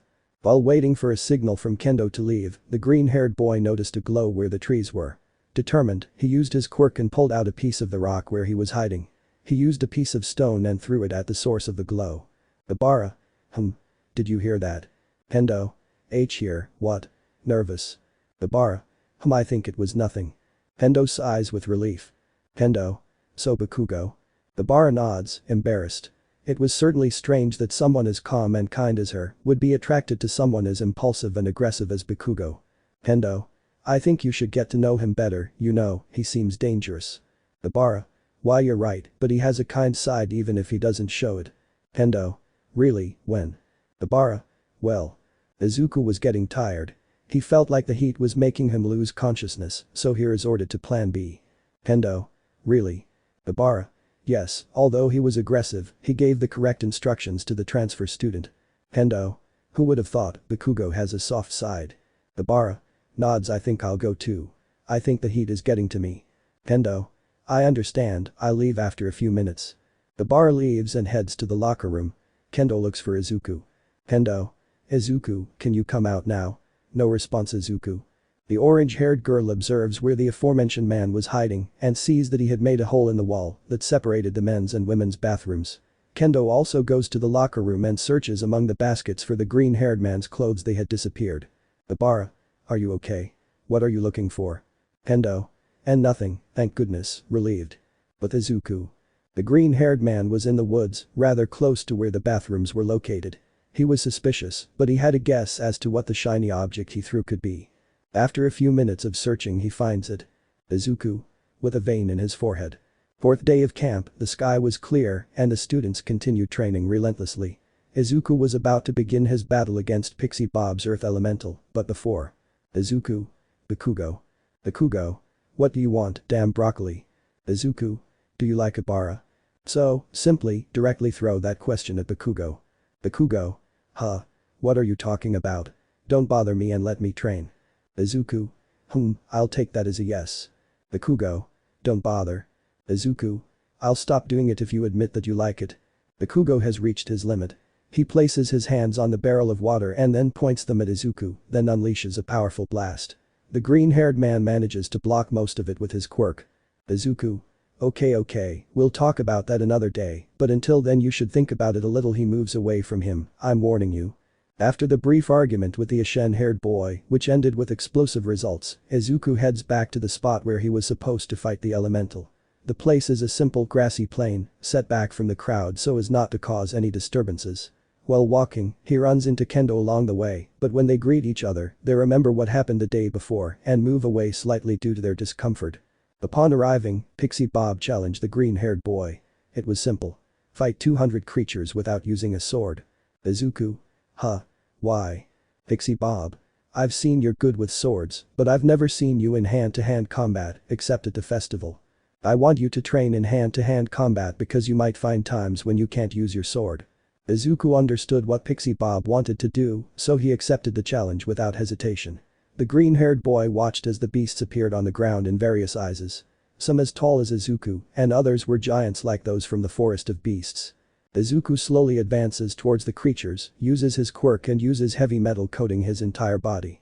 He begins to increase his speed, running towards the beasts and jumps directly at the head of one of the large creatures, defeating it with a single blow, but in doing so he is left unprotected, allowing another of the beasts to hit him. Said blow slams him against the ground, generating a crater. The green-haired man's quirk absorbs most of the damage. Izuku. GHH, it's hard to move in this state but not impossible. With determination, he dodges the large creature's attack and climbs onto its arm until he gets close to its head, but three smaller beasts were hiding and caught the green-haired boy. The larger creature brought its other hand forward to crush him. That moment was passing in slow motion. Izuku. Damn. Am I really useless without my swords? Will I really be defeated just by not having my weapon's weight, my quirk? The green-haired man concentrates. All the metal covering him accumulates in various areas of his arms. The giant hand reaches the green-haired man. Pixie Bob stares at the scene with a serious expression, but then suddenly the beast's hand explodes, surprising the heroine. The cloud of dust dissipates, revealing a green-haired man with a wound on his head and covered in black metal thorns. Izuku. Exhales. Damn, too close. The spines fall apart, the metal covers one of its fists and destroys one of the creature's arms before it lands on the ground. Pixie Bob. You were pretty quick to notice, Uraraka. Well done. Izuku. Thank you. Pixie Bob. Come on, let's go to the infirmary to heal you. I'll undo the best. Izuku. Don't worry, I can still continue. Stretches a little and goes back to where the beasts are. Pixie Bob. Amazing, I'll see you in 3 years. Izuku felt a chill that distracted him, causing him to receive a direct blow to the face. Pixie Bob. Ouch, sorry. While the green-haired man trains, Mandalay tells all the students with his telepathy that at night they would have a test of courage. Some were happy since after so much training they would have something normal from a camp, but the most excited were those who had extra classes, since they could rest one night from said classes. Until then they had to continue with the excessive training. Izuku takes a break from fighting against beasts, although in reality he had already defeated everyone, and Pixie Bob was creating a special terrain for Tsuyu and Iida, but while he waited, he saw Tiger training. Izuku. How old-fashioned. Tiger. Come on, attack me. One of the students in his care, Jirota Shishida, attacks using his beast quirk, but Tiger dodges it with his flexibility, counter-attacking with a punch, leaving him almost unconscious. Izuku. Incredible, he thought when he saw one of the quirks of the students of Class B. Chapter 33. The training ended. Both classes were cooking, but this time Koda was helping Izuku by peeling the vegetables while Izuku cut them. While they did, they discussed a little about sword techniques and the training he received from Zoro to learn them. The little boy got so excited with the stories that he told the green-haired boy that one of these days he would probably go to the Uraraka dojo. Izuku was delighted with the idea. Hoda. Great. By the way, are you okay? Izuku. Yes. Why? Hoda. Well, you look dirtier and more injured than the rest. You also have bandages on your head and arms. Izuku.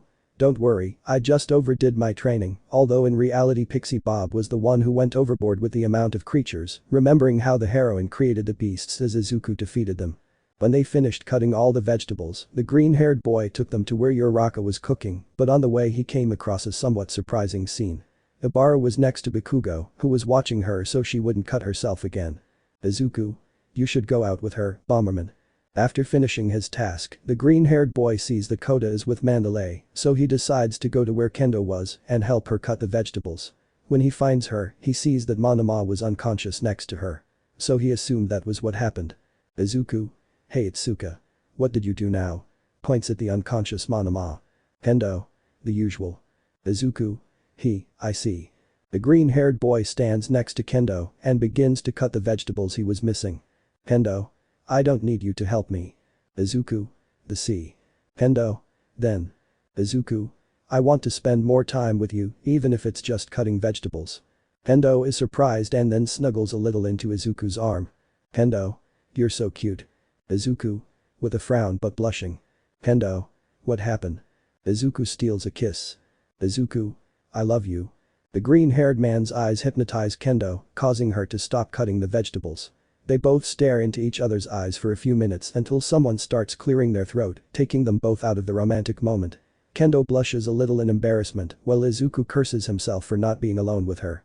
Night falls and the students from both classes are standing in front of the forest accompanied by the hussy cats. The 5 boys from the extra classes are excited about the courage test, but Izawa takes them to the extra classes. Not only because of said classes, but because their training that day wasn't very good. The hussy cats explained to the youngsters the path they must take to cross the forest. Class B was in charge of scaring them. Class A formed pairs by drawing lots, but due to the odd number, the only one left alone was Izuku. Will you be okay crossing the forest alone? Koda nods. He was a little nervous, but that wouldn't stop him. The 8 teams were 1 Tokoyami Shoji, 2 Bakugo Todoroki, 3 Jiro Hagakure, 4 Urano Yaoi Rozu, 5 Uraraka Asui, 6 Ajiro Shiro, 7 Ida Aoyama, 8 Koda. Bakugo. Holds Ajiro's shoulder. Hey Kola, switch with me. Ajiro. I am sorry, but I can't. Izuku. Bomberman isn't that bad. Bakugo. Oh. That's because he paired you with a ponytail. You'd probably ask to switch partners if you paired with someone annoying. Izuku. Imagining that it's Bakugo's turn. You're right. Bakugo. For some reason I feel like blowing your face up. Sparks flying from his hands. They were both going to fight, but Tiger's aura convinces them to separate and wait their turn. Momo. I hope we can cross without problems. Izuku. Nods. Don't worry, I don't think Class B is that scary. Okay. 9 minutes later. Izuku and Momo were about halfway there. The brunette was clinging to Izuku's arm as some of Class B's tricks managed to scare her. Izuku was only surprised by his head popping out of the ground, courtesy of Yui and her calm demeanor. Izuku. There's not much left, Momo. Momo. I'm sorry if it bothers you that I'm stuck to you. Izuku. Don't worry, it doesn't bother me. The green-haired boy was calm, or so he pretended. Momo didn't notice, but she was very close to the green-haired boy. Very close. Izuku. Concentrate, this isn't the first time you've been in this situation. You've felt it many times with Itsuka. Izuku was doing his best not to think about 2 problems. They stayed like that until they reached a halfway point where there was a table with their names on it, but there was something strange. The table was covered in blood. Momo. The hussy cats really tried hard. This looks very realistic. She separates from Izuku and walks towards the table. Izuku. Thank God. The green-haired boy follows Momo and sees the table. He, too, thought it was part of the test, but when he gets closer, he notices that blood was real. Seconds later, a light mist was appearing in the forest. Izuku smells the scent and quickly covers himself. Izuku. Momo. Momo also sensed that smell and creates a pair of gas masks, giving one to Izuku. Izuku. What is this? Momo. I don't know. How is it possible that a poisonous mist appears in the forest? They were both considering different possibilities, but at that moment, Tetsu appeared with an unconscious Ibara in his arms. Momo saw them and quickly created more gas masks. Izuku. Momo, go with Tetsu and deliver the gas masks. Momo. But. Tetsu. Aniki, what are you gonna do? Izuku. It doesn't matter, just go. They both nod and go to help the other students. Izuku stays and checks the blood on the table. Izuku, still fresh, looks around a trail. The green-haired man follows the trail, but after 5 minutes of searching, he trips, narrowly avoiding an object that passed over him. Izuku gets up and looks at it in surprise, a green Nomu with multiple arms coming out of its back. 3 had chainsaws, 1 a hammer, and another a drill. Izuku was surprised since it had the appearance of being strong. The Nomu observes the green-haired man and runs to attack him with a saw. He jumps and sees something behind the creature. Izuku. Ragdoll. The distraction caused an opening, which the creature used, striking the green-haired man with its drill. He reacted almost in time, lessening the damage by covering the attack with metal, but it still caused a superficial wound. Izuku. GHH groan of pain covers the shoulder where he received the attack with his hand. Concentrate. Nomu attacks him again, this time using 2 of the 3 saws. The green-haired man blocks them with his metal-covered arms. Sparks fly out like fireworks. Izuku.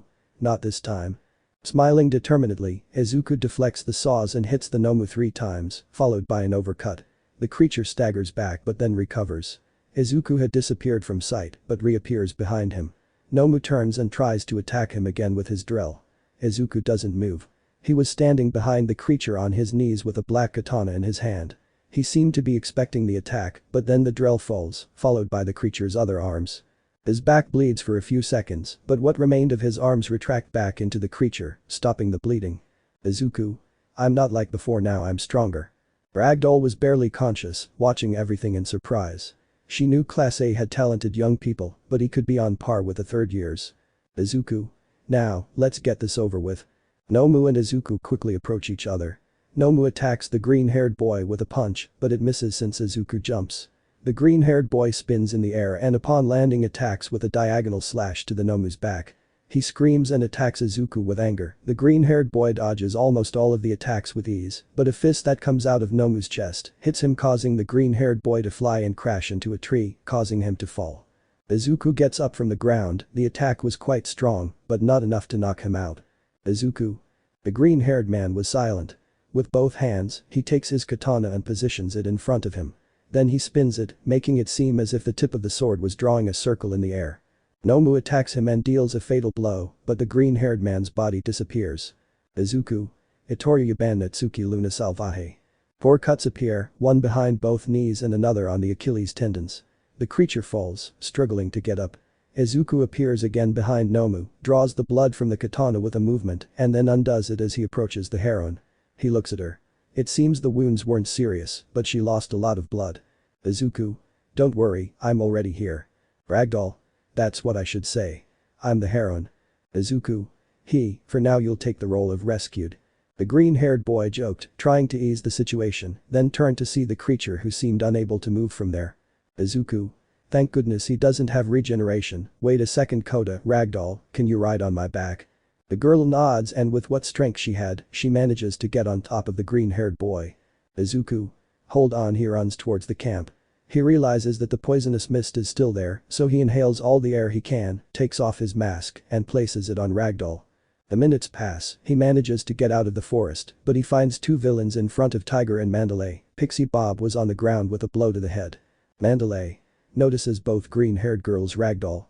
Izuku. Don't worry, it will be fine.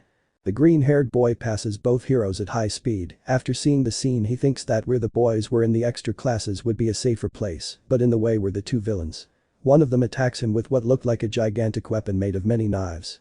Izuku did not want to face the villain because he could not fight 100% if he protected Ragdoll, so he resorted to a strategy. The green-haired boy throws Ragdoll into the air and evades the villain's attack similar to a lizard and ignores the other, then jumps and catches Ragdoll and continues on his way. The villains were going to follow him, but Tiger and Mandalay did not allow it. In the building, Aizawa was already subduing Dabi, but suddenly the villain was melting. Dabi. I hope you can protect your students, we don't see melts. Aizawa. But what? Zoro. Sensei. What was that? Zoro was arriving, accompanied by Ajiro, Ida and Koda. The hero started running to where the villains were attacking. Izuku arrives and meets his classmates. Ajiro. Hirano. Zoro. She is. Izuku. Guys, have you seen Koda? Ida. Huh? I thought she was with Aizawa. The green-haired man thought for a few seconds. Izuku. I think I know where she is. Take care of her, he hands Ragdoll. I have to go get Koda. The green-haired man starts running towards where he thinks the young man is. Meanwhile, with Koda. He was running away with the green-haired man's katana in his hand. How could a child have a weapon in his hand? Flashback, a few minutes before the attack. Izuku was on his way to the test of courage with his katana made by Momo. But on the way he meets Koda on the road. Izuku. What's wrong, Koda? Koda. I can't find anything to use as a sword. Izuku sees the young man's behavior and comes up with an idea. With a rope he had on hand, he conveniently ties the scabbard to the guard. Izuku. Ready. Use my sword but never take it out of the sheath as it is dangerous. Koda. Can I really use it? Izuku. Yes. I actually don't feel comfortable leaving my sword here, so I'll leave it to you. Koda. Thank you. End of flashback. Koda had come down from his secret base and was fleeing from the villain. The boy had recognized him instantly. It was the villain who killed his parents. Said villain lost sight of him. Koda had hidden behind some bushes. Koda. Help. Where are you? Knocks down one of the trees. Koda sneaks away and gets closer to the camp, but the villain sees him and begins to chase him. After a few minutes, he manages to catch up with him. I was looking for a good place to see the destruction, but now that I've lost it, I'll have to settle for killing you. Koda. Salvation. He brings his hand closer to the little one's face. Koda. Uraraka-san. Sanjiroku Pondo Hu. The wave of energy hits the villain, causing him to fall and drop the child. The one who launched the attack manages to catch him before he falls to the ground. Are you okay? Koda recognizes his savior's voice. Koda. Uraraka letting out tears of joy. Izuku. I'm glad you're okay. Thanks for taking care of the sword. Koda. Nods. Izuku. Good. He puts down the young man and receives the sword, then faces the villain. You are from the League of Villains. Exhales. So what if I am? Izuku. What is your plan? Why are you here? As if that matters to me. Izuku. Okay, this will make it easier. What do you mean? The green-haired boy unties the guard of the sheath, managing to unsheathe the blade, then creates a black katana with his quirk, surprising both the villain and the child. Izuku. This will make my fight easier since I won't have to hold back with you. Those words make the villain laugh. Izuku. Koda manages to get his attention. I want you to get as far away from here as possible, and if possible look for Izawa-sensei. Koda. What will you do? Izuku. That doesn't matter.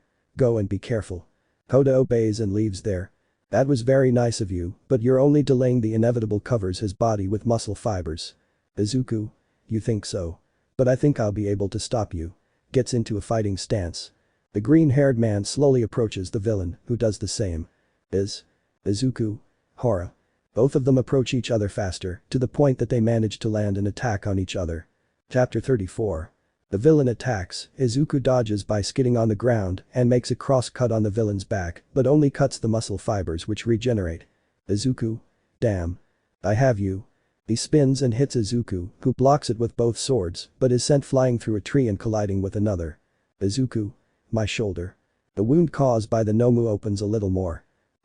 What happened to the trust from before? Izuku. Hey, can I ask you something?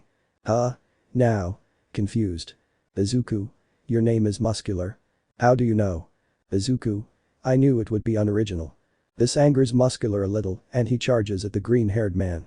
As he gets closer, Izuku jumps, dodging the attack and, using the villain's arm as support, punches him in the face. Muscular gets angry and his artificial eye falls. Muscular. Bastard. He grabs one of Izuku's legs and slams him into the ground. The green-haired man manages to cover his back with his quirk but still takes damage. Izuku tries to break free from the grip, but it was impossible until he covered his leg and molded the metal into several needles that stabbed Muscular's hand, freeing himself from the grip. Muscular was getting excited. It had been a while since someone had given him this much of a fight. Izuku shared that feeling, but he had to end this fight quickly. Izuku. Notoryu II. Muscular. What? Izuku disappears and reappears behind Muscular. Izuku. Rashomon. The vertical gash appears on the villain's chest. The cut is quite deep, barely slicing through the original body. Izuku. Not yet. The green-haired man spins, preparing another attack, but Muscular moves faster, hitting Izuku in one of his arms, specifically the one that held the black katana. Izuku flies a few meters and falls to the ground, complaining of the pain. His arm had been broken. Muscular. I'm not done with you yet. Muscular leaps straight at the green-haired man, who shields himself with heavy metal, completely covering his body in metal. The villain lands and begins raining down blows on Izuku. The power of the attack was causing Izuku to bury himself deeper into the ground, creating a crater. Izuku, aren't you tired? You've been like this for a minute. The attack won't end, the green-haired man's stamina was running out. Soon he won't be able to maintain his quirk any longer. Muscular. It's over, stops the barrage of blows. Several muscle fibers merge into a single armed eye. The blow connects with the green-haired man, causing a cloud of dust. The crater deepens, showing a green-haired man falling through the air in slow motion, his hair covering his eyes, and his quirk deactivated. Muscular. Evil laugh, it was fun, but I have to finish off a kid. Izuku was there, barely conscious in the crater. A line of blood was above his eye, and he held his sword tightly with his one good arm. Izuku. Whispering, is this the end for me? Did I really try so hard to end up here? Remembering, I'm sorry. Mother. Zoro. Hishigi. Many. Muscular was slowly walking away from Izuku, unable to hear what he was saying. Izuku. Remembering a certain orange-haired girl at Tsuka. Will it really end like this? Izuku saw a light in front of him. Don't go there, nah, lie, not that kind of light, haha. Izuku. Am I dead? Don't joke about it. I didn't raise you that way. Izuku. I recognize that voice, Mom. But you let your friends fight that villain. You have the strength to overcome this obstacle. Izuku. I think I hit my head really hard, I'm starting to hallucinate, but he's right. The dream you choose to follow will be filled with obstacles like this. Izuku struggles to get up from the ground. But remember that just like all your friends, I support you. Muscular hears a sound from the crater, turns around, and sees the green-haired man standing with his eyes covered by his hair and his ragged shirt and pants, with wounds and some blood on his body. Don't think about fulfilling what you promised me, because… Izuku covers his broken arm with his quirk, then clenches his fist, the sound of stabbing flesh being heard. Blood was coming out of that arm, but he could move it. You're now my hero. Muscular grins maliciously and starts running towards Izuku.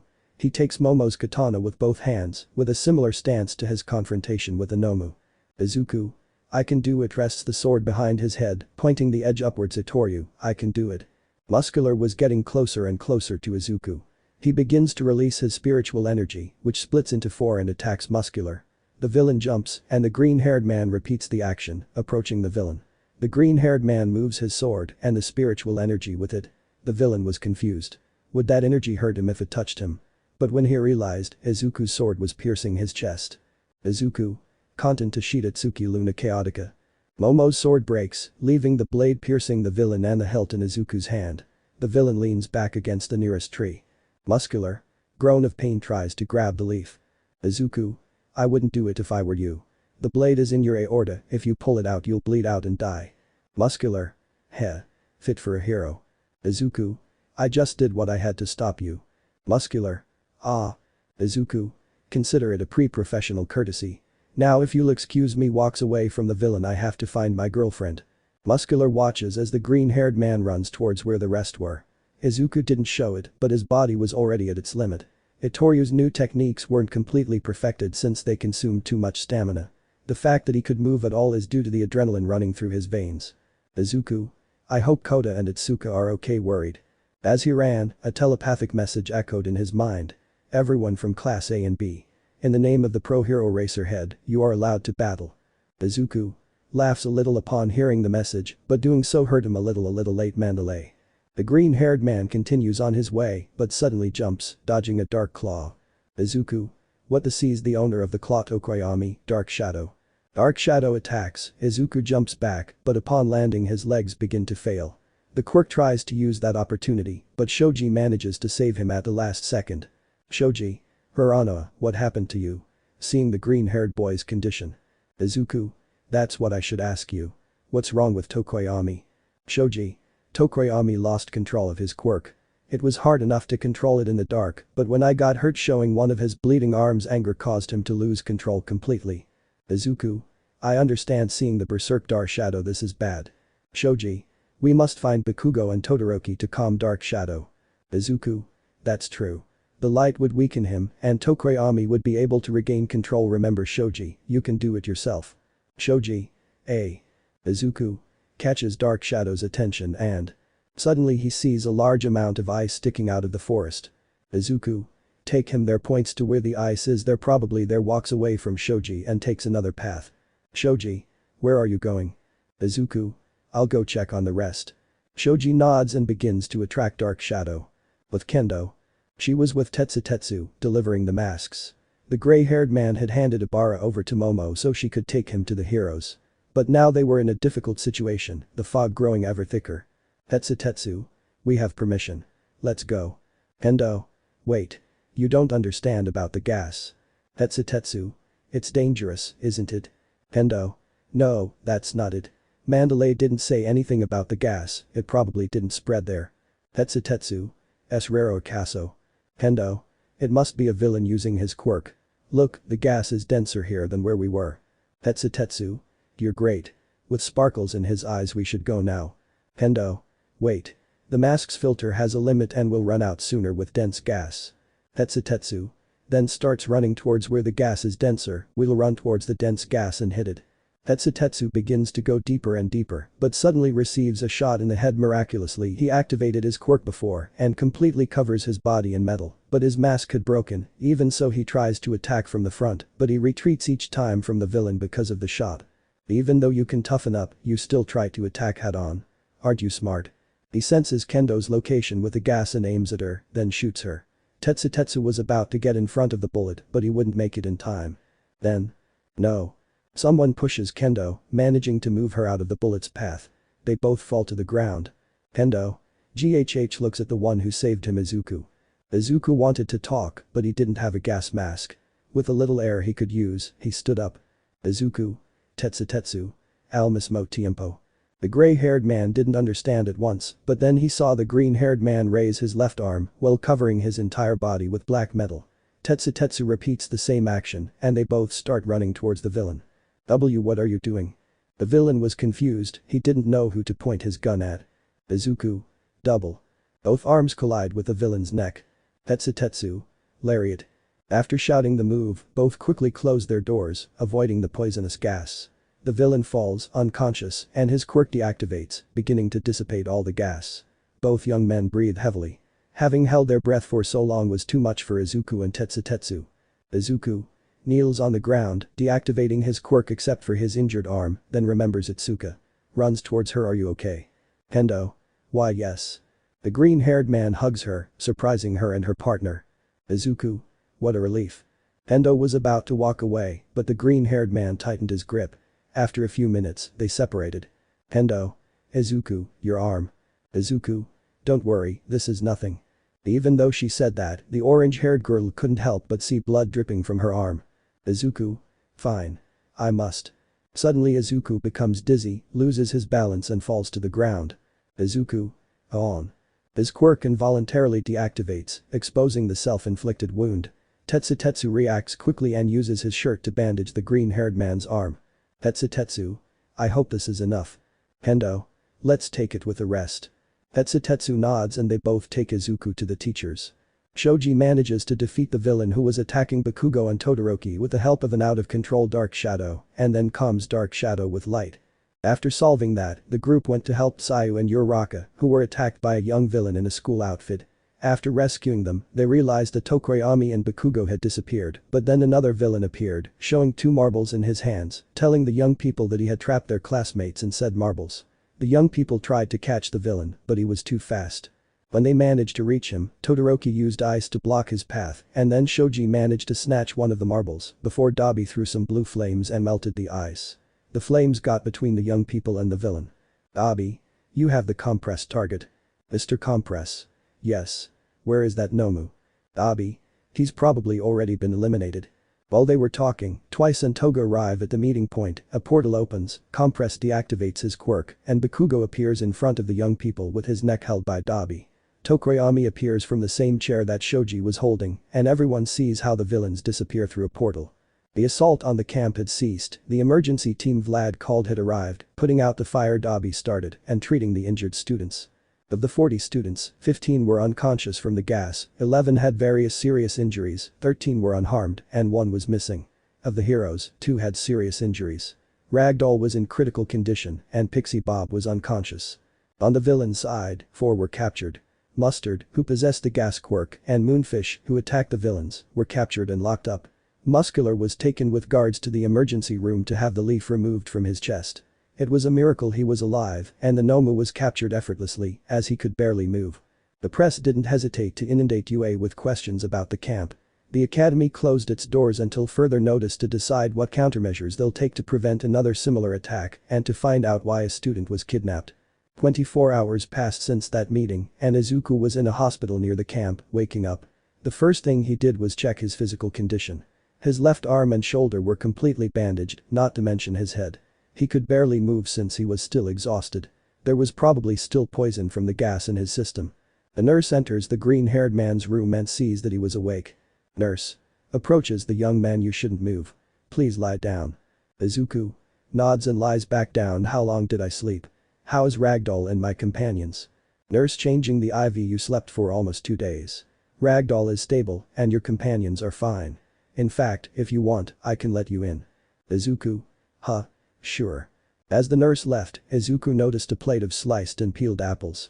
From the looks of them, he assumed it was Kendo's as he had once seen him peel them when Mr. Kendo was sick. There was also a note, the contents of which were a thank you from Kota for saving him and more. Uraraka, desperatist. The green-haired boy recognizes that voice. Kaminari and company had appeared in the room. Seiya. Izuku-kun, how are you? Izuku. I'm seeing his wounds. I've been better. Seiya-chan joking. By the way, how are the others? Iida. Discouraged. Jiro and Hagakure are still unconscious. Bakugo. Todoroki. He was kidnapped just. Mina. Todoroki scolding him. Izuku was in shock, he didn't believe what he had heard. Chapter 35. Izuku. What? While he was in shock, Kirishima had told him an idea that he didn't hear because he was thinking. Kirishima. Let's save him. Izuku. What are you talking about? Iida. We can't do that, Kirishima. We should leave it to the professionals. Kirishima. I understand that. But. Despite not saying anything, some of those present could understand him. Despite being there, they could do nothing to save him, especially those who were there when the villains took him away. Kirishima. If I don't do something, I can't call myself a hero or a man. So, lend me your help, Izubro. Izuku was in a dilemma. On one hand, he understood that using his quirks and trying to save his friend classmate, could harm Izawa, who was in charge of his class, but on the other hand, he had the power to save him. Izuku. But how do you know where Bakugo is? Kirishima. Ragdoll is in this hospital. Yesterday when we came to check on everyone, we noticed Almight and a member of the police talking to her. Apparently, not only Nomu injured her, but another member of the League of Villains did as well. She was able to use her quirk on the villain and knows where he is now. Izuku. I see. Todoroki. And Kirishima-san got that address. Kirishima. That's why Urano lend me your strength, offering his hand. Izuku. Let me think about it. Kirishima. I understand. We'll wait for you tonight in front of the hospital. Izuku. We'll wait. Todoroki. I'll go help him too. Izuku. I understand. I'll think about it. Kirishima and Todoroki leave the room along with most of the boys, leaving Mina and Seiya. Mina. So will you do it? Izuku. Probably. If there's even the slightest chance of saving him, I'll do it. Seiya. Even if you're about to do something similar to a villain. Izuku looked at the green-haired girl with confusion. Seiya. We're all surprised by Bakugo's kidnapping. But think about it calmly. No matter how you feel, if you decide to fight them again, you'll be breaking the rules. It's the same as acting like villains. The three of them were silent. Izuku stared at the melon Mineta had left beside the plate of apples. After those minutes of silence, the green-haired boy struggled to get up. Mina reacted quickly and tried to stop him, but he was already standing. Izuku. Approaches Seiya and places his hand on her shoulder. You're right, I know you said that because you're worried about us, but you don't have to be. We'll just get Bakugo out of there and avoid fighting as much as possible. Seiya wanted to say something but decided to remain silent. Izuku noticed that the green-haired girl still had some concern. Izuku. Gets closer to Seiya and hugs her. Calm down. Caresses the green-haired girl's hair. Okay. Seiya. Okay. See, could you let me go? It's a little embarrassing. Izuku nods and pulls away from the hug. Mina is a little embarrassed by the green-haired boy's behavior. After a short chat, both young women leave the room, but at that moment the doctor enters to check Izuku's condition. Doctor? I don't know whether to praise you or worry about you removing the bandage. I mean, self-inflicting a wound to set the bone is impressive. Izuku. Thank you. Doctor. But you should be more careful. If you'd bled longer, it would have been. Izuku. I understand. I'll be careful next time. Doctor. Just don't do something like that again. The doctor finishes removing the bandages. Izuku notes that most of the wounds are gone, but scars remain. The green-haired man wasn't too interested. Doctor? Try to move it. Izuku? It hurts a little. Doctor? It's normal, for now you will use a cast for a few days. Izuku nods and the doctor proceeds to put a cast on the green-haired boy's forearm. Hours passed and Izuku was dressed in his civilian clothes. A grey sweatshirt, a white shirt with black pants, and his red sneakers. As he was walking out the door, he heard a familiar voice coming from an office. Thanks for the review, doctor. Izuku? Itsuka. The orange-haired girl turns to look at Izuku. When she recognizes him she sheds a few tears and runs towards him to give him a big hug. Kendo. Izuku. Crying. The green-haired man reciprocates the hug. Izuku. I'm sorry if I worried you. Kendo. Baka, why didn't you tell me about your arm? Izuku. I didn't mean to worry you. Kendo. When you fainted I thought you'd never wake up again. Izuku. I'm sorry, stroking Kendo's hair to calm her down a little. After a few minutes, Kendo stopped crying. They were both leaving the hospital. Kendo. I'm sorry for creating a scene, embarrassed. She had drawn too much attention from those present. When she realized it, she was completely red in embarrassment. Kendo. Ready to go home? Izuku. I'm sorry but I can't. And? Izuku. I'll go with some friends to rescue Bakugo. Kendo. But Izuku, if you go you won't be able to fight in that state. Izuku. I know my arm is not in good condition, but I will still be able to use 2 swords. Kendo. 4. Izuku silences her with a kiss. Izuku. Don't worry. Remember, we'll have a date after that. Kendo. Why yes, blushing. Izuku was about to leave, but someone was pulling his shirt. Izuku. Itsuka. Kendo. See, can you kiss me again? Izuku. Huh. Sure. Kirishima and Todoroki were waiting for the green-haired boy, but while they were doing so, Iida appeared before both of them. Kirishima. Iida. Todoroki. What are you doing here? I thought you were against this idea. Iida. And I still am. But I care about my companions, and I will go with you to prevent you from doing anything dangerous. Kirishima nods, and the 3 were about to leave, but… Izuku. Have they forgotten about me? The 3 of them turned to see the green-haired man with a cast on his arm. Kirishima. What did the doctor say? Looking at the cast. Izuku. Basically, I have to use this for a couple of days. It was going to be weeks, but because of what I did with my quirk, I'll use it for less time. For a second, I thought she was going to hit me like Recovery Girl. Sorry but Yaoi Rozu is not joining this mission. The boys headed off in the direction they were now on a train headed for Kanagawa Prefecture. Kirishima. We'll be there shortly. Izuku. Are you sure it's the address? Kirishima. Yes. I could see it when I collided with Almight. Izuku. Kirishima. When he left Ragdoll's room I bumped into him and I could see the direction clearly. Izuku. Approaches and places his hand on the Redeed's shoulder. You are a genius. Kirishima. Thanks. After a few minutes, the boys arrived at Kanagawa. Izuku was about to move, but Iida stopped him. Iida. Wait, we should disguise ourselves. With the festival in the camp, the villains or someone else might recognize us. The blue-haired boy was right. Todoroki draws the attention of his companions and points to a clothing store. There they looked for the clothing they would use to hide their identities. Kirishima. Kirishima. Perfect. Iida. This may turn out to be. Todoroki. You really look like someone different. Hey, and I. You are someone different. Izuku. Are you ready? Imagine you have a cast on your left arm. Kirishima. Hey Izubro, I can still recognize you. Izuku. Don't worry, I can use the hood and this puts on a face mask. Iida. It might work but… Todoroki. You look like a criminal. Everyone sees the two-tone with an anime-style drop of sweat. Izuku. Believe me, it will work. Leaving the store. Kirishima. Why the bandages on his arms? Izuku. I wanted to look cool. Kirishima. I understand, well you're right, you look manly. Izuku. Thank you. The boys continued moving, avoiding the issue as much as possible to avoid attracting attention. When they reached the address, they quickly hid in an alley, as several police officers and heroes were surrounding a building. Kirishima. There it is. This is the address. Iida. Okay, what's the plan? Kirishima. I was actually hoping we'd get there before the police.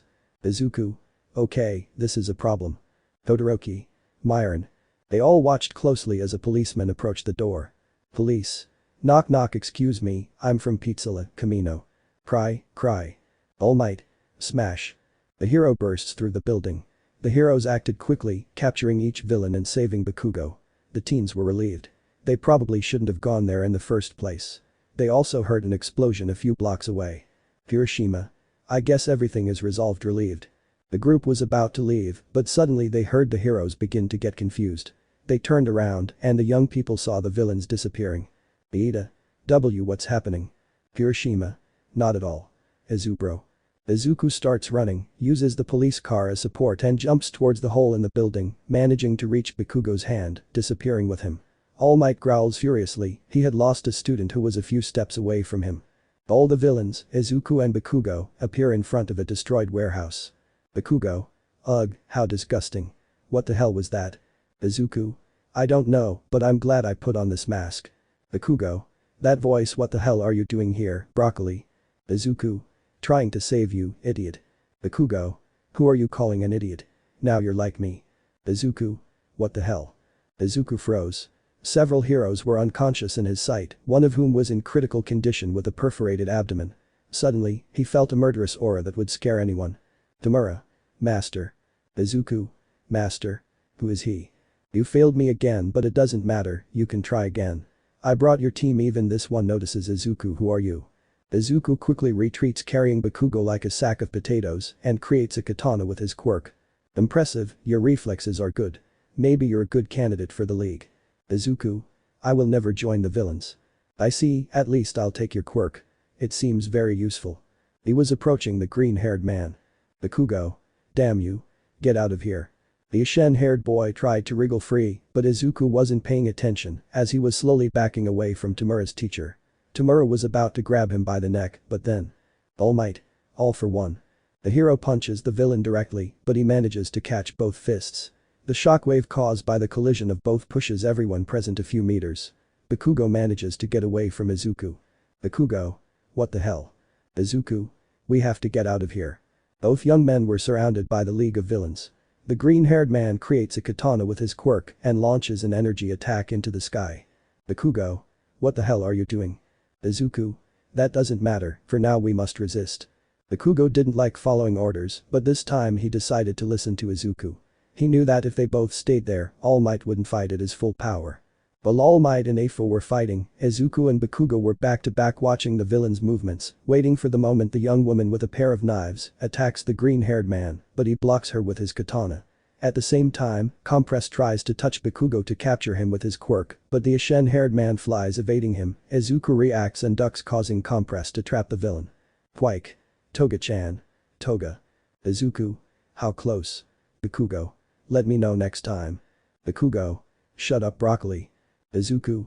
Maldito Bomberman. Izuku hits him in the stomach with a compress punch, knocking him back. Twice tries to attack from behind, but Bakugo attacks him in the face with explosions, shouting shine. Although they didn't get along, they both knew each other's behavior, so they could fight as a team, although sometimes while dodging they would obstruct each other's movement. Izuku.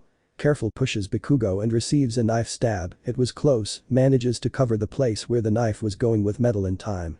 Toga. You're cute, can I see your blood? Izuku. She's crazy. No thanks, he tries to hit her with his blunt katana, but she dodges it. Bakugo. Pushes Compress with explosions. I didn't need your help. Izuku. I know, but I did it anyway. Angry, Bakugo launches an explosion aimed at the green-haired boy, but he dodges it, causing Twice to receive it full on. Bakugo. Don't dodge my explosions. Izuku. This is not the time to argue, Muslim. Bakugo. What did you say, Broccoli? Both pressed their foreheads together with a frown, one pointing the tip of his katana at him, while the other drew sparks from his hands. Zoro is Izuku and Sanji is Bakugo. The villains, while soothing the pain of the blows and burns, watched with a drop of sweat the scene of both young people, thinking, how is it possible that we can't capture them? Chapter 36. Both Bakugo and Izuku were holding their own, the villains couldn't capture them. Meanwhile, All Might was beginning to lose ground, his power slowly running out. Afo. What's wrong, All Might? Have you weakened? All Might. You know it, his smile had disappeared, showing a gesture of anger. The hero quickly approaches the villain to throw a punch, but the villain expands his arm and launches an air bullet capable of pushing the hero into a building. But Izuku and Bakugo were exhausted, but they managed to knock out all the villains, leaving only Shigaraki. The light-haired man was about to approach them both, but then some protrusions with red details appeared and stabbed Izuku in his shoulder. Izuku. GHH. Complains in pain, stay away, Bakugo. The Ashen-haired boy steps back. Izuku's quirk activates, creating thousands of needles that shoot out from all over his body. All for One was controlling the green-haired boy's quirk. Afo. Your quirk is quite interesting. Can I take it? Smiles mischievously. Izuku tried to regain control, but it was impossible. Izuku. In your dreams. Mutoryu Tatsumaki spins and creates a small tornado that pushes Shigaraki and manages to tear off his bumps. The green-haired man kneels in pain. Afo tries to stab Izuku again, but Almight returns and shouts Carolina Smash, hitting Afo's torso and across, knocking him back. Izuku gets up, but his shoulder won't stop bleeding. Bakugo sees this and uses his shirt as a bandage. Izuku. We must use this opportunity and escape. Bakugo. TSK, you're right. But he sees that the villains were getting up again. How? Suddenly, an ice ramp appears far away, to one side of where they were, and from there it flies. Hiroshima. Let's get out of here. From mid-air, a Deity was shouting at Bakugo. They both recognized the voice instantly.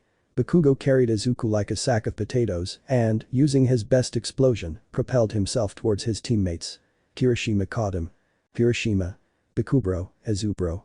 Bakugo. What the hell are you doing here? Hiroshima. We came to rescue you. Thanks for the signal, Izubro. Izuku. Thank goodness they saw her. I don't think she could continue fighting. He resisted the pain of his broken arm next to his stabbed shoulder. Thank goodness they are in the same arm. All for One saw how they were moving away and was going to try to reach them with his protuberances, but halfway there Izuku stops the protuberances with a Sanjuroku Pondo who, the group of young people managed to save Bakugo. Almight saw everything and smiles. Almight. Now getting Afo's attention, I can fight without holding back. The fight was so epic since he still has one for all and didn't fight Nomu, he could still maintain his form for a long time. Both moved at great speeds and exchange blows. Afo uses his protuberances capturing the hero and then hits him several times with air cannon. All Might holds the protuberances and brings the villain closer to deliver 3 smash, 1 to the abdomen and 2 to the face, destroying the villain's mask. The villain seemed to be defeated but then combined several quirks to his left arm, causing the hero to retreat. There he was, Afo with an arm deformed by the large number of quirks he combined. All Might was not sure if he could defeat him but still does not retreat. The hero concentrates all his power in a single arm and runs towards the villain. He throws the punch, but All Might evades the blow for a bit, but the bone spears that came out of Afo's arm cut the hero's arm a little. He knew that a simple attack would not cause him any damage, so he pushed his body to the limit, turned his back and threw a powerful All Might. State United of Smash. He connects a blow to the villain's face and sends him to the ground. The power of the attack was so powerful that it caused an explosion, raising dust and fragmenting the ground. Afo was stopped, but All Might had already reached his limit, returning to his skeletal form in front of the news cameras, but to prove that he had won, he raises his right arm and returns to his hero form, but he was no longer as muscular. Although civilians witnessed All Might's true form, they still wanted and loved him.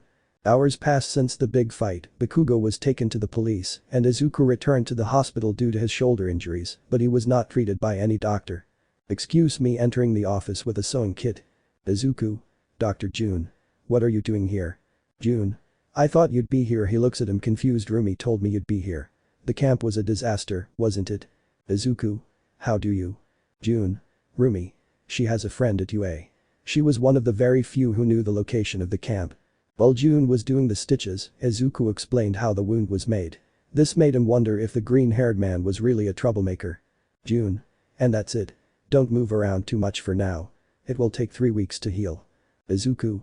Thank you, doctor. June. Don't even mention it. Bandage the green-haired man's shoulder. Try not to make sudden movements or the wound could open. Izuku. I understand. He gets up and heads for the door. Take care. June nods and says goodbye to the green-haired man. Izuku leaves the hospital and meets the pale-haired boy. The two of them headed to the station and boarded the train. During the entire journey, they remained silent about their own business. Bakugo was on his phone and Izuku was reading a book he bought along the way. When they arrived, they went their separate ways, but Bakugo only said thank you in a low voice, but the green-haired boy could hear him. It was getting dark. When he got home, he was shocked to see the scene. His house, as well as the dojo, were partially destroyed, riddled with charred cuts. Zoro was sitting in the garden opposite 2 people. One had black hair and a bun and a goatee, wearing a black and white kimono, striped on the left side and orange on the right. Behind him was a woman with waist-length aqua green hair. Both men had cuts and scrapes, likely from a fight. Izuku. What the hell? Zoro.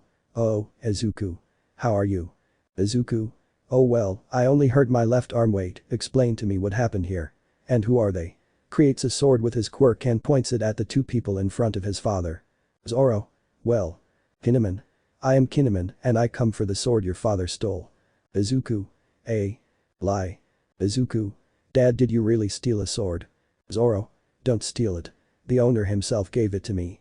Kinemon. Don't lie. He's been dead for many years. He draws a sword. He returns the sword. Wait, Kinemon. Kinemon attacks Zoro, who was going to block with his sword, but Izuku gets in the way and blocks the black-haired boy's attack. Kinemon steps back and prepares to fight. Even though Izuku wasn't in any condition, he was going to fight Kinemon with a single sword. Kinemon runs towards the green-haired boy Kitsunebi Ryu. Izuku swings his sword, drawing a circle with the tip of his sword at Toryu. Kinemon. Karyuisan fireworks flash performs a vertical cut. That cut hits the green-haired boy and starts to set fire to the cut, but Izuku vanishes, surprising Kinemon. He then receives a diagonal cut on his back. Izuku. Yuban Natsuki Apparis Detras de Kinemon. The black-haired man falls in pain. Izuku had removed the edge of the weapon before attacking him. Kinemon runs to help him. Izuku. Don't worry, I've taken the edge off the weapon. I'll get the first aid kit and then we'll talk civilly, understood? Looking at Zoro. Zoro. Why are you looking at me? Getting angry. The green-haired man didn't say anything since he had gone for the medicine cabinet. Everyone was in the dojo. The young man was healing Kinemon and Izuku's wounds with one hand since his left arm was injured from the shoulder. Zoro as he could. Izuku. Then, could you explain that Zoro stole Shusui? You see. The young woman explains what happened. Apparently, the sword belonged to a legendary samurai for protecting a country from foreign attacks. They left his sword next to his body in his grave, but the grave was looted and the sword and the corpse were stolen. Zoro. It was probably Moria. When I invaded his hideout with my team, I faced one of his zombie generals. He dressed like a samurai and wielded this sword. Kinemon. You're probably lying. Hell's the truth. Kinemon. Surprised Kazuki-sama. Hiyori. I've already told you to call me by my name. Anyway, I've seen Uraraka-san and I know he's not lying. Izuku. Really? Hiyori. Nods. I have an ability you call a quirk, mine allows me to see people's auras. That allows me to know if they're lying or not, even their personality. He tells the truth. Zoro. You should listen to her more, Kinemon. Kinemon. Hiyori. Uraraka-san, could you return the sword to the country of Wano? Zoro. I can't, having it reminds me of a worthy opponent, one I would have liked to face in life. Besides, I would never get a sword of this quality. He smiles as he remembers his fight with Ryuma. Hiyori. I understand your attachment to that sword, but since it was stolen, many evils have appeared in the country. Please. She performs a doguiza, shocking Kinemon. Zoro was uncomfortable watching the young woman do doge. Izuku tugged on his sleeve, getting his attention. When they made eye contact, it was as if they had a conversation. Zoro. Sighs. I understand that the sword is important for your country. I understand. Takes Shusui out of his sash and places it in front of the young woman. Take good care of this sword if it is really a national treasure. The green-haired man places the sword in Hiyori's hands, who was no longer in the doguiza position. As she holds the sword, she almost loses her balance because it is so heavy. Zoro. Well, standing up. If that's all, I should go get someone to fix my circa. Hiyori. Espera. Zoro turns to look at Hiyori again. Hiyori. I want you to have this. Hands her a case. Zoro opens the case and sees a purple sword with a red cord in the scabbard and a clover-shaped tsuba. Kinemon. Kazuki-sama, what are you doing? You can't give him that sword. It belongs to your father. Hiyori. My father would have wanted his sword to be wielded by someone capable of mastering it. Zoro. Master her? Hiyori. Yes. This sword is at the level of Shusui, but it's also dangerous because it's capable of drawing power from its wielder. We also noticed that it can draw out someone's quirk to increase its attack power. Izuku. Power the quirk. Zoro without hesitation takes Enma and wields it, but as he does so a purple aura emanates from it. Zoro. Wow. Zoro felt his strength being forcibly drawn by the sword, but he wouldn't let go. To test it, he stepped outside and attacked the air, unleashing a purple energy slash that cut down a row of mature trees that decorated the house's garden. The green-haired man's arm was emaciated. Izuku. Dad. Worried. Zoro. Ghhh, Devule Velo. His willpower was able to recover the strength that Enma had drained from him. Both Kinemon and Hiyori were impressed by Zoro's ability and skill. Zoro. It's really a great sword, Hiyori, but are you sure you want to give me the sword? Hiyori. Yes. There are two reasons why I want to give this sword to you. One is so you can replace Shusui, but the second and most important is because of what you and your team did in Wano. Zoro. Wano you mean? Hiyori. Yes, when you joined forces with the resistance to capture Kaido. Although you left when we wanted to thank you for saving us from that mercenary. Izuku. Kaido. Zoro. It's a long story that I'll summarize later. I understand, I'll gladly accept this sword. Hiyori smiles. She and Kinemon say goodbye to each other. She said she would send some people to repair the house and the dojo. Zoro thanks her for the help, but he already knew someone who would do the job. After saying goodbye to Kinemon and Hiyori, the two green-haired women use what's left of the kitchen and prepare dinner. Izuku. Tell me dad, now that the house and the dojo are destroyed, what will we do? Zoro. A friend I know is coming to fix the house. We'll sleep here for today, but tomorrow. Chapter 37. It was dawn, and both green-haired men were walking with luggage in hand. Izuku. I really think it's a bad idea. Zoro. Why are you worried? I thought you'd be happier out of both of us. Izuku. I admit it's a good solution, but a part of me thinks this isn't a good idea. Zoro. Calm down, I doubt anything bad will happen. Izuku. Why many? Zoro. I was with Tashigi when Kinemon and Hiyori came. They'll both be living together until my friend fixes the house. There they were, both in front of the Kendo dojo. In front of the building was Mr. Kendo waiting for both of them. Mr. Kendo. Welcome. Zoro. Thanks for letting us stay here for a few weeks. Mr. Kendo. Ha ha ha, anything for a friend. Though I'm surprised you asked me, I thought you were staying with your girlfriend or something. Zoro. Izuku. Whispers perhaps. Zoro covers his face with one hand while showing a gesture of frustration. Izuku and Mr. Kendo. I didn't think about it. Zoro. Sighs anyway, I hope you don't have any problems fixing my house and the dojo. Urano residence. It will be difficult, but not impossible. The man walks past the residence and sees the older man dressed only in a Hawaiian shirt and a thong. Excuse me, young man, were you mugged? Here he takes a pair of pants out of a shopping bag. Pants. Not that music plays and a stage light illuminates it if I were to wear that it would be a disgrace, for the perverts he starts to dance. 013. Superior. But Zoro. Izuku. I don't think he'll get into trouble. Zoro. Remember we were in the same group. Izuku. Lightning. Mr. Kendo. By the way Izuku, Itsuka-chan doesn't know you're here. Izuku. Mr. Kendo. It's a surprise shows a slight smile come on, come in. Everyone went to the living room, Mr. Kendo got some sake for himself and Zoro, and some orange juice for Izuku. The older green-haired man explained to Mr. Kendo how his house was destroyed. Mr. Kendo. I understand I hope you won. Zoro. No it was left unfinished by Izuku and Hiyori. Izuku. But I arrived after their fight. Zoro. Correction. First by Hiyori and then by Izuku. As they were talking, Kendo appeared sleepily from the hallway. She was wearing a long shirt that reached her knees and her hair was loose and messy. She didn't notice the two green-haired men. Kendo. Good morning. Mr. Kendo. Good morning, daughter. Kendo went to the kitchen and drank some orange juice. When he returned to the living room, already waking up, he noticed Izuku and Zoro. Kendo. I blushing. Izuku. Good morning Itsuka-chan. That was the straw that broke the camel's back, making the orange-haired girl run to her room with her face completely red up to her ears. Mr. Kendo. Okay, I'll take you to your rooms. The man shows that at the end of the hallway, there were two guest rooms. They both thanked Mr. Kendo for his hospitality, but he explained that they would need to clean up a bit since those rooms had been used for years. Both Zoro and Izuku accepted the challenge and cleaned those rooms. 30 min later. Izuku. Sighs it was difficult, but I did it. The room is simple but cozy. It has a desk, a closet, and a futon that, fortunately, was neatly stored away so it didn't need to be washed. When she finishes, she sits on the floor to rest, but then someone knocks on the door. Izuku. Go ahead. The door opens showing a certain orange-haired girl already dressed up but still embarrassed for having shown herself like that in front of the green-haired boy. Kendo. Here you go gives him a soda. Izuku. Thanks, I needed it receives the drink and takes a sip refreshing.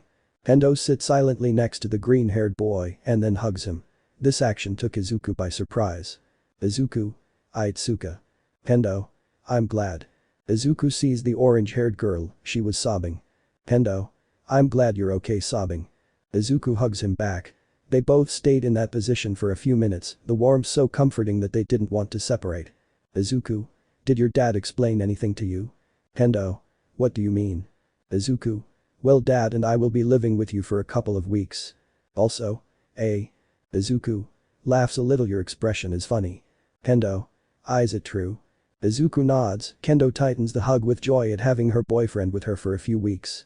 Izuku explains a little about how he ended up in that situation, but while explaining, the orange-haired woman notices a wound that she hadn't had when they met at the hospital. Kendo. What happened to you? Touching the shoulder bandages. Izuku. It's just a small wound lying. Kendo. Touches the green-haired boy's shoulder. Izuku. Ouch, groan of pain. Kendo. Small wound, huh? Izuku laughs nervously at his girlfriend's expression. Izuku. Haha, laughs nervously. Kendo. I like that you think about the safety of others, but you should also take care of yourself. Izuku. I'll try, okay? He places his hand on Itsuka's cheek. She liked that kind of gesture. They were both slowly getting closer, feeling each other's breathing, but when they were about to kiss, the script betrayed them. Mr. Kendo. Opening the door, hey Izuku, your father told me about your wound. Izuku. Notices Kendo's father and starts to sweat cold. Mr. Kendo. Come with me.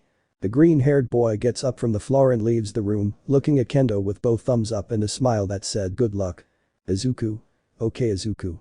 You've faced dangerous creatures and villains, you can handle this, I think.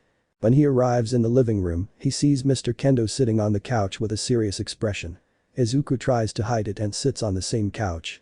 Mr. Kendo places a white box on the table, scaring the green-haired boy. However, when he takes his hand out of the box, he sees the red cross, proving to be the first aid kit. Mr. Kendo. I'll change your bandages. Izuku. Thank you and dad. Mr. Kendo. In the dojo. He said he'll clean it. But Zoro. Zoro. Okay, taking 3 brooms, let's finish this quickly. Back with Izuku. Izuku. I understand. While Mr. Kendo was helping Izuku with the bandages. Mr. Kendo. About what I saw. Izuku. I'm sorry. I would bow, but I don't want to interrupt the bandaging. Mr. Kendo. I understand that my daughter likes you, but releasing a murderous aura, she tries to maintain control. Izuku. It's okay. Mr. Kendo. Why did it take you so long to answer? Tightening the bandages to ensure they weren't loose. Izuku. GG, thanks. Mr. Kendo. Changing the subject a bit, I've seen that you're good with the santoryu, but what about hand-to-hand combat? Izuku. I'm good. I trained with Maruko. Mr. Kendo. Good. How long do you need to be able to fully move your arm? Izuku. A couple of days for my arm and a week for my shoulder. Mr. Kendo. I understand, in a week we will fight so you can show me your skill. Izuku nods. They both go to the dojo to check on Zoro, and upon entering they are surprised to see that the place is completely sparkling clean and the green-haired man sitting drinking. Zoro. How are you? Mr. Kendo. What? When did you finish? Zoro. Looking at his wrist as if he had a watch 5 or 6 minutes ago. Mr. Kendo. Anyway, I'll cook today. Do you want something? Izuku. Let me help you. Mr. Kendo. You're badly hurt. You won't be cooking. Izuku. They told me not to fight, but not to cook. Mr. Kendo. Okay. Come with me. They both return to the kitchen and start cooking, but Izuku didn't notice that he had 2 unread messages on his phone. The most intense day had passed, as the Kendo dojo students were able to watch a fight between Mr. Kendo and Uraraka Zoro.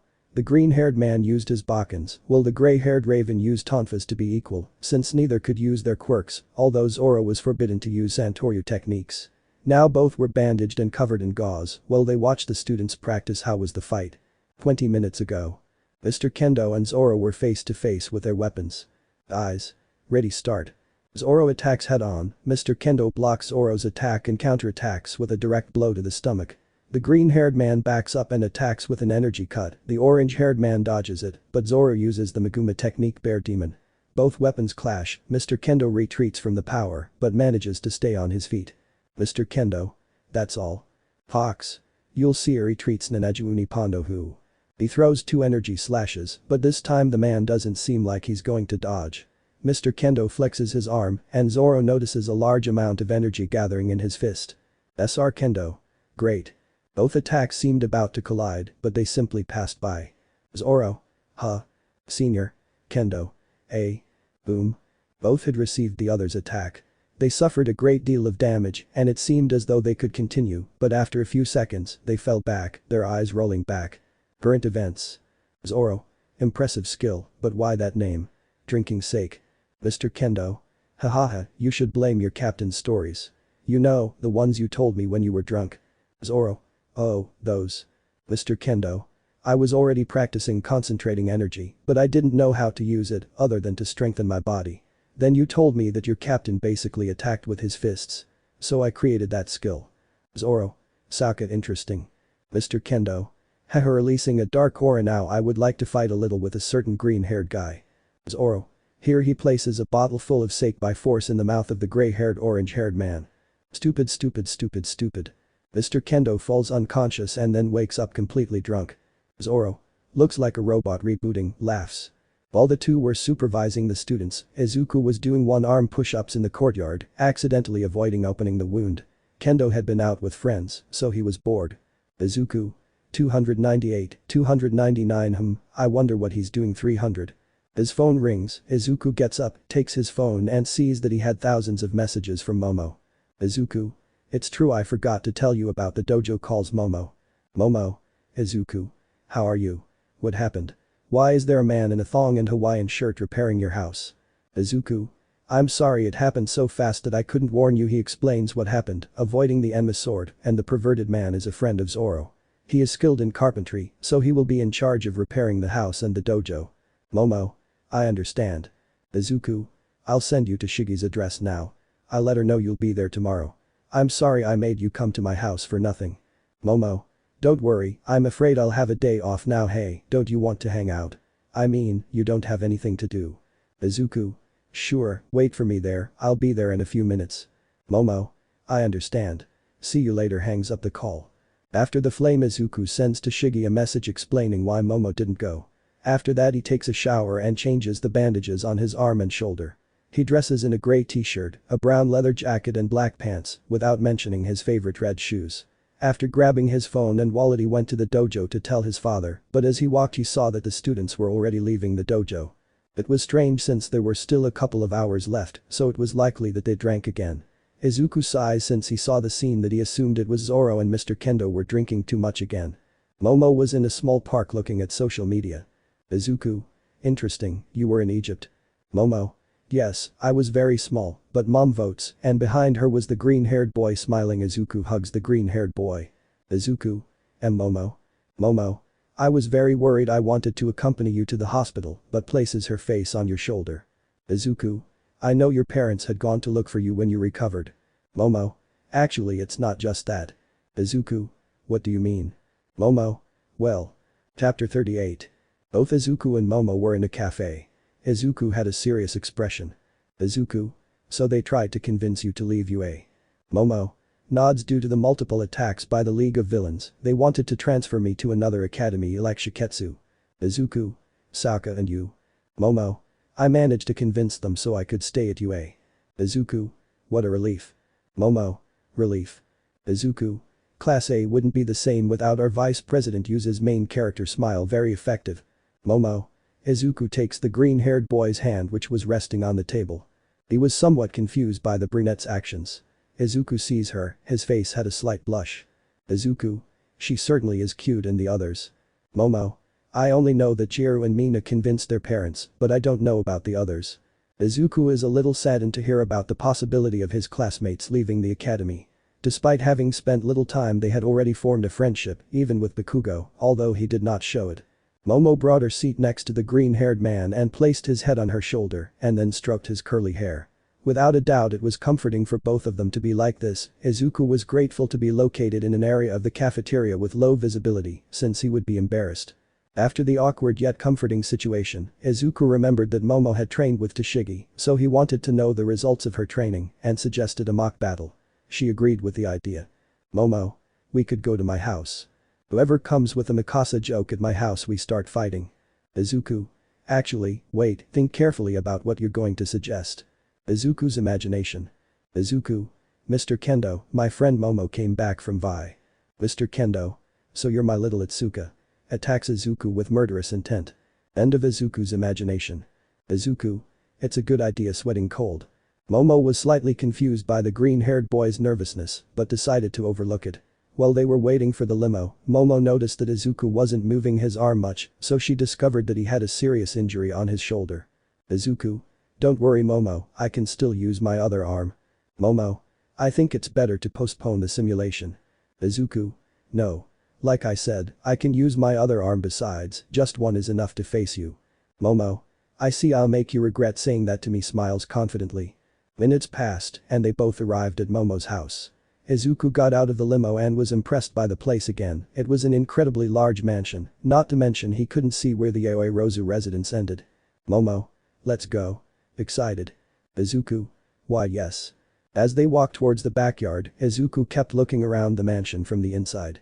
Momo on the other hand was blushing, as one of the butlers was surprised that the green-haired man had returned again, allowing the situation to be slightly misinterpreted. In a nutshell. Momo brought Izuku for training.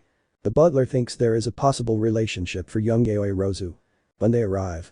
Izuku. I really can't stop being impressed by your house. Momo. It really is strange. Izuku. It's not that, laughs a little, it's just that I'm not used to being in extravagant places. Momo. I understand. Izuku. Okay, let's train, taking off his jacket. Momo. Wait, are you going to train like this?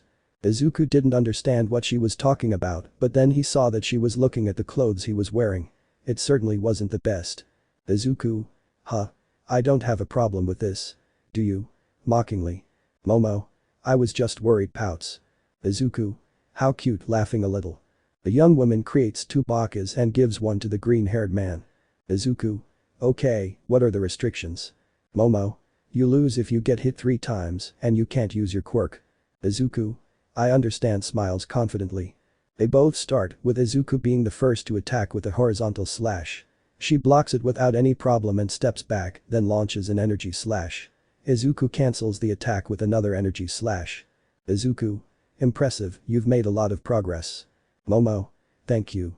She lunges at Izuku, unleashing multiple attacks in succession. He blocks and dodges, trying to find an opening, but she showed none. It was a long couple of minutes before Momo exhausted herself, allowing Izuku to land a weak blow with a hilt, knocking her off balance. Izuku. 1-0. Not bad, Momo. Momo. Steadies her breathing. I'm not finished yet, stands up and steps back to take a stance with her sword. Izuku is surprised to see Momo's perseverance. Izuku. 3-1, you've improved. Here, gives him a bottle of water. Momo. Thank you, exhausted, lying on the floor. Izuku. I'm impressed, you were able to make a power cut. Momo. That technique, it's difficult to use. Izuku. I understand, he sits next to her, if you practice a little more you will be able to master it completely. Momo. Yes, but my goal is to master one of the 3 Tashigi techniques. Izuku. When you do I'll be happy to face you again, trademark smile. Momo blushes at the sight of the Peliverse's smile. Yaoi Rozu's butler arrives with some snacks. They both thank the butler and he leaves. While they were enjoying the meal, Momo notices something. Momo. Izuku, your wound. Izuku. Sees that his wound is bleeding. Damn, Momo, could IGHH groan of pain. She applied pressure to the wound with a handkerchief and then called the butler. Apparently, he had a healing quirk, but it was weaker depending on his blood type. After a few minutes, the green-haired man's wound stopped bleeding. Butler. That's a relief. He sits down, since prolonged use of his quirk causes exhaustion that probably won't happen again. Izuku. I really appreciate it. Butler. Don't worry now, hand over your shirt. Izuku. Covers his body with his arms. Momo saw that with a drop of sweat on her temple. Butler. Don't get me wrong, let's wash your shirt before the blood ruins it. Yaoi Rozu-sama, could you change the green-haired boy's bandages? Momo blushed at the idea, but agreed anyway. The 3 of them entered the mansion. Izuku handed the shirt to the butler, one of the maids brought a dress shirt for Izuku and a first aid kit and then left with the butler. They were both alone in Momo's room. She was changing the bandages while the green-haired man tried to look away. Being so close made him nervous, though he didn't know why. Izuku. Thinks concentrate on something else. I know, subtract 1000 from 7. Momo. But Izuku. There she sees him. The green-haired man had his eyes closed as he murmured softly with a serene look. Momo didn't think about what she was about to do. Izuku. 832, 825, 818, 811 80A. What is this soft feeling? She hugs the green-haired boy, causing them both to lose their balance and fall onto the bed. Momo was on top of Izuku, covering her face in his chest. Izuku. Momo, are you okay? Momo. SU. The green-haired man tries to get up. Momo. Wait, we can stay like this for a while longer. Izuku. See Claro. And they were there for a few minutes until they heard the door open. Butler. Mr. Uraraka, here's your shirt. They were both sitting on the bed, blushing. Izuku stood up and took the shirt, thanking him for washing it. The butler left, leaving the two young men in a somewhat awkward moment. Izuku. Momo. Momo. I'm sorry. Izuku. Momo. Too didn't know what I was doing. Izuku. You don't have to apologize. He sits next to her. You were exhausted. Momo. Izuku. We were hanging out and then the mock battle. It's normal that you were exhausted. Momo. Izuku. Can I turn on the TV? Momo. Su. The green-haired boy turns on the television and sees that there was a big poof in front of it. Izuku. Who would have thought you'd have one of these, laughing a little. Momo. Tea that was brought by Mina at a sleepover we had. The poof was big enough for two people, so the green-haired boy sat Momo down on it and put on a movie. She was a little sad because Izuku misinterpreted everything, but at the same time, she felt a little calmer being by his side. Hours passed, Izuku woke up. Apparently he fell asleep watching movies with Momo. Izuku tries to get up, but something prevents him. Momo was asleep next to him, hugging him. Izuku. Momo tries to wake her up, but his attempts failed. Butler. She's a deep dreamer. Conventional methods aren't effective with her. Izuku. Huh. Gets scared when he sees the butler. How long was he there? Butler. 10 minutes. I see you're getting along very well with Momo-sama. Izuku.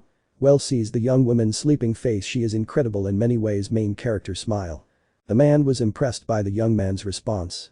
Izuku carried Momo like a princess and laid her down on his bed. After many attempts, he managed to free himself from the brunette's embrace and then left the room with the man. As he leaves the mansion, Izuku watches the sunset. He says goodbye to the butler and thanks him once again for the shirt, but before leaving. Butler. Tell me, young man, what do you think of Momo-sama? Izuku. Well, like I said, she's incredible. Her perseverance and hard work will lead her to become a great hero. Butler. Smiles. Can I ask you something? Izuku. You are. Butler. If she confessed to you, I mean romantically, what would you say? Izuku was quiet. He certainly had the answer, but when he was about to do it his voice didn't come out. Izuku. And I. One of the maids called out to the man. He said goodbye, leaving a confused Izuku. It was getting dark, he was coming home, but he didn't notice because he was thinking about what that man said. Izuku. If she confessed to me. The green-haired man opens the door and finds Kendo. Kendo. Welcome. Izuku. I'm home. Zoro. They sound like a married couple. Kendo. Uraraka-san. Blushing and embarrassed. Izuku. What should I do? He puts one of his arms around the orange-haired girl and hugs her. She was embarrassed, but she never refused a hug from the green-haired man, although that gave Zoro and Mr. Kendo more material to annoy her a little more.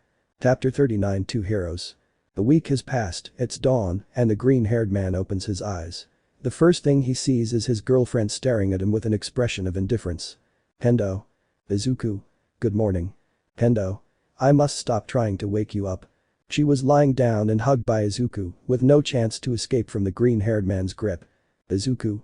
Well, but you don't seem to dislike this. Kendo deflects anger with a slight blush. Izuku. I'm right, light smile trademark. She kept looking away, that was already bothering Izuku a little, so he decided to tease her. He decides to approach slowly. When she sees him, Izuku steals a kiss, making her blush a little. Izuku. My good morning kiss. 5. Because of how embarrassed she was by those words, her nerves caused her to hit the green-haired girl and then leave. Izuku. Who would have thought that the president of Class B would react like that, rubbing his head. When he gets up, the green-haired man checks his shoulder wound. Apparently, that butler's quirk healed it quite well. To test it, he creates 2 black katanas with his quirk and performs several movements. Izuku. Much better, deactivates his quirk. After getting dressed, she goes downstairs and finds Mr. Kendo and Itsuka preparing breakfast, but she tried not to look into his eyes. Izuku. And Dad. Mr. Kendo. He said he had to go with his friend. Apparently, he sensed something bad was going to happen. Izuku was confused by the older man's words. But Zoro. Zoro. No. Frankie. But dude, you need these. They're suo. Zoro. They are not, these designs, looking at the plans, I don't like them. Apparently Frankie wanted to add a personal touch, but his designs were something that a dojo shouldn't have. Just imagine a dojo with a design similar to the Thousand Sunny XD. Frankie. Ow. Alright, then I'll make it look like nothing happened. Zoro. Thank you. Frankie approaches and takes a hammer to continue with the work. But Izuku. Mr. Kendo. How are you feeling? I mean your shoulder. Izuku. I'm better now, I can resume my training. Mr. Kendo. I understand, then, we can fight. Izuku. Mr. Kendo. Don't you remember? I would help you train in unarmed combat once you were fully recovered. Izuku. It's true, okay, gets up, let's go. Mr. Kendo. Wait, let's have breakfast first. Izuku. That's it, grrr. Mr. Kendo laughs at Izuku's stomach's honesty. Izuku. You're right, slightly embarrassed. Once they'd had breakfast, Izuku and Mr. Kendo headed to the courtyard. They could have gone to the dojo, but when he faced Zoro, Mr. Kendo knew it was better to fight Izuku in a more open area. The green-haired boy was going to fight barehanded, while the older boy. Izuku. Sees that Mr. Kendo had some tonfas, what a day. Mr. Kendo. You'll be training in hand-to-hand combat, as well as how to fight opponents with weapons. 2 birds with 1 stone. Izuku. I understand. Mr. Kendo. I've seen your quirk, boy. You're allowed to use it, but you can't use weapons. The green-haired man nods and uses his quirk covering his forearms and legs. The older man charges at the green-haired boy and attacks with one of his tonfas. Izuku blocks the attack and tries to counterattack, but he's too slow and receives another blow to the stomach, forcing him to retreat. The fight lasted a few minutes. Izuku managed to land some attacks, but they were not very effective. On the contrary, Mr. Kendo blocked them and counterattacked with great effectiveness. Mr. Kendo. Time out. Izuku sits on the ground exhausted. I've seen the problem. Izuku. Seriously? Mr. Kendo. Nods. Your body is too used to the santoryu. Izuku. Mr. Kendo. Basically you can't use any style based on hand-to-hand combat. Zoro created the Mutoryu for emergency situations, but it's no different from using a sword. Izuku. So if by some miracle I learn a style, could it affect my santoryu? Mr. Kendo. Unfortunately yes. Izuku. I understand, discouraged. Mr. Kendo. But, I can teach you some moves so you can defend yourself. Izuku. Thank you. They both began practicing, Izuku paying attention to the older man's explanations. A few minutes passed, and after a combat simulation, the green-haired boy successfully learned the basics. All that was left was to practice a little more. Seeing that he had free time, he decided to practice his quirk a little more. Izuku remembers training with the Hussycats, more specifically with Pixie Bob. Izuku. I think I get it now, Pixie Bob. My quirk only has 2 limits. My concentration and… The green-haired man extends his hand in front of him, gathering all the metal he could use into a sphere. Izuku. My imagination. The metal is molded into the shape of a Dao sword. Izuku brandishes the weapon and performs some movements, then creates another one and performs some Nigiri techniques. Izuku. It seems that Zoro's style is not only used in katanas. It's true, but I find it more comfortable to use them on them than on other weapons. Izuku jumps at the sudden appearance of his father, who was carrying an abnormally sized backpack. Izuku. Dad. I was scared. Zoro. If you're scared by that, then you should train your perception more. Izuku. I'm sorry. Zoro. But I'll let you go, after all you were badly injured. The older green-haired man extends his hand to Izuku to help him up. Zoro. Tell me, are you okay? Izuku. Nods and moves his arm. It doesn't hurt anymore, and I can move it freely. Zoro. Sokka. Okay, are you ready to make up for that week? Izuku. So you brought it. Zoro. Yes. That way you can recover faster. Izuku. Determined. Let's do it. Zoro. Yes. A few hours passed. Tashigi had arrived at the Kendo dojo looking for Zoro. After knocking a couple of times. Kendo. Oh, hold it, Tashigi. Tashigi. It's been a while, Kendo. Is Zoro there? Kendo. Yes, he's training with Izuku in the courtyard. Come in. Tashigi. Excuse me. Kendo lets the blue-haired girl in and they walk towards the courtyard. Kendo. Can I ask you something, Tashigi-san? She nods. How did you meet Urano-san? That question made Tashigi stumble and almost drop her glasses in nervousness. She certainly didn't expect him to ask her that. Kendo. I guess their meeting was something romantic. Giggles. Tashigi. In fact, it's quite the opposite. They both arrive at the patio and well, they are no longer surprised to see both green-haired women training with abnormally sized weights. Izuku. Zoro. Tashigi. With a drop of sweat on her temple, why am I not surprised anymore? Giggle. Kendo. Izuku, you just recovered, you shouldn't be doing that. Izuku. I'm sorry Itsuka-chan, but I must regain my strength. Tashigi. Better leave it, Kendo. I don't think you can change his mind. They were both about to go inside, but something was holding them back. The 2 green-haired men were training shirtless because it was too hot. The sight mesmerized both women. Mr. Kendo. Girls, I know they're your boyfriends, but you shouldn't ogle them. He goes back inside to prepare lunch. The man's comment caused both women to blush up to their ears. Mr. Kendo. By the way Tashigi, if you want you can stay for lunch. Tashigi. Thank you. Once both green-haired men entered, they finished training and moved on to mock combat. Zoro noticed that the green-haired man had weakened, but not that much. Izuku. Toru. Performs 2 vertical slashes upwards, but Zoro blocks the attack Otoru. 2 vertical slashes downwards. Zoro deflects the green-haired boy's attack and then attacks with Notoru Nijiri Toru. Izuku couldn't block it, but he could lessen the damage with his quirk. The green-haired boy steps back and attacks with Nanaju Unipono Hu. Zoro nullifies that attack with a movement of his Bakken, but when he does, he doesn't notice the green-haired boy who had approached using his attack as a screen. Izuku. Santoryu Jayuki Yusum. 1 o'clock. The Bakkens collide. Zoro is pushed back by the power of the technique, but it is not enough to break his defense. Zoro. I see you still have your strength. Do you want to end this? Izuku. Smiles just look at this steps back. They both take a stance. The Bakken seem to bend. Izuku. Inbima. Zoro. Yonezu. Both approach each other with great speed. Izuku Zoro. Onijiri. 0-10. When their swords clashed, only Izuku's broke. The green-haired man kneels in exhaustion. Zoro. You did well. Izuku. Thank you. But I still have a long way to go. If it weren't for my quirk I would have lost a long time ago. Zoro. Hey, ruffles the young man's hair, you're pretty strong right now, don't overexert yourself. Understood. Izuku. Why yes. Zoro. Okay. Let's eat, I need sake. Izuku. Once they entered the house, Zoro greeted Tashigi. She wanted to talk to him alone. For Zoro, this wasn't unusual since it was probably some kind of mission she needed his help with. Izuku checked his phone. Izuku.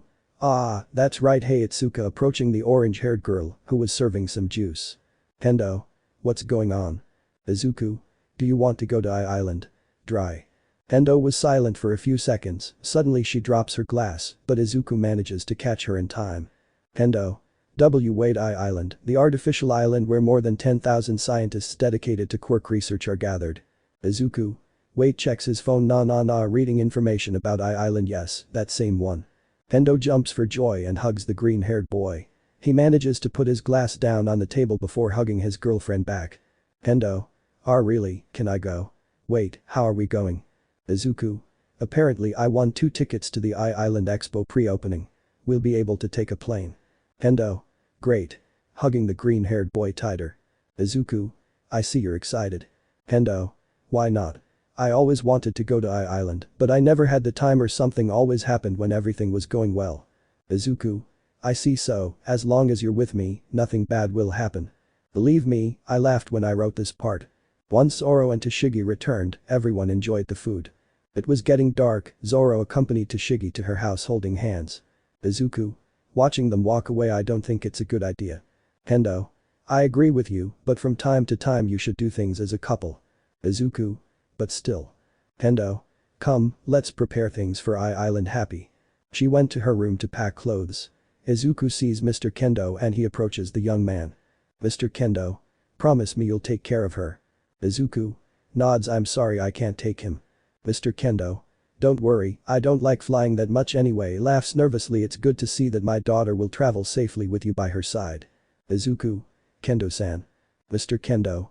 But he places his hand on the green-haired boy's shoulder and tightens his grip, don't go too far. Izuku. Why yes. Nervous. Once they had talked, Izuku went to his room to pack.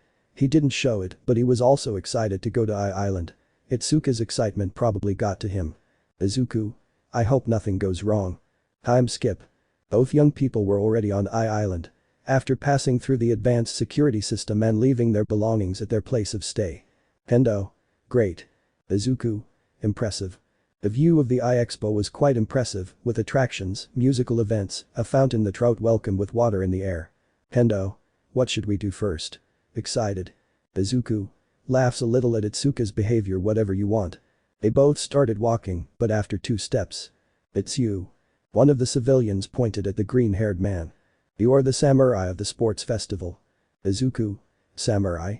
Some civilians followed and surrounded the green-haired man, taking Itsuka away from him. Bonus. You were amazing in the 1v1 fights. The XTRA2. Can I have your autograph? The XTRA3. Take a picture with me. The XTRA4. Can I have your number? Izuku managed to get them out of the way and took Itsuka's hand and then escaped from his fans. After 10 minutes he managed to lose them. Izuku. Finally exhausted. Kendo. You really became famous, slightly angry. Izuku. Why are you angry? Kendo. It's nothing, looks away. Izuku. Are you jealous? Kendo. Why would I be? Without looking at the green-haired man. Certainly some of the green-haired man's fans were pretty, but his heart already had an owner. Izuku. Hugs the orange-haired girl from behind. You shouldn't be jealous. Kisses Kendo's cheek. Let's go and enjoy the expo. Kendo couldn't help but blush when Izuku was affectionate. Kendo. Okay. But first turns around to look Izuku in the eyes. They both stared at each other. She was blushing a little because she was looking into the green-haired boy's eyes for several seconds.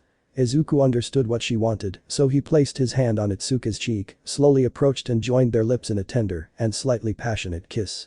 They stood like that for almost a minute until they separated due to lack of air. They were grateful that there weren't many people where they were, not to mention that those who passed by didn't pay attention. After separating and waiting for their blushes to disappear, they continued walking to enjoy the exhibits at the expo. Izuku occasionally caught a glimpse of the orange-haired girl's eyes, which shone with the sheer number of inventions and more. The green-haired boy decided to do the same. Although he wasn't as excited as his girlfriend, he had to admit that the inventions were interesting. They were so interesting that he hadn't realized he had separated from Kendo. Izuku. Tell me I didn't get caught up in Dad's lack of guidance. The green-haired boy calmly thought about his next move, continue enjoying the expo until he miraculously ran into her. Izuku. It's a good plan, he said to himself. But as he takes his first step. 5. By mistake he collides with someone, but with his reflexes developed by excessive training, he manages to catch the person and the box she was carrying with her. Izuku looks into her eyes, his green eyes staring into the water blue eyes of that person. Thank you. Izuku. I'm sorry. I should have paid more attention to where I was going. No, rejoins, it's my fault, laughs nervously. Izuku. Let's say it was both of our faults, laughs next to her. I'm Izuku Urano, extending his hand.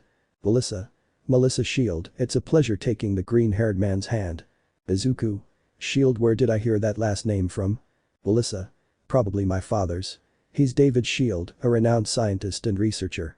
Izuku. I see. Melissa. So what brings you to the Expo? Izuku. Oh, I came with my girlfriend because I had gotten tickets for winning the sports festival. Melissa. Ah wait, the UA Sports Festival. Izuku nods, you must be amazing. Izuku. Not much. I was only able to win because my opponents let me use some Bakens. If I hadn't, I probably would have lost in the semifinals. Melissa. Really? If I had seen the festival, I'd have my opinion. Izuku. You study here, right? Melissa. Nods, the Island Academy. A place where the children of the island scientists learn to develop their talents. In this box, I have some plans and parts for the invention I'll present. Izuku. Brilliant. Melissa. You know I have free time. If you want, I can give you a tour. Izuku. Really? I'd be grateful. It's just I think I got lost. Melissa laughs a little at the green-haired man's last comment. She happily guided Izuku around the island, and after several rides, they arrived at another site that showcased the latest developments, from diving suits that can go to the deepest depths to a helmet connected to over 36 different sensors. Izuku. Wow, it really is the latest in technology, taking off his helmet. Melissa. In fact, all the inventions here were based on Dad's patented inventions. Izuku. Incredible, walking next to Melissa. Melissa. Speaking of which, your suit doesn't have any support equipment, not to mention you're carrying a sword. Izuku.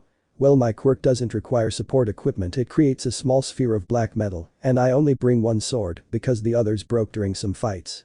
Certainly the sword that Momo made broke against Muscular, and the ones that Toshigi gave him in other fights. The only one he had with him was Stain's sword. Melissa. How did you get in with the sword? Izuku. It was thanks to a friend. A few hours ago.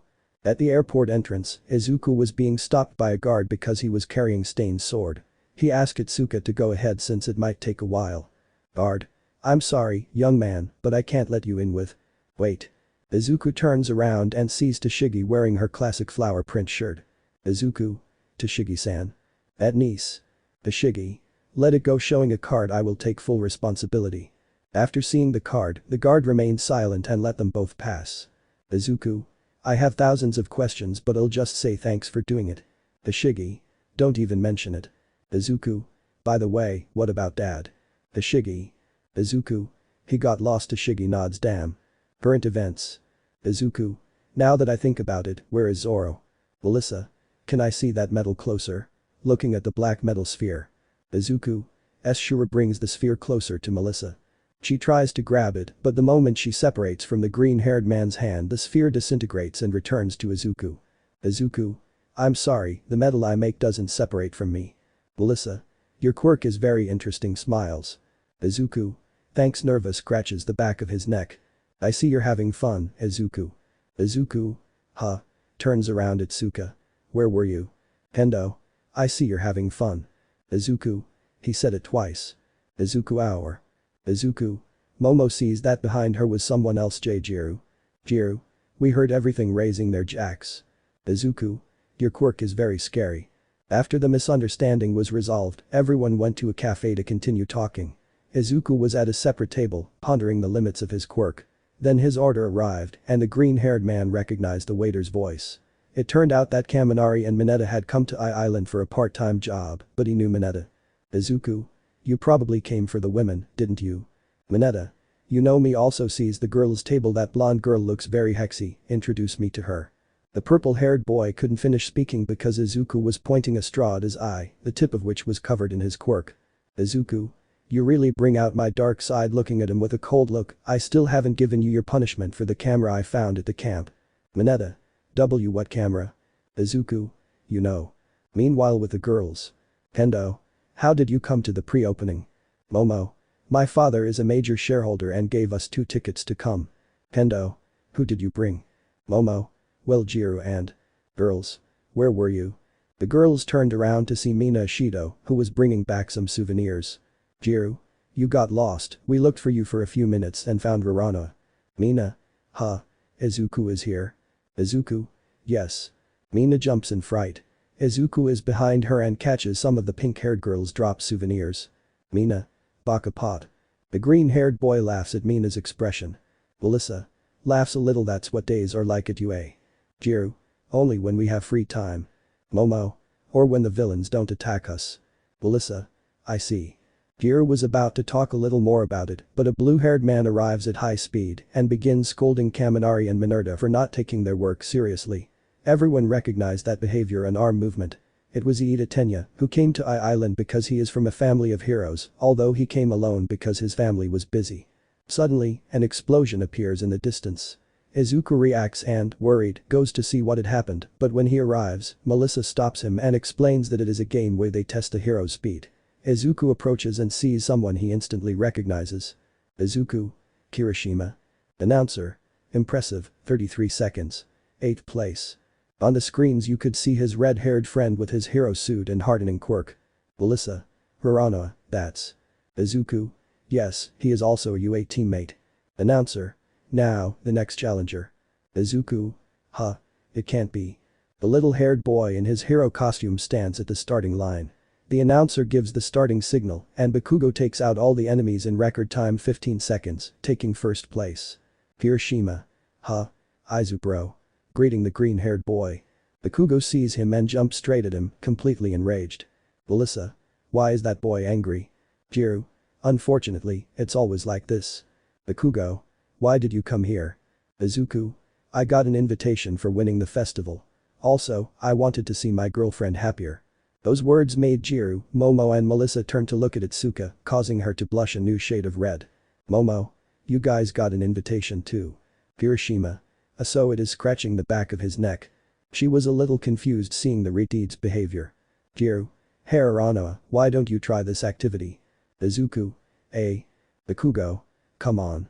You'll see I'm better than you. Izuku. Sighs okay. Anyway, I want to try something. He was about to go down but was stopped by a certain brunette. The green-haired man jumps down and walks towards the young announcer. Announcer. A new challenger came along on the spur of the moment. Are you ready? Izuku. Yes, takes his sword and stands on guard. Announcer. Ready, let's go. Izuku runs at great speed and climbs the hill, jumping from rock to rock. At the top, he jumps as high as he can and, in the air, uses his quirk, creating a second sword and increasing the length of both blades. Izuku. Notoryu sees the positions of all the robots, perfect Neneju Unipondo Hu. He unleashes 2 energy slashes, the attack size having been increased thanks to the length of the swords. The attack hits most of the robots. Upon landing, it shatters one of the swords and begins to run toward the last robots. Announcer. Incredible 14 seconds, a new record. The audience applauded the green-haired man, but he wasn't paying attention. Izuku. It's still not enough, tightening his grip on the sword. Once he finished, he climbed onto the platform where his companions were. Kendo. Congratulations, hugs the green-haired boy. Izuku. Thank you, hug reciprocates. Mina. That was amazing. You did a fwash, moving your arms like you're carrying a sword, and they went boom. Melissa. You didn't say you could throw energy. Izuku. He's scratching his neck, it's not a quirk, that's thanks to the santoryu. Seeing how kind Izuku was to Melissa, Kendo couldn't help but feel jealous.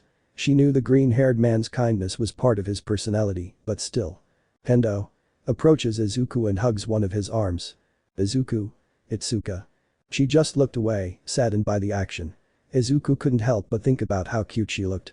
Suddenly the temperature of the environment began to decrease. Everyone looked over to see. It was Todoroki, who had frozen all the robots using his ice. Announcer. Incredible, he also did 14 seconds. We have a tie for first place.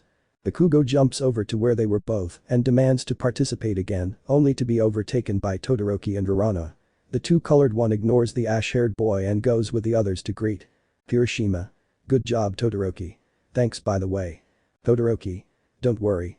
Mina. Why are you thanking Todoroki? Hiroshima. He gave me 2 invitations to come to the pre-opening. Izuku. Joining the conversation, let me guess. Hiroshima. I know what you're about to say. No, he doesn't. Izulu. It was logical, laughing a little. The group of young people enjoyed the artifact displays until dusk. Melissa invited them to the reception party. Iida informed Mineta and Kaminari that they were also invited. They all agreed to meet in the lobby of the central tower and then split up to get ready. Izuku and Kendo were walking towards the hotel, they were holding hands and were quiet, but the silence was quite comfortable. Kendo. Oh no. Izuku. What's happening? Kendo. I didn't bring formal clothes. Izuku. Damn, me neither, looking at his watch, we don't have time. Come on, takes Kendo. Kendo. Where are we going? Izuku just smiles and takes her to a store. Time skip, at the hotel. Izuku. Sai ready. Izuku. I'm really not used to this yet. Izuku hesitated as he waited for his girlfriend to finish dressing. Minutes passed, Kendo still hadn't left the room, and Izuku began practicing controlling his quirk. The door opens, and there it was. For a second, the black metal sphere in his hand had fallen, but it returned to his body. Izuku couldn't stop staring at it. It was as if he were hypnotized. Kendo. It's embarrassing if you stare at me, embarrassed with a faint blush on her cheeks. Izuku. I'm sorry, blushing, he looks away. The green-haired boy approaches Itsuka and takes her hand. Izuku. But you look very beautiful. She blushed, they both made eye contact and slowly approached. Izuku gave her a short kiss on her lips. She was a little surprised but then rested her arms on the green-haired man's neck and continued the kiss. They stayed like that for a few minutes, with small pauses to catch their breath. Without thinking about what he was doing, the green-haired man took his partner's waist and pulled her closer to him. Itsuka let out a moan when she felt her partner's hands. Little by little the kisses began to become lustful, but then they heard someone knock on the door. They both separated in surprise, and upon noticing what they were doing, their faces took on the color of the ripest tomato. A second knock sounds at the door. Izuku was the first to regain his natural color and went to the door, while Itsuka adjusted her dress a little and finished getting ready. Kendo. Blushes, what just happened? Upon opening the door, Izuku finds Kirishima and Bakugo, who were already dressed for the occasion. Izuku. Kirishima. Kirishima. Izubro. Listo. Izuku. Yes, goes to Kendo. You guys go ahead. I'll catch up in 5 minutes. Kirishima. I understand. Let's go, Bakugo. Bakugo. You don't give me orders. Angrily follows Kirishima. Izuku waits for his girlfriend to be ready, and after waiting 5 minutes, they were both already leaving the hotel. As they walked towards the central tower, some young people couldn't take their eyes off Itsuka, but Izuku released bloodlust, causing them to flee. Izuku. Kendo. The awkward silence was present. Neither of them knew what had happened before. Izuku. Itsuka, I'm sorry about what happened before. Kendo. Why, you don't have to apologize, takes the green-haired boy's hand, after all I liked it. Those words caused Izuku to blush. Kendo saw the green-haired boy's face and smiled, this time he hugged Izuku's arm, making him nervous. Kendo. Laughs, it's weird to see you nervous. Izuku. Baka. Covering his face with his hand. Kendo simply hugged the green-haired boy tighter and they both walked towards the central tower. Mini time skip. Once they arrived at the meeting point, they met Iida, who gave them the usual lecture. Momo and Kyoka arrived. Kendo. Momo, Jiru-san. Momo. Itsuka.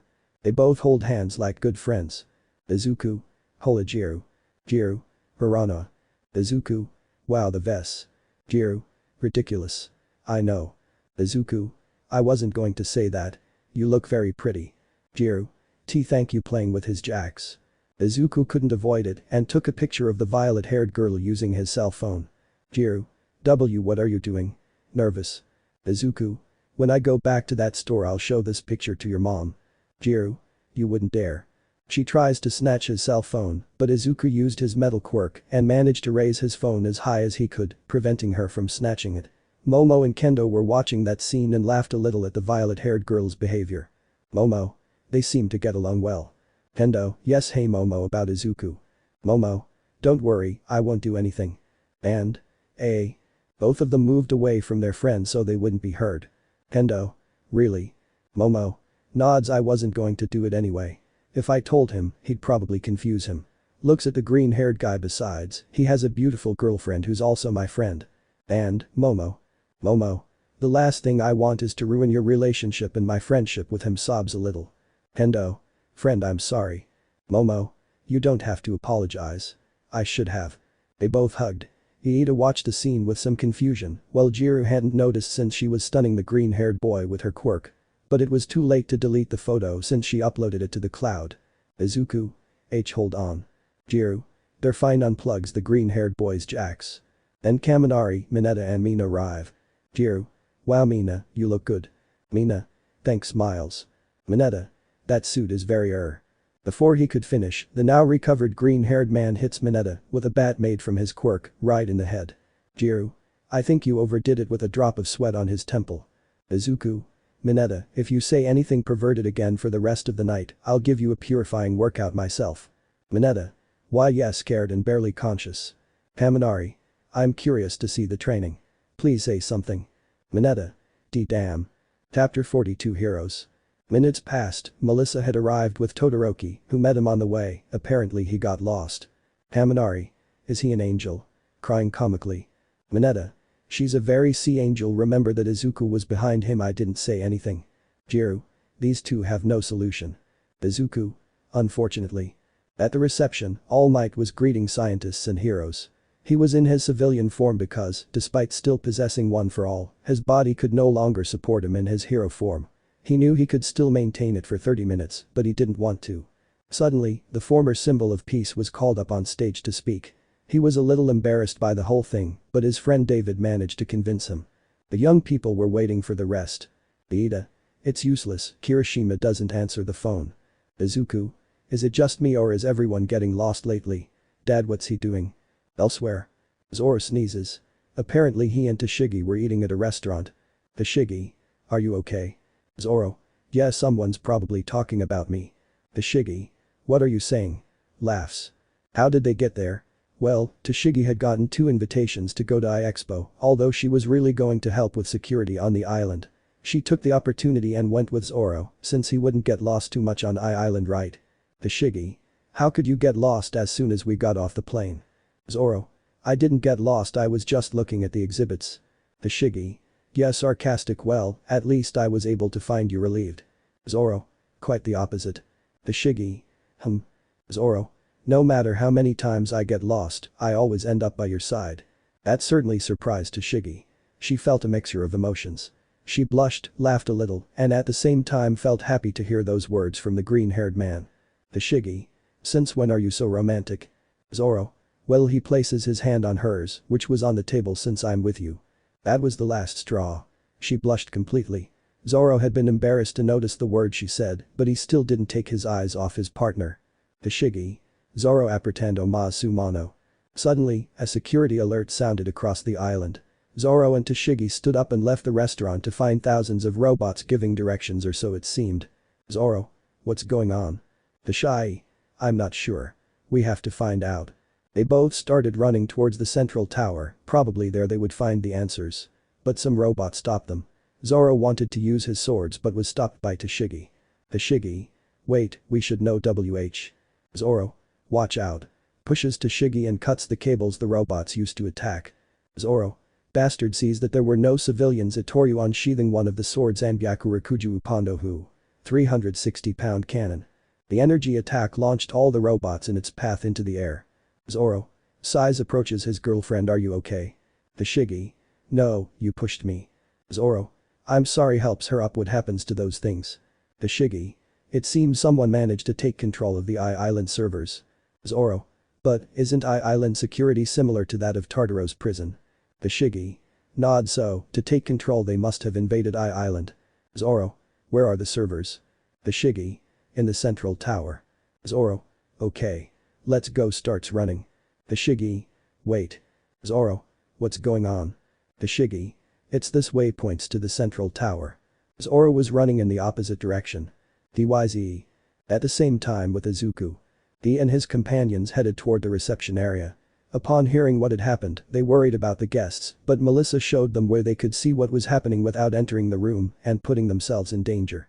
They reached what looked like a skylight, and there they were. Terrorists along with the guests. The heroes had been captured by the security system. Among the terrorists, one stood out who was bigger than the others. His hair was red and his face was covered by a mask made of metal. The hero noticed Izuku, who was up above. The green-haired man signaled for him to speak since Jiro was listening. After explaining the situation to his students, Izuku met with everyone and they prepared to think about their next move. Some thought about escaping, but Melissa explained the security system to them. Others thought about doing nothing and waiting for help, but that made them think. As aspiring heroes, is it okay to do nothing? Izuku.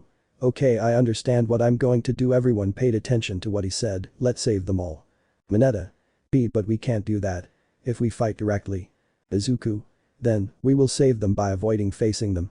Everyone was confused, but then. Melissa. It is possible. Everyone focused their attention on her. Melissa. Think about it. If the security system captured the heroes, then the villains have control, but it seems they're not used to them.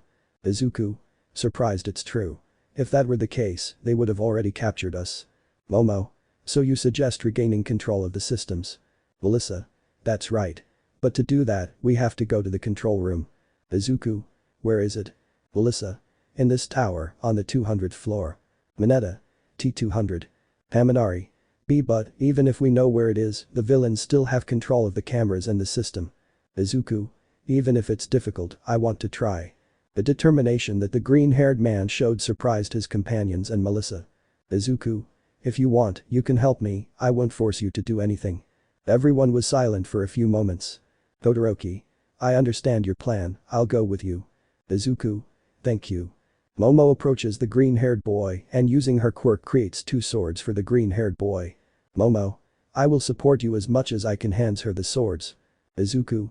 Momo. Momo. I heard what happened to the sword I gave you. These are better, plus you'll need them. Izuku. Thank you. Momo accepts both swords. Izuku. Unsheathes both. They are beautiful. I'll give them to you. Momo. They're yours, don't give them back to me. Getting a little angry. Izuku. Why yes. The green-haired man takes off his vest and uses it to support both of his backs at his waist when he realizes something he had forgotten. Stain's sword at the hotel. Thinking about it for a moment, he remembers how he had forgotten that. So he decided to forget about it for a moment. Once they had the plan, the young people began to move towards the 200th floor. In the control room. The terrorists were taking Dave's shield and his assistant to the security guard. B1. I already brought it. B2. Okay. Hurry up and unlock the vault. Working with the system. B1. Conceited activates his quirk, transforming his hand into a knife and threatens Dave. Do it. Dave sees his assistant and then agrees. Back with the green-haired boy, Izuku. The young people were climbing floor by floor using the stairs. But when they reached the 70th floor, they noticed an obstruction. Ida. What do we do? Todoroki. Destroy it. It activates his fire quirk. Melissa. No. If you do, the system will react and the villains will know our location. Mineta sees a door and opens it. The boys couldn't stop him. They continued along that path to the 80th floor, but they saw that the walls blocking their way were deactivated. Melissa. They're probably trying to lead us into a trap. Izuku. There's no other option, we must quickly get to the 200th floor. Suddenly, the shutters began to close, both in front and behind the hallway. Iida notices a door on the other side of the shutter and warns Todoroki, who uses his ice to block it. They all crossed, and Iida opens the door using a kick powered by his quirk. Shutter. Iida. Let's cross over here. They all ran and entered a plant factory. Izuku. And this place. Melissa. A plant factory. Investigating how quirks influence vegetation. Jiru. Wait. The elevator. Everyone saw him coming up. The young people hid in some bushes and saw two men come out. From their appearance, they recognized them as the terrorists from the reception. T1. Hey kids, what are you doing here? They jumped at those words, but a familiar voice answered them. They all saw that it was Kirishima and Bakugo who had encountered the terrorists. The Redeed tried to talk to them, believing them to be a security team, but one of them used his quirk, showing his webbed hand, and launched an air bullet at Kirishima. Kirishima reacted quickly and blocked the attack, although his suit sleeves were destroyed in the process. Todoroki creates an ice wall and separates the boys from the terrorists. Bakugo. What are you doing here? Izuku. That should ask you, Bomberman. Are you okay, Kirishima? Kirishima. I'm fine, Izubro, don't worry. Bakugo. Team, don't ignore me. Kendo. There's no time for this, we must move. Todoroki. All together creates an ice pillar, raising everyone except Bakugo. Kirishima and him will take care of it, you continue. Momo. Todoroki-san. Izuku. It's okay. Be careful. Once they went up, they came to another door. Iida destroyed it, but upon entering, they found more shutters. Iida. There is no way out. Mineta. What do we do? Scared. Izuku, with his eyes covered by his hair, approaches the gate. Izuku. They already found us, there's no other option. Melissa. Izuku. Kendo. No. Mina. What's happening to Izuku? Kendo. I think he got angry. As he approaches the wicket gate, the green-haired man unsheathes both swords and covers them with kuretetsu. Izuku. Notoru Nijiri. Jiru. That's not a maintenance hatch. Melissa. Oh. Yes, 4. Izuku. Turu. Crash. The gate was destroyed by the green-haired man's attack. Iida wanted to stop him, but Izuku was in a trance. No one knew what was happening to him. Shutter. Crash. Wicket. Crash. He was destroyed by Izuku. The others were surprised by the green-haired man's strength. In the control room. D2. Sir through the communicator. Wolfram. What's going on? D2. Young people are moving forward. Wolfram. What? And what about those two? D2. They're fighting with 3 young men on the 80th floor. The others have escaped. And. Wolfram. So what? D2.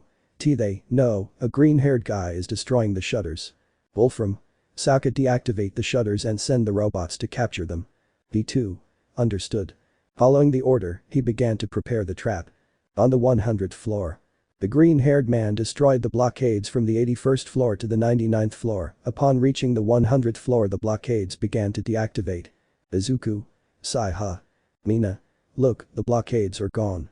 They started running, but some noticed that they were only being guided where they wanted.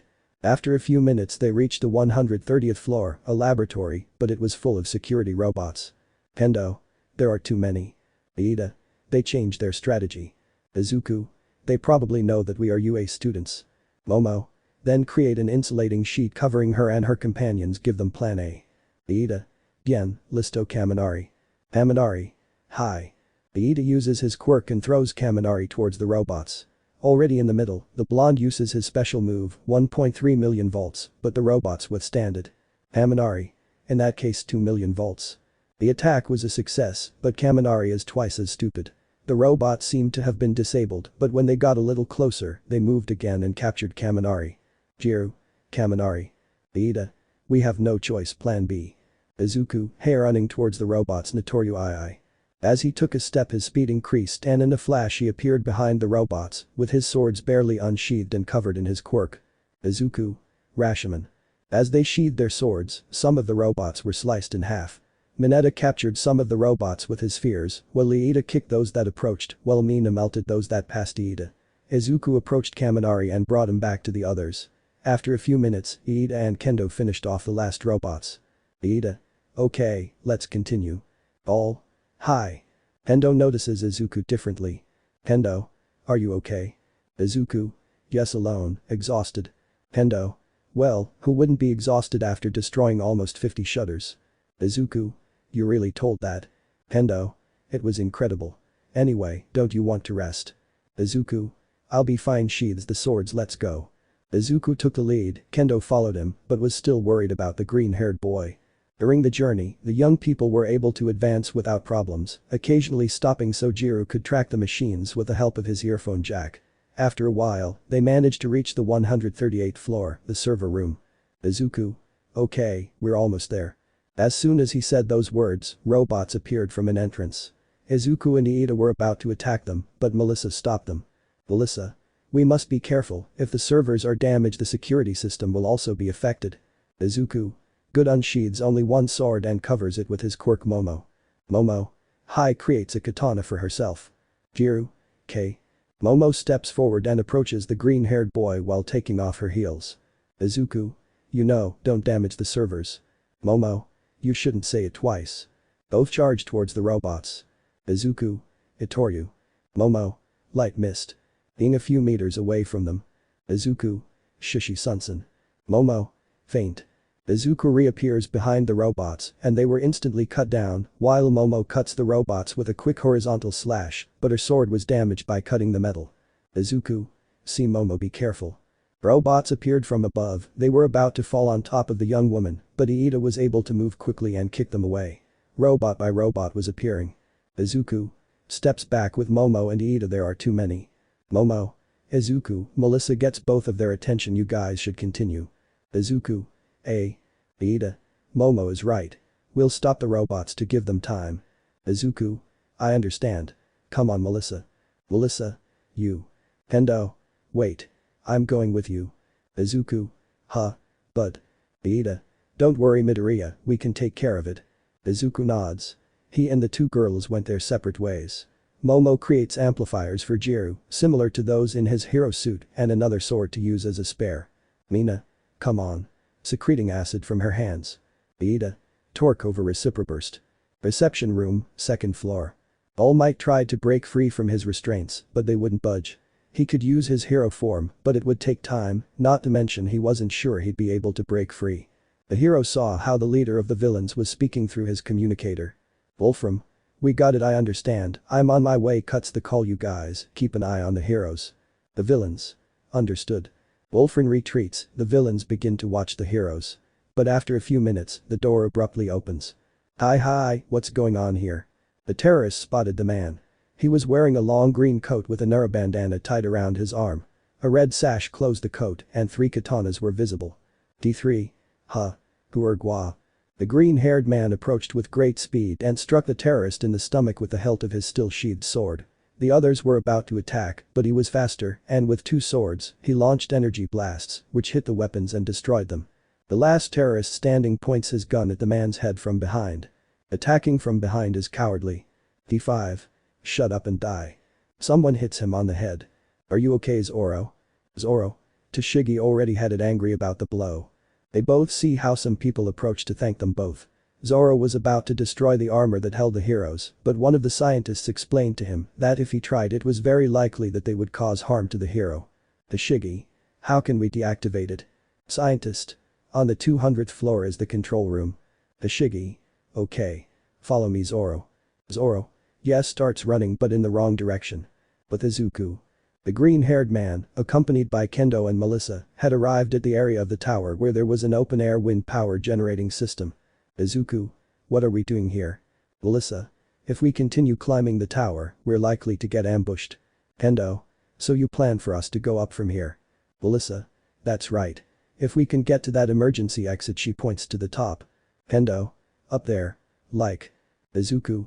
Leave it to me. Using his quirk, he creates 2 pointed but dull knives and 3 claws in each shoe. Kendo. Are you planning to climb? Izuku. It's the only way to get up there. While they were talking, 2 security robots appear. Izuku jumps towards them and crushes one of the robots, the second one throws some cables and captures the green-haired man's arm. Izuku. Curse. The green-haired man was going to attack him, but Kendo destroys him using his big fist. Kendo. More will come soon, fast. Izuku nods and cuts the cable the robot used to capture him. He then uses said cable to tie his and Melissa's waists together.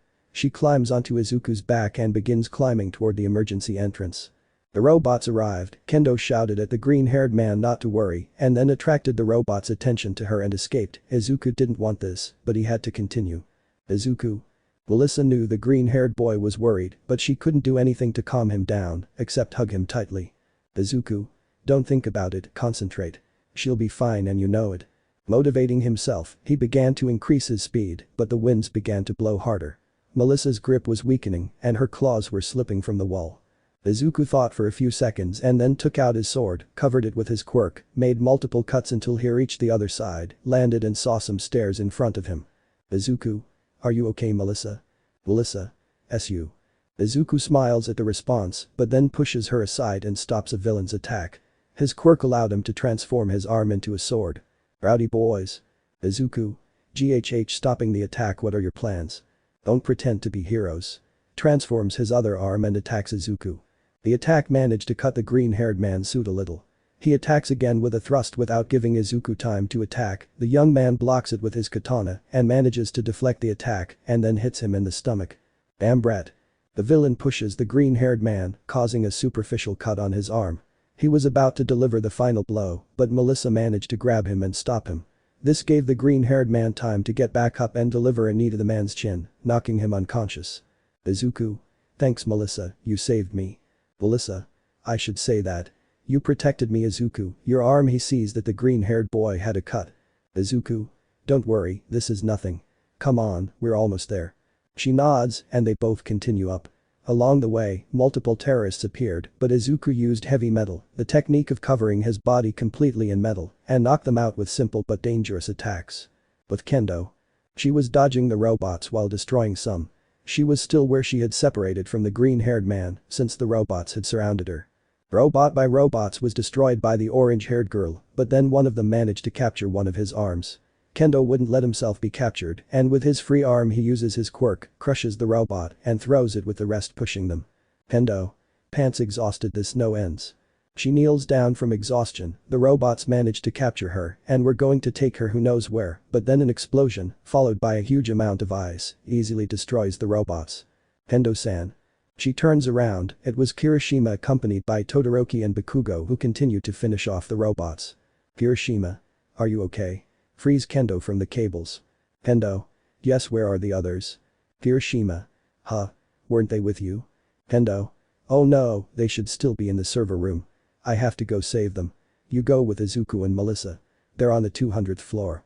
Kirishima obeys and watches as she returns to the boys. The Redeed helps his companions destroy robots and try to advance. With Izuku. The green-haired boy and Melissa had reached the upper floor. The young woman saw her father standing in an open vault.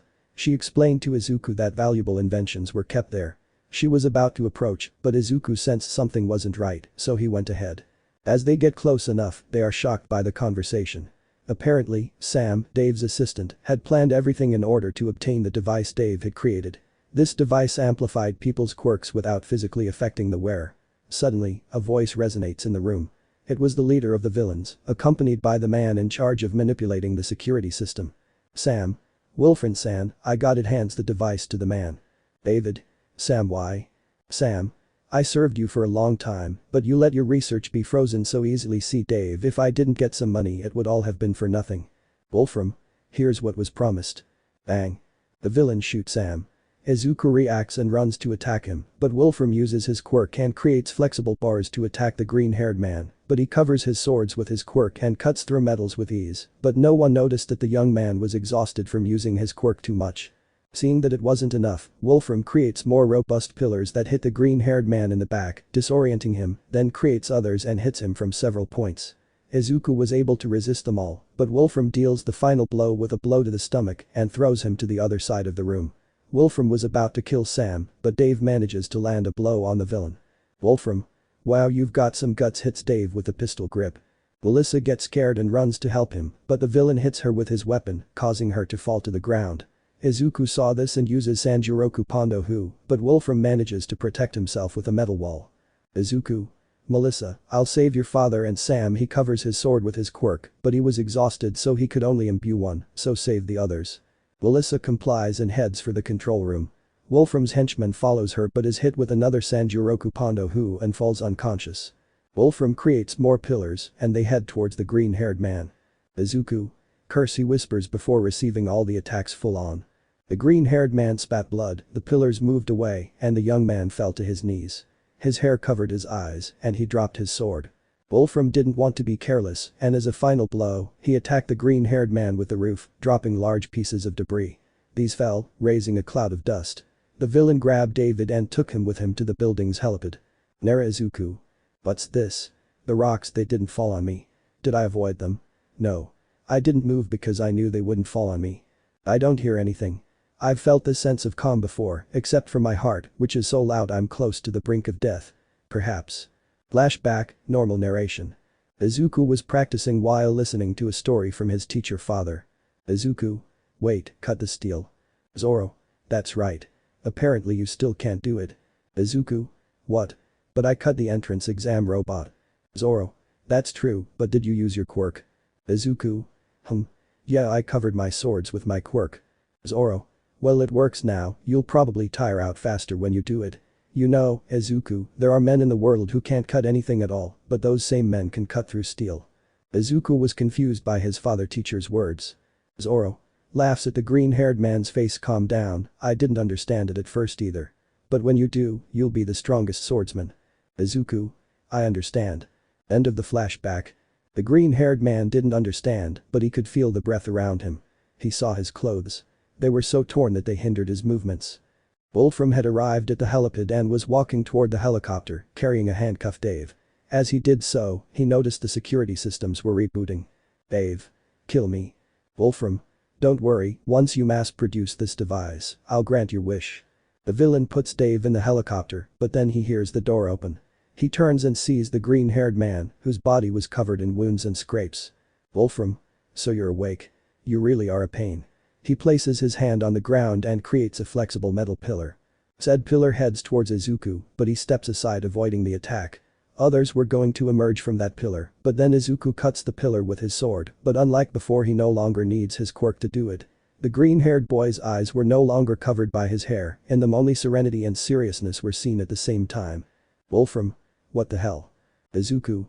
Desinvain la atra spotanatorian aju unipondo hu. He launches a power outage. Wolfram creates a wall large enough to protect himself, but that attack wasn't aimed at him. Instead, it went straight for the tail of the helicopter, destroying it. Wolfram. What did you do, brat? Izuku. I destroyed your escape route. Chapter 41. Two heroes. Wolfram creates multiple pillars that head towards the green-haired boy. Izuku begins to approach. He jumps over the first pillar and runs, the second attacks from below and uses it to rise.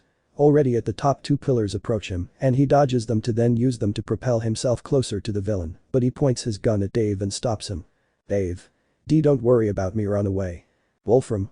Wow, it's a problem being a hero, isn't it? Smiles maliciously. The villain creates a pillar that heads towards the green-haired man. He takes his other sword and cuts the pillar with ease, although he retreats and evades the attacks since he was still badly injured. Izuku was in trouble. He couldn't get closer since Wolfram could kill Dave, but he also couldn't keep dodging and destroying pillars because of his injuries. Wolfram. Hahaha, I didn't do much and you can barely move. The pillars kept appearing. Izuku cut them where they came out, but they still seemed more and more. Izuku. It's like fighting a hydra, cutting another pillar. Seeing that he didn't stop, he created another sword and held it with his mouth. After positioning himself, he turns around and uses Tatsumaki, creating a small, short tornado that manages to destroy all the pillars that had appeared. The green-haired man was holding on. Wolfram was slowly losing patience and was about to attack him again, but then something passed by quickly. Sorry for the delay, Rano Shounen, Dave with Dave in his arms. IYD. Almight. When Izuku saw the hero, he realized that he had someone on his back. Izuku. Daddy. Zoro. I see you're in trouble, son. Izuku. Not at all confident, but he was exhausted. The Shigi, Momo, Kendo, Melissa, and the other friends of the green-haired boy arrived from the stairs. Kendo and Momo went to help the green-haired boy and check on him. Seeing that reinforcements were arriving, Wolfram decides to use a last resort. The sound of a container is heard and everyone sees the villain who was using the quirk amplifying device. When activated, use the wires and such to get Dave back and create a golem, or whatever that is called. Almight tried to attack Wolfram, but the villain lifted a large piece of metal and stopped the attack. Wolfram. Hahaha, what was that, Almight? The former number 1 hero tried everything to get close to the villain, but it was impossible. Sensing the power he possessed, Wolfram decided to attack the others, but as soon as the pillars approached, Zoro cuts them down, as if it were nothing, leaving the young people in shock. Haminari. W. What the hell? Mineta. Cut through metal like butter. Zoro. Approaches the green-haired man. I would ask you how you are, but I think I already know. Izuku. I did it, being treated by Momo, who creates some bandages to cover the green-haired boy's wounds. Zoro. What do you mean? Izuku gets up from the ground, approaches a large piece of rubble, unsheathes his sword and makes a slight movement of it, cutting the rubble as if nothing had happened. Zoro. Perhaps. Izuku. Yes, I can now cut steel. Zoro. Places his hand on the young man's shoulder. Well done, boy, I'm proud. Smiles. Izuku. Thanks, Dad. I have to take care of this now. He walks toward the villain but is stopped by his father. Zoro. No, leave it to me. You should rest. And. Izuku. You didn't do it when you fought Hachi. Zoro. Izuku. Of Contra Mr.1, Kuma. Zoro. Izuku. If I want to become stronger, I must break my limits. Zoro. It's one thing to break your limits, but it's another to go head-on towards the villain in your current state. Izuku. I know it's crazy, but I still have to do it. They both stared at each other, but it didn't last long as they realized that Almight was captured. The retired hero is surprised. Wolfram had a second quirk gifted by All for One to defeat him. The villain encloses the hero in a metal sphere and was about to stab him with multiple stakes, but Zoro and Izuku launch an energy cut that manages to free him. All Might retreats to where both green-haired men were. Zoro. You won't change your mind, right? Izuku. No. Zoro. Sighs. Then, All Might. All Might. Huh? Zoro. My son and I are going to give you a hand. All Might. Thanks, the truth is that I'm in a problematic situation. The three stare at the large structure that the villain controlled. All Might regains his normal muscles. He used to fight weakened. Izuku unsheathes his other sword and creates the third in his mouth, and Zoro takes off the top of his coat, puts on his black bandana and the sword in his mouth, and then unsheathes the other two. All Might. Let's go. Izuku. Why Zoro? Hi. The three begin to run towards the villain. He creates multiple pillars directed at the three, but they destroy said pillars, separate and attack from different angles. All Might runs up and over the pillars, dodging some of them that came from different sides and destroying others with powerful blows. Zoro attacks from the right, launching multiple energy cuts directly at Wolfram, but he creates walls to block them and then launches said walls at Zoro. Zoro. Santoryu. The walls were already close to him. Tatsumaki. Creates a huge whirlwind, cutting through all the walls. Izuku climbs up one of the pillars. Wolfram attacks the green-haired boy with compressed metal projectiles. The green-haired boy jumps to dodge one. Izuku. Karasuragari Crow Demon Hunt cuts the projectiles and lands on another pillar. As the three of them approached, Wolfram decided to intensify his attacks, but as he did so, some of them were directed towards Melissa, Kendo, and the A-class students. But Toshigi knew this would happen, so she stayed back to protect the students, cutting off every projectile and pillar that came her way. Momo was amazed by her teacher's skill. Seeing that nothing was working, Wolfram gathered all the metal around him. Izuku, Zoro, and All Might gathered at one point. The hero grabbed both green-haired men and jumped as best he could straight toward the villain. Along the way they noticed how all the metal gathered, creating a gigantic metal cube, and Wolfram created a pillar attacking the three. All Might decided to block it with one leg, and the pillar pushed them away from it and suddenly stopped, leaving them in the air, but Izuku and Zoro stuck their swords in the pillar to avoid falling. The three climbed said pillar and began to run to get closer to the villain. Mina. W. What is that? Looking at the cube. Jiru. You must be kidding. You're not going to make it. Toshigi. No. Gets the attention of the worried young people. They will achieve it, I know it. Zoro was preparing. Wolfram compressed the cube more to harden the metal more. Question. All Might, launch me. All Might. A. Zoro. Do it. All Might does it, launching Zoro straight towards the projectile. Wolfram launches the projectile directly at the three of them. The green-haired man begins to spin his swords at high speed. Zoro. Santoryu Ogi. As he got closer, his katanas began to emit a faint purple and black aura. Zoro. Ichidai Zansen. Everyone looked closely at the green-haired mare. Zoro. Daisen Sekai. Terrakism of Billion Worlds. This technique has different names. There was barely a flash, but then the cube was cut in half with a horizontal cut next to the structure that Wolfram had created. Haminari, Kirishima, Mineta, Mina Iida. Zoro. Lightning, I passed. The green-haired man had gone too far, and before falling into the void, he managed to stick a sword into the edge of the building. Wolfram had lost a bit of control, and the structure was beginning to destabilize. All Might. Oh no, Dave. Izuku. Come on, Almight. Almight. Hi. Both of them head straight for Wolfram. Seeing that they were approaching, the villain covers himself in metal to avoid the attack. Izuku. Santoryu. Almight. Detroit. Both were just a few meters away from the villain. Izuku. Jaiuki Yuzum. Almight. Smosh. Almight's attack manages to destroy the villain's defenses, while Izuku's attack pierces the structure and injures Wolfram with 3 superficial cuts. The green-haired man grabs onto some cables to avoid falling. Izuku. Damn, I can't control it well. The hero was about to rush Dave to save him, but he got too confident and didn't notice Wolfram could still fight. He was about to grab All Might, but… Izuku. I won't allow it. Wolfram. Wah. Izuku. Notoryu Nijiri Seiman. Performs a downward attack from the left down. This time the attack didn't cause any cuts, but it was quite effective as it left him unconscious. The structure had been torn down, the young people were safe, Toshigi and Kendo went after the green-haired boys. Zoro managed to climb to the roof, receiving a hug from his partner. Zoro. You don't have to worry. Toshigi. Shut up, enjoy your girlfriend's warm embrace. Zoro barely blushed and hugged him back. Mineta was jealous of the older green-haired boy. He noticed the dwarf and unleashed a bloodlust that terrified him. Zoro didn't know it, but Toshigi was blushing and embarrassed just by saying those words. Izuku emerges from the rubble as if he were a zombie. Izuku. Damn, I'm exhausted. He tries to get up but is knocked down by 2 girls. Izuku. Momo. Istuka. Noticing their concern, I'm sorry if I worried you. He hugs them both back. After a few minutes, could you let me go? My whole body hurts. M and K. I'm sorry. They separate from the green-haired boy and help him up. In the distance, All Might appears, helping Shield move.